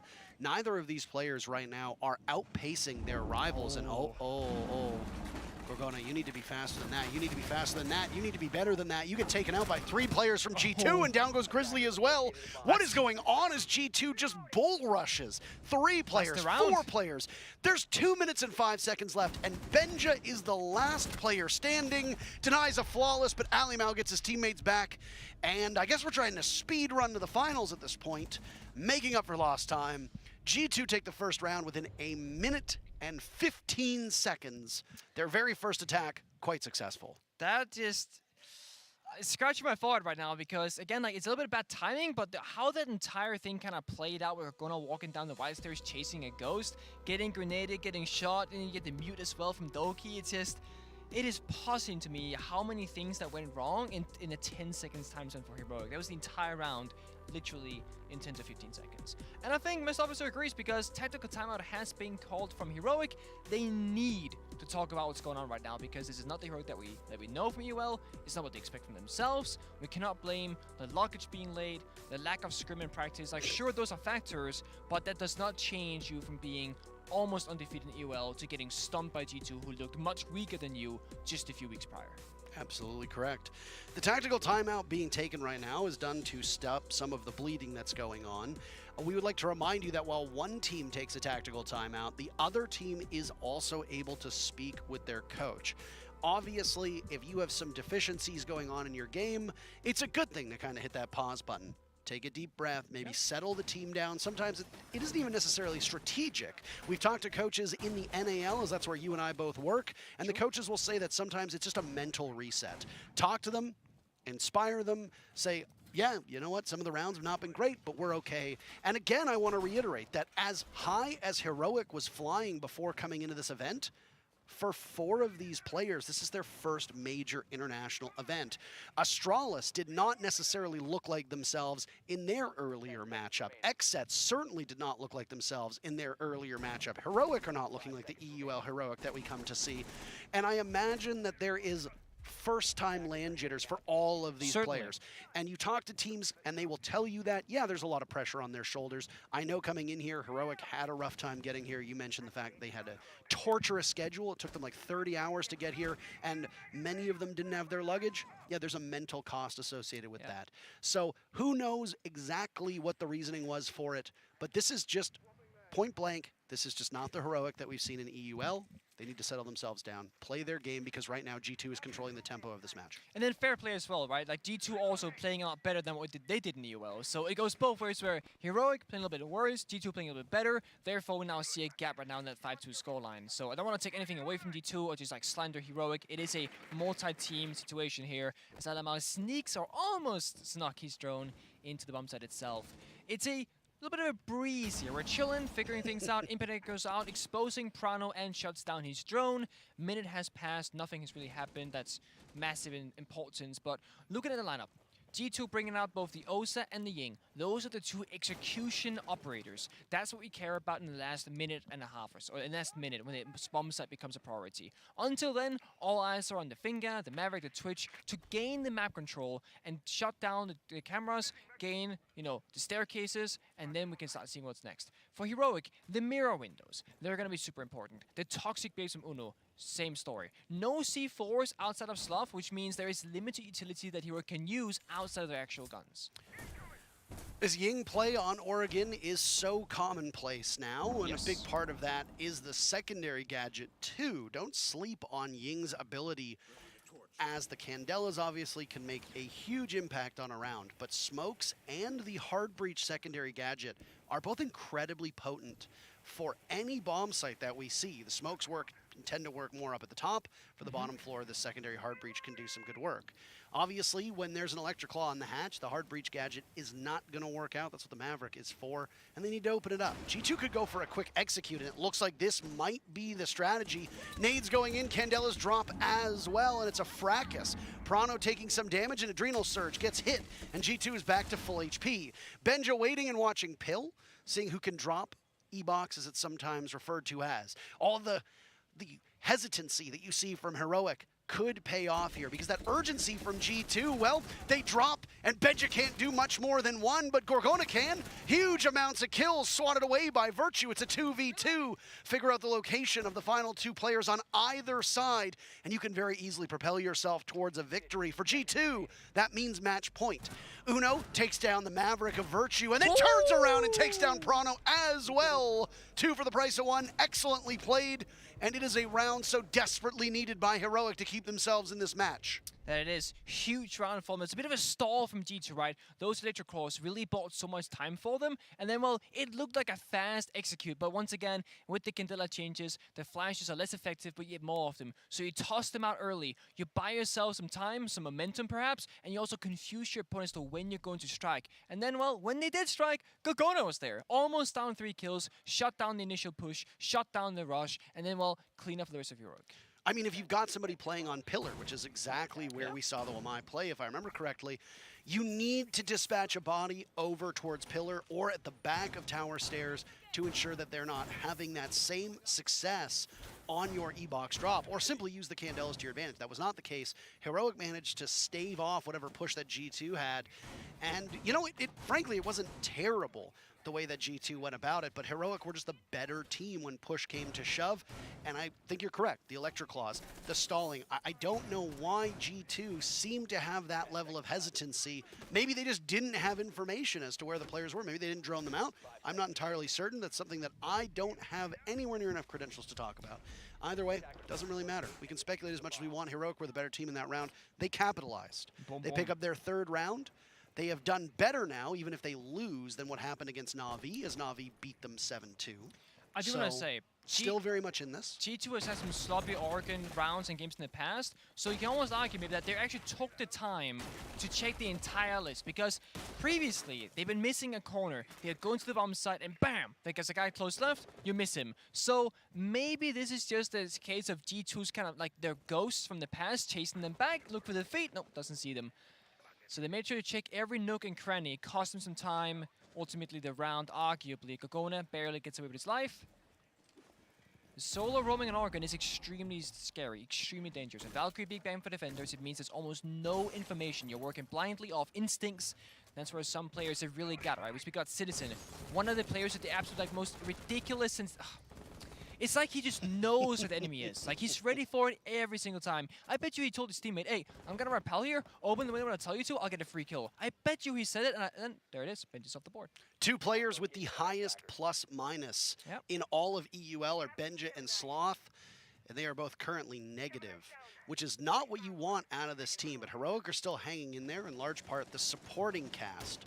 Uno has played safe, and with those safe moments, he's been able to win some rounds, and don't count out Gorgona either, who has been, in my opinion, even though he doesn't, well, I guess technically he has the most kills now, has looked like Heroic's most formidable player and is their best asset. You talked about solo roaming, and there he is. With the DMR in hand, that's 2 to 3 bullets that can drop just about any body anywhere across the map. If G2 do not understand this, they can very easily get pounced upon from that flank that Gorgona has going. That nade actually did damage onto Uno all the way back in Attic, so that was almost a Kobe. Almost. Almost. No healing potential there either, as there's no Thunderbird on the board. A kill. Yeah, that should be, but Grizzly gets away with just a single point of HP.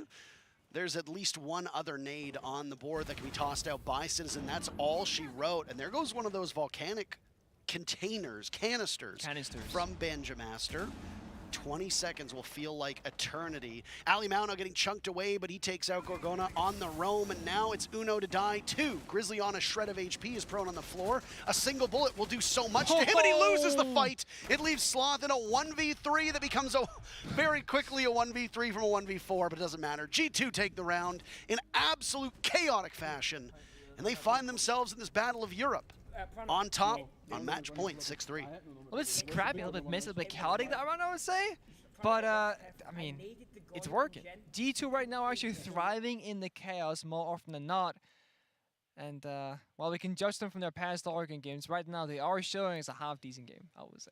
I mean, I would say that this is better than half-decent. It's very decent. If you look at the pickups for this match, and who thought that Heroic would go on in this group in particular. I mean, this is a group with W7M and DarkZero. It is a very competitive group. This was referred to by so many as the group of death because you've got the best team in LATAM, you've got the best team in EU, you've got the fourth team in EU who's currently beating the best team in EU, and then you've got the fourth team in NA. But there's not really any weak teams at this tournament. No. And even though W7M have to play from Mexico, they still showed against DarkZero what they are capable of. Now, for Heroic, even if you claw this one back and push overtime, win or lose, you have W7M up next. That is a particularly daunting task. Yes. Whether they are playing on ping or not, W7M have just looked unstoppable. But so did Heroic, and look at Heroic is currently being stopped by the team that Heroic beat when they played in EUL. Yeah. Last time to remind you guys watching, there was a clubhouse matchup between Heroic and G2. Heroic won 7-5. It was close-ish, I suppose, but it was ultimately a Heroic victory. Now we see Grizzly extending up above in tier 3 of Big Tower. So like the tiers, like the level tier 1 is first floor, tier 2 is second floor, tier 3 is the catwalk right here, in case you guys are wondering.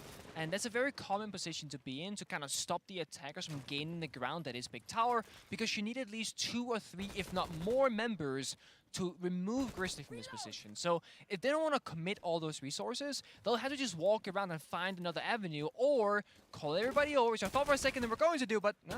Trying to sneak this Garage player from Doki, get some damage, not a kill, but Elamau gets Grizzly as well. That is the big top player. I mean, we were going to talk about Tower. You said that roaming on Oregon can be so hard and so isolating. Nice shot by Sloth. He lost some HP earlier on. He takes out Ali Mao. Down goes the F2. Now it's Benja to sustain some damage, but they bait them on in. Gorgona takes out Citizen. Suddenly, the upper hand is Heroics, and back upstairs, Benja will scamper off. His rat plays down below. Another from Gorgona. Sloth will play on stairs and die as Prano takes that one for his team, but G2 still trailing. I like this from Heroic. This is gutsy. They are bringing the fight to G2 and stopping them every single time they go to come into the building. Now it's Gorgona to take a ton of damage through the wall. Look at the HPs of everybody in the lobby. It's risky. Almost everybody has been winnowed down to nothing. It's risky gameplay. I would say consolidate, consolidate, consolidate. But Heroic, you said it, they want to fight. Bring it towards T2, and there are still these grenades coming out. Virtue almost kills the wrong player, himself that is in this case. But he does stay alive. Has one more frag in his pocket, 3 flashbangs from Prano. Maybe they can make a play with 1 minute and 8 seconds left. Depends if Heroic are playing together or isolated. That's always the name of the game in these 2 versus 3s. The team that has more people next to one another playing that trade game will usually come out on top. Uno, the only player with 50 seconds left that has full HP out of the 5 that are still up in the server. G2 looking to put an exclamation mark on the day. Yeah, they didn't have the best results against DZ, but they're doing mighty fine against Heroic, and things get a little bit better. The gap between them narrows now as it's a 2v2. And time still ticks away. With Heroic on defense, they just need to wait patiently for G2 to come to them. Prano with Diffuser in hand, he's not going to be able to live through a single one of Uno's 2 toxic canisters. So there is denial here from Heroic, and this is an incredibly winnable round for them. The Kingmaker is going to be Virtue. Do they know where he is? They don't, and Benja gets caught running through Trophy, puzzlingly. Uno against his former team for redemption. A toxic canister tossed out over towards Trophy. He's got a great spot on the Virtue, but it's Prano to seal the deal. G2 topple Heroic 7-3, and they might have lost in the regular season of EUL, but internationally, G2 gets the last laugh. That they do. That final round is gonna hurt if you're Uno, because you had just tossed the Toxic Bay wide stairs. The second one went towards the breach onto Closet, and then Benjamaster running away in that 2v2, back turn towards Armory when you, like, arguably that's probably where one of the players are going to be at. I'm not a big fan of that 2 versus 2 situation, not the fact that Heroic had the lead in that final round and then somehow managed to throw it away. I mean, there's going to be a lot to talk about between these 2 teams. G2 always seems to elevate themselves internationally. Always. Doesn't matter who's playing on the team. They are just so consistent. It's like NIP. NIP almost always elevate themselves internationally. TSM. FaZe elevate themselves internationally. TSM, absolutely. But for G2, they walk away today with a loss in overtime, a win in regulation. That's 4 points if my arithmetic is correct, and that's huge for a group of death. For Heroic, a disappointing first match and a disappointing international debut for many players on this squad, and things frankly don't get much better because they have W7M right up next. But before we get there, we're going to have to break down this matchup. But before we get there, we have our corporate sponsors. Don't go anywhere. We'll be right back.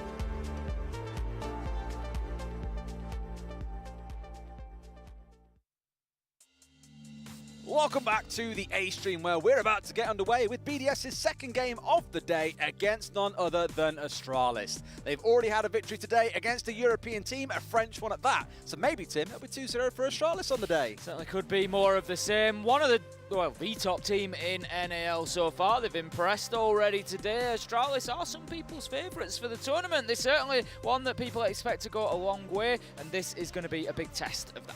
Absolutely so. Today already they've beaten their way past Wolves, who were formerly known as LFO. If you weren't, of course, aware as to who they are, they had themselves, I think, at a 6-4 lead, and then it all slipped away from them in the last 2 seconds as Astralis did battle back. So it was a hard-fought win, but a win nonetheless. Let's take a look at our teams as well. In case you haven't seen these players, I'm pretty sure you will have before as well. There'll be names that you're familiar with if you've watched NA or if you've watched EU. They shouldn't be too surprising to your team, because realistically, they're putting good numbers on the board, they're delivering. Why wouldn't you know who they are? Absolutely that, and you've just seen 5 of them play with the BDS roster. Of course, if you caught the last game, BDS struggling to a win, but getting there in the end against Chiefs nonetheless. But as you said, we'll have a little look, we'll break them down. We've got, of course, Shaco, Brede, Rafal and Ranchiro and Lems lining up for BDS again. And on the other side, Shuttle, DP5, Forest, Iconic, and J90, Iconic, of which we have a quick feature on. So let's take a look on what he had to say about this competition. Iconic just didn't have that sort of impact game that we saw him have on the Sonics last year. Iconic, who just joined not even a month ago at this point in time, there's a lot of question marks. Iconic is just playing with fire. He also is wildly inconsistent. I think that just speaks a lot to the potential that Iconic has. When I first met Iconic, this dude, all he did was talk to me like he was crazy, like just talking out the side of his head. Yo! Are you Malky, bro? Right after that Iconic clutch in the 1-on-2, they were all firing.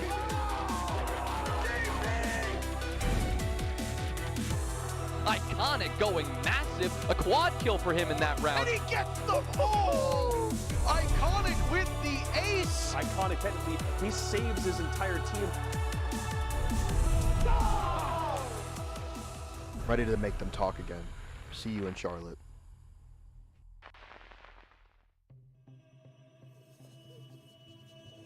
I love a little bit of spice, I do, Tim. Love that sort of talk. Here are the teams, in case you did miss them a short time ago. Neither side, again, needing massive amounts of reintroduction. We've seen them both already play so far today. Tim, coming into this game, we were looking at this being a real showdown for this group. We thought, great, BDS should cruise past Chiefs, Astralis already with a win on the board, but both teams so far have had a real showdown towards the back end of a game, going towards all 12, if not beyond that, into overtime. So these are two teams that, sure, have played well, have got their wins, but there's definitely work to do for both. Oh, there absolutely is. Like I say, coming in, personally, I feel like Astralis have just got a little bit of an edge on this one. But as you say, I think ultimately it's going to be very close. For me, it's down to whether BDS show up or not. I'm sort of looking at Astralis and I'm expecting them to show up. Whereas BDS, I've still got that question mark for. Still, though, the time of day can change a lot of things as well. Astralis had their game earlier. They got all pumped up for it. They kind of cooled down again. It can be hard to get yourself back into it. Yeah, BDS have basically just had... It sounds really disrespectful. It's not meant to be. They've just had a scrim against Chiefs. They've just had a warm-up. They've had a warm-up. Thanks very much, Chiefs, for that one. Absolute superstars. But it does mean that they're quite warm here. They're still fresh. They're still in that mindset of playing, whereas Astralis have got to get themselves re-warmed into things. It could take a few rounds, which BDS could take an advantage. But let's see what map we're stepping into first and foremost. First two off the board are going to be Theme and Club. Well, that is 2 big maps taken out. Villa, no surprise BDS taking that one down. We've seen them play a little bit more over the sort of recent past, but it's still one that maybe not too keen on. Border Oregon go by the wayside as well. Skyscraper Days, we were getting so close. Please, one day, one day. Clubhouse makes sense from Astralis, by the way. They haven't played it so far over the last few months. I was going to say Bank, they haven't either, but it is a map that's being brought into the spotlight for them, so this could be quite spicy. Astralis, again, not yet stepping into this map at all in Stage 1. BDS have played it 3 times. They played it against Virtus Pro, or Outsiders as they were known for this stage. They lost it to TSM and FURIA, though, at SI. So a map we have seen them on a few times, but I go back to talking about maps like Cafe earlier on. We were speaking about some teams that haven't played that this year. Then they bring it out and start playing it, and you do get a lot of that sort of back and forth between teams. So Bank, a massive map when we think about it. I think actually to when BDS were playing on this map, the number of times I saw Alems walk into square double door and just get killed by someone on Janitor Doorway was a little bit silly. So from my recollection, BDS have got work to do here. Astralis have got it all to show because they've not played this map. They're the ones who can bring out some surprises, Tim. Yeah, I mean, there's a big question mark on both sides, really. For me, for BDS, it feels like their struggles with it are probably, like you say, down to the size of the map. I commented in the last game, BDS are much more of a site-based team. They're not a team that tends to get out on the roam too much, and when they do, not always having success with it. And Bank is a map where you need that roam. You need to be getting out and using all 3 floors and just making it very difficult for the attackers when you're on defense. BDS will kick us off on the defense, and as you say, we don't know what we're going to get out of Astralis, but if when they're on the defense they can sort of bring that strong roam presence, it could be a difficult day for BDS. I referenced a Nook pick earlier on, Tim. We saw a team bringing it along. I do forget which one. We've had 4 games so far today. My memory's not that good in my old age. But I said at the time, the Nook you don't really see, but teams pretty much are guaranteed to ban it on this map. They are so fearful of the late round garage flank coming out of a Nook. Even if they think a team doesn't play it, it can just do untold damage if you're not expecting it and can make it really hard to defend the downstairs. So even without ever seeing Astralis play this map, BDS have got it banned away. Astralis coming back with a Thatcher and a Kai ban here as well. Otherwise, you'd be forced to bring along something like a Maverick in every single round. It does mean that her banner is still on the board, Tim. So the Hatch Queen will be present through a number of these rounds. Mira then also going to be our final ban away. So really the Nook, the only one there that looks like an outside ban. Everything else, pretty run-of-the-mill, to be honest. We're going to be getting into the thick of things now, and I'm looking forward to this one. You know, I know that we've seen Astralis play already, but I'm really looking forward to casting Astralis, the #1 team out of NAL, really having a breakout stage so far, and now we see them here at the Major, and I am pumped to see what they can do here on Bank against what should be one of the top EU teams. Where I feel nervous already, looking at these lineups, as we go down into the basement to kick things off, is we don't have a smoke on side. We have Bride on that Chanka. Now, I sound concerned. Chanka, we spoke about a number of times, not really super solid when it comes to denying people from pushing in. Like, they can step into a site, they can walk over the flames, it's no issue at all. Where he does come into some effect is when he can deny away plant spots. And here on this map, we know how much teams love planting just inside the doorway of the lockers, or the security room, sorry, on the downstairs. So, with how that plays out, pretty effective on the spot. You just got to make sure you've got that ping-pong pinball wizard game down to an absolute T, Tim. Otherwise, you can give away a small patch of land that the attacker can step inside and get off a plant. The big problem with the Tachanka that we've seen specifically, Des, when you talk about getting them into the right position, it's when playing against the Ossa. So quite often, the Ossa will breach the wall. Well, won't personally breach the wall, but the wall will be breached near the server stack. They also will push just inside, put the Talon shield down, and try to plant behind it. Now, the difficulty with that is when you try to get those Shumika launch canisters in behind the shield, they bounce off the wall above, and they bounce back clear, and the fire doesn't reach behind the shield. And that was something we've seen teams have a real difficulty with when they've been trying to play against that Talon shield plant. And so that could be something that Astralis might use. Get in there, use the Ossa, get the shield down, and just make it really difficult for Bride to do his job with the Tachanka and to prevent that plant going down. Some people call me a lunatic, Tim, but genuinely think Chanka needs a small range buff on those Shumikas. Not a massive one, just a small one. Yeah, you don't want to turn it into like Goyo fire. I mean, everyone was like, oh man, Goyo, going to be so bad without his shields, and now look at him, he's like so obnoxious. Yeah, it is. Like Citizens played it almost exclusively so far today, for example. It's just so good. I love now that they're not part of a shield, I love the changes that we've started to see for the Goyo, and it's a little bit of a sidetrack whilst we get the rehorse going. But yeah, I love the changes that we've seen from it, particularly using those canisters on reinforcements and on barricades. Yeah. And just completely shutting down a rush. It's just such a smart way of doing it. You know that once that wall gets open, once that door gets open, window, whatever it might be, there's going to be at least 20 seconds until any action comes through there. Pios just like tucking a lems in. I think he was helping him rearrange his cable, like, come here, son, I'll sort it out for you. Do you remember Bias's announce video as well when he joined the team? When he was like sat in that room with like a board next to a machine, doing all kinds of crazy stuff, and then he was just like, now I'm the boss, and it was like, oh yeah, it was so good. I mean, that first game particularly, he put some work in. I'm sure he will, and much more is to come. Right then, Lockers and CC. We are getting back underway with exactly where things started out before we had the rehost. Everyone must take the same operators, which I imagine will mean you'll see the repicks going the same way. The one thing I'm looking at and thinking, Tim, okay, there's no smoke for Big Dinar. There's a Chanka to kind of slow the attackers down, which then makes you think, okay, then why do they want to slow them down? What's the game plan here? And part of me leans in towards Alems on that Vigil. An old operator that he used to play an awful lot historically. If he can get a roam off on square, for example, and come down behind the side of Astralis, that's where the real damage is waiting to happen.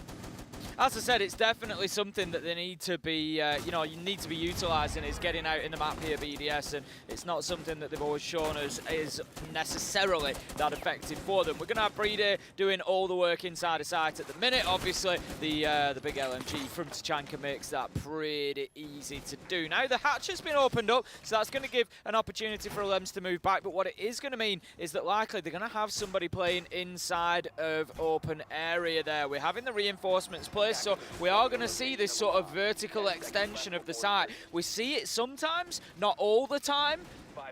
We'll see how BDS play out with it. Well, sometimes does tend to mean not all the time, Tim. It does. Absolutely. I'm glad you picked up on that, Des. Just always checking you, mate, don't worry. You're so sharp. 100%. 100%. Let's see how things shape up, because it's going to be this vertical setup then coming out from a couple of members. Shaiko looking to be a bit cheeky around Marble, but could dip his way back down towards the basement. We've got to get into this argument that we always have, Tim, about this hold inside of Open Office. We've got to have that debate today. It's grown on me a little bit, but still no. not massively. Still not massively. I think I'm okay with it like this. What's this? Hang on. There's a lot coming in through the front entrance here, and there's a hatch on the other side of it as well. They're going to go for a rush straight in for the here, hot drop, straight down. It's like 3, 2, 1, all drop together! To see this. What's up, boys? Coming in through the vault as well. Forest looking for Rafal, but Rafal might be able to find one. He misses the shots! How do you miss a 3v2k inside of the vault? But they've stormed their way in. 2 kills do come back from BDS. A 3 versus 3, a 3 versus 2, all inside 60 seconds. They've come in at pace. Alems coming down Marble. It's a massive recovery effort coming out of BDS here as well, but 2 kills come in from Astralis. That hot drop rush completely captured the French side off guard. It really did, and that was impressive from Astralis, just doing things a little bit differently and just completely circumnavigating any defense that BDS had put in position and just work straight route one into sight. It was the double kill from Forest that really opened things up then. Again, really, I felt like Rafal should have had a kill, if not 2, as he came flanking in on the south side there, because he had access through the window. He saw 2 players, he took some shots, they connected, but it wasn't enough to finish them off until Forest spun and got the second. If he gets 2 kills there, that rush stops. There is no more momentum for Astralis. They've lost 2. There's one player stuck in Narnia inside a gold vault or something, where he can do very little. But again, this is what it comes down to sometimes, these single small moments, and that is one I'm sure BDS can look back on and say, we really should have had that one. Absolutely. I mean, going back to what we were talking about the vertical extension, I think so long as it's limited in scope, then it's really playing on your mind, that, isn't it? You asked me the question, I'm giving you the answer. It's limited. If it's limited in scope, as I would suggest it is here, then I'm kind of okay with it. We see it working. The problem I have is when teams overcommit to it, and they put castles up there, and they put bulletproof cameras up there, and they've got the reinforcements up there, and it leaves them seriously light on site in terms of utility, and they get chased out of there in 45 seconds a minute, and they're straight down the hatches, and it just gives up far too much to me. So I think it's very important, if you're going to have that vertical presence, that you really manage the level of utility that's being put into holding it. That you don't overcommit. Yes, absolutely that. Well, a couple of changes coming in this round. It's Alems going across onto the Valkyrie as number 1. That change away from being on the Vigil will give them more utility, hopefully help them catch if a second rush was coming in. But it's one of those whole, fool me once, shame on you, fool me twice, shame on me. BDS should not get caught up by the same sort of play once again. Astralis have also slowed things down here, because already we're 60 seconds into the round, and it's not a 3 versus 2, Tim. It is still a 5 versus 5. Much better from BDS, that much has to be said. Surviving the first minute. Shuttle is going to be taken down by Shaiko, and that is a much better start. Shaiko's going to play on the hatch here. He's no doubt going to look for a fadeaway at some point and just try to take a few shots as he dips himself back down the hatch. He's got Renshiro in support at the minute as well, who decides, you know what, it's time to go. Him and Shaiko leave open area to Astralis. They are going to have control of the hatch, but that is not a bad first half of the round from BDS. No, getting the kill, dropping back down to side, burning through 90 seconds, a good start overall. Now though, Astralis are trying to get themselves set up, looking at what the next step is going to be, and those hatches slowly being chewed open. Interesting, by the way, that in this attack, they're bringing along the Ace and the Thermite. I mentioned earlier on that Hibana's not banned away. Why wouldn't you bring her along? There are so many hatches on the downstairs that you have to chew your way through normally. I think it's 5 is the count that you can possibly open up. Nothing is ever going to stop a Hibana at getting those opened up. Forrest moves downstairs with Diffuser in hand. He's going to try backing in here, but out come those Shumiker canisters. Perfectly and placed. That is going to make it difficult. Breeder hitting the spot. LMs, he's going to get taken down by DP Fire, and that now leaves us 4v4. Forrest is going to continue trying to push forward here, but Shaiko manages to find a second on the round, and that is going to be Renshiro in on the action as well. 4v2, Forrest moving in, trying to get that plan down. He's going to look to stick it, but no, it's going to be the Shumiker launcher that gets the kill, Des. Breeder looking to prove a point about the Tachanka, and that's BDS with a good defensive basement this time. That might be the most effective we've seen it be. However, I will say it's comboed off with the C4s that came out as well, because when the Shumikers were burning down on the Thermite wall, they also had a C4 come out a little bit deeper towards the server wall on the east side. So in combo, they locked everything off, but it's still a big 3K for Brede, who was playing inside of sight, just kind of like pinging them over the top of the shield as well, getting them just inside of sight to stop the plank coming down. A good round for BDS and showing that round one, all right, cool, you caught us out. This time round, we are more prepared. Staff room and open area, arguably the most popular site on this map at the moment, is where we go to for round number 3. I think that round sets us up beautifully for the rest of the game here, because we've had Astralis sort of steal around with a bit of a cheese play, getting in there with the rush, but then when they try to play into BDS's strategy cleanly, then it's a little bit of a different story, and BDS lock it down, and I could see that being a little bit of a pattern as we continue forward here. It's going to be staff and open area this time for BDS defending in round 3. Breeder putting the bulletproof cam into lobby. We've seen that bulletproof a few times in the UL. I think it's just super effective because you can't shoot it from the side very easily, and it gives you all this visibility of what's going on inside of the lobby. It forces someone like J90 to whip out the impacts and burn through it at distance. I'm pretty sure historically we've seen teams stick a bunch of ADSs inside of the front desk area as well and just catch out tons of utility as it came flying through. All that over a measly bulletproof camera. This is it, but the information that's getting fed in from them can be so critical that you just can't ignore. Now then, we're going to have the barricade on the window blown open there. J90 moves away, so he's not going to be in a position to make any sort of direct challenge onto it immediately, but it's going to at least open up that long line of sight, and we can just hear the LMG chewing away there. I think you got DP Fire rotating around to put himself in lone office as well, so he controls the Beepers hallway halfway up Marble. Meanwhile, for other members of Astralis, they're working their way out towards Square and down towards this quad wall. Something we always see the focus being is around here, and normally you'll see 2 mute jammers on it, as we've got here. It does mean the very center of the wall, though, is susceptible to being opened. It just stops teams opening up either side of it as our second EE1D of the round rings out.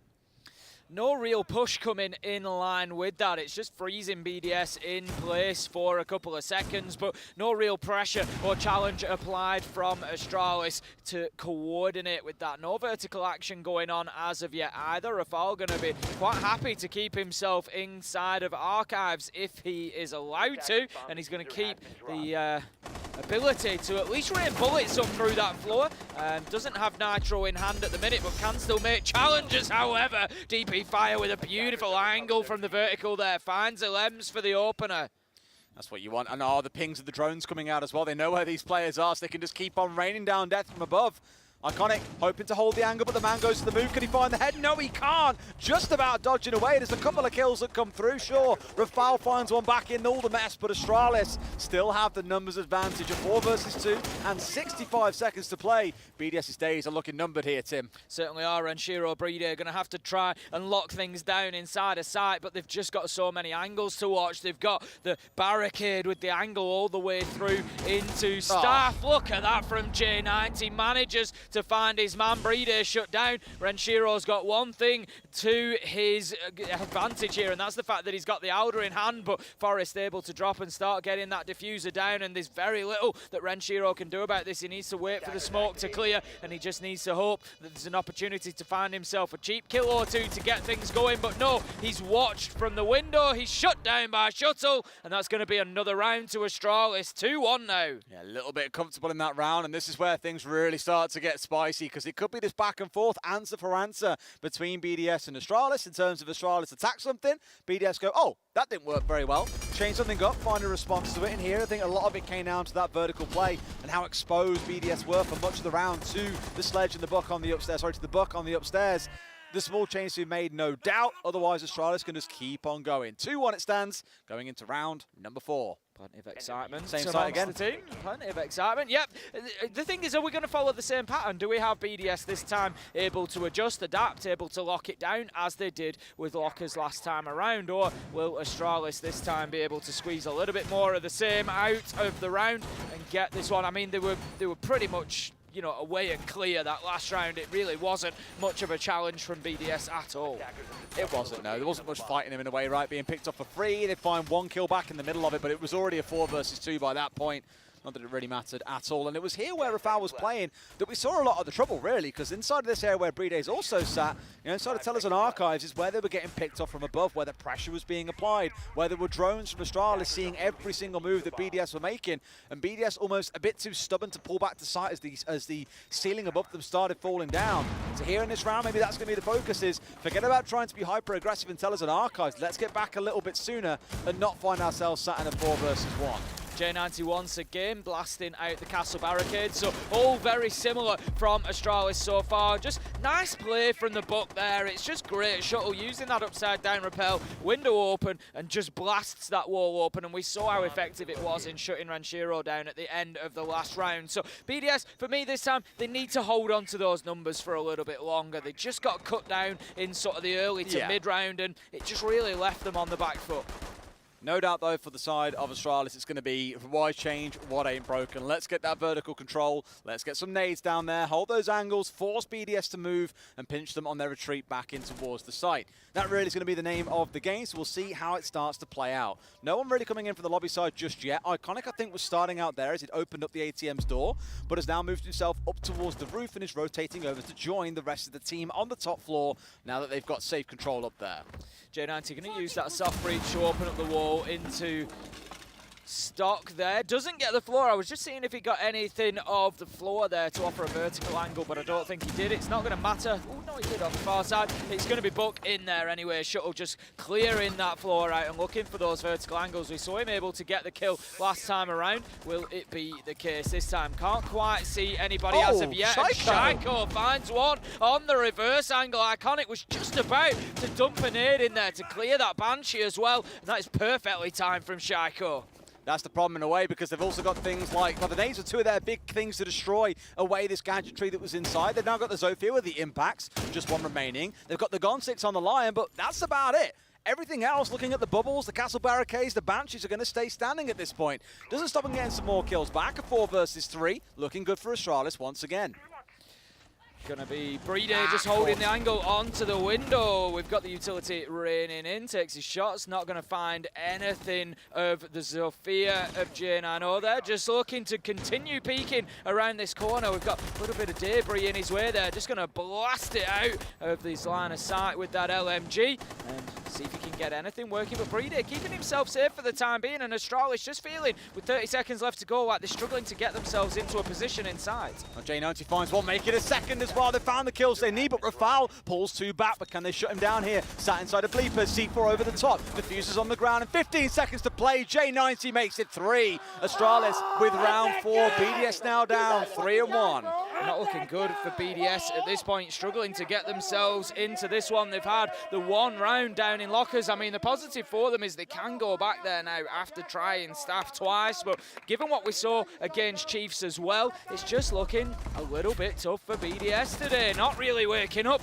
and not really getting into things on bank. It was a map that I was a little bit concerned for them. playing Staffen up and nobody up on the top floor. There's nobody at any point trying to make that challenge. They were Astralis able to go in there and use those verticals, and BDS for me, like I said, Bank is a big map where you got to use the roam, and BDS just aren't a team that are doing that right now. I'll go back to that magical word once again, Tim. I have a feeling it's going to follow me all of this week. They're just not a particularly exotic team. It feels predictable at some levels. It feels safe. And where some teams are willing to kind of break the mold and step outside of it and do some crazy stuff, BDS are one of those teams that are more likely to stick and play it safe. But here, we need to see some magic coming out. You might have Shaiko sat at 6-3, but it's not giving you the rounds that you need to get over the finish line. A much more team-allied effort coming out of Astralis so far. They're moving over to bring in the Oster in this round, Tim. Now, we saw some really creative play coming out. I think it was M&M versus G2, where G2 in their prior bank game had ran a lot of Monty. Then it came into the next play day against M&M, and they just rolled a lot of Oster. So changing up what shield operators they were using, changed the way that executes works all together. So I like how for Astralis, again, they've got different ideas in the back pocket. Even though they haven't got a massive need to change anything here, they're going to do that regardless. That thermite wall doesn't look very reinforced, Tim. It's been opened up already. They left it open last time around, and Forest was able to get in there and try to push to put the diffuser down, but BDS obviously confident that Brede on the Tachanka is enough to prevent that happening. It was last time around, to be fair. He had to push in deep to try and get the plant down by the bomb chassis, and we'll see whether Astralis can maybe just get a little bit better control of site this time before they look to be putting that diffuser down on the ground. Lems is out on the roam on the alibi this time, not too far away from site, but certainly going to be a nuisance at least. Iconic, he manages to make a nuisance of himself, opening things up, finding a kill onto Renshiro, and it's advantage Astralis, big advantage as Forest manages to find a Lems, and that's the roam gone, and Astralis can start working towards side. They lost the drone on him earlier on, but they knew exactly where he was and knew that he wouldn't have moved a great deal. Look, I've not seen an Ossa used down here before, but Iconic has got himself set up right in the bottom side of the garage here, down behind the ambulance or the red truck or whatever you want to call it.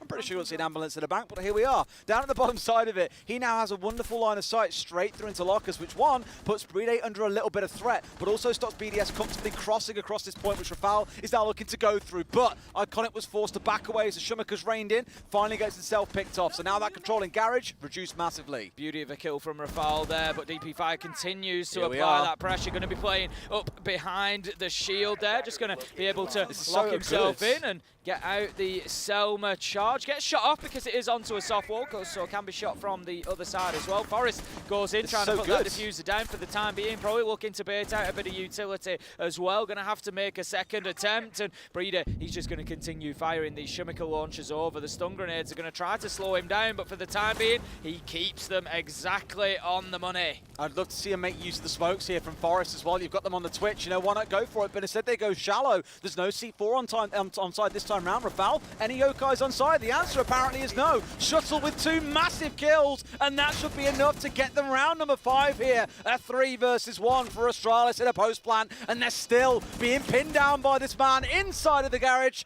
That is a wonderful attack out of Astralis because, Tim, for much of that round, they had 2 players completely pinned who would normally deny the plant. They simply couldn't because of that one angle coming out of the Ossa shield. Wonderful stuff. BDS need to be very careful here, Des, because right now Astralis are starting to run away with this. And the thing is, if they get 5-1 and go on to the defense, they can just start locking things down. All they need to do is find one site that they can win. That's as simple as it is. If they've got 5 on the first half, Astralis find one site, lock it down, win it twice, done. They've won the game.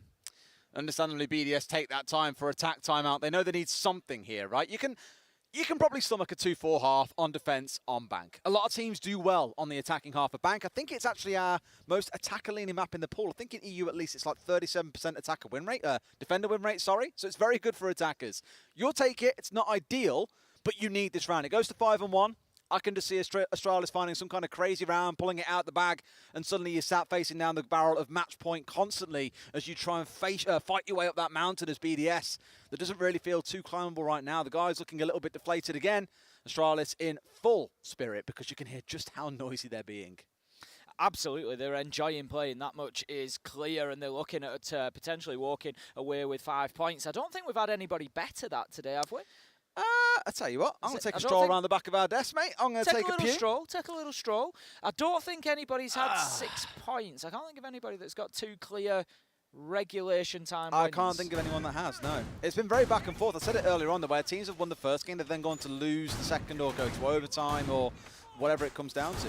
So we've got, no, 4 points is the highest we've hit so far. So Astralis, they will be the first team on 5 points. And I tell you what, they're looking good for it at the minute. 4-1 as we head into round 6. BDS's final roll of the dice on defense is going to be up on the top floor. It's going to be CEO. And to be honest with you, Des, I feel like this site maybe suits them the best on Bank because, as I've said, they've not been playing the roam. They've not been at least using it effectively. They tried in the last round. It was shut down. Ranshiro and Alems were cut down early. They don't need to play a roam game here on the top floor. This, for me, suits BDS's play style a little bit more. They can just lock it down, turtle up, and make Astralis' life difficult by preventing them access into the map. Alems on the Doc's a fun one. Don't really see that these days. I think the couple of times you've seen Doc use is normally in conjunction with something like a Clash who's holding down a key area. You've got to juice her up to make sure she doesn't die.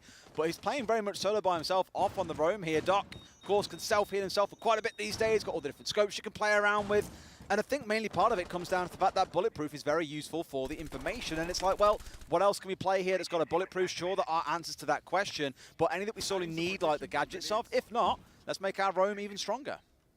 Shaco just playing outside of stock there. He's very much bunkered it in. He's got reinforcements on the side of him. He's got the shield in front of him. He can keep himself in behind that wall. Ranshiro with a nice pick onto Iconic to kick us off here. And that is exactly what BDS needed. Taking the Finker down. The nanobot heals go with her. Potentially a couple of nades as well, and BDS just really wanting that advantage inside of this round. They don't want to be 5-1 down at the half. Yeah, I think the big one really is getting rid again of those 2 nades. For any of the gadgetry that set up things like shields as well, you're now really relying on your Finker to get that done. Okay, admittedly as well as Flores as well, of which they haven't used any of their Otero drones so far in this round. They're halfway in, and normally that's all you'll see a Flores doing in the first half around is using those drones. But someone else steps out. DP Fire once again is ready and waiting on this repel. They didn't have a man there at first, but now he's doing a lot of work. And here comes their push up the main stairs. The Monty of Forest charging up first and foremost. The Yokais, whatever. Just shoot them away for scrap metal at this point. They double back down, grab onto that diffuser, and now want to work their way up. I wonder if they know that Rafaldo is sat here inside of the elevator. They must have an idea as the bullets continue to rain through. J9O has hit the deck. He knows he's waiting for the challenge, but he thinks he's on the left. But really, the Echo is on the right. Rafal needs to take this peek, but he won't know that he's prone. He finds the man. Absolutely removes his head, and he's not going to over-peek this, I don't think. He's not going to give DP Fire the opportunity. That was the mistake of Ilems, but Forrest, he finds him with the pistol from the Monty. He's able to recover the diffuser as well, and with 45 seconds left to go, there's a real opportunity for Astralis to get in and get a plant. Absolutely, it's looking tough for BDS here as well. Again, facing down the barrel of a 5-1 scoreline. Not the ideal scoreline they wanted to walk out of this first half with, but Astralis are leaving them with no other choice. Shaiko inside of Janitor's got some work to do. Bride also holding on to 2 more smoke canisters in back pocket. Can stall out a little bit of time here, but is it going to be enough? Absolutely not. DP Fire into a triple in the round. Forest coming in with the plant, and poor Shaiko can't see the Forest for the trees here. A 1 versus 3, a plant going down. BDS, it goes from bad to worse. Astralis up 5-1. Astralis just absolutely cruising at the minute, Des. There is no other way of putting it. The EU fans, they're going to be sat heartbroken at the minute with what is being done to BDS. And there comes a point where we've just got to say, BDS, they already look like they're going to potentially struggle here at the major. It's been a hard-fought game against Chiefs. Astralis absolutely running away with this. And I don't know, I just don't see much of the team of old 18 months ago that was dominating a lot of games. No, not forgetting as well that Wolves are the other team in their group, right, who themselves have put on a pretty good show today. Sure, they lost in overtime. They won their first game of the day, though. So BDS are now going to find themselves fighting it out with Chiefs in that bottom 2 to even have a chance to fight for second place if this carries on. Hopefully it's just the first day jitters and things get back on track tomorrow, but there are only 3 days for you to course correct. This isn't a long group stage like we have at SI. It's all done and wrapped up in 3 days. Iconic really trying to make sure his name comes into fruition here, Tim. Playing a Kavira in round 7. As you say, it really could be iconic. But, you know, looking at Bank, you said it yourself, there's not a great defender win rate here, so BDS can maybe take something from that. They come out, they have a better attacking half, get themselves a couple of rounds, all of a sudden it's 5-3, and, you know, maybe that's the toehold they're going to need to get themselves back into it. But already, the difference that we're seeing here from Astralis, players on the top floor. We saw BDS struggle to hold on to Staff and Open. They tried twice, they were unsuccessful, and they didn't play anybody on that top floor. They didn't make it difficult for Astralis to get in there and use those verticals, whereas on the flip side, I saw Astralis doing that straight away. Lems, however, walks straight in and finds J9O, shuts him down, and that's going to be 5v4. Where the heck has he come from? He's just got away from anyone who was at the top of the stairs as well. But I think now Astralis are aware, okay, you got away with one. We've taken Shaiko down on the other side. It's not the end of the world. But Alems has really snaked his way through the defensive lines there and caused a bit of damage and caused for a bit of concern on the side of Astralis. Now got to be careful, but Iconic, he's on the prowl, Tim. He really fancies finding himself something here. Might find his way in through this front desk door. Alems could be his target. He could be the prey here, as in they come. Two of them stepping in forward to Iconic. Pistol in hand, but Alems is saying no. No interrogation today, thank you very much. DP fires straight in with the trades. It's going to be shut down surely here as he challenges onto two. It's Ranshiro who finds the kill, and that's going to leave us now 3v2 to BDS, but still, Astralis fighting Shuttle with a huge double! Exactly when the North Americans needed it, and all of a sudden they were on the back foot throughout this round, but now 2v1, it's up to Breedy. We know he's a man that's got a clutch in the locker, but this is not going to be easy. On the Thermite, diffuser in hand, he's got what he needs, but he's getting spotted out by cameras. There's information there being fed in, and it's not going to be easy. They know where he's likely to come from. He's going to open up this wall from electrical to try and get himself a bit of a different angle inside of sight. It will open things up for him all the way through that wall, and Shuttle seriously low health here, needs to be careful. And now Breedy is down to it all by himself. Still with one drone on the field if he wants to utilise it, but I guarantee that's watching a flank somewhere, so a little bit stuck. Gonna have to force his way in, try and find a fight. Immediately being called out there by the Banshee, so they know where he's coming from, and there's an evil eye watching him, Tim. This is brutal. BDS not able to get rid of any of the utility. Astralis with a very comfortable round 7. Just when BDS thought the Caveira was as bad as it could get, Shuttle finds a 3K.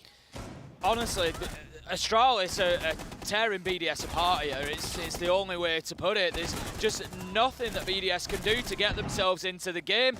It doesn't matter whether they try to play quickly, aggressively, they try to turtle up, they try to do anything. Astralis have quite simply got the answers.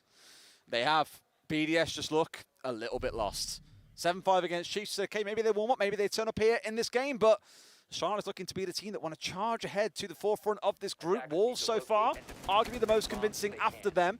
BDS and Chiefs then really fighting it out for that third spot, but with that win against Chiefs earlier on, BDS might have done just enough, at least for now, to hold themselves in that spot. Let's see how Astralis do on their downstairs defense, because here, Tim, it's not just one plant denial in the form of the Chanka coming along, it's two. They've also got the smoke, they've got 2 C4s, they've got the Echo. They are really looking to shut down this BDS attack. That's it, there's absolutely no way that they are letting the diffuser go down here. We saw Astralis in round number 1, of course, use that little rush in through the main lobby hatch. I'm sort of wondering whether we're going to see anything similar out of BDS, not necessarily the same hatch, but with the Thermite on side, I would expect them to be going stock standard. Rafale switches onto the Monty, so I would expect this to be a push straight down Dirt Tunnel and into server. Try and get control, try and get the plant down, but look at Astralis, Des. By comparison to BDS, they are all over the map. There's a smoke on top floor, very, very difficult for BDS to ignore that. I mean, Iconic's running around on top floor, but he has got the FMG, so he's not playing like shotgun SMG, no.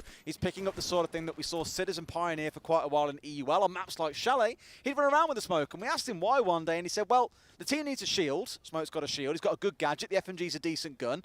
Why not play him on the roam? He hasn't got to just be an anchor player, because that's what we've all known and seen over the years. So Iconic here very much playing into the same sort of style. Has got himself back on the downstairs now, mind you. Quick rotation down as they realise that it's a Monty coming in from this server side. Rafale, you're playing straight into their playbook here, because again, Astralis have got the perfect comp to deal with this. They've got the Chanka, the smoke, C4s, the Echo. Everything is engineered towards stopping a plant like this coming down. The big problem for BDS at the minute is that hatch in Square Skylight. If they they don't deal with that situation above them, it's going to be a problem because they're going to try to push in. They're just going to get shot from the back, shot from above, and that is definitely something they need to be aware of. That's a big start though. Elems manages to get J9O. That is the echo down. Yokai's gone, and it's Janka, the Shumika launcher, coming out there and just burning half health away from the Monty.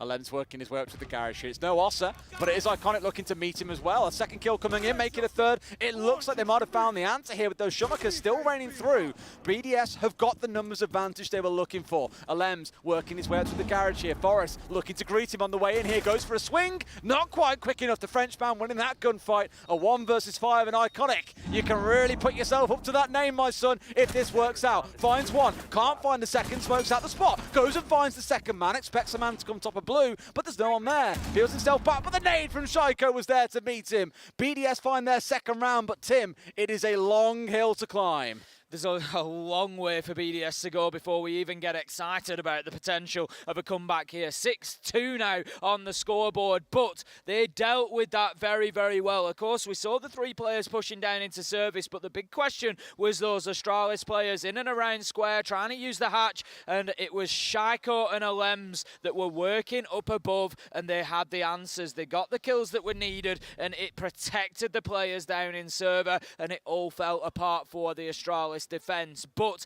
like I said, the problem with Astralis going 5-1 for BDS is all they need to do is lock down one site. So they try somewhere else, and then what are they going to do? They're going to go back to Staff and Open that they've already won, and they're going to rinse and repeat and try to take that result. That's exactly it. Yeah, for here at least, we try and tell us on archives. And a number of teams said, you know, playing CEO Lounge these days, just not a thing. Like, Attacker Repick has already made it super obnoxious to play against anyway, but window play is just super, super strong. And Astralis seem to be a team buying into that whole idea, given the 3 sites they've rotated through so far. Not quite the same as what we saw out of BDS, but it's going to be all about that vertical play. So keep an eye on where BDS come pushing into, and equally how it's denied by the other side. I'm looking at that C4 in the back pocket of the Mutant, thinking, damn, that's a lot of damage, son, if they can get that used well. We've seen some big C4 plays today, to be fair. We've seen some real plant denial. We've seen multi-kills with the C4s. And like you say, it can be some absolute freebies available if you can get the information to really utilise them well. Now then, DP Fire is going to be playing upstairs directly above the site. Going to be trying to hold on to CEO for as long as possible. He's got a little bit of support from Forrest as well. Inside of Janitors, he's got a rotation through into CEO so he can move in and around and try to support the WAMI. And BDS, once again, as they did in the last round, they're going to need to get in. They're going to need to get control over that top floor and open things up, but they're still trying to work in behind the big shield of the Monte that's come along with Rafal once again. Yeah, they're really trying to put everything behind that, but there's some work to do to really make it like sing for BDS, right? It's quite readable at times. DP Fire down on the upstairs, not out yet, but that nade likely coming in from ATMs from Renshiro, enough to at least force him back, which gives BDS a little bit of breathing room, and they're starting to look at their way in from here. Here, the gadget of Thorn just going off there. The Razor Bloom detonating, not going to do any damage. Usually more about area denial than actually trying to find kills or get any damage done. And TP Fire is actually going to be picked up back onto 20 health. So BDS still unable to find an opener halfway into this, but they are making good progress. Iconic's going to get a freebie, just waiting on the inside of the doorway there. Alems comes creeping round, and it is nice and easy for Iconic to just snap down and shut the push down. Shaiko manages to find Shuttle with a headshot though, levels things up 4v4, and BDS, they are in a position to start pushing towards site now. That wall's been open, but, and it's a big but, they haven't got top floor control. That's the problem, right? They need that vertical. We spoke about it earlier on. Otherwise, oh, out the window he goes! Forrest finding one, but at the same time, Preda's in sight and holding down F. They've got the cover. The door is blocked. There's one coming down from Marble, but Shaiko's got to find this kill. Man running off to the side. It's J9O pushing round towards the side. Iconic bringing one back. A 4 versus 2. It's Monty and the Shaiko against the world. It's not looking good. Iconic with a 3K is down. Forrest with the close. It'll be a defuse coming through. Astralis trouncing BDS on day one with a 7-2 victory on Bank. There's no other way to put it, quite frankly, Des. That is the best description. A good old-fashioned trouncing as they go through 7-2. And BDS, they've got to be wondering exactly what happened there. A little bit shell-shocked, I imagine. That was over before it even started. That first half of 5-1, they get something at least moving in the second half, but it's just nowhere near enough. J9O coming out as the top-rated player as well. Just overall, such a strong game from Astralis and really showing why they are the only team currently sat on 5 points, Tim. And I mean, what I loved really was that it was a real team performance as well. They are the only team currently sat on 5 points, Tim. And I mean, what I loved really was that it was a real team performance as well. There was a little bit chipped in from everywhere. You know, we had some mistakes there from BDS that they really wouldn't expect out of them. There's one that's really stuck with me, one kill, Elems. Even though the wall had been opened that gave the view down from the window, down the corridor on top floor, he knew the wall had been opened by a Selma Charger elevators, and he still stepped out to peek into it, and it was just an easy pickup for DP Fire, and I just think, why are you peeking that? You know, what are you going to gain from that? And it's just, it seems such an uncharacteristic move for BDS. A little bit doomed in a way because they kept checking it in case there was someone there like, oh, it must be clear, right? But you just never know when they're going to move into spot, and well, they absolutely trounced them with it, Tim. That's the word for that game. I think trounce has become our favourite word in the last 5 minutes. We've both said it about 5 times. But again, overall, a very strong day for Astralis and BDS. Some work to do ahead of tomorrow. We'll go to a quick break, and when we come back, we'll talk about this game a little bit more.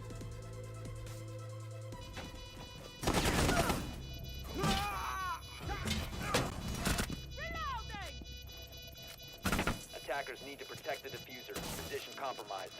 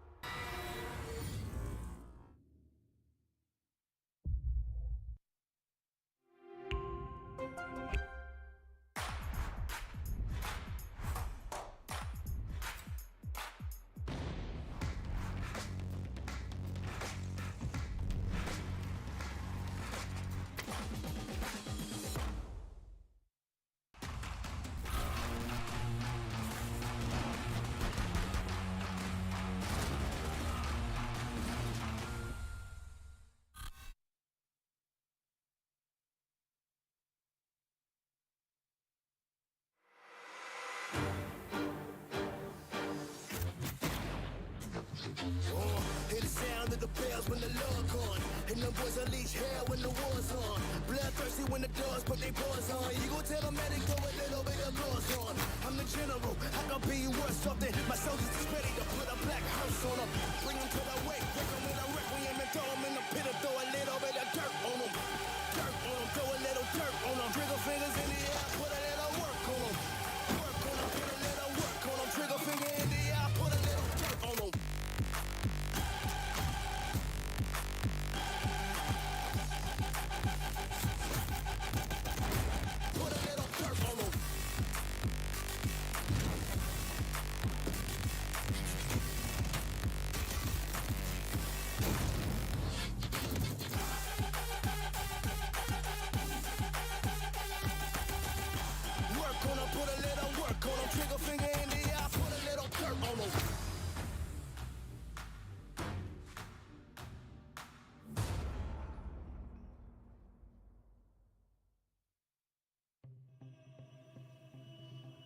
Welcome back to the A stream here at the Charlotte 6 Major, where we've just seen Astralis, well, demolish BDS. There's no real short way of putting it. It was a 7-2 slaughter on Bank, ending the day on 5 points for Astralis. A wonderful first day here at the Major, Tim. Yeah, I mean, for me, BDS had already lost it on defense. It came in 5-1 at the half, and as I say, they just didn't play out into the map. They didn't use the strengths of Bank, which are the size of it, which are the difficulty to track roamers down. You can get up and down, you can jump over balconies, use hatches, stairs. You've so many options to be able to rotate around and make your life difficult for the attackers, but they just didn't utilize it, BDS, and when they tried to, it was ineffective. Astralis were able to shut them down and get the kills, and for me, it was already lost when they came into the second half. Absolutely, yeah, a lot of it really. I thought you saw Lems throughout much of that first half rotating between different roam operators as well. We saw things like the Vigil coming out, the Valkyrie stepped in, the Alibi was present, but nothing just really seemed to have the impact that they needed. I do want to give a big shout out to Astralis because I haven't personally seen that Ossa play coming in through Garage on Bank before. It is so effective, and I think BDS equally were a bit blindsided by it because the counter to it is shut it down before it gets started to hold on to some of those impacts. People fear something like a nut coming in through Garage. Everyone's going to start fearing the Ossa now coming in from teams like Astralis, so keep a close eye on that one. That may yet see some more play on Bank throughout this major. That's it, definitely could be the next evolution, but I mean, looking towards, you know, the rest of the tournament as well, and Astralis coming out looking strong today. 5 points, a great performance against BDS, really able to shut them down. We've got the stats coming up there as well. You can see, as I said, a real team performance from Astralis. I said that's the feeling that I had, and the stats just back it up there. 9, 8, 8, 8 as turn in terms of the kills. Everybody chipping in.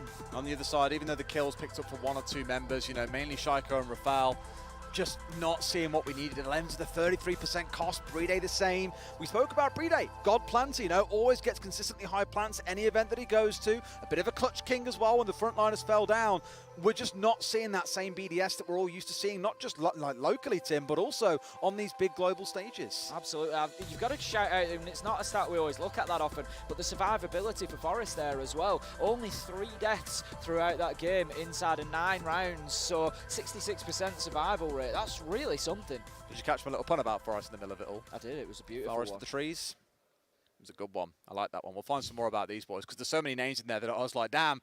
You can talk about getting the first shuttle back to the airport if he's packing them onto the bus. I don't think they're going to be doing that. No, they'll be packing other people onto the shuttle, Tim. That'll come on day 3. I've got absolutely no doubt about that one. We do still have 2 more games to come here on this stream later on. I think we've got FURIA versus XSET and then FURIA versus Liquid. That'll be exciting to see. Again, FURIA are one of our remote teams. It's worth stressing as well, unfortunately. So they're playing with a little bit of a disadvantage. Liquid, of course, one of our on-site teams. And XSET, I want to see them really start to fight for it as well, because there's a lot of hype about Astralis, but XSET, on the right day, have also looked pretty good. They have, yeah. There's certainly a team that can get points.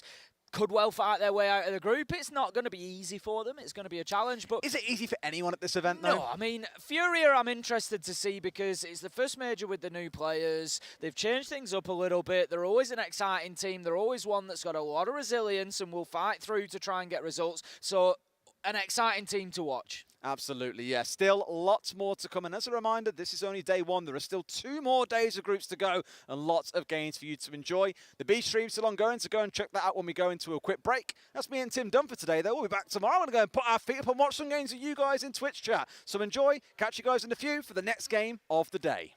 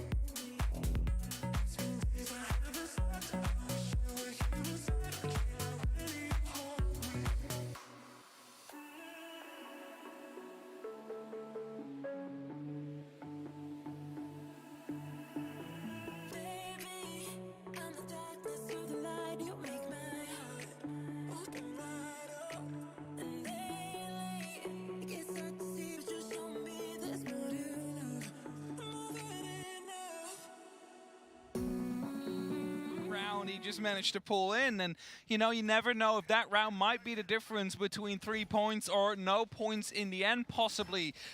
So with that 4-2 currently on the board, Heroic needing only 3 to find themselves with those 3 points, 2 to find any at all.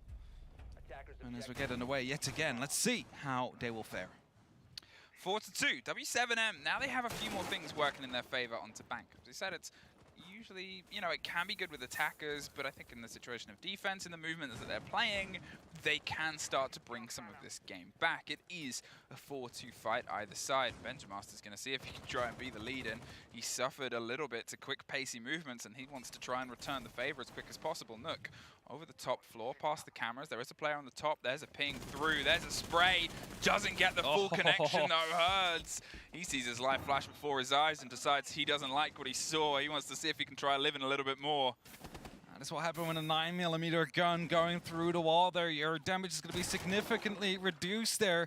This Volbs is going to be opening up one of those hatches inside of the elevator. He's giving himself a way out, a way back to the side if the pressure becomes too much.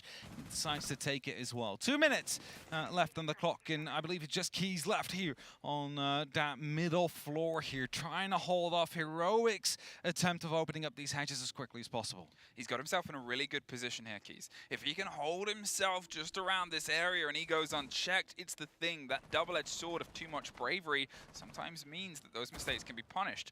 He also is still, Keys, he is still loose. He is still in a power position if he can play it well. If he goes unchecked, that's that big question. The grenade doesn't quite get the full roll down. A great bit of movement there from JV to get a bit of response. Heard the call, the audio, and decided to respond like that. There's another catch around the bottom of green stairs, keeping themselves at bay, but now the hatch is opened via a grenade. JV there heard the pin being pulled out, decided to go for a quick peek because he also knew it's either a grenade that lands on top of me or I'm taking him out right before he actually tosses it in. And once the grenade is being pulled, it cannot shoot back, so he took his chances and was able to get the most of it. But Keys here in that crucial position, you said it before, there's someone just on the other side of the wall, but he cannot quite see him yet.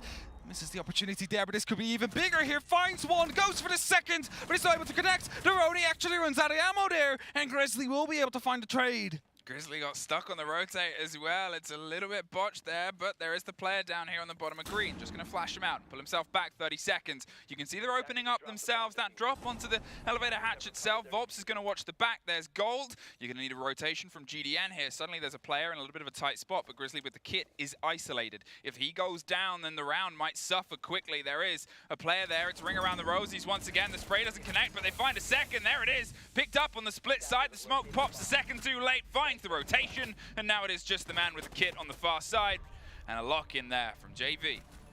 Keys on the flank there actually important. I mean, he might have not been able to pick up that second kill, but definitely still struck some chaos amongst the heroic ranks. As he picks up one, deals a little bit of damage. I mean, the Roni doesn't have the same ammo capacity anymore as it used to have, so ran out a little bit too early. But still, did some damage, got one kill, created some chaos. And, I mean, Venture, he made the right call first by jumping as soon as he heard that bait of trying to pick up the kill. Just maybe a little bit too greedy, too ambitious, possibly, with that grenade there. Exposing himself before he actually had to. And we have a tactical timeout now, so that means Officer is going to have 45 seconds with his boys to reel them all in as the new sheriff he is. He is the Sheriff of Charlotte. Yeah, the Sheriff of Charlotte. Yeehaw. Tips, cowboy hat. It's time to talk because, you know, it's always this sort of situation where you've come off of a loss, as we said it before. It's an important game here because you're looking at the shape of the table. You can't be the only team that hasn't been able to pull anything from today. You have to at least put a notch into the board. You have to be able to pull something. Obviously, W7M, they've got 2 points under their belt. If they take a full 3 here, they're at the top of the board. They know this. As the team that's obviously had such a good stage one, it is a big shame we don't get their full experience. I think everybody feels that. It would have been nice to sort of have everything here, but with how difficult visas are at the minute, it's just a shame. And I think that's one of the things here is they're still going to be putting in a fight. They're going to see how far they can get, even though they are unfortunately not quite able to give us the full taste of what they offer on their national. Of course. Week in, week out. And they will also be missing this, right? I mean, it is a team that was consistently running in the last 2 places of BR6 last year. And they made some changes, and suddenly they're the top team. Like, something just suddenly clicked. Everything seemed to be working. And now they miss out on their first LAN, on the crowd as well. Crowd's gone back. They were supposed to be here. That is what every player in Siege wants, besides lifting the hammer at the end of the year. But 4-3, Heroic still have themselves a bit of a lead, a round ahead, and they've had their timeout now. They're going to see if they can try and make it work. They lost that opener, and they're going to try and refuse to lose any more here. The stretch still comes across the top. They've got themselves locked in. Benja's back on the Nook to see if they can try and do a bit more of that surprise gameplay that drove them through it before. There's no line, none of that play, as there was quite a lot of in the pockets of W7M. There is still hefty use of utility, but no Sam cams either, and that's always the one, as I said, I really just love how that operator influences and plays with this map, but I guess intel and control over that isn't what they think they're missing right now. No, the Argus cams definitely don't seem to be what they want to use here. It's the hot droning from Benja in here. He will be able to find that very first kill. A great kill on JV, and that is going to be opening the site, and the middle of this site quite big as well. Didn't drop the bulletproof, opted instead to take the drop into the hatch, hoping they could catch another person, keeping themselves alive and keeping the live nature of this roam, this gameplay. They're still trying to bite back here over the top. The sledge goes for a swing, and we saw a jump out massive before. We don't see it again. Gorgona pre-fires through, whether he had the intel, he definitely had the smarts, and that was to fire through and find that kill too quick. Both into their favor now, and obviously 2 big players off the board. The remaining 3 still might have a bit of a chance here. Volps has got himself into quite an aggressive position, just waiting on the other side of the double door with a glance towards the new lobby door to see if anybody might go for a bit of a roam. It's dangerous, because if he gets caught in a camera, well, he's going to get out of there now. They pre-fired to see if they could get him loose, but Benja in the meantime finds GDN. Yeah, and that leaves it in that 2v5 situation here with 1:20 left on the clock, Ami. It's plenty of time for Heroic to do the preparations they want to go for. Hurts, however, active and aggressive towards the elevator hallway. Will be able to find Slough as the Yana gun. It's 2 grenades, it's a Gemini replicator, and a gun 6, all out of the hands of Heroic, and that might definitely hurt them in the end, but still they have that massive advantage in terms of man count. Herd suffers a little bit there on a scrappy spray through, but suffering isn't ending your round. They've been able to already find a body from this, and they're going to see if they can try and continue that. There is rotations, options available to them, and angles, and they're going to see if they can try and get a bit of a split of the pressure here. With an idea on the hatch in only 40 seconds, you've got to make sure Heroic in the situation that the execute doesn't fall away from the break of Janitors does force this play. There's a drone that just catches a side. Will they catch the player? Do they know? They don't, because the drone was driving away from him there, so they don't seem to be aware of Hers' current position here. And Uno is carrying the diffuser with 20 seconds left on the clock. It might have been a 2v5, but it seems like if Uno gets down, that might be the end of it. It's 2-on-2, the diffuser is indeed dropped. Flashes no, it's not. Over the top, no, they know where the player is. They've been able to get it.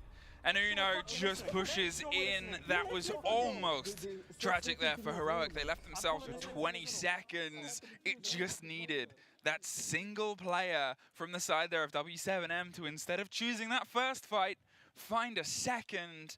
And I guess it's always that thing from our position of omnipotence. We know that they don't know, but we also know that both of them don't know. For a second there, I thought Uno got dropped because suddenly a lot of kills came into that direction, and we also knew that there was still Herds around in that position, but able to actually find the kill in the end there, leaving it 2-2, and eventually Heroic being able to carry those across. And that puts him at 5-3. 2 rounds away, Emmy, for 3 points. And they would gladly take those after that defeat they had just a little bit earlier against G2, because that will just, put them right underneath them in the standings. I was going to say, it puts it in as... If they take the full 3, then that pushes, I believe, DarkZero down to last place, as they lose the head-to-head and the round count, technically, versus W7M, who would be on 2 points as well, but they would be in 3rd, because they obviously... It depends on round differential first, and well, after that... I think they get it, because it was... They won... It's total round differential, right? They won 8... Yeah. Oh, is it total? I think it's total for, the entire group, so... Where's Cop It? Cop It! Cop It! Is he somewhere. watching? I know he's around. He's technically working. He's sitting there. We can ask him later. Either way, it doesn't really matter for now how the standings all point out, because, nothing is decided as of yet. It will be decided at the end, of course, of Wednesday, and with a 5-3 currently on the score, and this only being the second match for both these teams. It is still many more to go. So Mary Chaps are being called off by magnets there, and they will blow up quite early. They won't just deploy there. But still one more put out by Benja here, but he finds himself picked up by Keys. Yeah, he tried to swing back into the pre-fire there, but he's just decided to keep firing. It was very well played there with experience. There's a little bit more of a break, another stop as they're just wasting and burning through utility here on the top. Sloth tries to find a fight into stock there and suffers a scrape on the other side of it. Wants to pop the concussion, and well, the timing came through a little bit there for him. Herds couldn't quite get the connection onto the fight itself, pulls themselves back. Dangerous maneuver, but it gets Sloth inside the building. There is still players underneath. There is still a bit of concern, and there is now the E1D, the rush they're in. They're trying to get control over the top, but it's the bottom that gets the drop round in. Hey, what's that diffuser? Oh, it's a post-plant situation, and now they're on the windows, and it's a 2 versus 4, but still, if they can try and get themselves angled in for some control here, Grizzly, he's tucked in. He's waiting for audio. W7M know that there's this player in this position. They've got to try and time this perfectly. Are they going to go for a run out on the door? It is an option. They're going wider and wider, and they're going to actually lean into it first. In the meantime, Gorgona gets one more, but they're holding onto the kit. There it is. Another body goes down, and they're off the diffuser. Gorgona swings round, but they're dropped outside. It's a 1 versus 1. Can he get up in time? There's the ping. There's the reveal. Oh, he gets it. Grizzly. Just barely, though. It was a long gunfight outside, and that was very smart from W7M because they knew there's only one person on the rappel, and that person on the rappel, that's the most important one in that post-plant situation. As he was going on for that gunfight, Gorgona had to push in with the MK14. Not really the best gun if you want to be, you know, in a close quarters 1v2. He managed to get one, deal some damage on the second, but by just enough time to get back up, to get Grizzly back up on the rappel and find that final headshot. And now Heroic find themselves here at match point, a single round away with 3 opportunities to put themselves on 3 points as well. I mean, Heroic are fighting their way back into this game, but you always got to look at, obviously, how W7M, they're doing the right decisions. They're doing the right moments. It's little bites and fights, but it must be pretty frustrating to be in a position where you know you'd be giving that little bit more. The run out there on the door, some of these fights I think are getting a little bit scrappy, a little bit longer than we've otherwise seen them do inside of the National League, and the performance that they've been able to put in there. Heroic, from our perspective in EUL, they always have a fight. They always love sort of engagements, and they'll keep going into them. It's not always the sharpest, though they can do that gameplay, but it is often in their successive pockets. I think that little bit of a difference is here. Heroic are sort of pulling W7M into their game and saying, well, let's show you how we do it over on our continent. I kind of want to say, though, I really liked how they went in with 2 to go for that plant, right? Like, you had them going for the plant. You had the LMG over the shoulder. I believe it was Sloth just going for the pre-fires there. Are they doing it again? They're doing it again. They're going very fast here. And this might actually just work out as well. They don't seem to be fully aware. The hatch has been opened up. First missed attempt, though. That is definitely going to be giving away some time here. I remember hiding in the corner is definitely, well, throwing this round off here. Oh, a great push from GDN. Gets into a position, but there's Uno biting back a 2 versus 1. JV is all that's left, and now they're going to see if they can try and go with a big rotation round on the opposite side, underneath the hatch. But they're aware, the audio, Uno, the man with all the experience, he doesn't even get it. It's Gorgona that locks it in, and Heroic, from the dregs of a loss to G2, pull themselves up to 2nd place. And the fight in this group continues. They went for a quick push there, and as they drop through, I mean, the first miss spray, that is going to be giving it all away. They know exactly what is going to be happening there, and, you know, as they tried to rotate back, they definitely had some good moments. They had some good kills on the W7M side. The Heroic already too far through. Knew it was a 1v2 in the end, knew that he was offside. Just hold that one hatch you can go back from. There it is, Mr. Officer, the man of many, many words, is definitely going to be filling them in, but it's obviously a lot of congratulations for a lot of different teams. We gave it to W7M earlier for winning their first game on the international stage, and now it's Heroic that get to have that under their belt as well. They are able to take some points on the grandest stage, and I cannot tell you how much of a relief that must be for any team. Yeah, it must be a massive relief. You do not want to start off your major run, your first major, with an 0-2 in groups. You want to make sure that you're constantly competitive, constantly fighting, constantly in the mix of things to make sure that you have that good shot on a Wednesday to make it out of the groups, to make it to the grand stage, to the crowd that is returning after such a long time being gone. So, no one in this group is able to find themselves the full 2 wins. It's still up in the air, and we'll have a little bit of a closer look at how that game played out after a little bit of a closer look at some ads. We will see you in just a moment.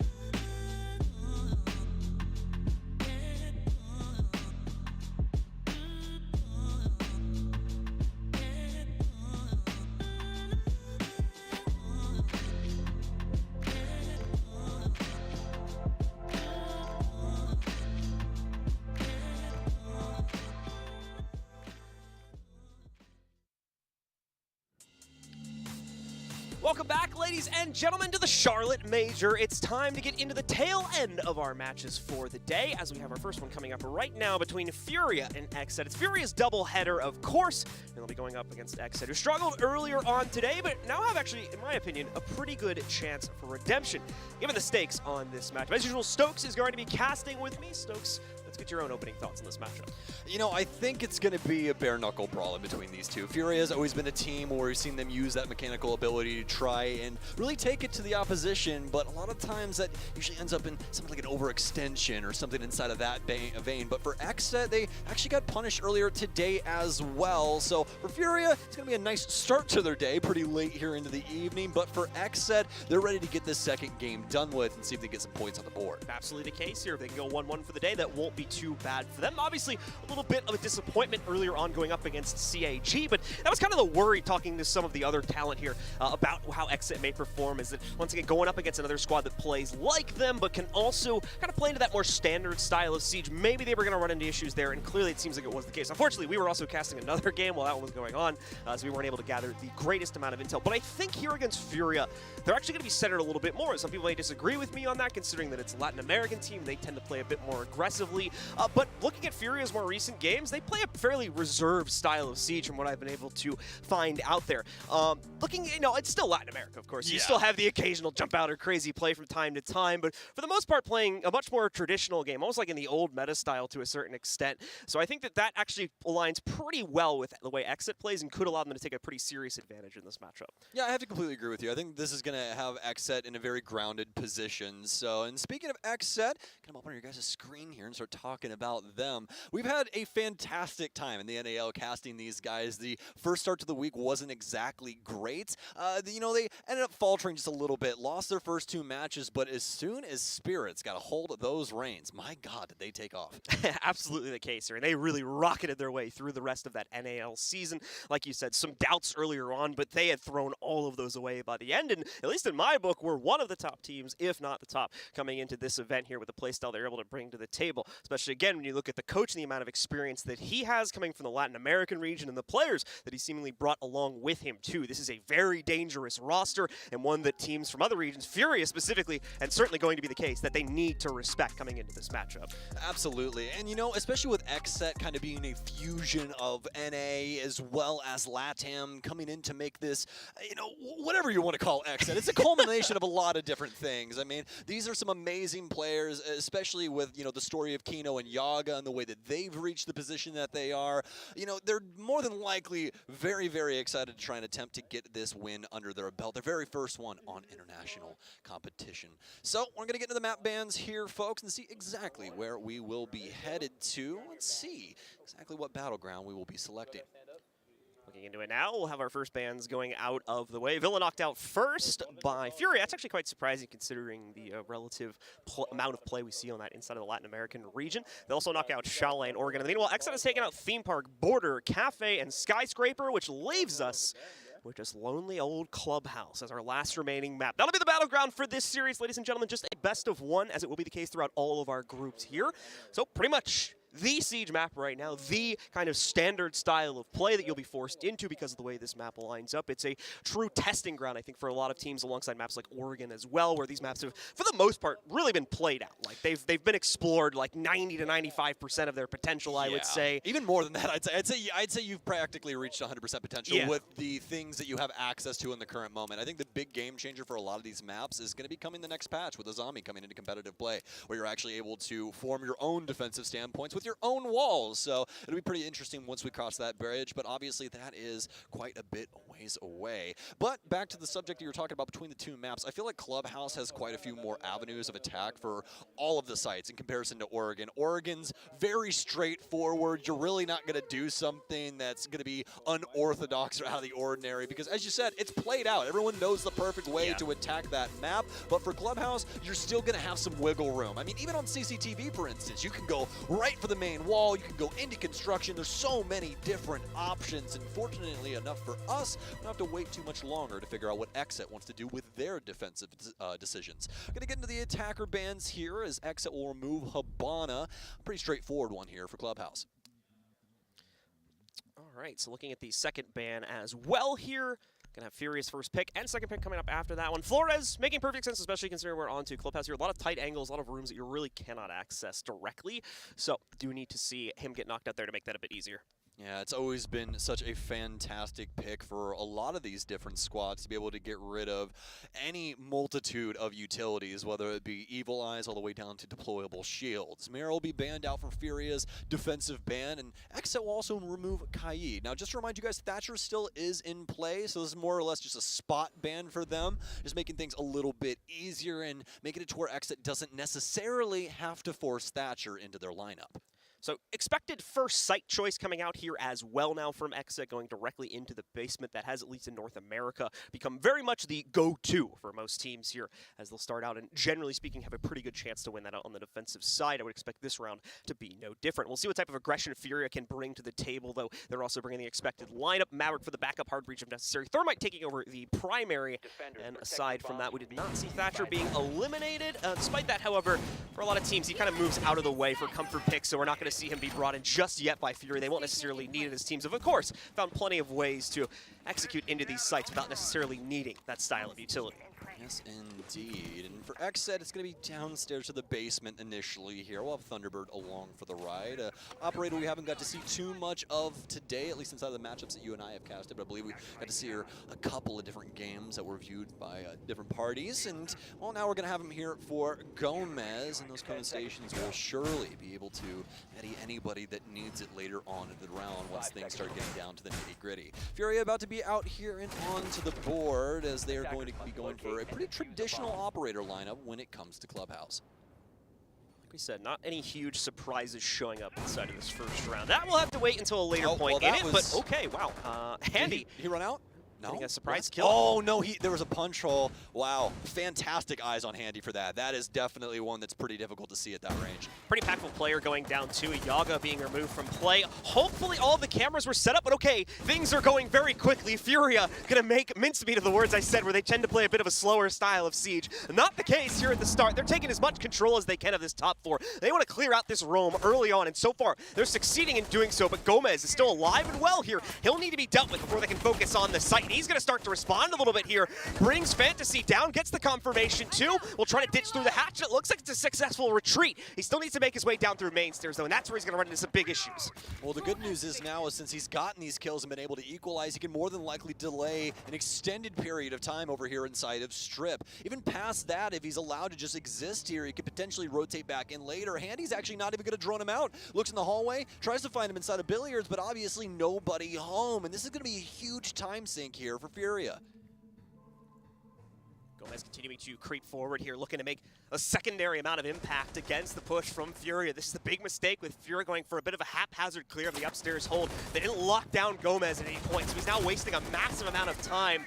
Furia do not have the confidence to move forward further into the basement while he's here, and oh my goodness. They let him out? They just let him out. No one has Overwatch on main stairs. He was hiding out here by bathroom pretty much the entire time, but he just wraps right around them as they try to push him and heads downstairs, so he'll survive, and now we just go into a normal 3 3v3 late round. Yeah, the biggest grin on his face as FURIA practically opened the door for him and allow him to just escape back to the basement. FURIA now have to try and figure out a plant spot here with a minute remaining. They still have some options here for soft breach potential to try and get some verticality across the top of Armory, but it's going to be hard fought. Definitely still have some hard breach they'll be able to pop these hatches with and start applying some pressure across the board. But for XSET, this is going to be a fairly straightforward affair. They've got Nitro Cells, they've got smokes on Kino. They're just awaiting the arrival of the offense.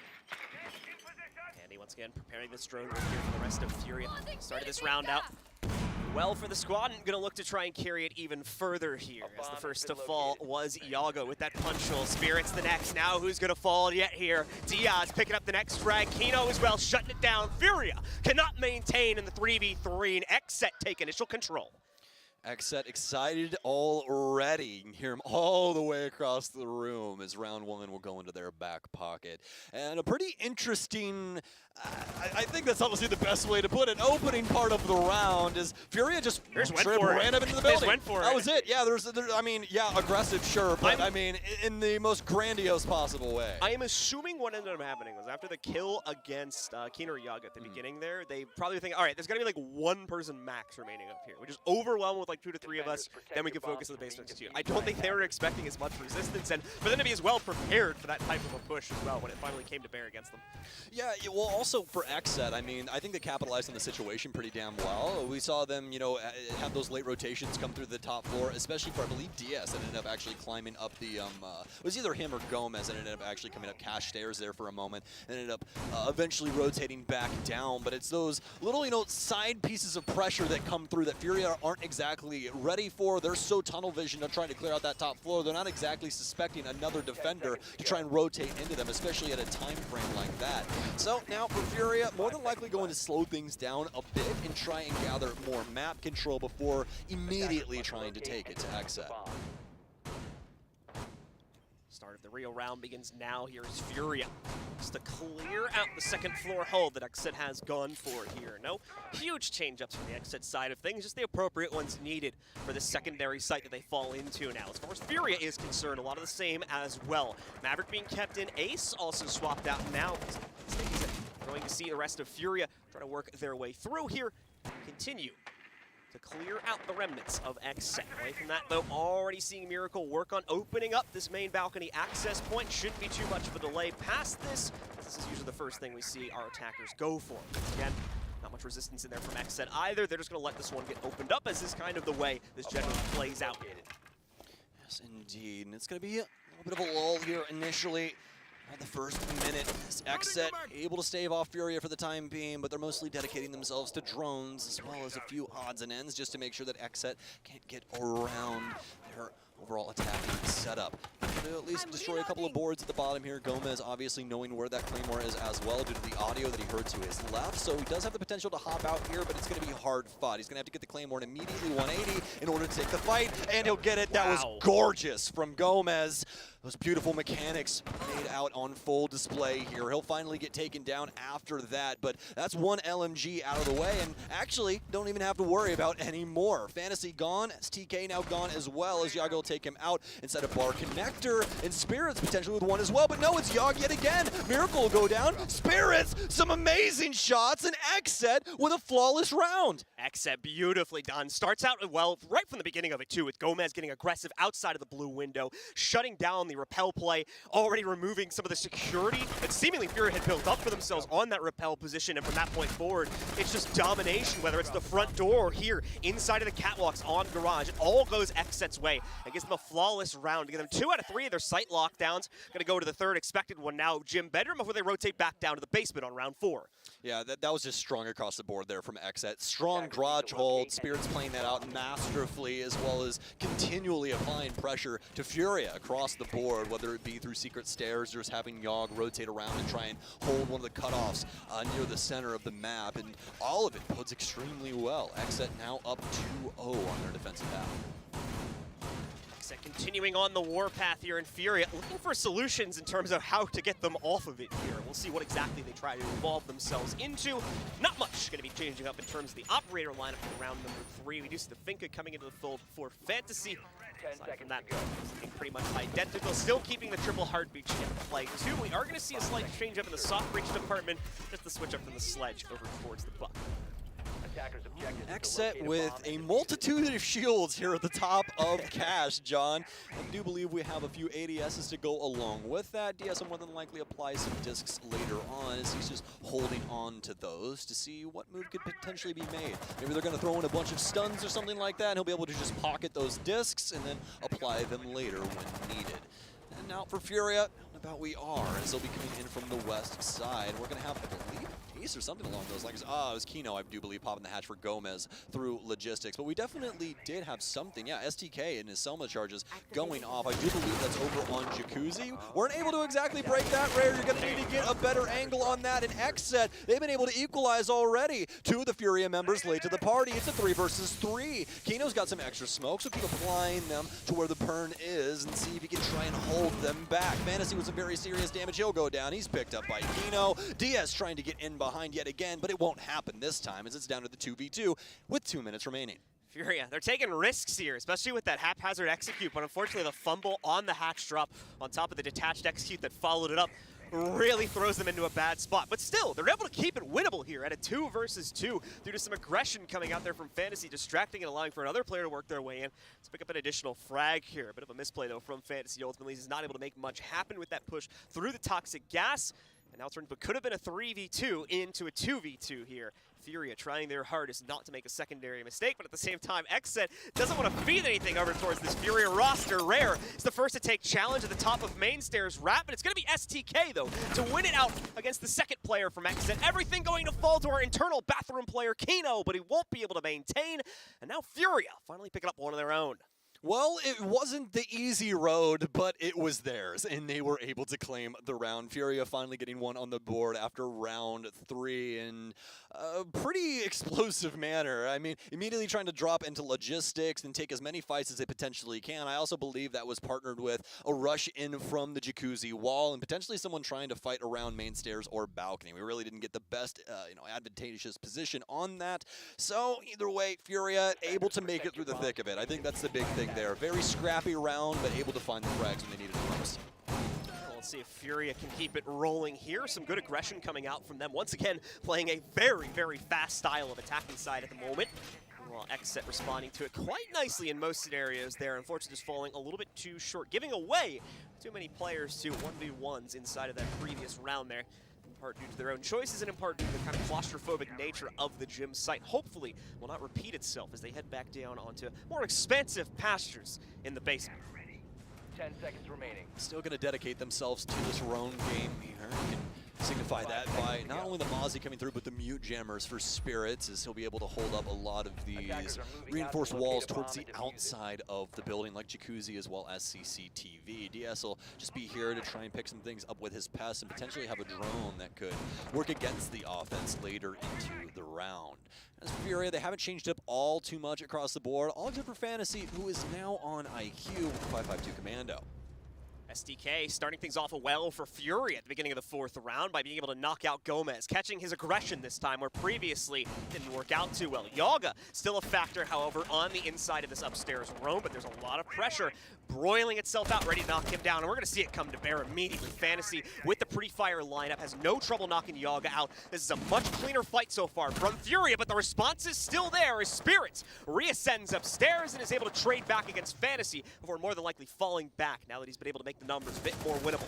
It's a huge pickup. Getting rid of the IQ in this position with Valkyrie in play means that XSET's going to have a lot of info game going into the later parts of this round, but it doesn't really matter if FURIA kills everybody first before we get there. Spirit's trying to swing out and equalize. He'll be able to do so and at least get it to a 3v2. A lot more palatable than it was before, but still a really long road ahead of them. STK, he'll get the information on Spirits rotating back to site, which more than likely signifies that the majority of this map is clear, and they just need to start working on their verticality as well as their hatch work. Oh, that a bit of a surprise here for Kino, and he gets away with the kill. There's a second player following him up as well. Waits for the spray to finish and sneaks right through. How does he do that? As FURIA, Handy surely would have traded that back out, but no, is not able to find him. As Kino runs away, keeps himself alive, and evens out the numbers yet again. Here is where we saw XSET falter previously, though. This pinch push coming in for the two remaining FURIA members. STK from up on top, or rather Handy, I should say, from up on top, and STK working his way in from dirt. XSET, it's all been left to Kino and Spirits. Already seen Kino play out just a few seconds prior, of course, with his wild push up the stairs. Knock out the first member of the remaining squad for FURIA here. Away from that, trying to isolate the drone intel, but it doesn't work. STK has locked down the first player's position, but it's not going to be able to win the fight.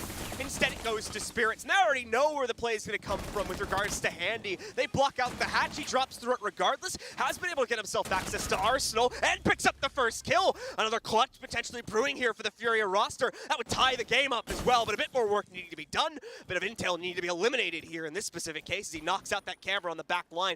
Won't give an angle over to Kino as he now swings out from the bottom of main stairs. He's going to try to deny this first attempt. No! It'll just outright deny the round as the Toxic Babe finishes off the very low HP of Handy.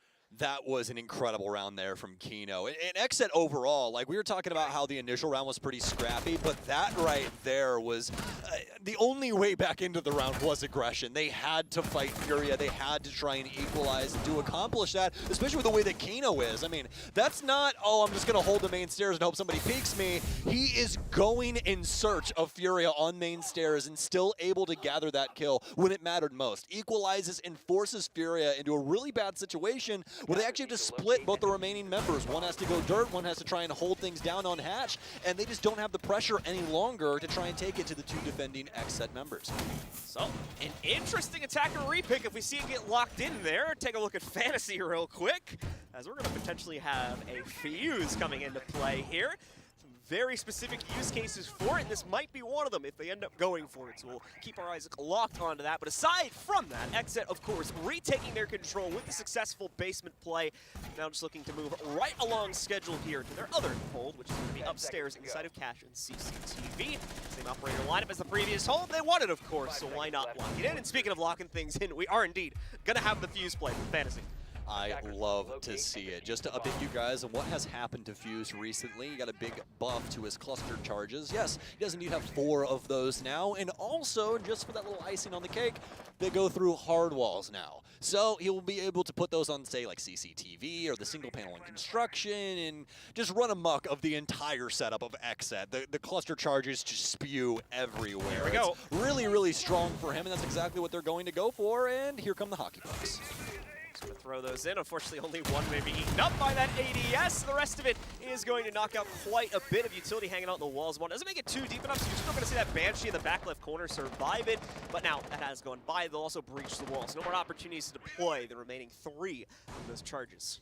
Still going to have some other opportunities around the map to potentially use them, but more than likely it's past the point of no return for Fantasy. Not really a moment where he's going to be able to pick that up and potentially use it as an exploitative chance. But now it's going to be down to FURIA's drone game to try and see what their next potential move could be. They do have to worry about Yaga currently inside of construction, but XSET have practically sat on their hands for most of this round. Not too much action here for round 5 just yet, as FURIA's only gotten the CCTV wall open.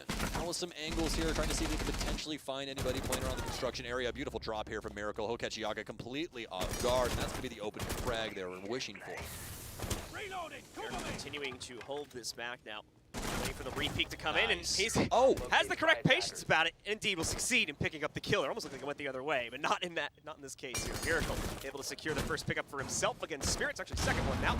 Managed to take down Yaga a few seconds prior to. Some great early impact coming in from him, and Rare is going to stack on top of that XSET, getting a tad too aggressive here, giving over far too many early gunfights and leaving themselves with a shell of their former defense in a 2v5. No, I wouldn't even say it's that. I think it's a pure patience from FURIA, as XSET has, they've been practically murdered every single time they attempt to do anything at all. I mean, even for Yaga, he's just trying to play safe inside of construction, and he has somebody just jump off the roof and take a gunfight with him.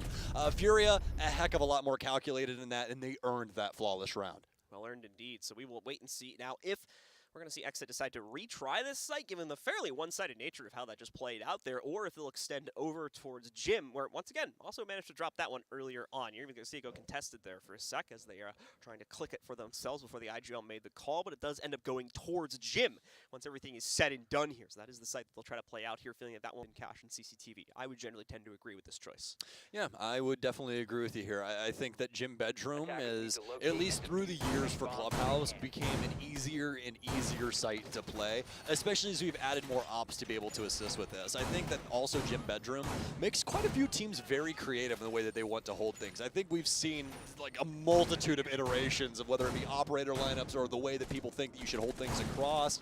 You know, and it's always been such an amazing site in order to do that, especially with the play that you can have around, you know, cash, like what XSET's doing right now. You can connect the double panel there, or rather the single panel between construction and cash, and have some really nice cross angles to be able to support some of your teammates, and also extend all the way out towards cash with like a shield or something like that, slash ADS is down. It just makes it such a nuisance to clear, because for the most part, when you're trying to go for Gym Bedroom offense, you're really looking to try and get that jacuzzi wall open, start applying pressure to the master balcony and stuff like that, and obviously that takes manpower. Trying to clear out cash sites starting at the cash stairwell requires a lot of manpower, so all of a sudden, you know, you're running into a couple different rocks in hard places, and you're trying to get things figured out. The good news is well, John, we don't have to figure it out. FURIA does. So we'll have to see what they want to do here as they're finally out and about. 30 seconds in. Let's take a quicker peek at what FURIA are going to be attempting. There's no real surprise to start things off. They do need to clear this extension into CCTV and cash. They'll pop open the wall corresponding towards it. Not going to be much resistance inside of the CCTV room itself, but a little bit deeper than that inside of cash. That's when things will start to get a bit more troublesome here for the FURIA clear. You can see them only making a headroom clear here, not even actually opening up the breach entirely so that they can take down anyone who wants to get aggressive against that breach, but not going to be able to see them respond to it outright due to the angle that was created. You can see as well, this is a bit tricky for the members of FURIA. You've got Diaz holding on his own with a red rotate being opened as well, and then Spirits has this chopped up ceiling, or rather top wall, I guess you would call this, to be able to try and chuck out a nitro through the breach, waiting for the rest of it to be opened, I believe, for an actual entry attempt to be made. You might have to watch out for garage presence too, as it looks like another member of FURIA has managed to sneak themselves over towards Catwalk. What a fantastic delay thus far by XSET. It's really just been the defensive setup that's been slowly forcing FURIA to take their time, and they're going to lose Rare early here. So all of this time sink, all for naught at the current moment, but Fantasy's been able to get in behind the XSET members. He won't be able to claim Spirits. Wow. In fact, Spirits, he shoots back, John. He'll claim the kill, and he's still holding on to cash. Very surprised that kill went the way it did there, trying to be able to turn that fight back around. Spirits thought he was dead to rights there when they had the lock on him through that box sitting on top of the cash desk, but wasn't able to follow him through, unfortunately, and a great response from Spirits to save his own life there and bring the numbers down to an even more dire situation for FURIA. Spirits still on deck, waiting for the swing to work itself in here, and you can see they are trying to get a little bit inside so they can start putting pressure on construction while still having not cleared out Spirits, but they'll finally accomplish that. Now he's been baited towards the door. And it's going to be some great play from STK to accomplish that. Finally get their first kill on the board. If they can work together to get one more, they're in even territory. The problem is that time bank starting to get a little bit low here at around 40 seconds remain. Yeah, a little overzealous from Spirits, but able to get a lot done inside of that position. So I just got to give him the benefit of the doubt when it comes down to that. Gomez in a pivotal position here inside of logistics. Handy will be holding on to the main wall for Jacuzzi as Miracle forces his way into construction. An offensive matrix being built around this side as FURIA will find their second mark and equalize here. The smoke damage starting to bleed through, though, onto Miracle as Diaz takes down one. Diaz takes down two, and Gomez will wrap it up with a bow, making a 4-2 half for XSET. Not a surprise to see that round breaking down the way it did when you consider how things opened up there. So much control inside of XSET's court before the play even really began, with FURIA trying to clear out the extension inside of CCTV and cash. Some good attempts to battle it back when they're able to catch, as you said, an overzealous Spirit peeking towards the door. But even that kill wasn't enough, as they were still down by one, and just too claustrophobic of a push inside of Jim allows for XSET to get revenge from their last attempt on that site, lock it down, giving them a 1-1 record on the half, and as well securing the 4-2 overall scoreline. As the teams now switch sides, and it's XSET's turn to go on to the attack. They need 3 rounds to close this one down. It is indeed, and this is where things get potentially damning for FURIA, because XSET's offensive sides have been ludicrous inside of the NAL. I mean, very, very aggressive fronts, especially with the way that Spirits likes to call for this team. We could see a lot of calculated plays come through. So, but again, it's going to be pretty hard to say for you and I because we didn't really get to see XSET's earlier games. So it could be, you know, a little off kilter at the current moment. But luckily enough, we're here to find that out for all of you at home. Maybe some setup still to be done here for FURIA as they'll prep the hatch for impacts, although STK, the only one with one. Attackers must locate and defuse the It's bomb. just nitro cells for the most part beyond that. 3 of them, in fact, so FURIA actually looking to make heavy use of that inside. Yeah, the best way to counter hard breach is chuck a nitro cell at Just him. blow them up. Exactly. They're going to blow us up, so it's fair. An eye for an eye, as they say. Either way, FURIA here looking to really make their mark, and they need to right off the bat. As otherwise, Rare, you so psychotic Rare man. trying to go for a crazy swing, exposes himself, and it's going to take quite a bit of damage.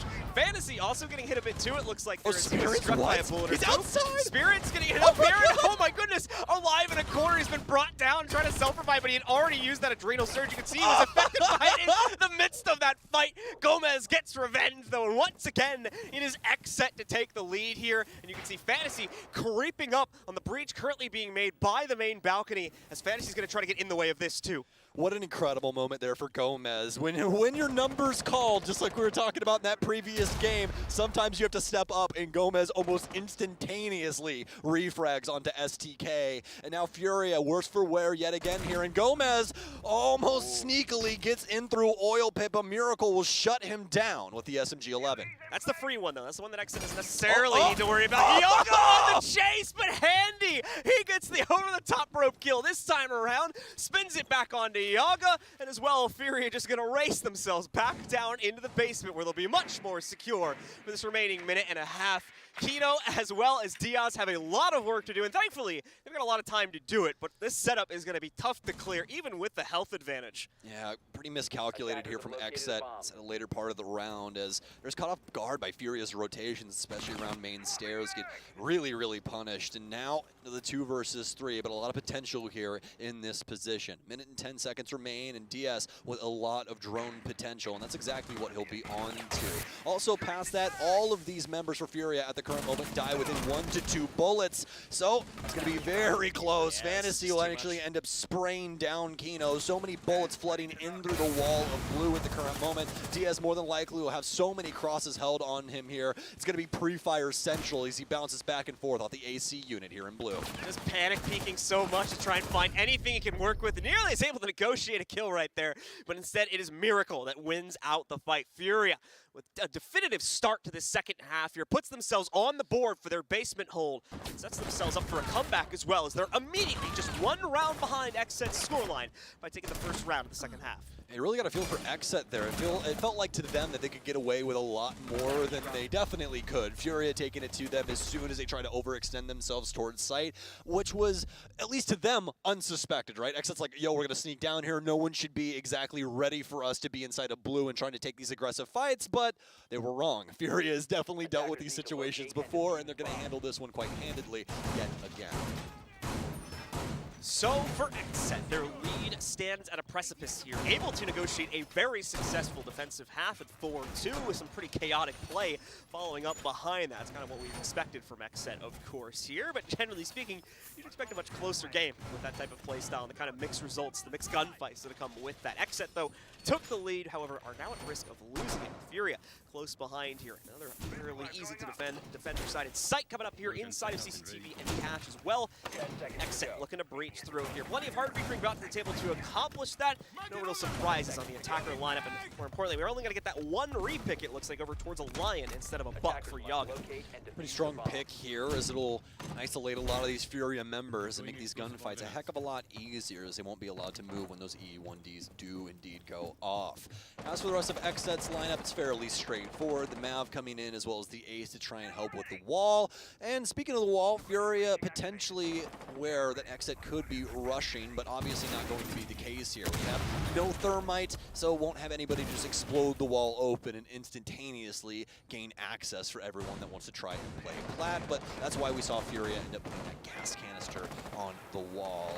And here, we'll start things up for Diaz as he starts forging things across, and we'll soon have this wall soft. Gomez pop this open and actually get down to these gunfights. Yeah, defenders did chunk it a little bit the wall there. If you guys noticed those bits of soft breach from the shotgun hole, that's just kind of slowing down the opening a bit. It's not really going to serve any massive advantage, but it just takes an extra 10 seconds or so off the clock as they need to be able to utilize that. We do have that Koyo canister sitting on the other side of it. Oh, nice spot from Gomez to get a bit of damage, and I believe onto Miracle there. And Miracle even testing it a second time here. They will need to watch out though when they pop this open. It's like I said, that Koyo canister sits on the other side. Unfortunately enough, though, as you were talking about the holes being shot, the whole reason that they do that is because it makes the breach so messy. Look at the amount of time DS has had to stay on this torch. And it's all because this bottom portion of the wall, there's a little pixel that's still holding it over towards the left-hand side here. You can actually see it towards DS. He literally just pinged it. So that right there is what's holding up the wall at the current moment. DS will actually end up taking a lot of damage via that Goyo fire that leaks out of the breach. And STK almost with a kill there as well. XSET trying to find a way through this round at the current moment. It's actually a really smart play from Handy to do that, putting it on the wall there. I wouldn't be surprised if we see other teams start implementing that. Another top rope swing here from STK. He pays the price for it, but Fantasy immediately exchanges. Yaga maintains control, however, with a second pickup for XSET and brings it down to a 4v3. It's all going to be on the site players now as we broil down to the last minute. Oh, it's starting to boil up to a point here. XSET, they've gotten control of Garage, but they still need to get things cleared out and have the setup start pointing towards an actual plan. Kino going to take a lot of damage, but Kino's going to down the member instead. Miracle actually won't be able to be picked up just yet. Hopefully can get in behind the green box and potentially get picked up here by Rare, but no, Handy's going to go down before then. Kino, I mean, he's on fire at the current moment. Not literally, hopefully, but at least as of right now, they're doing a bang-up job of holding things down on this offensive side. Rare's going to try and rotate around. He does not have a Nitro cell for this, but he most definitely has a shotgun as he'll move down through the lounge area. Won't be able to get up the cash stairs as finally Gomez will pick him up. They're going to rush up the back end as well. Miracle, so much to deal with at the current moment, but he does have an opportunity here. Frag grenades out, stun grenades out. Gomez with a lot of damage dealt to him. Miracle with no potential answer just yet. He'll get one, he'll get two, and John, that was getting close there if he's able to produce that shotgun. A lot of damage potentially coming out onto the XSET members, but they'll lock it down. A little dodgy there, but thankfully the round aside from that, pretty one-sided towards XSET there. The constant aggression roiling in. And it's a shame because I like what we were seeing from FURIA, especially with the Koyo canister positioning. You probably saw that second one that was just beyond the breach. So even if that first one did minimal damage, they can still wait, deploy that second one when the actual execute comes in and hold them back once again there. Unfortunately, when those Koyo canisters were exploded, there was far too much remaining pressure from other points on the map still coming out against the setup, so they weren't really able to capitalize on it as much as they would have liked to. XSET's patience game is really what got them so far inside of that round, especially for Yaga. Yaga just sat downstairs inside a garage and was like, all right, I'm just going to hold down here. We'll see what potentially happens with the remaining time that we have. And then FURIA just jump over the balcony and gift him a kill. That's all he wanted that entire time, and that's exactly what he got. So just those little moments of decision-making where it's either overextend, try and take the fight with a Raptors guy, or just sit still, let your team try to build things up to a certain point around the map and pull FURIA to different points and make it where they have to focus on other things. You might randomly have a Jaeger jump down from a balcony, Bringing this back and really highlights the kind of mishmash of regional playstyles that XSET has gone for here, because they're executing into that last round in very much the same way that FURIA was doing back in the first half as well, using that patience to really suss out some of the members of the defensive side there and be able to take them down when they finally take that extra step or two into the open that they necessarily wouldn't have been able to do. Yeah, as for FURIA, though, they have to get a hold of these nerves, John. I mean, if we start to see them be more and more antsy throughout these rounds, XSET's going to continue to punish them in very comparable ways to what we saw inside of round 8. But now for STK, he's feeling himself. He'll be downstairs inside of Billiards, peeking out of the double window, but won't be feeling himself for much longer as he no longer has a pulse. Fantasy will be able to capitalize on Kino, though, so that'll be the ace off the board, but we still have some hard breach in the likes of DS and Maverick. Is going to potentially be a problem for DS, though, if we run into issues knocking out the wall. I'm going to assume that that won't happen a second time there. That's just a bit of an unlucky maneuver with what ended up happening with the wall, and didn't ultimately trip them up from winning the round either. So like I said, able to get over that without too much of an issue. Going to be looking to accomplish the same thing as it is, once again, that hold on the inside of CCTV and Cash. You can already see Fantasy paying attention to the breach just in case our Maverick reveals something a bit too much. But now he's going to make sure he starts from the corner this time to avoid that problem from the previous round. And I'm pretty sure he got the left side of it. So I think he's good, and there we go. Just needs to get the last remaining bit of this half, and we should see the wall fall away. Oh, no. Yep. There's that It's literally right in the center, I'm pretty sure. Yeah, I think so too. Yeah. How does this happen twice in a row, though? I mean, DS, you're just not the map, man. Get it, like, man, just give it up. Oh, Where is dude. it? Well, the crappy part There we here, go, there we we go. go. The crappy part about that is that, like what we were talking about before, when they end up breaking that wall, you have to lay prone in order to guarantee that, but that almost guarantees that somebody shoots at you as well. And that's why we see a lot of people try to crouch and torch it, but that makes it to where those lines that are made when you break that soft wall actually don't torch through the reinforcement properly. So you have to hit that prone, but I mean, at least he's able to get it open this time around. The problem is now is that it seems like it's costed them some bodies in order to do so. Yeah, this is not looking like the confidence we saw out of XSET in the previous round, nor just the amount of setups we saw before. They don't have these angles bearing down on the defenders. As you can see, Diaz swinging in to pick up that trade at least, but it's too late. The 1-for-1 is not going to mean a whole lot at this point here because FURIA can do that, pick up one more on their own, and now this is already a nearly unwinnable situation for Diaz. He's got a 1v3 set before him. He does have a fairly healthy amount of time to play into, but so much to clear out. This is a winnable fight at top red. It doesn't look like that player has a lot of support. He's going to mask the unpinning sound of the nade as it goes in, though. Looks like it's going to get eaten up by one of those magnets, so Andy has his life saved by his own utility. Good placement of that there. Nice attempt at it from Diaz, but doesn't ultimately work out. That's an even better one, though. Rips the head right off of Miracle. 2 more players to go. You got about 10 seconds for each one. Let's see if he can get the job done as he enters the site. Already has pressure against him. He's going to go for a plant attempt, actually, to bait players out. No one takes it. Oh, I correct myself. Rare does. He comes out into the open. There's the stick now, probably, as Handy's got to re-rotate into CCTV. He's gone up, but no! Handy just barely closing it down for FURIA as he gets this 1v1. I was so very scary there. In fact, I thought Handy was just playing for the audio cue. I thought he was just trying to bounce back and forth and get him off the case and then potentially rotate into cash to try and dwindle down the remaining time that they actually had there. But gives Diaz a chance instead and wins it pretty handedly. So now for FURIA, after we go into this tech timeout, they will be within 1 round of catching up to XSET here on Club. Very, very close between both of these teams right now. FURIA, more than likely, not wanting to take any risks in this upcoming round as they'll be repeating the basement hold. Should be actually fairly well secured on this one as they took it at the outset of this opening, or they took it at the outset of this half as well. But still, their coach, as you can see here, has a lot of input to give. They have not used the pause just yet. There was still a phase of this matchup here just a few minutes ago where XSET was truly dominating. So probably some input from back then, making sure that they don't run into those same pitfalls as they make a rerun. And actually, if you'll notice, the site has changed since we went into the pause. They're actually going for gym bedroom hold. So it seems like they got something to throw at XSET here, possibly. Yeah, and honestly, I think that's exactly what we're loading up here. We got the Womai in, also the Valkyrie coming through, and potentially some castle barricades, just to make it more fun. You know, you want to try and deny as many angles as you can, especially on a site like that. If you can potentially keep things locked down on, say, like the main stairs, that makes your life a whole heck of a lot easier instead of having to constantly deal with that pressure around the top of main. But past that, I mean, there's so many different ways you can utilize castle on this, whether it be, you know, the master side windows or what have you. There's always going to be some avenues that they're going to be able to shut down. So see that brought to the table, as well as a Nook coming through for Gomez. All right, let's take a look here. Let's see if XSET can maintain their lead. They've been staying ahead by 1 or 2 throughout this half so far. Have not managed to drop the outright lead as we started 4-2, of course, but as you can see, FURIA has kept right on to XSET's tail. We did have a Blackbeard pick initially for Iaga, but it seems like that's being re-picked away, so that's definitely not going to be staying here. Yana is already locked in there for the re-pick. More interesting one, though, is going to be down towards Gomez. He's potentially going to be swapping the Zofia for the Nook, and more than likely, that's going to stay as well. Nook, of course, we're seeing more and more out of her because she has the nades, and of course the utility kit, players finding out how to use her more and more. So going to continue to see that brought in by more and more teams, I believe, but never mind. It gets swapped away. They won't go for it. That's super sad, honestly. Just looking across FURIA's board here, this is almost a perfect round to have a Nook. There's not any barbed wire, there's nothing you really have to worry about, and in fact, they've brought Valkyrie, so they're more than likely leaning more into their info game and trusting those cameras as to what they're seeing, and that's where Nook capitalizes. So to not have her here, I mean, obviously XSET, they still have a lot of different ways to break this down, especially with Iaga on Sledge. I mean, you still have the frag grenades, you got a great gun in the L85 and the sledgehammer, so, you know, there's no real argument's sake there, but it would have been really cool to see Nook in that situation. There's no Flores in play, remind you as well, so maybe they're worried about their ability to knock out things like deployable shields and other forms of utility a bit deeper into the site where they can be a bit peskier to access, and maybe they're hoping the lifeline saves themselves there. Potential for soft breach too if Iaga ends up going down earlier on here. So I'm a bit disappointed we didn't see the Nook as well. He's really definitely seen it before. before, but Fantasy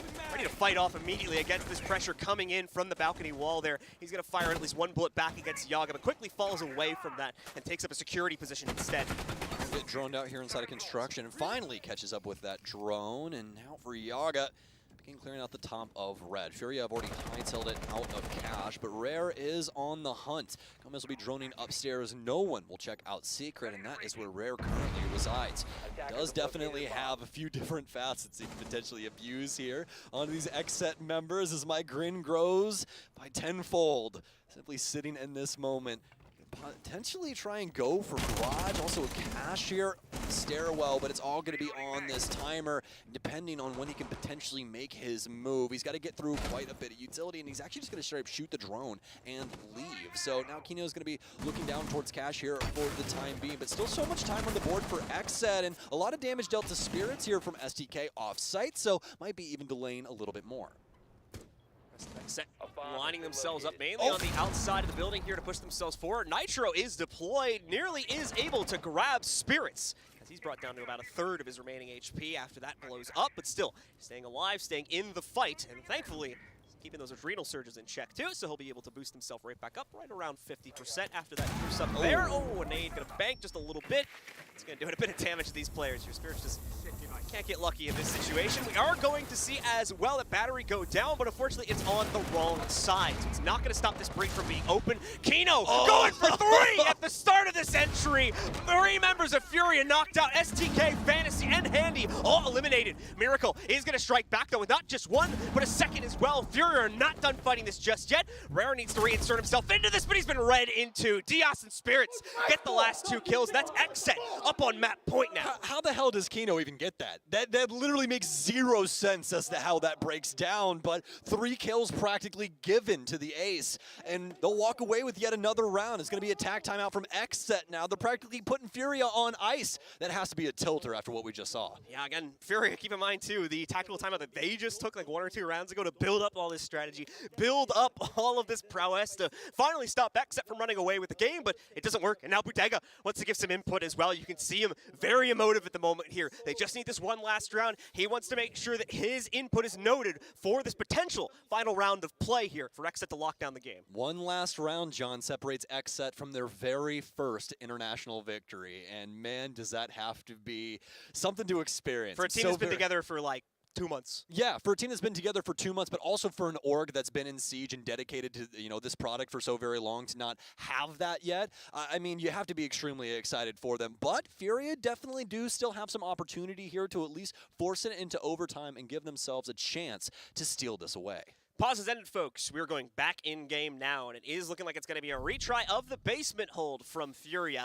So let's see if this will become their graveyard or if it will become their potential rite of ascension to get themselves back into the game and into overtime. Are you seeing what I'm seeing? It's the NA special, baby. It's the NA special, baby. Made famous by Mint, the coach of DarkZero. The Blitz is in play, as we've seen it time and time again on maps like Oregon, and well, really just Oregon. Blitz can still get a lot done across the map when it comes to clearing out those really hard to reach spaces. Unless you have something that's explosive or like a toxic babe, Blitz just gets to run at you, and as soon as you pay too long enough of attention, you're now flashed, and you have practically 0 chance in order to win that engagement. I mean, even earlier, we saw a Blitz hop over the deployable shield and elbow on Oregon and melee the shield player in order to win out that engagement. I've seen quite a few melee kills coming from the players on Blitz, so they get them pretty often, especially like you said, that construction wrap on Oregon is a pretty common spot for it to happen. It's now going to mean that FURIA really need to reinforce their extensions, but we can have something else in play here. STK, you can see he's lining up for something outside of this soft breach, and he's got an impact in pocket ready to play. Ooh, trying to pre-fire as well, some team intel. We're not going to find it. Unfortunately, those shots do give him away, so he backs out from this play. You'd be surprised by the amount of times that you pre-fire those 2 garage doors and somebody just magically dies outside. So if you're ever hanging out in garage early game, just shoot a couple bullets. You never really know. So either way, though, XSET, they're going to take their time here, John. They do not want to try and overextend themselves just yet. We're already 45 seconds in, but they haven't exactly exploded into any part of the map. In fact, they're droning things out currently over near stocks and everything else in between, trying to see what They're exactly is bypass the happening upstairs inside clear. of the lounge. And yes, it's going to be a drawback here as Miracle trying to force his way back. It's a blitz. He's got to hightail it out of there. Spirits is in, and he's dead as he immediately ADS's, trying to get into sight. That had to be the scariest thing ever. Just a full speed blitz sprinting directly past your Toxic Babe, not even giving him a chance to really be hit, but I don't think he took any damage from it. But unfortunately, his opponent got way too far back, and he had support from teammates. So Spirits quickly shut down, and the blitz play just doesn't really work out this time around. Yeah, super unfortunate. You could see that XSET was also trying to potentially get control of blue if Spirits did get anything done inside of that push, but obviously not. Fantasy now having a couple of issues of his own, but he'll be able to work his way through it as he'll take down Gomez. And with 1 minute and 20 seconds remaining, FURIA, I mean, they just practically put this feather in their cap already. Not too much to worry about for them, especially with STK still on the roam. He can just rotate right back in behind XSET before this execute happens, pick up some extra kills, and that's more than likely FURIA within 1 round as well. Actually, Miracle will go down to Kino. XSET, unfortunately, in my opinion, banking a bit too much on this blitz play here, and the fact that they've ignored the upstairs clear is going to come back to haunt them in this final minute as you have those dissensions from the upstairs holds looming against them. XSET have to keep a constant flank watch because of this. It'll work out okay, though. Yogg is able to catch STK as he works his way back down here. A 2v3 means that only one of these players needs to pick up an extra kill. Aside from that, just 1-for-1s will win it out here for XSET. If Diaz can get 1 and Yogg gets 2, we've got that 7-4 scoreline locked in. So FURIA have got to be a little bit scared about this current situation, and you can tell they're not moving an inch out from their hard block positions deeper in the site there. They want XSET to take this first step forward, not the other way around. Frag grenade out. Rare will take down Yaga. Now it's a 1v3 for DS Lucas. Fantasy with a quick end to that and a quad on the round. FURIA not out of this one just yet. And I have to agree with you, John. Too many eggs, one basket with the blitz play there. And really oversold their hand as well. It really looked like they had a lot of faith in what was going to go down as Spirit swings that door. But like I was saying before, super ill-advised. The fact that you're running through dirt, ADS'd as blitz coming out the door, more than likely somebody's going to shoot you right in the face 9 times out of 10. Now, had they cleared out that upstairs hold before going for the dirt play, which, to be fair, is not really how you do that strat. That's fair. If they had done that, there was a possibility. Even if the blitz play failed, they probably still could have won that round because they didn't have the flanks to worry about, so they wouldn't have had to constantly keep someone on flank watch. But, like I said, it's not really how that strategy plays, so... I mean, but also inside of the same vein, I do agree with you. I definitely do think they could have used Spirits for that roam clear because when it comes to blitz, it's one of the things that, like, he's just an unstoppable force. You don't want to deal with it, so you immediately back up. The problem is if you use it for the roam clear, you can't really use it for the site take because Exactly. now they know it's there. So well, they know it's there. Respond to it. They know it's there, and also you more than likely took a decent amount of damage because you are blitz. Yeah. Like, you know, like a couple foot shots. Yeah, a couple foot shots. Your shoulder gets tagged up a little bit. You know, that shield just doesn't fit his body the same as Monty. Let me tell you. All right, ladies and gentlemen. So XSET still on map and match point here. But for FURIA, only 1 away from triggering overtime now due to XSET all-inning on the blitz play in the previous round, leaving them with only this extra one to play out. Gomez will repick over towards Ayana, not too surprising there, seeing as we were missing it. Those extra nades certainly going to help here as they would have only had 4 aside from that. Sounds like a lot, really isn't inside of Siege right now, especially with how much utility mitigation is still generally played into it. They've actually got a pretty light amount of that, speaking of which, for FURIA in this round. Only Fantasy deployed into it as no Jaeger has been picked up by FURIA this time, so that extra set of nades might become an extra set of kills here for XSET if they can position them in the correct spot. Yes, indeed. An extended hold here yet again for FURIA with STK all the way inside of CCTV. Rare currently down below him inside the basement. More logistics, but it's actually not going to be either of them to get this first kill. Fantasy to go down. I believe that was a hot drone there for XSET that finds him in Harry Potter all the way downstairs in garage. So what a find there for XSET. STK also taking a lot of damage as he tries to recoup this situation, but this actually might be the death nail if he ends up getting tagged up yet again and goes down. Other problem with Fantasy being the first to be eliminated too. Keep in mind that those My Disc deploy rapidly or continue to become available for him as the round goes on. So the deeper into it you get, the more you will have available or can potentially be thrown out if some from the earlier portion of the round were already used. So the fact that he's died at about 2:30 is probably not going to leave a whole lot on the field here. Also makes it to where XSET can just take their sweet time. They've already tagged up SDK. They know that, and they know that more than likely FURIA is not going to be playing Thunderbird in this setup because they just haven't before, so don't really have too much to worry about. So they're simply not going to sweat it. Some drones in just to confirm positions here for XSET as they continue to try and get this jacuzzi wall open, which I do believe they achieve here on the right-hand side. Also an Evil Eye over inside of this space to try and hold things down. I do believe an E1D going out from Yogg there for just a split second, but Rare actually with a great find to still be able to get in behind the XSET members who are seemingly unaware of Cash still being held down by the defense. Bandit in the night as well, just runs right up, picks the kill, and dashes away. No chance for a refrag there for XSET. They're gonna have to find another pastures here. Is there? Oh my god. What is going on with this wall right now? No, man. That's XSET and these wall breaches are just not working out today. It was over at the main balcony, over by CCTV, and now they're struggling with this one too.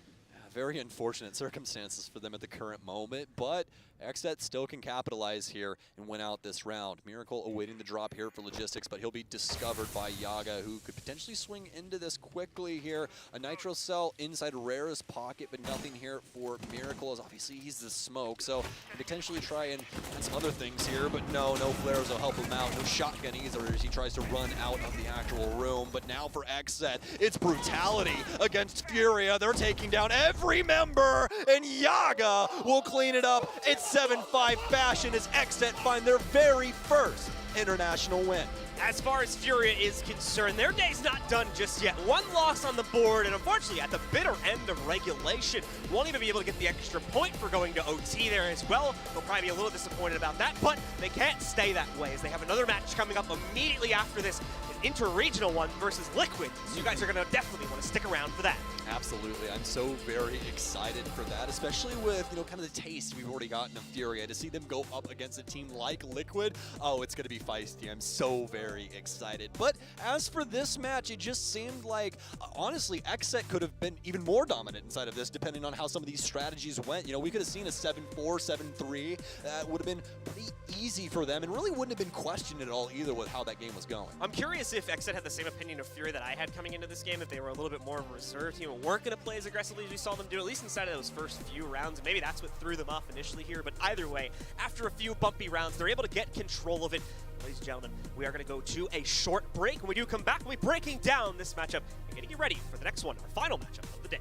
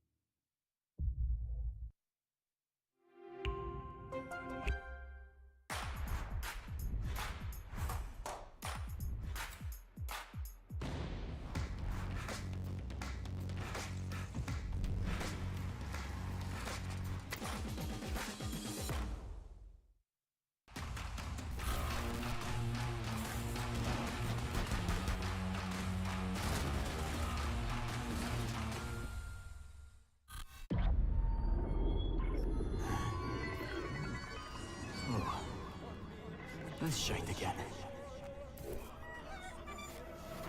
What in the... Come on, lad. Can I learn this with you?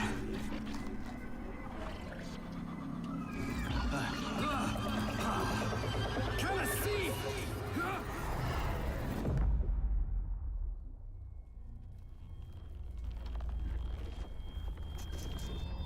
What in the...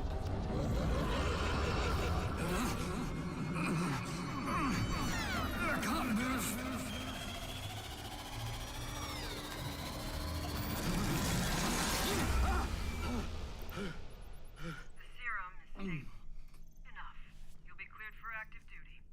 Great. I'll just be a minute. Where'd I leave my caber?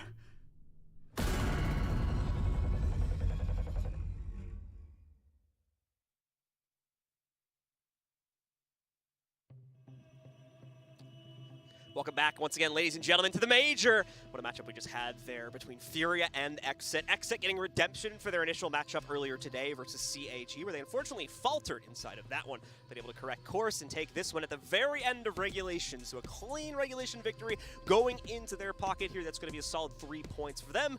FURIA, unfortunately, will get none as they drop it right at the bitter end. Well, as of right now, because we don't know what happens inside of their next matchup, John. He's got Liquid on the docket to finish out the day here for day one of groups, Charlotte. So for them, though, going into that last match and seeing exactly what happened, I mean, initially, John, you thought that FURIA was going to be pretty slow-moving, pretty calculated in the way that they wanted to do things. Yeah, but, you know, quite standard. Try and play around that info game and just play for your picks. That's what we expect of a lot of teams by default, but that is not what we got in round one. We got a very explosive FURIA, in some extents, rushing directly in to take a bit of map control there, especially when it came to that upstairs clear on the initial basement hole from XSET. They paid zero respect for it, tried to clear it out. As we saw, though, players like Gomez able to hide in these corners of the map and waste massive amounts of time, in some cases massive amounts of player bank too, and really, round by round, just allow for XSET to negotiate control. FURIA, though, able to battle back every once in a while. We still had a 4-2 half, relatively close in my opinion, at least as far as clubhouse standards are concerned. Still a bit of a defender-sided map in a lot of circumstances here, but inside of that second half, that's when XSET really came alive with these solid executions, as you're seeing now on your screen, especially this one inside of the gym bedroom site that they went for. Yeah, and, well, to be expected, that's what I thought we were going to see. Kano at the very top with Gomez, rounding things off there for the double-digit kills. Obviously, Fantasy and Miracle getting some of their own as well. But past that, I mean, positive across the board, all except for Spirits, who definitely got a couple very impactful kills. But I just like to highlight Yaga and what he was able to accomplish there. Yeah, he might have one of the lowest costs on the team for this, as 3 of them are tied for 58%. But a lot of those really, really big rounds is where Yaga stood out, like inside of Garage, or what we saw inside of that last round where he just goes nuclear, able to pick up some really, really big kills and force FURIA into such terrible positioning. Pay attention to the cost over on the FURIA side of things too, looking at it like just solid like 50 to 58%. And I can really justify this when you look back at that match from FURIA. There's no one I can really call back to as like a constant contribution to winning rounds or making the difference, making that impact. There was always someone different, and it was always kind of a hit or miss thing where they'd pick up a kill or two and then they'd fade away for a few rounds. We wouldn't really see them again. And you guys can see that as no one getting above a 60% cost in that matchup, despite having some pretty top-heavy fraggers there, with Fantasy and Miracle at 11 and 10 kills each. Yeah, so able to find their mark, but not consistently. And hopefully that's something that we see potentially fixed in this next match, but that's the problem, folks. It's about 5 minutes from now. So you don't really have too much time to cool down and try and have a cool head. You got to walk into not only a difficult matchup, but a difficult matchup that happens to be somebody from your region, probably knows quite a bit about your team. It should be noted, folks, we are going to give them a few minutes here in between matches. Obviously, let them cool off a little bit, get themselves ready for it, as they do need time, especially after a loss, to prepare versus a matchup versus Liquid. The good news is they should know Liquid inside and out. An inter-regional matchup, they play against them quite often. I'd imagine they scrim against them once a week, if not more, so should be fairly aware of what to expect when it comes to Liquid. Doesn't necessarily mean they're going to be able to win those. Liquid is one of, if not the strongest contender coming in from the Latin American region at this event. Yeah, you know, I think a lot of people have been on that same boat. This is kind of Liquid's event to lose in a certain way, but they've been so very strong for so very long. Even with this iteration of the roster, Resets and Ass coming in and now having LAN experience under them on an international stage, I think that it bodes really, really well for their chances here at Charlotte. And for Liquid to take a major with our very first crowd back in 2 years, my little Siege heart, guys, it would just explode, I'm telling you. But luckily enough, folks, we don't have to wait too long to see our friends over on Liquid and our friends in FURIA once again. We're going to send you to a quick break, and we'll be back momentarily.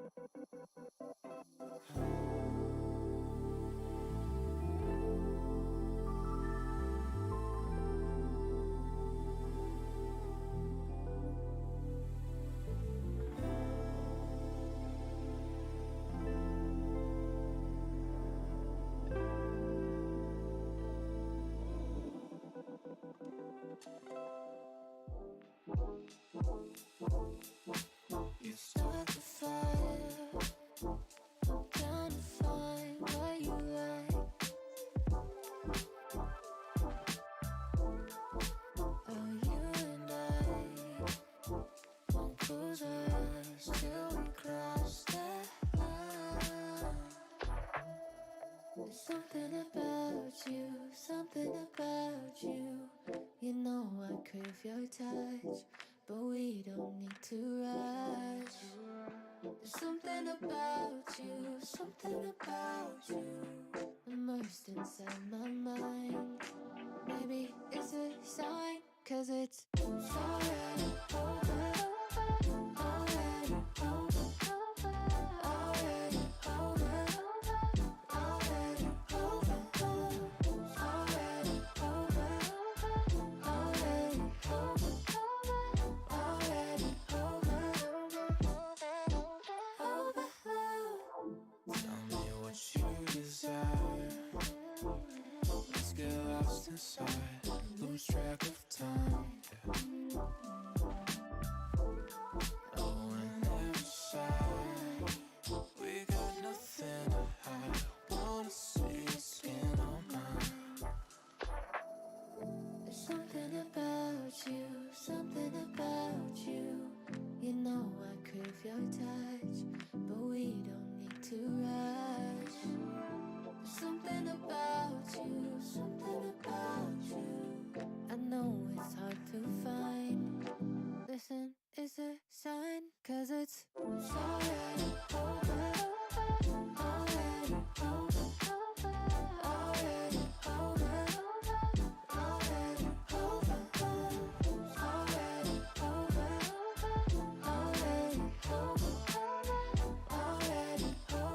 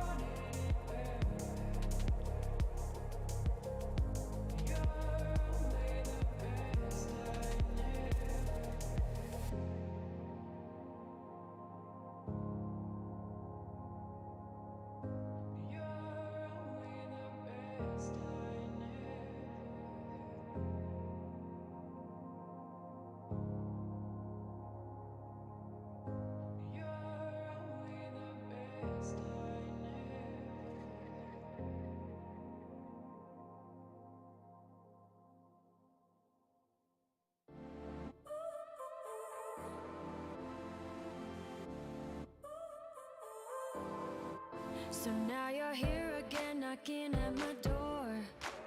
A little too late for, I'm sorry for. The lights went out cause you kept cutting the cord. And I started to fade into your gray. See, I finally opened up my eyes, and I saw me coming back to life. That I'd be better without you inside. It's time to be someone I wanna recognize. The future starts right now. I made a reservation, but you never came, so I'm checking out. The fire you stole away, I know one day we'll come back around. The future is now.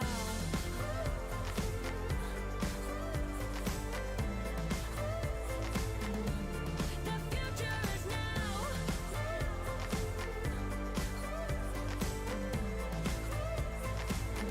The future is now. I waited for you in the passenger seat. There's only so far I can ride in your dreams. While you were chasing everything else but me, I'm starting to break. Welcome back to the Major, ladies and gentlemen. We have one final matchup remaining for you today. As we discussed previously, it is going to involve FURIA, but as well, it will involve another one of their Latin American compatriots. That's a good word to use there. Team Liquid is going to be on the other side of this one after taking their own victory earlier today against CAG 7-2 on Cafe. Yeah, pretty dominant performance by them as well. But you could say the same about TL's previous matchup against FURIA earlier this year, where they actually ended up going to Chalet and winning in 7-4 fashion. And not only that, but PSK with a heater of a game, 1.41 rating, backed up by resets with a 1.24. Interesting you say that, because he actually ended up with the worst stats inside of the matchup earlier today. I mean, to be fair, not like that bad, just a -1 at the end of the day. Every other player on the team, however, was positive. So a very, very good run from Team Liquid to start their day off over on Cafe. We'll have to see if they'll be prepared to face off against FURIA in another inter-regional matchup here. Talking more about Liquid, we've already mentioned it a few times, folks, but this is the team that a lot of people are saying are going to take this major. They are primed to take the crown here. They're already halfway up the staircase. They just need to make their way up to the top of it. Still testing, of course, if that is going to be the case. If their first match is any indication, it's looking like that could certainly be true, but we still have a long group stage to go, and the playoffs, of course, so a long, long road still for Team Liquid to try and indeed fulfill that prophecy. Yes, indeed. And I, as well as a lot of you at home, more than likely massive advocates for this team and have been for a very long time, including a man with the blonde hair down there sitting in the chair right now, Nesk, as we get everybody else on board. PSK will walk back in. Palu already sat down and reset and asked, already ready. And we're through the map ban phase already, folks. Cafe going to be selected yet again here today for Team Liquid. They've got to be so ecstatic about that. Yeah, they've already run it earlier today. Exactly. They've had a bit of time off. They're probably pretty refreshed right now, and more than likely have already kind of done a little post wrap-up of that game and have taken notes about anything that was going wrong. And that one did still lose 2 rounds. There's still quite a few things they could probably extrapolate from that, and they're going to come fresh, ready to play it off. Alternatively, FURIA, of course, possibly able to capitalize on those mistakes if they were able to watch that matchup earlier, as these are the only 2 games they played today.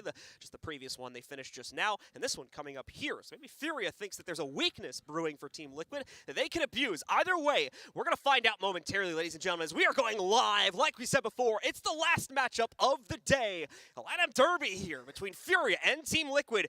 Who will top it out? Let's find out.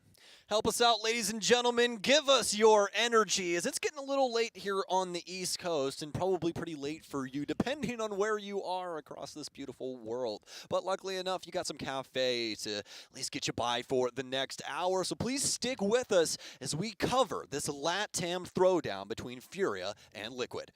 All right, bad news. I lied. You did lie, but that's okay. So we're still working on getting started, folks, here. This looks like we ran into just a small delay, so stick with us here. And we are going to continue on, it sounds like, right now. So just a few seconds there, yeah. just mistimed our like hype build up there for a second, but that's all good. We're still ready to bring it inside of the game because we There we are go. going live. Now do it. There's the fly-through video. So now you know we're going live, ladies and gentlemen. Let's get into it here on the Cafe for the final matchup of the day between FURIA and Liquid. Fans are already live. We got the first one coming up in just a sec. So deadpan, John. Man, you want to redo that? You want to? I'm just messing with you. But we're going to be in the ban phase now here for Team Liquid. They'll be removing our first offender, and it's going to be Thatcher, which is, well, right down the alley. That's exactly what we would expect here. Next offensive ban will come through, and you got a couple of different choices here. We see Flores a decent amount, and a couple of different odds and ends. Could also remove a hard breach, so we'll just have to see. In fact, it's going to be the Nomad. Not one that we necessarily see all the time, but one that FURIA can definitely abuse when they go to their defensive side, or maybe they just feel a little bit more comfortable with Gridlock in the mix. Considering the emphasis on the staircases on this map, for especially the upstairs takes here, it's a very useful tool to not have to flank watch in a lot of positions, so it's going to force that now out of our attackers. Dude, I wish that I could just take the amount of stupid air jab spots on Cafe and just imprint them on your brain, John, because like there's just some stupid ones. Like there's an air jab that you can put, there's a bullet hole air jab on the window for red stairs that if you go to that window that's right on blacktop and you shoot in the bottom left corner, a singular bullet, you can apply an air jab to that, and if anybody walks past it, it will literally blow them out through the entire window. And you can barely hear it. I mean, there's just like so many little moments like that with those air jabs. So really, really difficult to try and work around. And luckily enough for FURIA, that's exactly what we're going to get, what we talked about earlier. Nomad out, Gridlock in to try and hold down these stairs wells. No surprises with our final two bans either. Not really much to talk about there, as we've already mentioned previously why those two get banned out. Mira and Wamai pick of the litter there, so they will get removed from play. Or aside from that, though, shouldn't throw off these lineups too much. Liquid bringing a very much expected form of utility here for their initial hold, which is going to be upstairs on the third floor, of course. PSK to take some of this aggression early on with the MPX as well, so we'll get a bit aggressive with this, and Smart Glasses fending off some of that early clear pressure, which is going to come in from FURIA. Aside from that, though, Toxic Babes, we've got the Malusi Banshees to slow down fast clears, and of course, the mitigation they can realistically bring, mainly focused on Nesk there with the Jaeger. Yes, indeed. Also PSK coming through here with the Warden, so we can see him down in the trenches later on in this round once FURIA starts gathering control of the map. Not going to have to worry about too many stuns, though. Does have to possibly consider concussions coming through from Fantasy, only stuns on Rare, but past that does have the potential to see in through Miracle Smokes, and they do try and apply those to the site and work their way in via that method. So FURIA officially spawned out as of a few moments ago here, working their way up to the top of the building now. A few members of Liquid are going to wait around these windows here and see if any opportunities are presented. So, okay, never mind, not going up the rappel, just going up the stairs, apparently, as they'll take initial control here towards the red side, start to work themselves up. STK from FURIA going to be eliminated too by Palu, who works himself in through these pillar areas to be able to take him out. A second trade is found, though. This time it's FURIA striking through Fantasy, getting revenge onto Nesk and bringing the numbers back down to an even point, a 4v4. Pretty interesting stuff here coming out from FURIA initially, but Palu gonna take a little bit of damage inside of that opening engagement. They're gonna lose Nesk for it, but luckily enough, they've dealt a really, really strong blow to FURIA, removing the Finka from play, no longer having extra health to give over to these teammates of or rather STK, but past that also won't be able to res anybody if they do end up going down, and Team Liquid still have control of all their defensive standpoints, most importantly this pixel position for the time being. A lot of bullets ringing out, but not a whole lot of damage to follow it up. Flashes as well being dumped mainly onto Palu there, having to hide behind it. Nade rolls in, but looks like it is going to get either eaten up or deployed to a different part of the map. Won't end up affecting him as he finally gives up this position and falls back. FURIA will realize that, however, so they as well will break from their own current positions, get ready to move into the next phase of their execute, which relies pretty heavily on the cocktail rappel, judging from what we can see currently with about 2 players getting ready to lean down onto that. To be expected with Rare coming through with the skeleton key of Buck, you're really looking to abuse that verticality and make things difficult to play around the cocktail area. So we'll see what they can potentially do. They only have a minute remaining, so they're going to have to be very precise about the way they go about this. Stuns in, and I think it's just going to be an aggressive front here from FURIA. Expecting Rare to potentially swing in. It's going to be the Habana instead as things will be traded out. Rare will swing in on the back end and trade that. Palu with one as well as he'll get a double on the round. Team Liquid still ahead on man advantage, and they'll maintain that as they'll take out Rare. Miracle, it's all down to him. He won't even see the man inside of Freezer, but eventually eventually takes him down. Luckily enough for him, some of that extra health coming through, and Palu will actually end up pokeballing him inside of Freezer. Liquid get away with round 1. Knew he was low already, did not want to flirt around with these peeks in and out of the breach, just goes for the quick closeout there on the impact, and indeed it works out well. Liquid starting themselves out, dominant first round there. Bit straightforward in the way that they approach it too, just take a lot of gunfights against FURIA as they try to work their way in, and win enough of them to have the man advantage at the end of it. I think that's been the big thing for Liquid for quite some time whenever you see, you know, the national competition for them, whenever they're playing up against another Brazilian squad or whatever. They really do tend to just put that other team on a leash. It's like, all right, you're going to play our game. And we really don't care how you're going to go about this. We're going to slowly drag you back to the site with us, and as soon as you get too close for our liking, just slap them out of there. Yep, it's amazing stuff. I mean, even for like some of the ways that Team Liquid were able to maintain map control there with like Palu staying inside a pixel for what seemed like eternity. It should have never happened. There were so many moments that FURIA could have potentially have exploited that and gotten an extra kill for themselves, but it was all for naught at the end of the day. Luckily though, they have 5 more offensive rounds to try and right their wrongs. Absolutely the case here. They're not necessarily going to go for the same retry though. Away from the 3rd floor, down towards the 2nd here now as they attempt that, but of course, the extension will still be here, specifically inside of that bathroom. You can see they're still going to try to play aggressively out towards Cigar, as well as the usual position towards Cocktail too. Yes, indeed. We're actually going to have Miracle switch off of the gridlock, just not feeling as though that's doing enough at the current moment. So instead, he's going to bring the IQ. I think this is a really strong choice. This is one of those things that's worked its way in because of attacker repick, where you can drone out the building initially and see, oh, I don't know, Palu running around throwing black eye cameras everywhere. So you just switch on over to IQ and potentially get rid of that info game early on, making it a lot easier for you and your offensive members to actually work your way through the building unbeknownst to the defense. So see if FURIA can potentially get rid of those as they'll finally get to the top of Cafe and start things off like every team does by popping open these hatches. Yeah, the gridlock pick in the previous round was an interesting one from FURIA too. We've seen quite a few teams even inside of North America trying to flirt and bring her in from time to time, potentially trying to see where she can fit in the strategies, but just from what I've seen at least, never really working out as well as these teams would have liked. She just doesn't block off the rotates as potentially well as someone like Nomad would do. And obviously Nomad can't be played here, so just trying to extend out into that doesn't end up working out, so FURIA will have to look for that anti-roam in another department, unfortunately.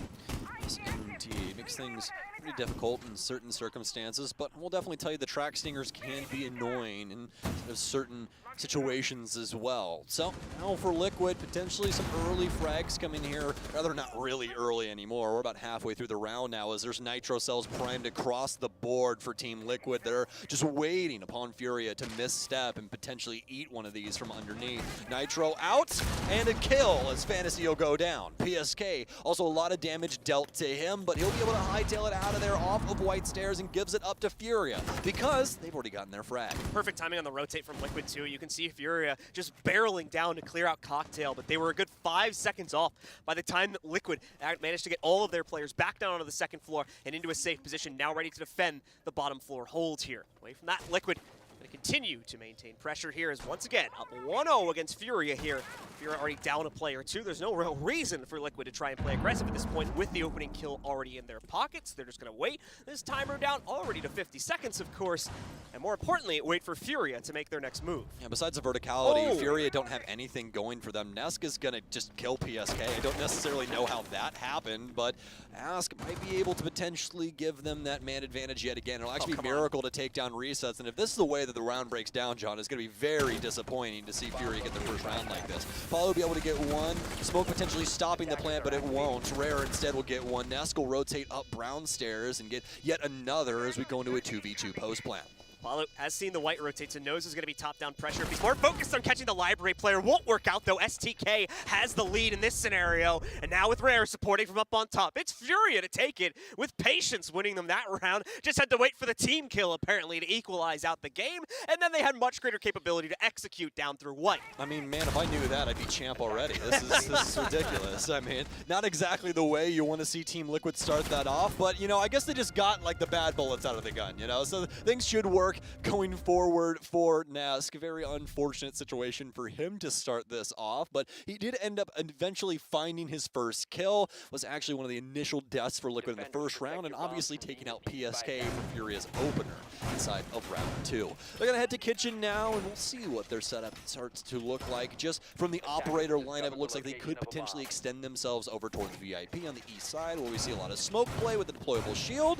But, I mean, Nest does have that, oh my goodness gracious, FMG 9. I wanted to say F90 so badly because of, what's her name from earlier, Gridlock. But either way, going to have him on deck with the SMG, so could potentially go for kind of a different look here. Don't necessarily have to play inside of VIP as hard because, well, you're not hampered by just having that shotgun SMG setup with the SMG-11 as a secondary. Instead, you can take some longer distance gunfights because you have that FMG-9 and the 1.5 that comes along with it. FURIA is out and about for the third time in this half here, looking to now take the lead away from Team Liquid here. No surprises in terms of what Liquid has brought, especially considering we are downstairs now on the first floor hold. Oh, It's they're expected in. to see the Maestro coming in, but they're not going to expect FURIA to entry this quickly. Rare bursting through, making mincemeat of PSK as he tries to go for the extended defense out behind the bakery counter. Will not work, as of course you guys saw. He goes down with no response. 0-3 in this game currently as well, so PSK continuing to struggle as we saw in the earlier matchup today too. FURIA, aside from that though, are happy to slow down the play now that they've been able to get bakery for pretty much free here. Waltzing right in, overwhelming PSK. And on top of that, still have a little over 2 minutes to play out the rest of this round. FURIA already lurching themselves forward, well ahead of schedule to try and take control of this site. They need to get ready for it, execute a bit earlier, but the confidence on that swing from Nesk, man, just full commits there with his D key to walk right out and shut down the first member of FURIA. But they shut down one of Liquid's players right back at them. It's resets to now go down. That eliminates the Maestro. Any potential shots that would come out from the Evil Eyes. Well, Nesk is going to be the only one in this position at the current moment, but he does have some support from upstairs, especially after Paulu drops down through the hatch. Potentially a Z-ping coming out for him as Rare is actually going to sledge Ask to death. I don't exactly know what happened there, whether he downed him or what, but either way, a nice shot here from Paulu. Potential to try and shut down. The plan is it's only going to be the initial impact damage. Won't even down the player. Instead, it's FURIA to pick up the round and claim the lead for the very first time here on Cafe. Yeah, FURIA just had Liquid's number right from the very beginning of that round there. Overwatch on nearly every single aggressive position Liquid could have played from, except for this one right here. Bit unfortunate, of course, for Handy, but aside from that, the round was pretty much flawless from FURIA there, waltzing right in. They don't even give much respect to the setup that Team Liquid brought to the table there, as they just bully their way into a round. Yeah, absolutely. And now for FURIA, that they've gotten this lead, hopefully they can continue to build it. The offensive side of Cafe has always been somewhat difficult. You know, within recent history, it started to be a little bit more of a teeter-totter in the way that things tend to go. But as of right now, it's looking like FURIA have done a bang-up job of being able to secure these opening rounds here. At least, you know, for round 2's sake, not necessarily the case, but for round 3, definitely a lot better. A huge callback to what they did on Clubhouse up against XSET for their very first round. Extremely aggressive, right in the front door, take your gunfights, win them, and then work from that launching pad. They did it fantastic. Time to see if Liquid can course correct, as they'll be able to return to, surprisingly, the only site they've been able to control for themselves, given the way that this game started out. Looked like Liquid was surely going to be able to negotiate the second or third site, but hasn't been the case. They've got to fall back to the third floor hold. Their only bastion of defense that has allowed them to be successful so far here on their Cafe play. Yes, indeed. And now, out and about to see which way they want to try and potentially deal with this site setup. It looks like it's going to be pretty traditional in this way, as they'll move over towards the west side or blacktop, whichever you know it as, begin breaking down these windows, including Ticket with the sledge. A beautiful setup there for FURIA. They more than likely know someone's playing inside of Pixel, and they'll catch Nesk off guard. The window explodes on Ticket. Immediately, bullets are sent flying through as he goes down. This is a much more solid FURIA we're seeing right now. If you compare it to the previous matchup, we saw the same style of aggression coming out when they played against XSET, but nowhere near the amount of entry-level success inside of that game. Obviously a very different map, so a very different style of play, but regardless, FURIA at the moment just waltzing right in as of these past 2 to 3 rounds. And look again, man. Fantasy getting himself a second, where he does ask for a bit too much here. Ask himself is able to trade that kill back finally after the 2-kill start for FURIA. Oh, here it comes. Palu was thinking about it there for just a second. Run to the bottom of white, try and kill Rare on Repel. Frag grenade out here as Askell back his way down white to try and potentially keep himself safe. Some more smokes out here, trying to hold down these different ways that FURIA could potentially get out of Christmas. Worried about somebody trying to come through for Train and holding things down for the hatch, but obviously a far cry for Team Liquid's overall strategy at the current moment. They're trying to play this pretty close to the chest and see if they could potentially get a few FURIA bodies on the entry. It's been very quiet after the initial 2 kills were picked up by FURIA here. Liquid does not want to take an additional risks here. They want to play this so close to the chest. Nice. Nicely played from Ask. Catching STK, not losing a lot of health in the process either. He'll be good for another engagement, and it's also good to throw out the last of his toxic babes very early on in the round, however. So there's still another minute to play with about 50 seconds when that finally fades away. Smokes are going to obscure things as well as they try to wrap back around here. There is the angle for Handy, but he's immediately traded out, and no, unfortunately, we lost our observer, ladies and gentlemen, so stick with us here, and we'll get you the result as quickly as we can. Oh, we're back! There we go, we're back! Quick correction. Miracle. Good job, production. He's doing stuff. We're back into it. They're locked in. Team Liquid trying to take the fight, but Miracle's going to be able to get some damage on the back end, though, as PSK can't hit the shots. A little bit of damage out from the AR, but Miracle, he's trying to capitalize. 30 seconds remain. Has plenty of time. No more track stingers, and potentially the frag. Miracle finds it. He sees the head of PSK as an ill-advised peek comes through from Liquid, and now FURIA with a pretty strong lead. 3 rounds consecutively as well. Starts off with a seemingly small gap from Liquid that just snowballs into a lost round, but since then, it's continued to be fumble after fumble from Team Liquid, whether it's underestimating the aggression we would get out of FURIA on the kitchen take, or upstairs here as well, trying to throw themselves at Pixel early on against FURIA. Losing that player, trying to trade it back, they bring it down lower, but that player even stays too exposed, and now we go down to a 3 versus 4, where they just are not able to maintain, and FURIA slowly but surely bleeds their way into the site to secure that 3rd round.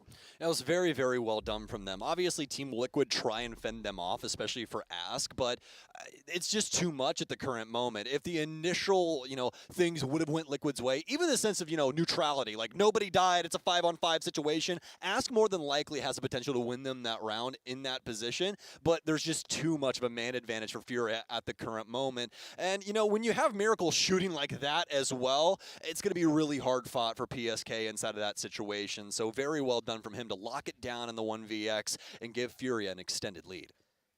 Attack timeout for Liquid. Expected at this point in the game here, like we said, 3 rounds in a row for FURIA, so definitely a bit of a dangerous point to have reached. They will need to reassert themselves, figure out what exactly has gone wrong before they reattempt the bar hold here. Of course, banking off the success back from round number 1, the only round we've seen Liquid pick up so far. Hopefully, will now allow, with a reboosted strategy and some input from their support team behind them as well, to pick up a 2nd.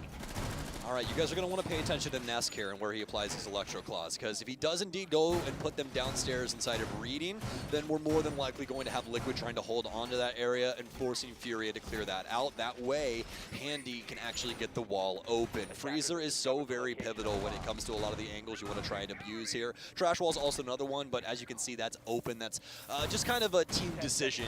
Some teams reinforce it, some teams just open it up at the bottom, some do head holes. You really never know, but for Liquid, it's going to be the head holes here, as well as for the single panel attached to the bar. So Liquid more than likely going to keep these walls locked down for an extended period of time as the entirety of Freezer is electrified. Just to clarify real quickly as well for anybody who might have been confused about what you saw on the right side of your screen, defenders do not have the ability to repick. That is just a visual bug with the UI. Well, actually, it's not. It is, but it also isn't in a certain sense. It's if they were on a certain operator inside the lineup before and then switched over to something else before it got locked in. So it'll show you what potentially the defense was thinking at a certain moment, which is kind of cool, but you can kind of take it with a grain of salt at the same time. Yep, absolutely. So they're not repicking inside of the prep phase, just in case anyone is confused about that, because the attackers are the only one that are able to do that, hence why it's called Attacker Repick. Thank you. Let's move into this action phase now, though, as FURIA already making their entrance through the red hash. Liquid doesn't dare try to contest from the inside of Cigar. Instead, they'll do it from the bathroom as Resets goes for the race car big out against Fantasy, knocking him down and putting Liquid back on top here at the beginning of our 5th round. That was a race car peak if I've ever seen one. That was a downshift right there. Drop it into second and let it fly. My God, Fantasy gets removed from play. And now Team Liquid, they're trying to muster up something here in round 5. They need to pick up the pace as these rounds have slowly been slipping away from them ever since Nesk ended up murdering one of his teammates. And now PSK taking a little bit of damage. Nitro sells out some track stingers in here, but those are more than likely going to get destroyed quite quickly, as well as a drone after Miracle gets tagged up here. And Team Liquid, they've done such a bang-up job of maintaining their man advantage here. Nobody's dead. Everyone's fairly healthy. This is looking like a very solid round. Away from that, it's going very quiet across the map here as Rare repositions himself to entry through bottom white, but Paul is right on top of that. Immediately slaps him down back to earth. Technically was kind of already there, but, you know, just wordplay. As we continue to see FURIA falter inside of this 5th round here, looking good to already take the advantage past halftime, but maybe Liquid's going to be able to tie it up after all, if this is how they'll be able to play for these final 2 rounds here. The remaining members of FURIA, STK, Miracle at low HP, and Handy, going to try and make up the difference. They do burn Paulo out of position back there, but unfortunately not going to be enough damage to get them out into the open outright. Just has to back up into a different position further in a cocktail, and they'll be safe. Oh, look how worried they are. These track stringers being destroyed by Paulo pulls all of the eyes of FURIA towards red stairs, and now he'll be able to just rotate back towards another staircase, whether it be up brown over to white stairs or what have you. More likely going to be fairly easy for him given the circumstances. Stuns in, but that's exactly what PSK thrives in for this environment. Nesk with 2 big kills to be expected out of him, so finally equalize his scoreline at 4-4. STK the last one alive and could potentially stop this flawless round unless Palu has something to say about it. He'll swing the other side of pillar, and STK will lose his noggin. It's a flawless round for the defense as they battle back off the tack timeout. Liquid coming back into it in huge fashion after that one, playing the numbers game to its fullest extent, especially after they get the opening kill outright. That player able to duck away further down the white hallway, preventing any trades from FURIA. And unfortunately, that style continued throughout the rest of the round there. Liquid just using their numbers to bully FURIA away from it, putting them back on that leash that we were talking about at the beginning of the game here, where they had full control of it the entire time. Again, not needing to do anything fancy with it. Didn't even need to go for those flags necessarily, as you said. Just a player showing posture at the bottom of red was enough to psych them out, get them away from it, break up their attacking formation, and allow for Liquid to once again shut down the remaining players when they were finally ready to get aggressive. Yeah, the amount of feints that work in Rainbow Six is insane. You know, whether you're able to play with audio or just tag something to get somebody to, you know, pull their aggression somewhere else just for a split moment, that's just enough time in the window for the defense to try and capitalize on really anything, whether it be getting rid of a utility piece or getting a frag. You can never really tell, but obviously inside of that round for Liquid, it was the frag department that pulled them so very far ahead in that one, as well as the potential roam that could have came through that really scared FURIA in that moment, going down to the last minute. Now for FURIA, though, they have to win this round in order to be successful on this side and prevent the 3-3 split. Really looking for that 4-2 here on the offensive half. See if FURIA can lock that down, and they've got the best hope for it, considering the site we've gone back to. See members of Liquid, though, going to be holding a bit more presence upstairs this time, so making it a bit more difficult. As you can see as well from that top angle that was already opened up and trained, a bit more difficult here for FURIA to do that type of aggressive play they did in the last defense here. Resets already making impact against the entries as well. FURIA, just like the last round, losing their initial push as STK tries to bring the Amaru in for a bit of a treat here, but unfortunately she is shut down just as quickly as she enters the building. Well, she's a treat, all right, but she's a treat for Team Liquid as she's immediately gifted over to them. Not even inside of the first 45 seconds. It was like 20 seconds in, and STK goes down inside of the White Hall. And finally, even though STK's already been in the building, we're going to get the hatches destroyed on the roof just so we can actually work our way in and try and assist our teammates. Miracle transitioning down the stairwell extremely quickly on red side. Palu will be playing inside of Reading. And just to remind you guys, although it's a very extended hold right now for Team Liquid, the site is actually all the way downstairs. Nesk is actually going to end up getting punished by the recoil pattern of the MX4 Storm. He was so very close to the noggin of that member, but he'll hit it this time around. Miracle to go down, and yet again, it's looking like a flawless round from Liquid. Liquid winning too many of these attached fights here. FURIA just not able to get themselves back together. You can see Handy trying to get himself back in position with the rest of his team over by pillars here, or at least what remains of it. It's only him and Rare left in the fray. Rare's just going to dash himself into Kitchen too, since there's not really much resistance in the site. Just one waiting in Kitchen, but more than ready for that type of a haphazard swing. He'll get the first kill. Handy will be ready for the re-aggression from Reset, so at least trades that back. But unfortunately, the 4v1 is far too much to handle. Palu immediately re-exchanges in the favor of Liquid. And they will take the edge. They will take the tie here at the end of the first half at 3-3. Yeah, and right here, this is where the rubber meets the road, my friend. It's a 3-3 scoreline, and Liquid have gathered control of the offensive side. I mean, this could really go either way. I think FURIA had a very strong, offensive setup, but eventually Team Liquid was able to capitalize on a lot of the mistakes that they were making early with their very individualistic play style. But now with the defense on the docket for FURIA, I mean, obviously it's going to be quite different for them in the way that they can potentially win out these rounds, and well, they're going to be already throwing us for a loop initially, as we're going to be going to mining and dining. Attackers have discovered the A different flair coming out from FURIA. We can already see that with the way that they've tried to play their attacking side too. Very in your face on some of these executes, as we saw with the bakery play, specifically on the first kitchen hole, that really allowed them to snowball that into an outright round win. Aside from that though, Liquid finally able to get a grasp on things in the later rounds. They're putting themselves directly in the path of those clears, but still able to stop them with their kind of unpredictable positioning there. Made FURIA have to double, triple check things, and unfortunately it slowed them down far too much.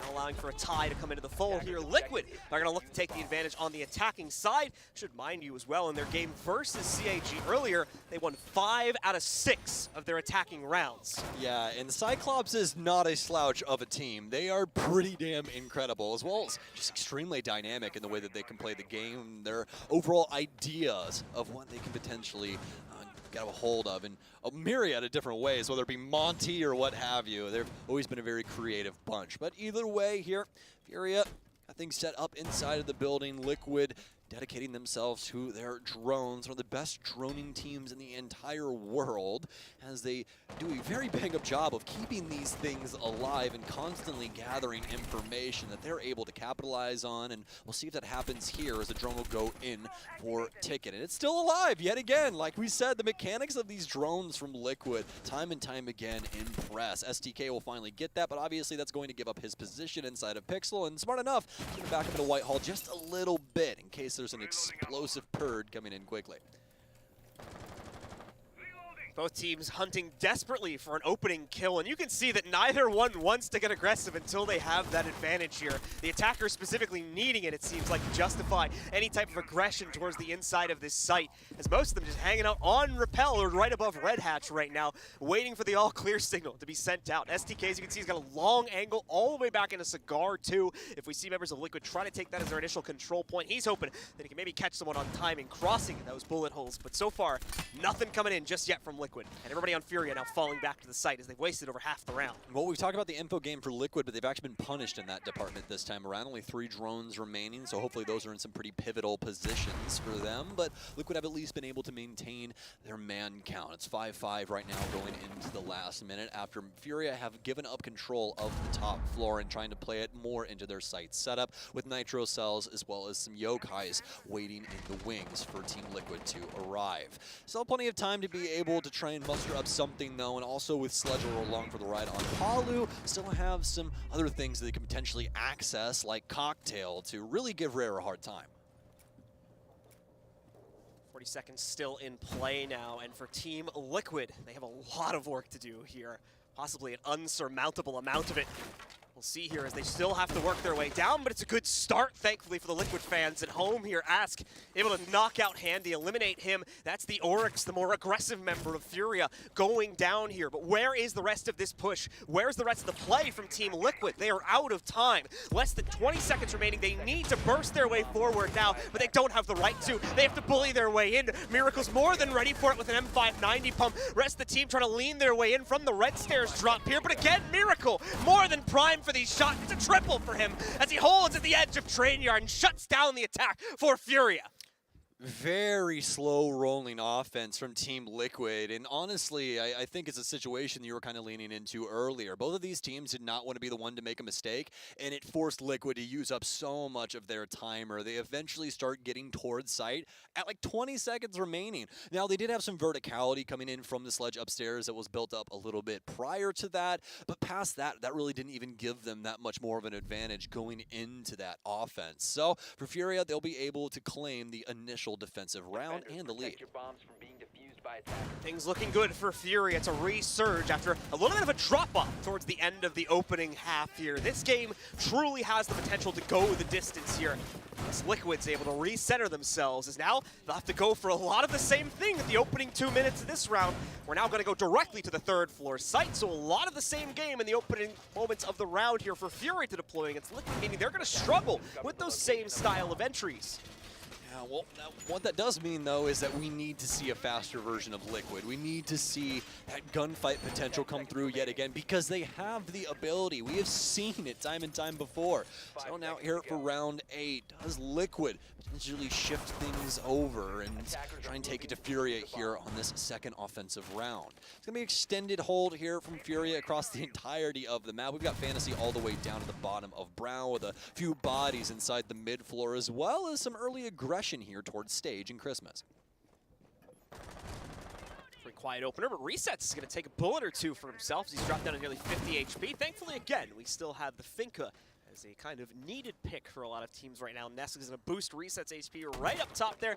They will need him later on in this round here, before the hatches even get opened as well. Just a little bit of playing around, it looks like, over here on the rappel towards red side is where he takes that damage. So a bit of an unfortunate start.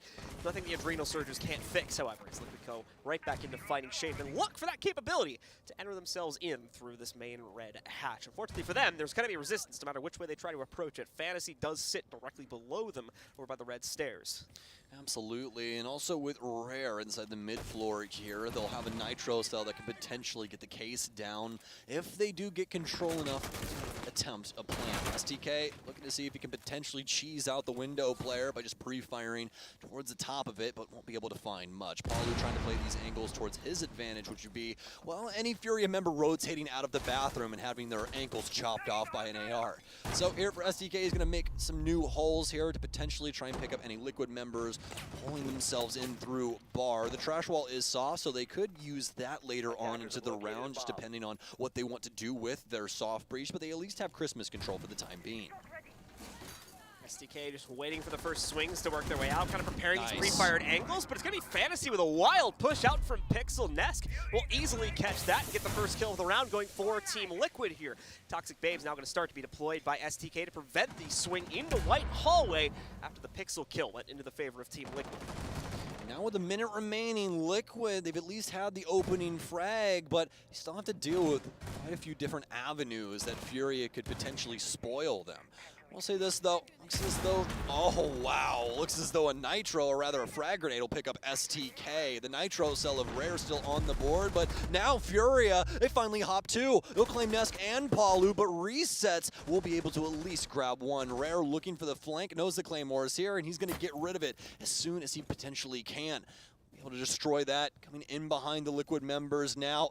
And he switched over towards Christmas. Some fair shots coming through from Liquid, but not enough to be able to take Rare down just yet. And he's going to try and swing for Pixel. It's a potential 2K here for PSK, but won't follow through just yet. Into the post plant now, and Rare's dead and gone, as Ask will pick him up. Liquid able to negotiate a very important win for themselves here. Needed to get themselves on the right foot for this attacking side after things went awry with their early clear back in round 7. Things looking a lot better this time. Mainly again, though, FURIA being the ones to push out and give Liquid that initial kill. It's a lot of what it's coming down to right now to dictate the pace here. And more importantly, if Liquid seemingly has the confidence to push through with the rest of the round into the site there. Didn't see it back on round 7, but we get it back after they find that opener through Pixel on round 8. Yeah, it also seems like a lot of teams tend to give those kind of situations to Liquid where it's like, oh, we haven't made an aggressive swing in a while. We're totally going to catch them off guard. And they swing and somebody's just holding the angle. Like, oh, hi. Yeah, hey, guess what? I've been standing here for a minute awaiting on you. Hey, guess what? I shot you in the face. Exactly. Take out anybody that wants to put their head in any hole where it's not supposed to be. And that's exactly what we see inside of that last round. Team Liquid, though, will try and shift some things up. Not really, though, as Resets is the only one around. We are going to have some disconnects happen from FURIA, so more than likely a rehost happening here momentarily. But, I mean, this has already been quite an interesting game. John, I want to hear what you have to say about this matchup as of right now, because we're at a dead heat. I mean, yeah, I'm actually surprised FURIA, again, given the matchup we just saw versus XSET, is keeping up this closely with Team Liquid, as yes, indeed, guys, we are going to rehost that due to those disconnects there. So don't worry about that. That'll just be a few moments to remake the lobby really quickly, make sure we get all players back in. But yeah, Liquid here, once again, it's so strange how Liquid has like fallen behind in this matchup. That's been the most surprising part to me, because it starts like we talked about before, just like a little bit of a mistake, a team kill, kind of snowballs into a lost round. Okay, you guys will get over that quickly. But then they get steamrolled on their downstairs hold, back to the third floor where they also struggle. It's like, guys, what happened? Like, who flicked the wrong switch here for Liquid? Thankfully, again, this is a very centered team with obviously a huge amount of experience. So that tactical pause came in absolutely massive for them, I think, to kind of reset the strategy a little bit, give them a better idea about how to play. And again, a very quick correction. This is why a lot of people are looking at Liquid to be a team to win, because of their ability to adapt under pressure. When things look as bleak as they did with that comeback, coming back against them later on in the first half there, they were still able to give themselves a pretty respectable scoreline of 3-3 and are doing the same thing now by immediately trading out what was a pretty rough first round on the attack for them. Yeah, absolutely. And you know, Siege is notoriously a game that's very difficult to try and adjust inside of just one map, just because of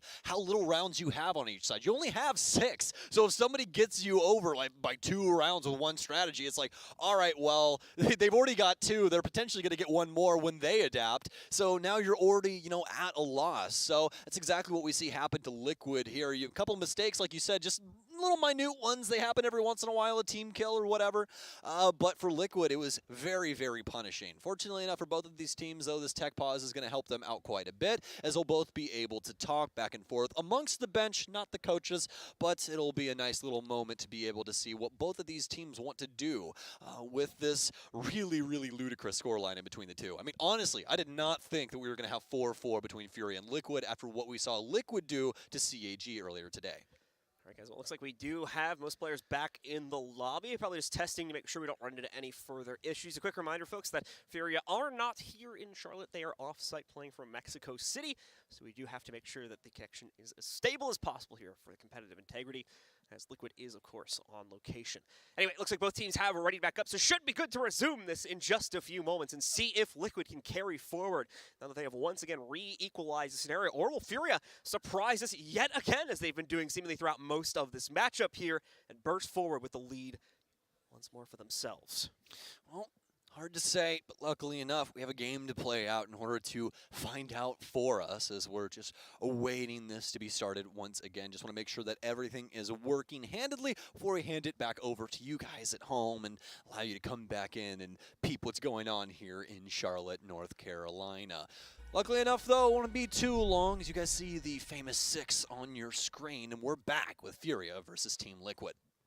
It's going to be a reading room hold from the looks of things coming in from FURIA. We'll move away now from the third floor play, as things obviously didn't pan out too well for them there. This will be the other form of the second floor hold, as we already saw them play out towards trains back in the first round of this half. That's the extended play up on the third floor that allowed for them to really just waste most of Liquid's time bank back on round 7 there, and unfortunately leave them with no real room to execute. That's why we saw them hop into window and try to push it forward there, but most of them ended up walking directly into a single M590s. That went pretty much as you'd expect, with no time to really execute. Yeah, that gun's not exactly fun to swing into when you really don't know that it's there, as we've seen time and time again throughout the history of Rainbow Six. But now for FURIA, as John was saying, we're headed towards the mid-floor. It's reading as well as a dining or fireplace hall, whatever you call it. I always call it dining. It's shorter. You know, I always go with the shorter things. That's what you really should do if you guys end up playing with a stack or whatever. But either way, FURIA is going to be setting things up, and it's going to look actually quite similar to what they were doing for mining, at least with this singular reinforcement here, just to potentially shut down some angles coming through for like red stairs or anything for pre-fires. Rare's also going to lock up the freezer wall upstairs, so whenever they do apply the reinforcements to that, they'll just be immediately electrified. So pretty good circumstances as of right now for FURIA's defensive setup. FURIA will continue to exercise as much aggression up here on this third floor hold as possible, as we were just mentioning. And for Liquid, what have they brought to clear it? Well, mainly Lion is going to come into the fold here for PSK. Is going to be a usually important piece of this, especially once they're able to apply enough utility, either through nades or other forms of it, to flush these members out. They want to be able to properly track where they are going, and that's a good way to do so, is you just knock their heads off. Don't need to track much after that, with a booming start to this round for Liquid as they take out Fantasy. Yes, indeed. A solid start, but hopefully an even better round to follow. And yes, Ask, he'll find his mark a second time. Everyone seemingly peeking this man all the way out on the black top side. What is happening? Guys, There's no. no FURIA. They had a drone right there, too. FURIA. Guys, no, that's not like probably this. how they got both of them, was they just didn't see that drone somehow. Oh, that's so unfortunate given the circumstances. And now FURIA more than likely down around, unless they have something serious to say about this. One member rotate back over towards Shaiko's spot, as well as Rare trying to work his way up red stairs. But as we know from Liquid, especially with a man advantage like this, they're going to take their sweet time. They are not going to give you a kill at this current moment. They're going to drone this all out, try and see where these remaining members are, get a head count on site, and then execute from that moment. I mean, just look, John, they've got 9 drones. The only one that's been taken out here fairly early on in the round. We did see a second one finally eliminated there, as Liquid does come down to the final half of the round, but they're not too worried about the time bank right now, given the massive advantage they have here. A 5v3, Rare already brought down to a pretty low point on his HP as well here. Liquid, it's just a matter of caution to make sure they don't overstep and run into those mistakes we saw in the first half here. More than anything is why we're seeing the hesitation from Liquid, just making sure they work their way down the checklist. Absolute impunity for every detail here. Well, Miracle peeking Palu out from White Stairs almost claims his life. And STK, critical shots as Ask gets a triple kill now. He's doing it all for Liquid in the current moment. Yellow ping out here on resets. They know he's on red stairs. A potential swing for FURIA to try and get themselves back into this round, but it's more than likely ill-advised. Look at all the HP that these members on Liquid have. So hard to try and take a gunfight in the current moment, and Liquid are looking for another flawless round here. Miracle tries to swing through. It's going to be a second flawless round. You could call it 3 if you wanted to, given that second one that almost happened, but we'll just call it 2 as we will get that flawless through, and Liquid will take the lead. And that will force the pause out from FURIA, it looks like, as well. They'd call for it in chat. We got the thumbs up from our admin squad, so we are going to see both teams have the coaches' mics enabled, and that means they can talk to each other, of course. So for FURIA, what can they do here? What exactly can they throw at Liquid inside of the early, mid, and even late round scenario to try and stop what seems to be a domination spree from Liquid? The big thing is that I wish that they just stopped throwing themselves. That's what I really wish. Yeah, that last round, a bit of a gap there with double window peak, but if that's the problem, right? Is it's like 1 or 2 players getting aggressive at the beginning. That slight advantage is all Liquid really needs. So they're just sitting back and waiting for it every single round. John, let me tell you something. Don't give it to them. Yeah, that's all. Well, you know, easier said than done for Liquid. That's just take a few steps back, bud. Slow down, bud. Slow down there. You're going over the speed limit. Like, obviously, there's more to it than that. Yeah, sure, but I mean, for the most at least part, step 1. Right. Like at least inside of that last round, I think you have a banger of an argument, because it's like, the hell are you guys doing just swinging stage like this? At least check for the drone. Yeah, I mean, but it is what it is. I mean, it's to be expected, and honestly, it's more than likely why Ask got that kill. I mean, like, the drone could have been there, yeah, but he more than likely was still staring at it like, yeah, they'll swing it again. Like, because they've been doing it the whole game. That's how these teams have been trying to refrag, is like, somebody dies, a random wall, door, or something explodes, and there's bullets flying through it trying to claim another kill. I think the other potential mistake FURIA may be making right now is just assuming they can get one over Team Liquid, when how familiar Liquid should be with FURIA, given that they both obviously scrim and play each other, assumably inside of their same region fairly often. I would like to say this really quickly. I think that it was more of a wake-up for Liquid once that initial tack pause came out, because they were like, oh, we got to slap ourselves awake here. FURIA's starting to run it up on us, and we cannot allow them to continue to pick up these rounds. And this right here, this 5-4 scoreline, is why everybody has been talking about Liquid. They're the talk of the town right now here at the Charlotte Major, and we expect them to continue on. Well, we'll have to see if they can potentially get past FURIA first, but definitely a good shot at that, at least for the given circumstances at the current moment. Liquid, though, finally out and about yet again here for round 10. After the tack pause goes away from FURIA, they're going to choose Fireplace Hall and Reading yet again here to try and get one over on Liquid, as it's been pretty hard fought through the last couple. 2 more rounds is all Liquid need to shut this one down and give themselves a dominating lead in the group here versus FURIA, as well as putting FURIA into a very bad position with 0 points to walk home with here today.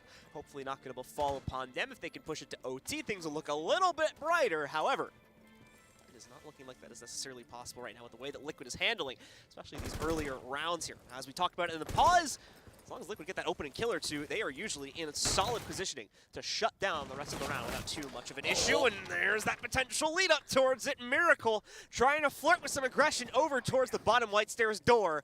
Thankfully, is able to back away from it though before things get a bit too dodgy. Well, Palu remembers, doesn't he? Try and swing me off white again, why don't you? I'm going to deal as much damage as I potentially can and almost claim Miracle for myself. Already down to about 50 HP's worth, and for FURIA, slowly back things off. But good news for them is that they still have a very, very solid man count, so they can continue to take gunfights just in a more controlled environment, and that's exactly what they get. Handy inside of Freezer will take out resets as he tries to swing in through Cigar. Half the round gone now. FURIA has done a good job of keeping themselves relatively anonymous throughout most of this one, as well as holding back the tide from Team Liquid. But now Liquid, they're getting feisty. They know they need to push this forward and try to push the envelope a bit closer towards the site. So they'll start to take a bit more of an aggressive stance here as we head towards the final minute of play. It'll work out, allowing them to trade out that kill, bringing us down to a 4 versus 4 here. Now putting them in fighting shape possibly to push towards the rest of this execute as well. It is going to be a little bit spread out, so a little hard to follow for both teams here. We can see the communication get a bit chaotic inside of it, but it seems like Liquid have a good idea about how to approach this, especially now that Palu moves into Train Yard and gets free control of it. I mean, look at the way that Team Liquid uses this utility to force FURIA back to play safer pastures. And now they've gotten control of mining as well as potentially Train that they could try and move through and get a plant down. Multitude of these FURIA members around the space, though. Rare's going to be all the way downstairs, more than likely trying to play prevent for this fireplace hall. Palu, he'll find Fantasy. He tries to cross here inside of Red 90, get rid of the Banshee, has one close, frag grenade in hand, won't do much with that though, as Handy trying to hold the backspace. He'll take down Ask, and that's a triple kill for him and the case. Can he continue on here? It's gonna be a plant attempt here from Nest, a flick from Handy, doubles back over, he downs one, and the other kill will be picked up by STK. FURIA will bring it back and tie us up yet again at a 5-5 scoreline. Handy, the guardian of the hallway there, shuts down 4 in a row and single-handedly keeps his team in the game now, tying us up yet again. FURIA not faltering just yet, and Liquid not finding that siren song they need to push themselves toward map point either here. This is still a very close game here, and either team can take it, as finally FURIA find that time-wasting capability once more against Team Liquid and are able to make them fluster themselves in the final moments of the round, handing over, no pun intended, that great play capability towards Handy. Yeah, it's super difficult to try and dance around Handy's name, to be fair. The amount of times I wanted to say handedly every time that I mentioned this man. But past that, Team Liquid, pretty rough end of the round there, especially for Palu. More than likely felt like he could have gotten a lot done there. He got that initial frag, steps up into Red 90, but isn't aware of the rotations that FURIA have around the area for Reed and is immediately punished. For Liquid, they're not able to get to his saving grace quickly enough to actually, try and capitalize on what was going on in that situation, move in the back end, that kind of stuff. But Palu's already dead. Ask swings in. He's dead to Handy now as well. As it's just a little bit too mistimed, and they end up getting punished for that. But luckily enough, they're not out of it just yet here. Is, well, this is looking more and more like overtime by the moment. Slow lead up yet again here as FURIA spread their positions out ad infinitum here. Huge horizontal play coming in from them as they do not want to flirt with the upstairs play. It just generally seems like Liquid is able to negotiate too much control over that. We've already seen them play into it. They want to throw a bit of a curveball at Liquid here, force them to change up their own pacing and fall into something new. And something quite new we're going to get just in terms of the operator lineup from Team Liquid here. The Osa, of course, out from Nesk. It's not the only big change up we're seeing. You see once again those track stingers come back out as well for PSK. And the outside deployment here as well is going to allow them to have a bit of a battleground, especially once they get that left wall open for themselves. It'll be quite useful. We'll see the X-Kairos 2 pellet charge just used to get rid of the laser gate, and now they'll be able to open up the inside of Prep Kitchen for themselves. Yeah, this is called anti-rice swinging. You're just not allowed to swing rice at all. You want to come in prep? No. You want to go into rice? No, not allowed. Osa's just going to sit here on a shield and make it damn near insurmountable. I haven't been able to get rid of that single panel that's holding up part of that angle just yet, but that's also going to allow Liquid to transition into the actual bakery area without having anybody bearing down on their positioning. So for now, Liquid more than likely pretty comfortable with how this round has been going. They're going to start working things towards the top floor, and of all things, Palu will indeed use a Gone 6 to pop one of the hatches upstairs and get himself into the building. So I'd like whack it like 25 times or something like that. So. That's very true. You got me there. I mean, how many mags of that LMG do you think it'd take? 1.5? I don't actually know. That might take a while. But also, just don't do that. Yeah. Like, I've seen. There was like a game a while ago where like Oxygen had to do that at one point. Like 3 players just panic standing on top of it, trying to bash it over because they didn't bring the proper utility. That was a good time. But anyway, back into this matchup here. As we've got FURIA and Team Liquid battling it out in a true neck-and-neck fashion as well here. Trying to get creative with the nades to see if they can get the electric claw from down below. Nitro responds to it, gets a bit of a panic cancel on that nade. He's going to open up at different angles. He knows that first one didn't strike true, so hoping that a different position maybe will yield some luck, and it will. Beautifully played out by the Finka, currently on the attack. Palu with some beautiful stuff there, and will now open up a pathway, of course, for Ask to open up this hatch. Oh, but this is going to start getting pretty risky pretty fast, John. STK with the initial frag in this round, and it goes down at 31 seconds. Liquid have got to get in this site, and they've locked each other up on the smokes. Have they dropped in Freezer yet? They haven't. So much damage coming through as Miracle continues to add to this, especially for PSK. There's no way that he makes it through the smoke. Ask will drop down. He's immediately bodied. Yet another one out here, and another body to fall. FURIA, they're getting away with so much. Team Liquid, what has happened? They've fallen apart at the seams, and although STK will go down,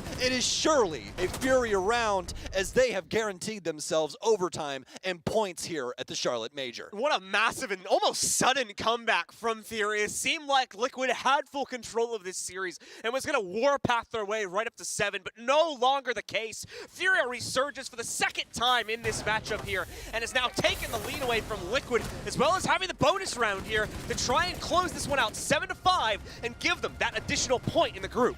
And they want this so very bad at the current moment, and that's more than likely why you're seeing the selection of the site. We've seen FURIA go to Fireplace Mining Room earlier on, and that's where they found their initial success on their defensive end, so could potentially get that yet again. For Liquid's sake, I really hope we don't see 3 people die to the same shotgun inside of Train, but I mean, when it came down to it, that was really their only option at that moment. The good news is for right now, though, is it's a clean slate walking into this. They know, relatively speaking, what the setup's going to look like, so the execution and overall clearance of the top floor and everything else in between should be a little bit sharper. See if that will indeed be the case. It's do or die time for Liquid here now on their own clear. Lion will stay in the fold, but the rest of the lineup has gone back to much more normal pastures here, as they're no longer contending against the kind of awkward style of play compared to the rest of this map. The horizontal clear of the first floor is going to be one repick, but it's relatively minor in scope. Just the thematic change the way they're approaching soft breach here, as they'll go from a sledge to a buck. Away from that, all the initial picks are going to be locked in. Yes, indeed. The LNG meta still playing strong here at LAN, as well as PSK bringing in the Lion with that V308. It's a pretty deep magazine on that as well, but not nearly as many bullets as 100. So for Nazk, he'll be manning Finka here for the time, as well as Resets piloting Zofia, so have a frag duo in and potentially can clear out this top floor pretty quickly, especially with the FURIA members on an initial glance. You have them back towards Cocktail at least, but past that, really not too much going on. And as for Liquid, it's back to basics for them. Stick to this drone game early, try and clear out your initial moments and spots, and well, one that you actually really need to pay attention to. Pixel at the current moment with STK in behind the deployable shield. Doesn't seem like he has very many things to actually utilize in this area. In fact, John, he doesn't. There's no Omai discs, there's no ADSs here inside of this lineup. A single frag grenade or impact separates that shield and its grave. Gonna very quickly give up that position as well, as we would kind of expect right there. Can't maintain that for very long without any pressure from the ADSs or Omai discs. Has to play away from that one, especially with the drone spotting out his entire position too. Just has to give that one up, but he'll prepare that jump out, of course, over on the white window that you guys probably caught about 30 seconds ago now, and more than that, just kind of be prepared for the Pixel White Hall as well as the rappel swing into the hallway. Should be gifted with that opportunity to fight, and it's certainly looking likely. the build-up of players we have from Liquid right now. But again, trying to work towards a staging ground. However, Fantasy able to negotiate that first kill deeper into site territory, and immediately after that kill, it looks like every single member of the third floor extension is just gone right back to site. They've already got their frag, and they know that Liquid have to try and work their way in here. If they're able to close down all of the entry points, this could be fairly easy for them. But the problem with that as well is they still have to worry about this verticality. Miracle, though, he's a miracle worker indeed. Gets himself onto red and transitions back downstairs. Potentially a Nitro cell waiting in the wings, but in fact, no. Already using that earlier on, but does have that initial shotgun. Able to try and tag people through the floor if they do have a pretty solid ping. Be able to get rid of the Evil Eye for reset's sake, and a potential plant happening soon for Liquid. Ness trying to rotate himself to the bottom garage entrance by White Stairs here. Miracle, meanwhile, on the other staircase, ready to take the challenge. Gets hit a little bit there by the stun charge, but is still able to negotiate the fight, thankfully, because he's on the M590. Ness will exchange the trade, now completing that rotate over towards White, but Rare too quick on the exchanges here. It's FURIA with so much control by red side. PSK gonna take some of it away, but it's just not enough. 3v1, everything comes down to PSK, who's been struggling here today as well. He could become the hero for this squad inside of this round, but it was not meant to be. Handy gets the last kill, and it's FURIA to pick up a victory for themselves, giving them 3 points on the day. 7-5 for FURIA, and a stunned Liquid here to cap off the day for day 1 in Charlotte. What a game in between these two, but FURIA, they got it done at the end of the day. Initially, it looked like Liquid were falling to their own devices, but eventually, FURIA shone through and showed just exactly how capable this team is. And, well, now going forward, it's going to be pretty hard fought amongst a lot of these different teams. A very, very close match, regardless of the way you look at it here. Liquid, unfortunately, falling just a little bit too short on their attacking side. Despite the success that we saw them have on that side earlier today versus CAG, it was not enough, and they take a loss today as well. A chance for redemption will be sent to them tomorrow, but for now, we're going to go to a quick break, ladies and gentlemen. When we do come back, we'll be breaking down this game, as well as the entirety of day 1 here at the Major.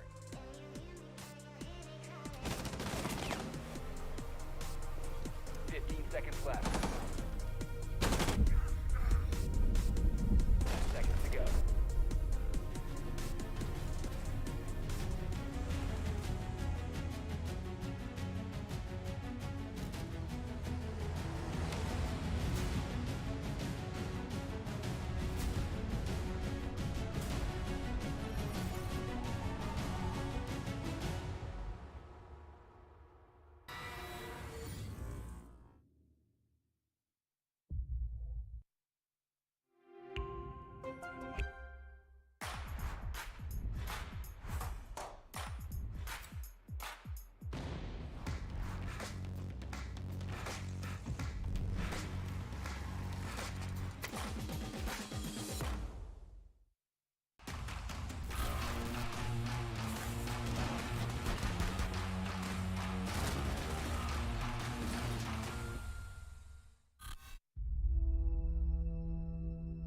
There are civilians out there who need us.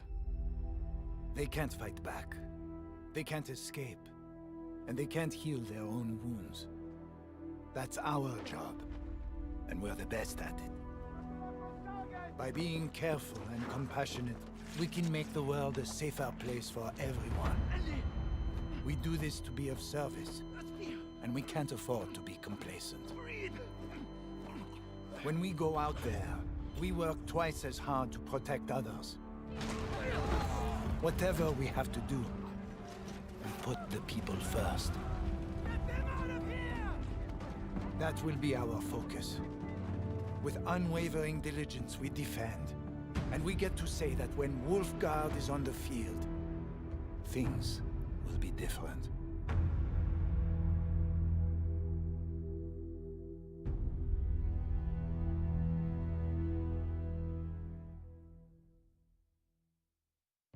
Sad, bro. Welcome back once again, ladies and gentlemen, to the Charlotte Major. Day number 1 has come to a close here. But that doesn't mean we don't have anything to talk about, of course. Let's break down that initial matchup that you guys just saw. A bit of a surprise ending to it. I personally thought it was going to go by the way of Team Liquid, but the pause is giving a huge boost of confidence to both Liquid in the middle of that matchup, and then more importantly to FURIA at the bitter end of it. They were able to launch themselves forward into a winning position, not even needing overtime to do it as well, getting it done inside of that final round of regulation at 7-5. Yeah, it was a tough call and a multitude of different moments there between these two, but finally FURIA able to edge out Team Liquid at the very end. And for Liquid, I mean, it's going to be a very hard game to go back and watch. There was a lot of mistakes for them, especially early. I think they tightened up the ship there for the tail end, but that's when FURIA was already on fire. And, you know, Liquid just a little bit less than in that current moment and able to get one over on them. And honestly, that's the difficulty of best of ones as well, is you only have that one map. They can't just think, oh, you know what, we'll get them in the next one, guys. We have a better understanding. We feel like we could potentially do this. But, I mean, FURIA, they played lights out, especially in these big rounds like this where you have that desync from Liquid inside of Red 90 with Palu going for the swing and then Ass coming in behind, also getting bodied by Handy. It's just so very difficult for them at the current moment. But, again, very, very hard fought. There's two main things that Liquid need to figure out after playing in this game. First of all, what the heck happened between rounds 2 and 4, and how did we see them suddenly turn the game around so much from that point forward? And more importantly, moving on from that as well, how do they successfully manage to get their third floor access without losing the first 2 minutes of the round, as we saw a few times as well? Really struggling to get that initial pressure in without losing the large majority of their player base. Here's the stats, of course, are seeing an improvement in that KOST department that we were talking about at the end of the last match from FURIA. Really only slightly, the stats actually look very similar to the outcome of the previous matchup there, with Miracle on top, Handy right behind him at 11 and 10 kills. Well, the funny thing for FURIA is it's almost as if they're consistently, you know, relying on each other to do certain things in certain which is rounds, like a good right? thing. Yeah, it is, because that means we don't have like this top-heavy issue where you're always relying on one star player. You mean that right there? Yeah. With Palu at a 92% cost and a loss for a 7-5? Yeah, I think you got a pretty good argument there, my friend. Absolutely the case. So it's worked out well here for FURIA. Although, again, the circumstances definitely are going to warrant a review, not just for the teams in play, but I think for quite a few of the other teams that have been here in the tournament as well. Regardless, though, guys, that match is now closed out. And like we said before, that also brings us to the closing moment of day number 1, where we can review everything that has gone down so far throughout this first day of action. Stokes, what's your highlight here for day number 1? Oh, man, that's a really, really tough ask. I would have to say some of the younger teams coming through and playing extremely well. For me personally, you know, NA boy, I'm very, very happy for Astralis today. I really, really am. You know, coming to international competition for the very first time, and not only that, but claiming both victories on day 1. Bodes extremely well for their future here, and especially with Liquid not exactly looking great inside of that game. I mean, potentially tomorrow, things could get really weird, guys. Well, ladies and gentlemen, let's take a look at our standings and see where exactly all of our teams are now sitting here as day 1 has concluded. I think we're going to have some pretty close groups after everything is said and done. This one, unfortunately, not so much the case. Here we have Group A, where it is Oxygen on top, but as you guys can see, just barely by only 1 round differential over Team 1, who also has 3 points. Direwolves and, of course, unfortunately, Elevate being DQ'd. They're not going to be able to get any points, but Direwolves as well, not able to negotiate anything for themselves today. Yeah, super unfortunate for Elevate yet again. We really wish we could have had him here, but obviously the circumstances prevented that. But either way, Auction with a very strong showing today. Really love what we saw out of Newers. And here we go. Here we go. Group B, and wouldn't you know, folks, everyone is tied. Not only are they tied, look at how close. Look at the round diff. Yeah. Oh, there is my. a 5-round difference between the top and bottom team of this group right now. So this is literally as close as you could possibly get. Take a look at Group C as well here, moving right along. Let's see what exactly has been going on in this one. And oh man, this one's pretty close too. Obviously G2 giving themselves a bit more of a push forward as they have that overtime loss to play with. So that 1 extra point to play with keeps them at the top. Heroic and DarkZero with 1 win and 1 loss each has netted them 3 points total. And for W7M, they do have the 1 overtime point, giving them 2 points as well here. Yes, indeed. And finally, for Group D to close it out. Our boys in red from North America, Astralis topping their group at the current moment with 1 win and 1 OT win, +6 on round diff as well. But they're surely followed up by Wolves at 4 points at the current moment and Team BDS at 3 points. Chiefs, unfortunately enough for them, were the punching bag today in Group D as they lost both of their matchups. Chiefs will need to go back to the drawing board, the furthest behind, I believe, of most teams in our group right now. So a bit of work to do there. Hopefully better luck coming in for them tomorrow. But now with that said, now we can get ourselves prepared for what exactly is coming up tomorrow. Let's go ahead and get that schedule up on your screen, ladies and gentlemen, so you can get prepared for all the matches. I'll move over, too, just so you can see a little bit better. Oh, it's on this side. You got room, man. Yeah, there it is. So we'll be starting the day off. You got to weatherman it. Yeah, here, get out of here. Oh, okay. Leave. We'll be starting the day off, of course, with BDS versus the Wolves. Astralis and the Wolves will follow that up as we see them play a second one. OXG will then go up against the Dire Wolves. Team 1 will go up against OXG. We'll have a sunny skies for G2, I don't know what I'm doing here, versus W7M. G2 will also play against Heroic prior to that. And on top of that, we'll see XSET finish off the day versus FURIA, where they'll also take on CAG following that. I just want to let you know our producer said you're fired.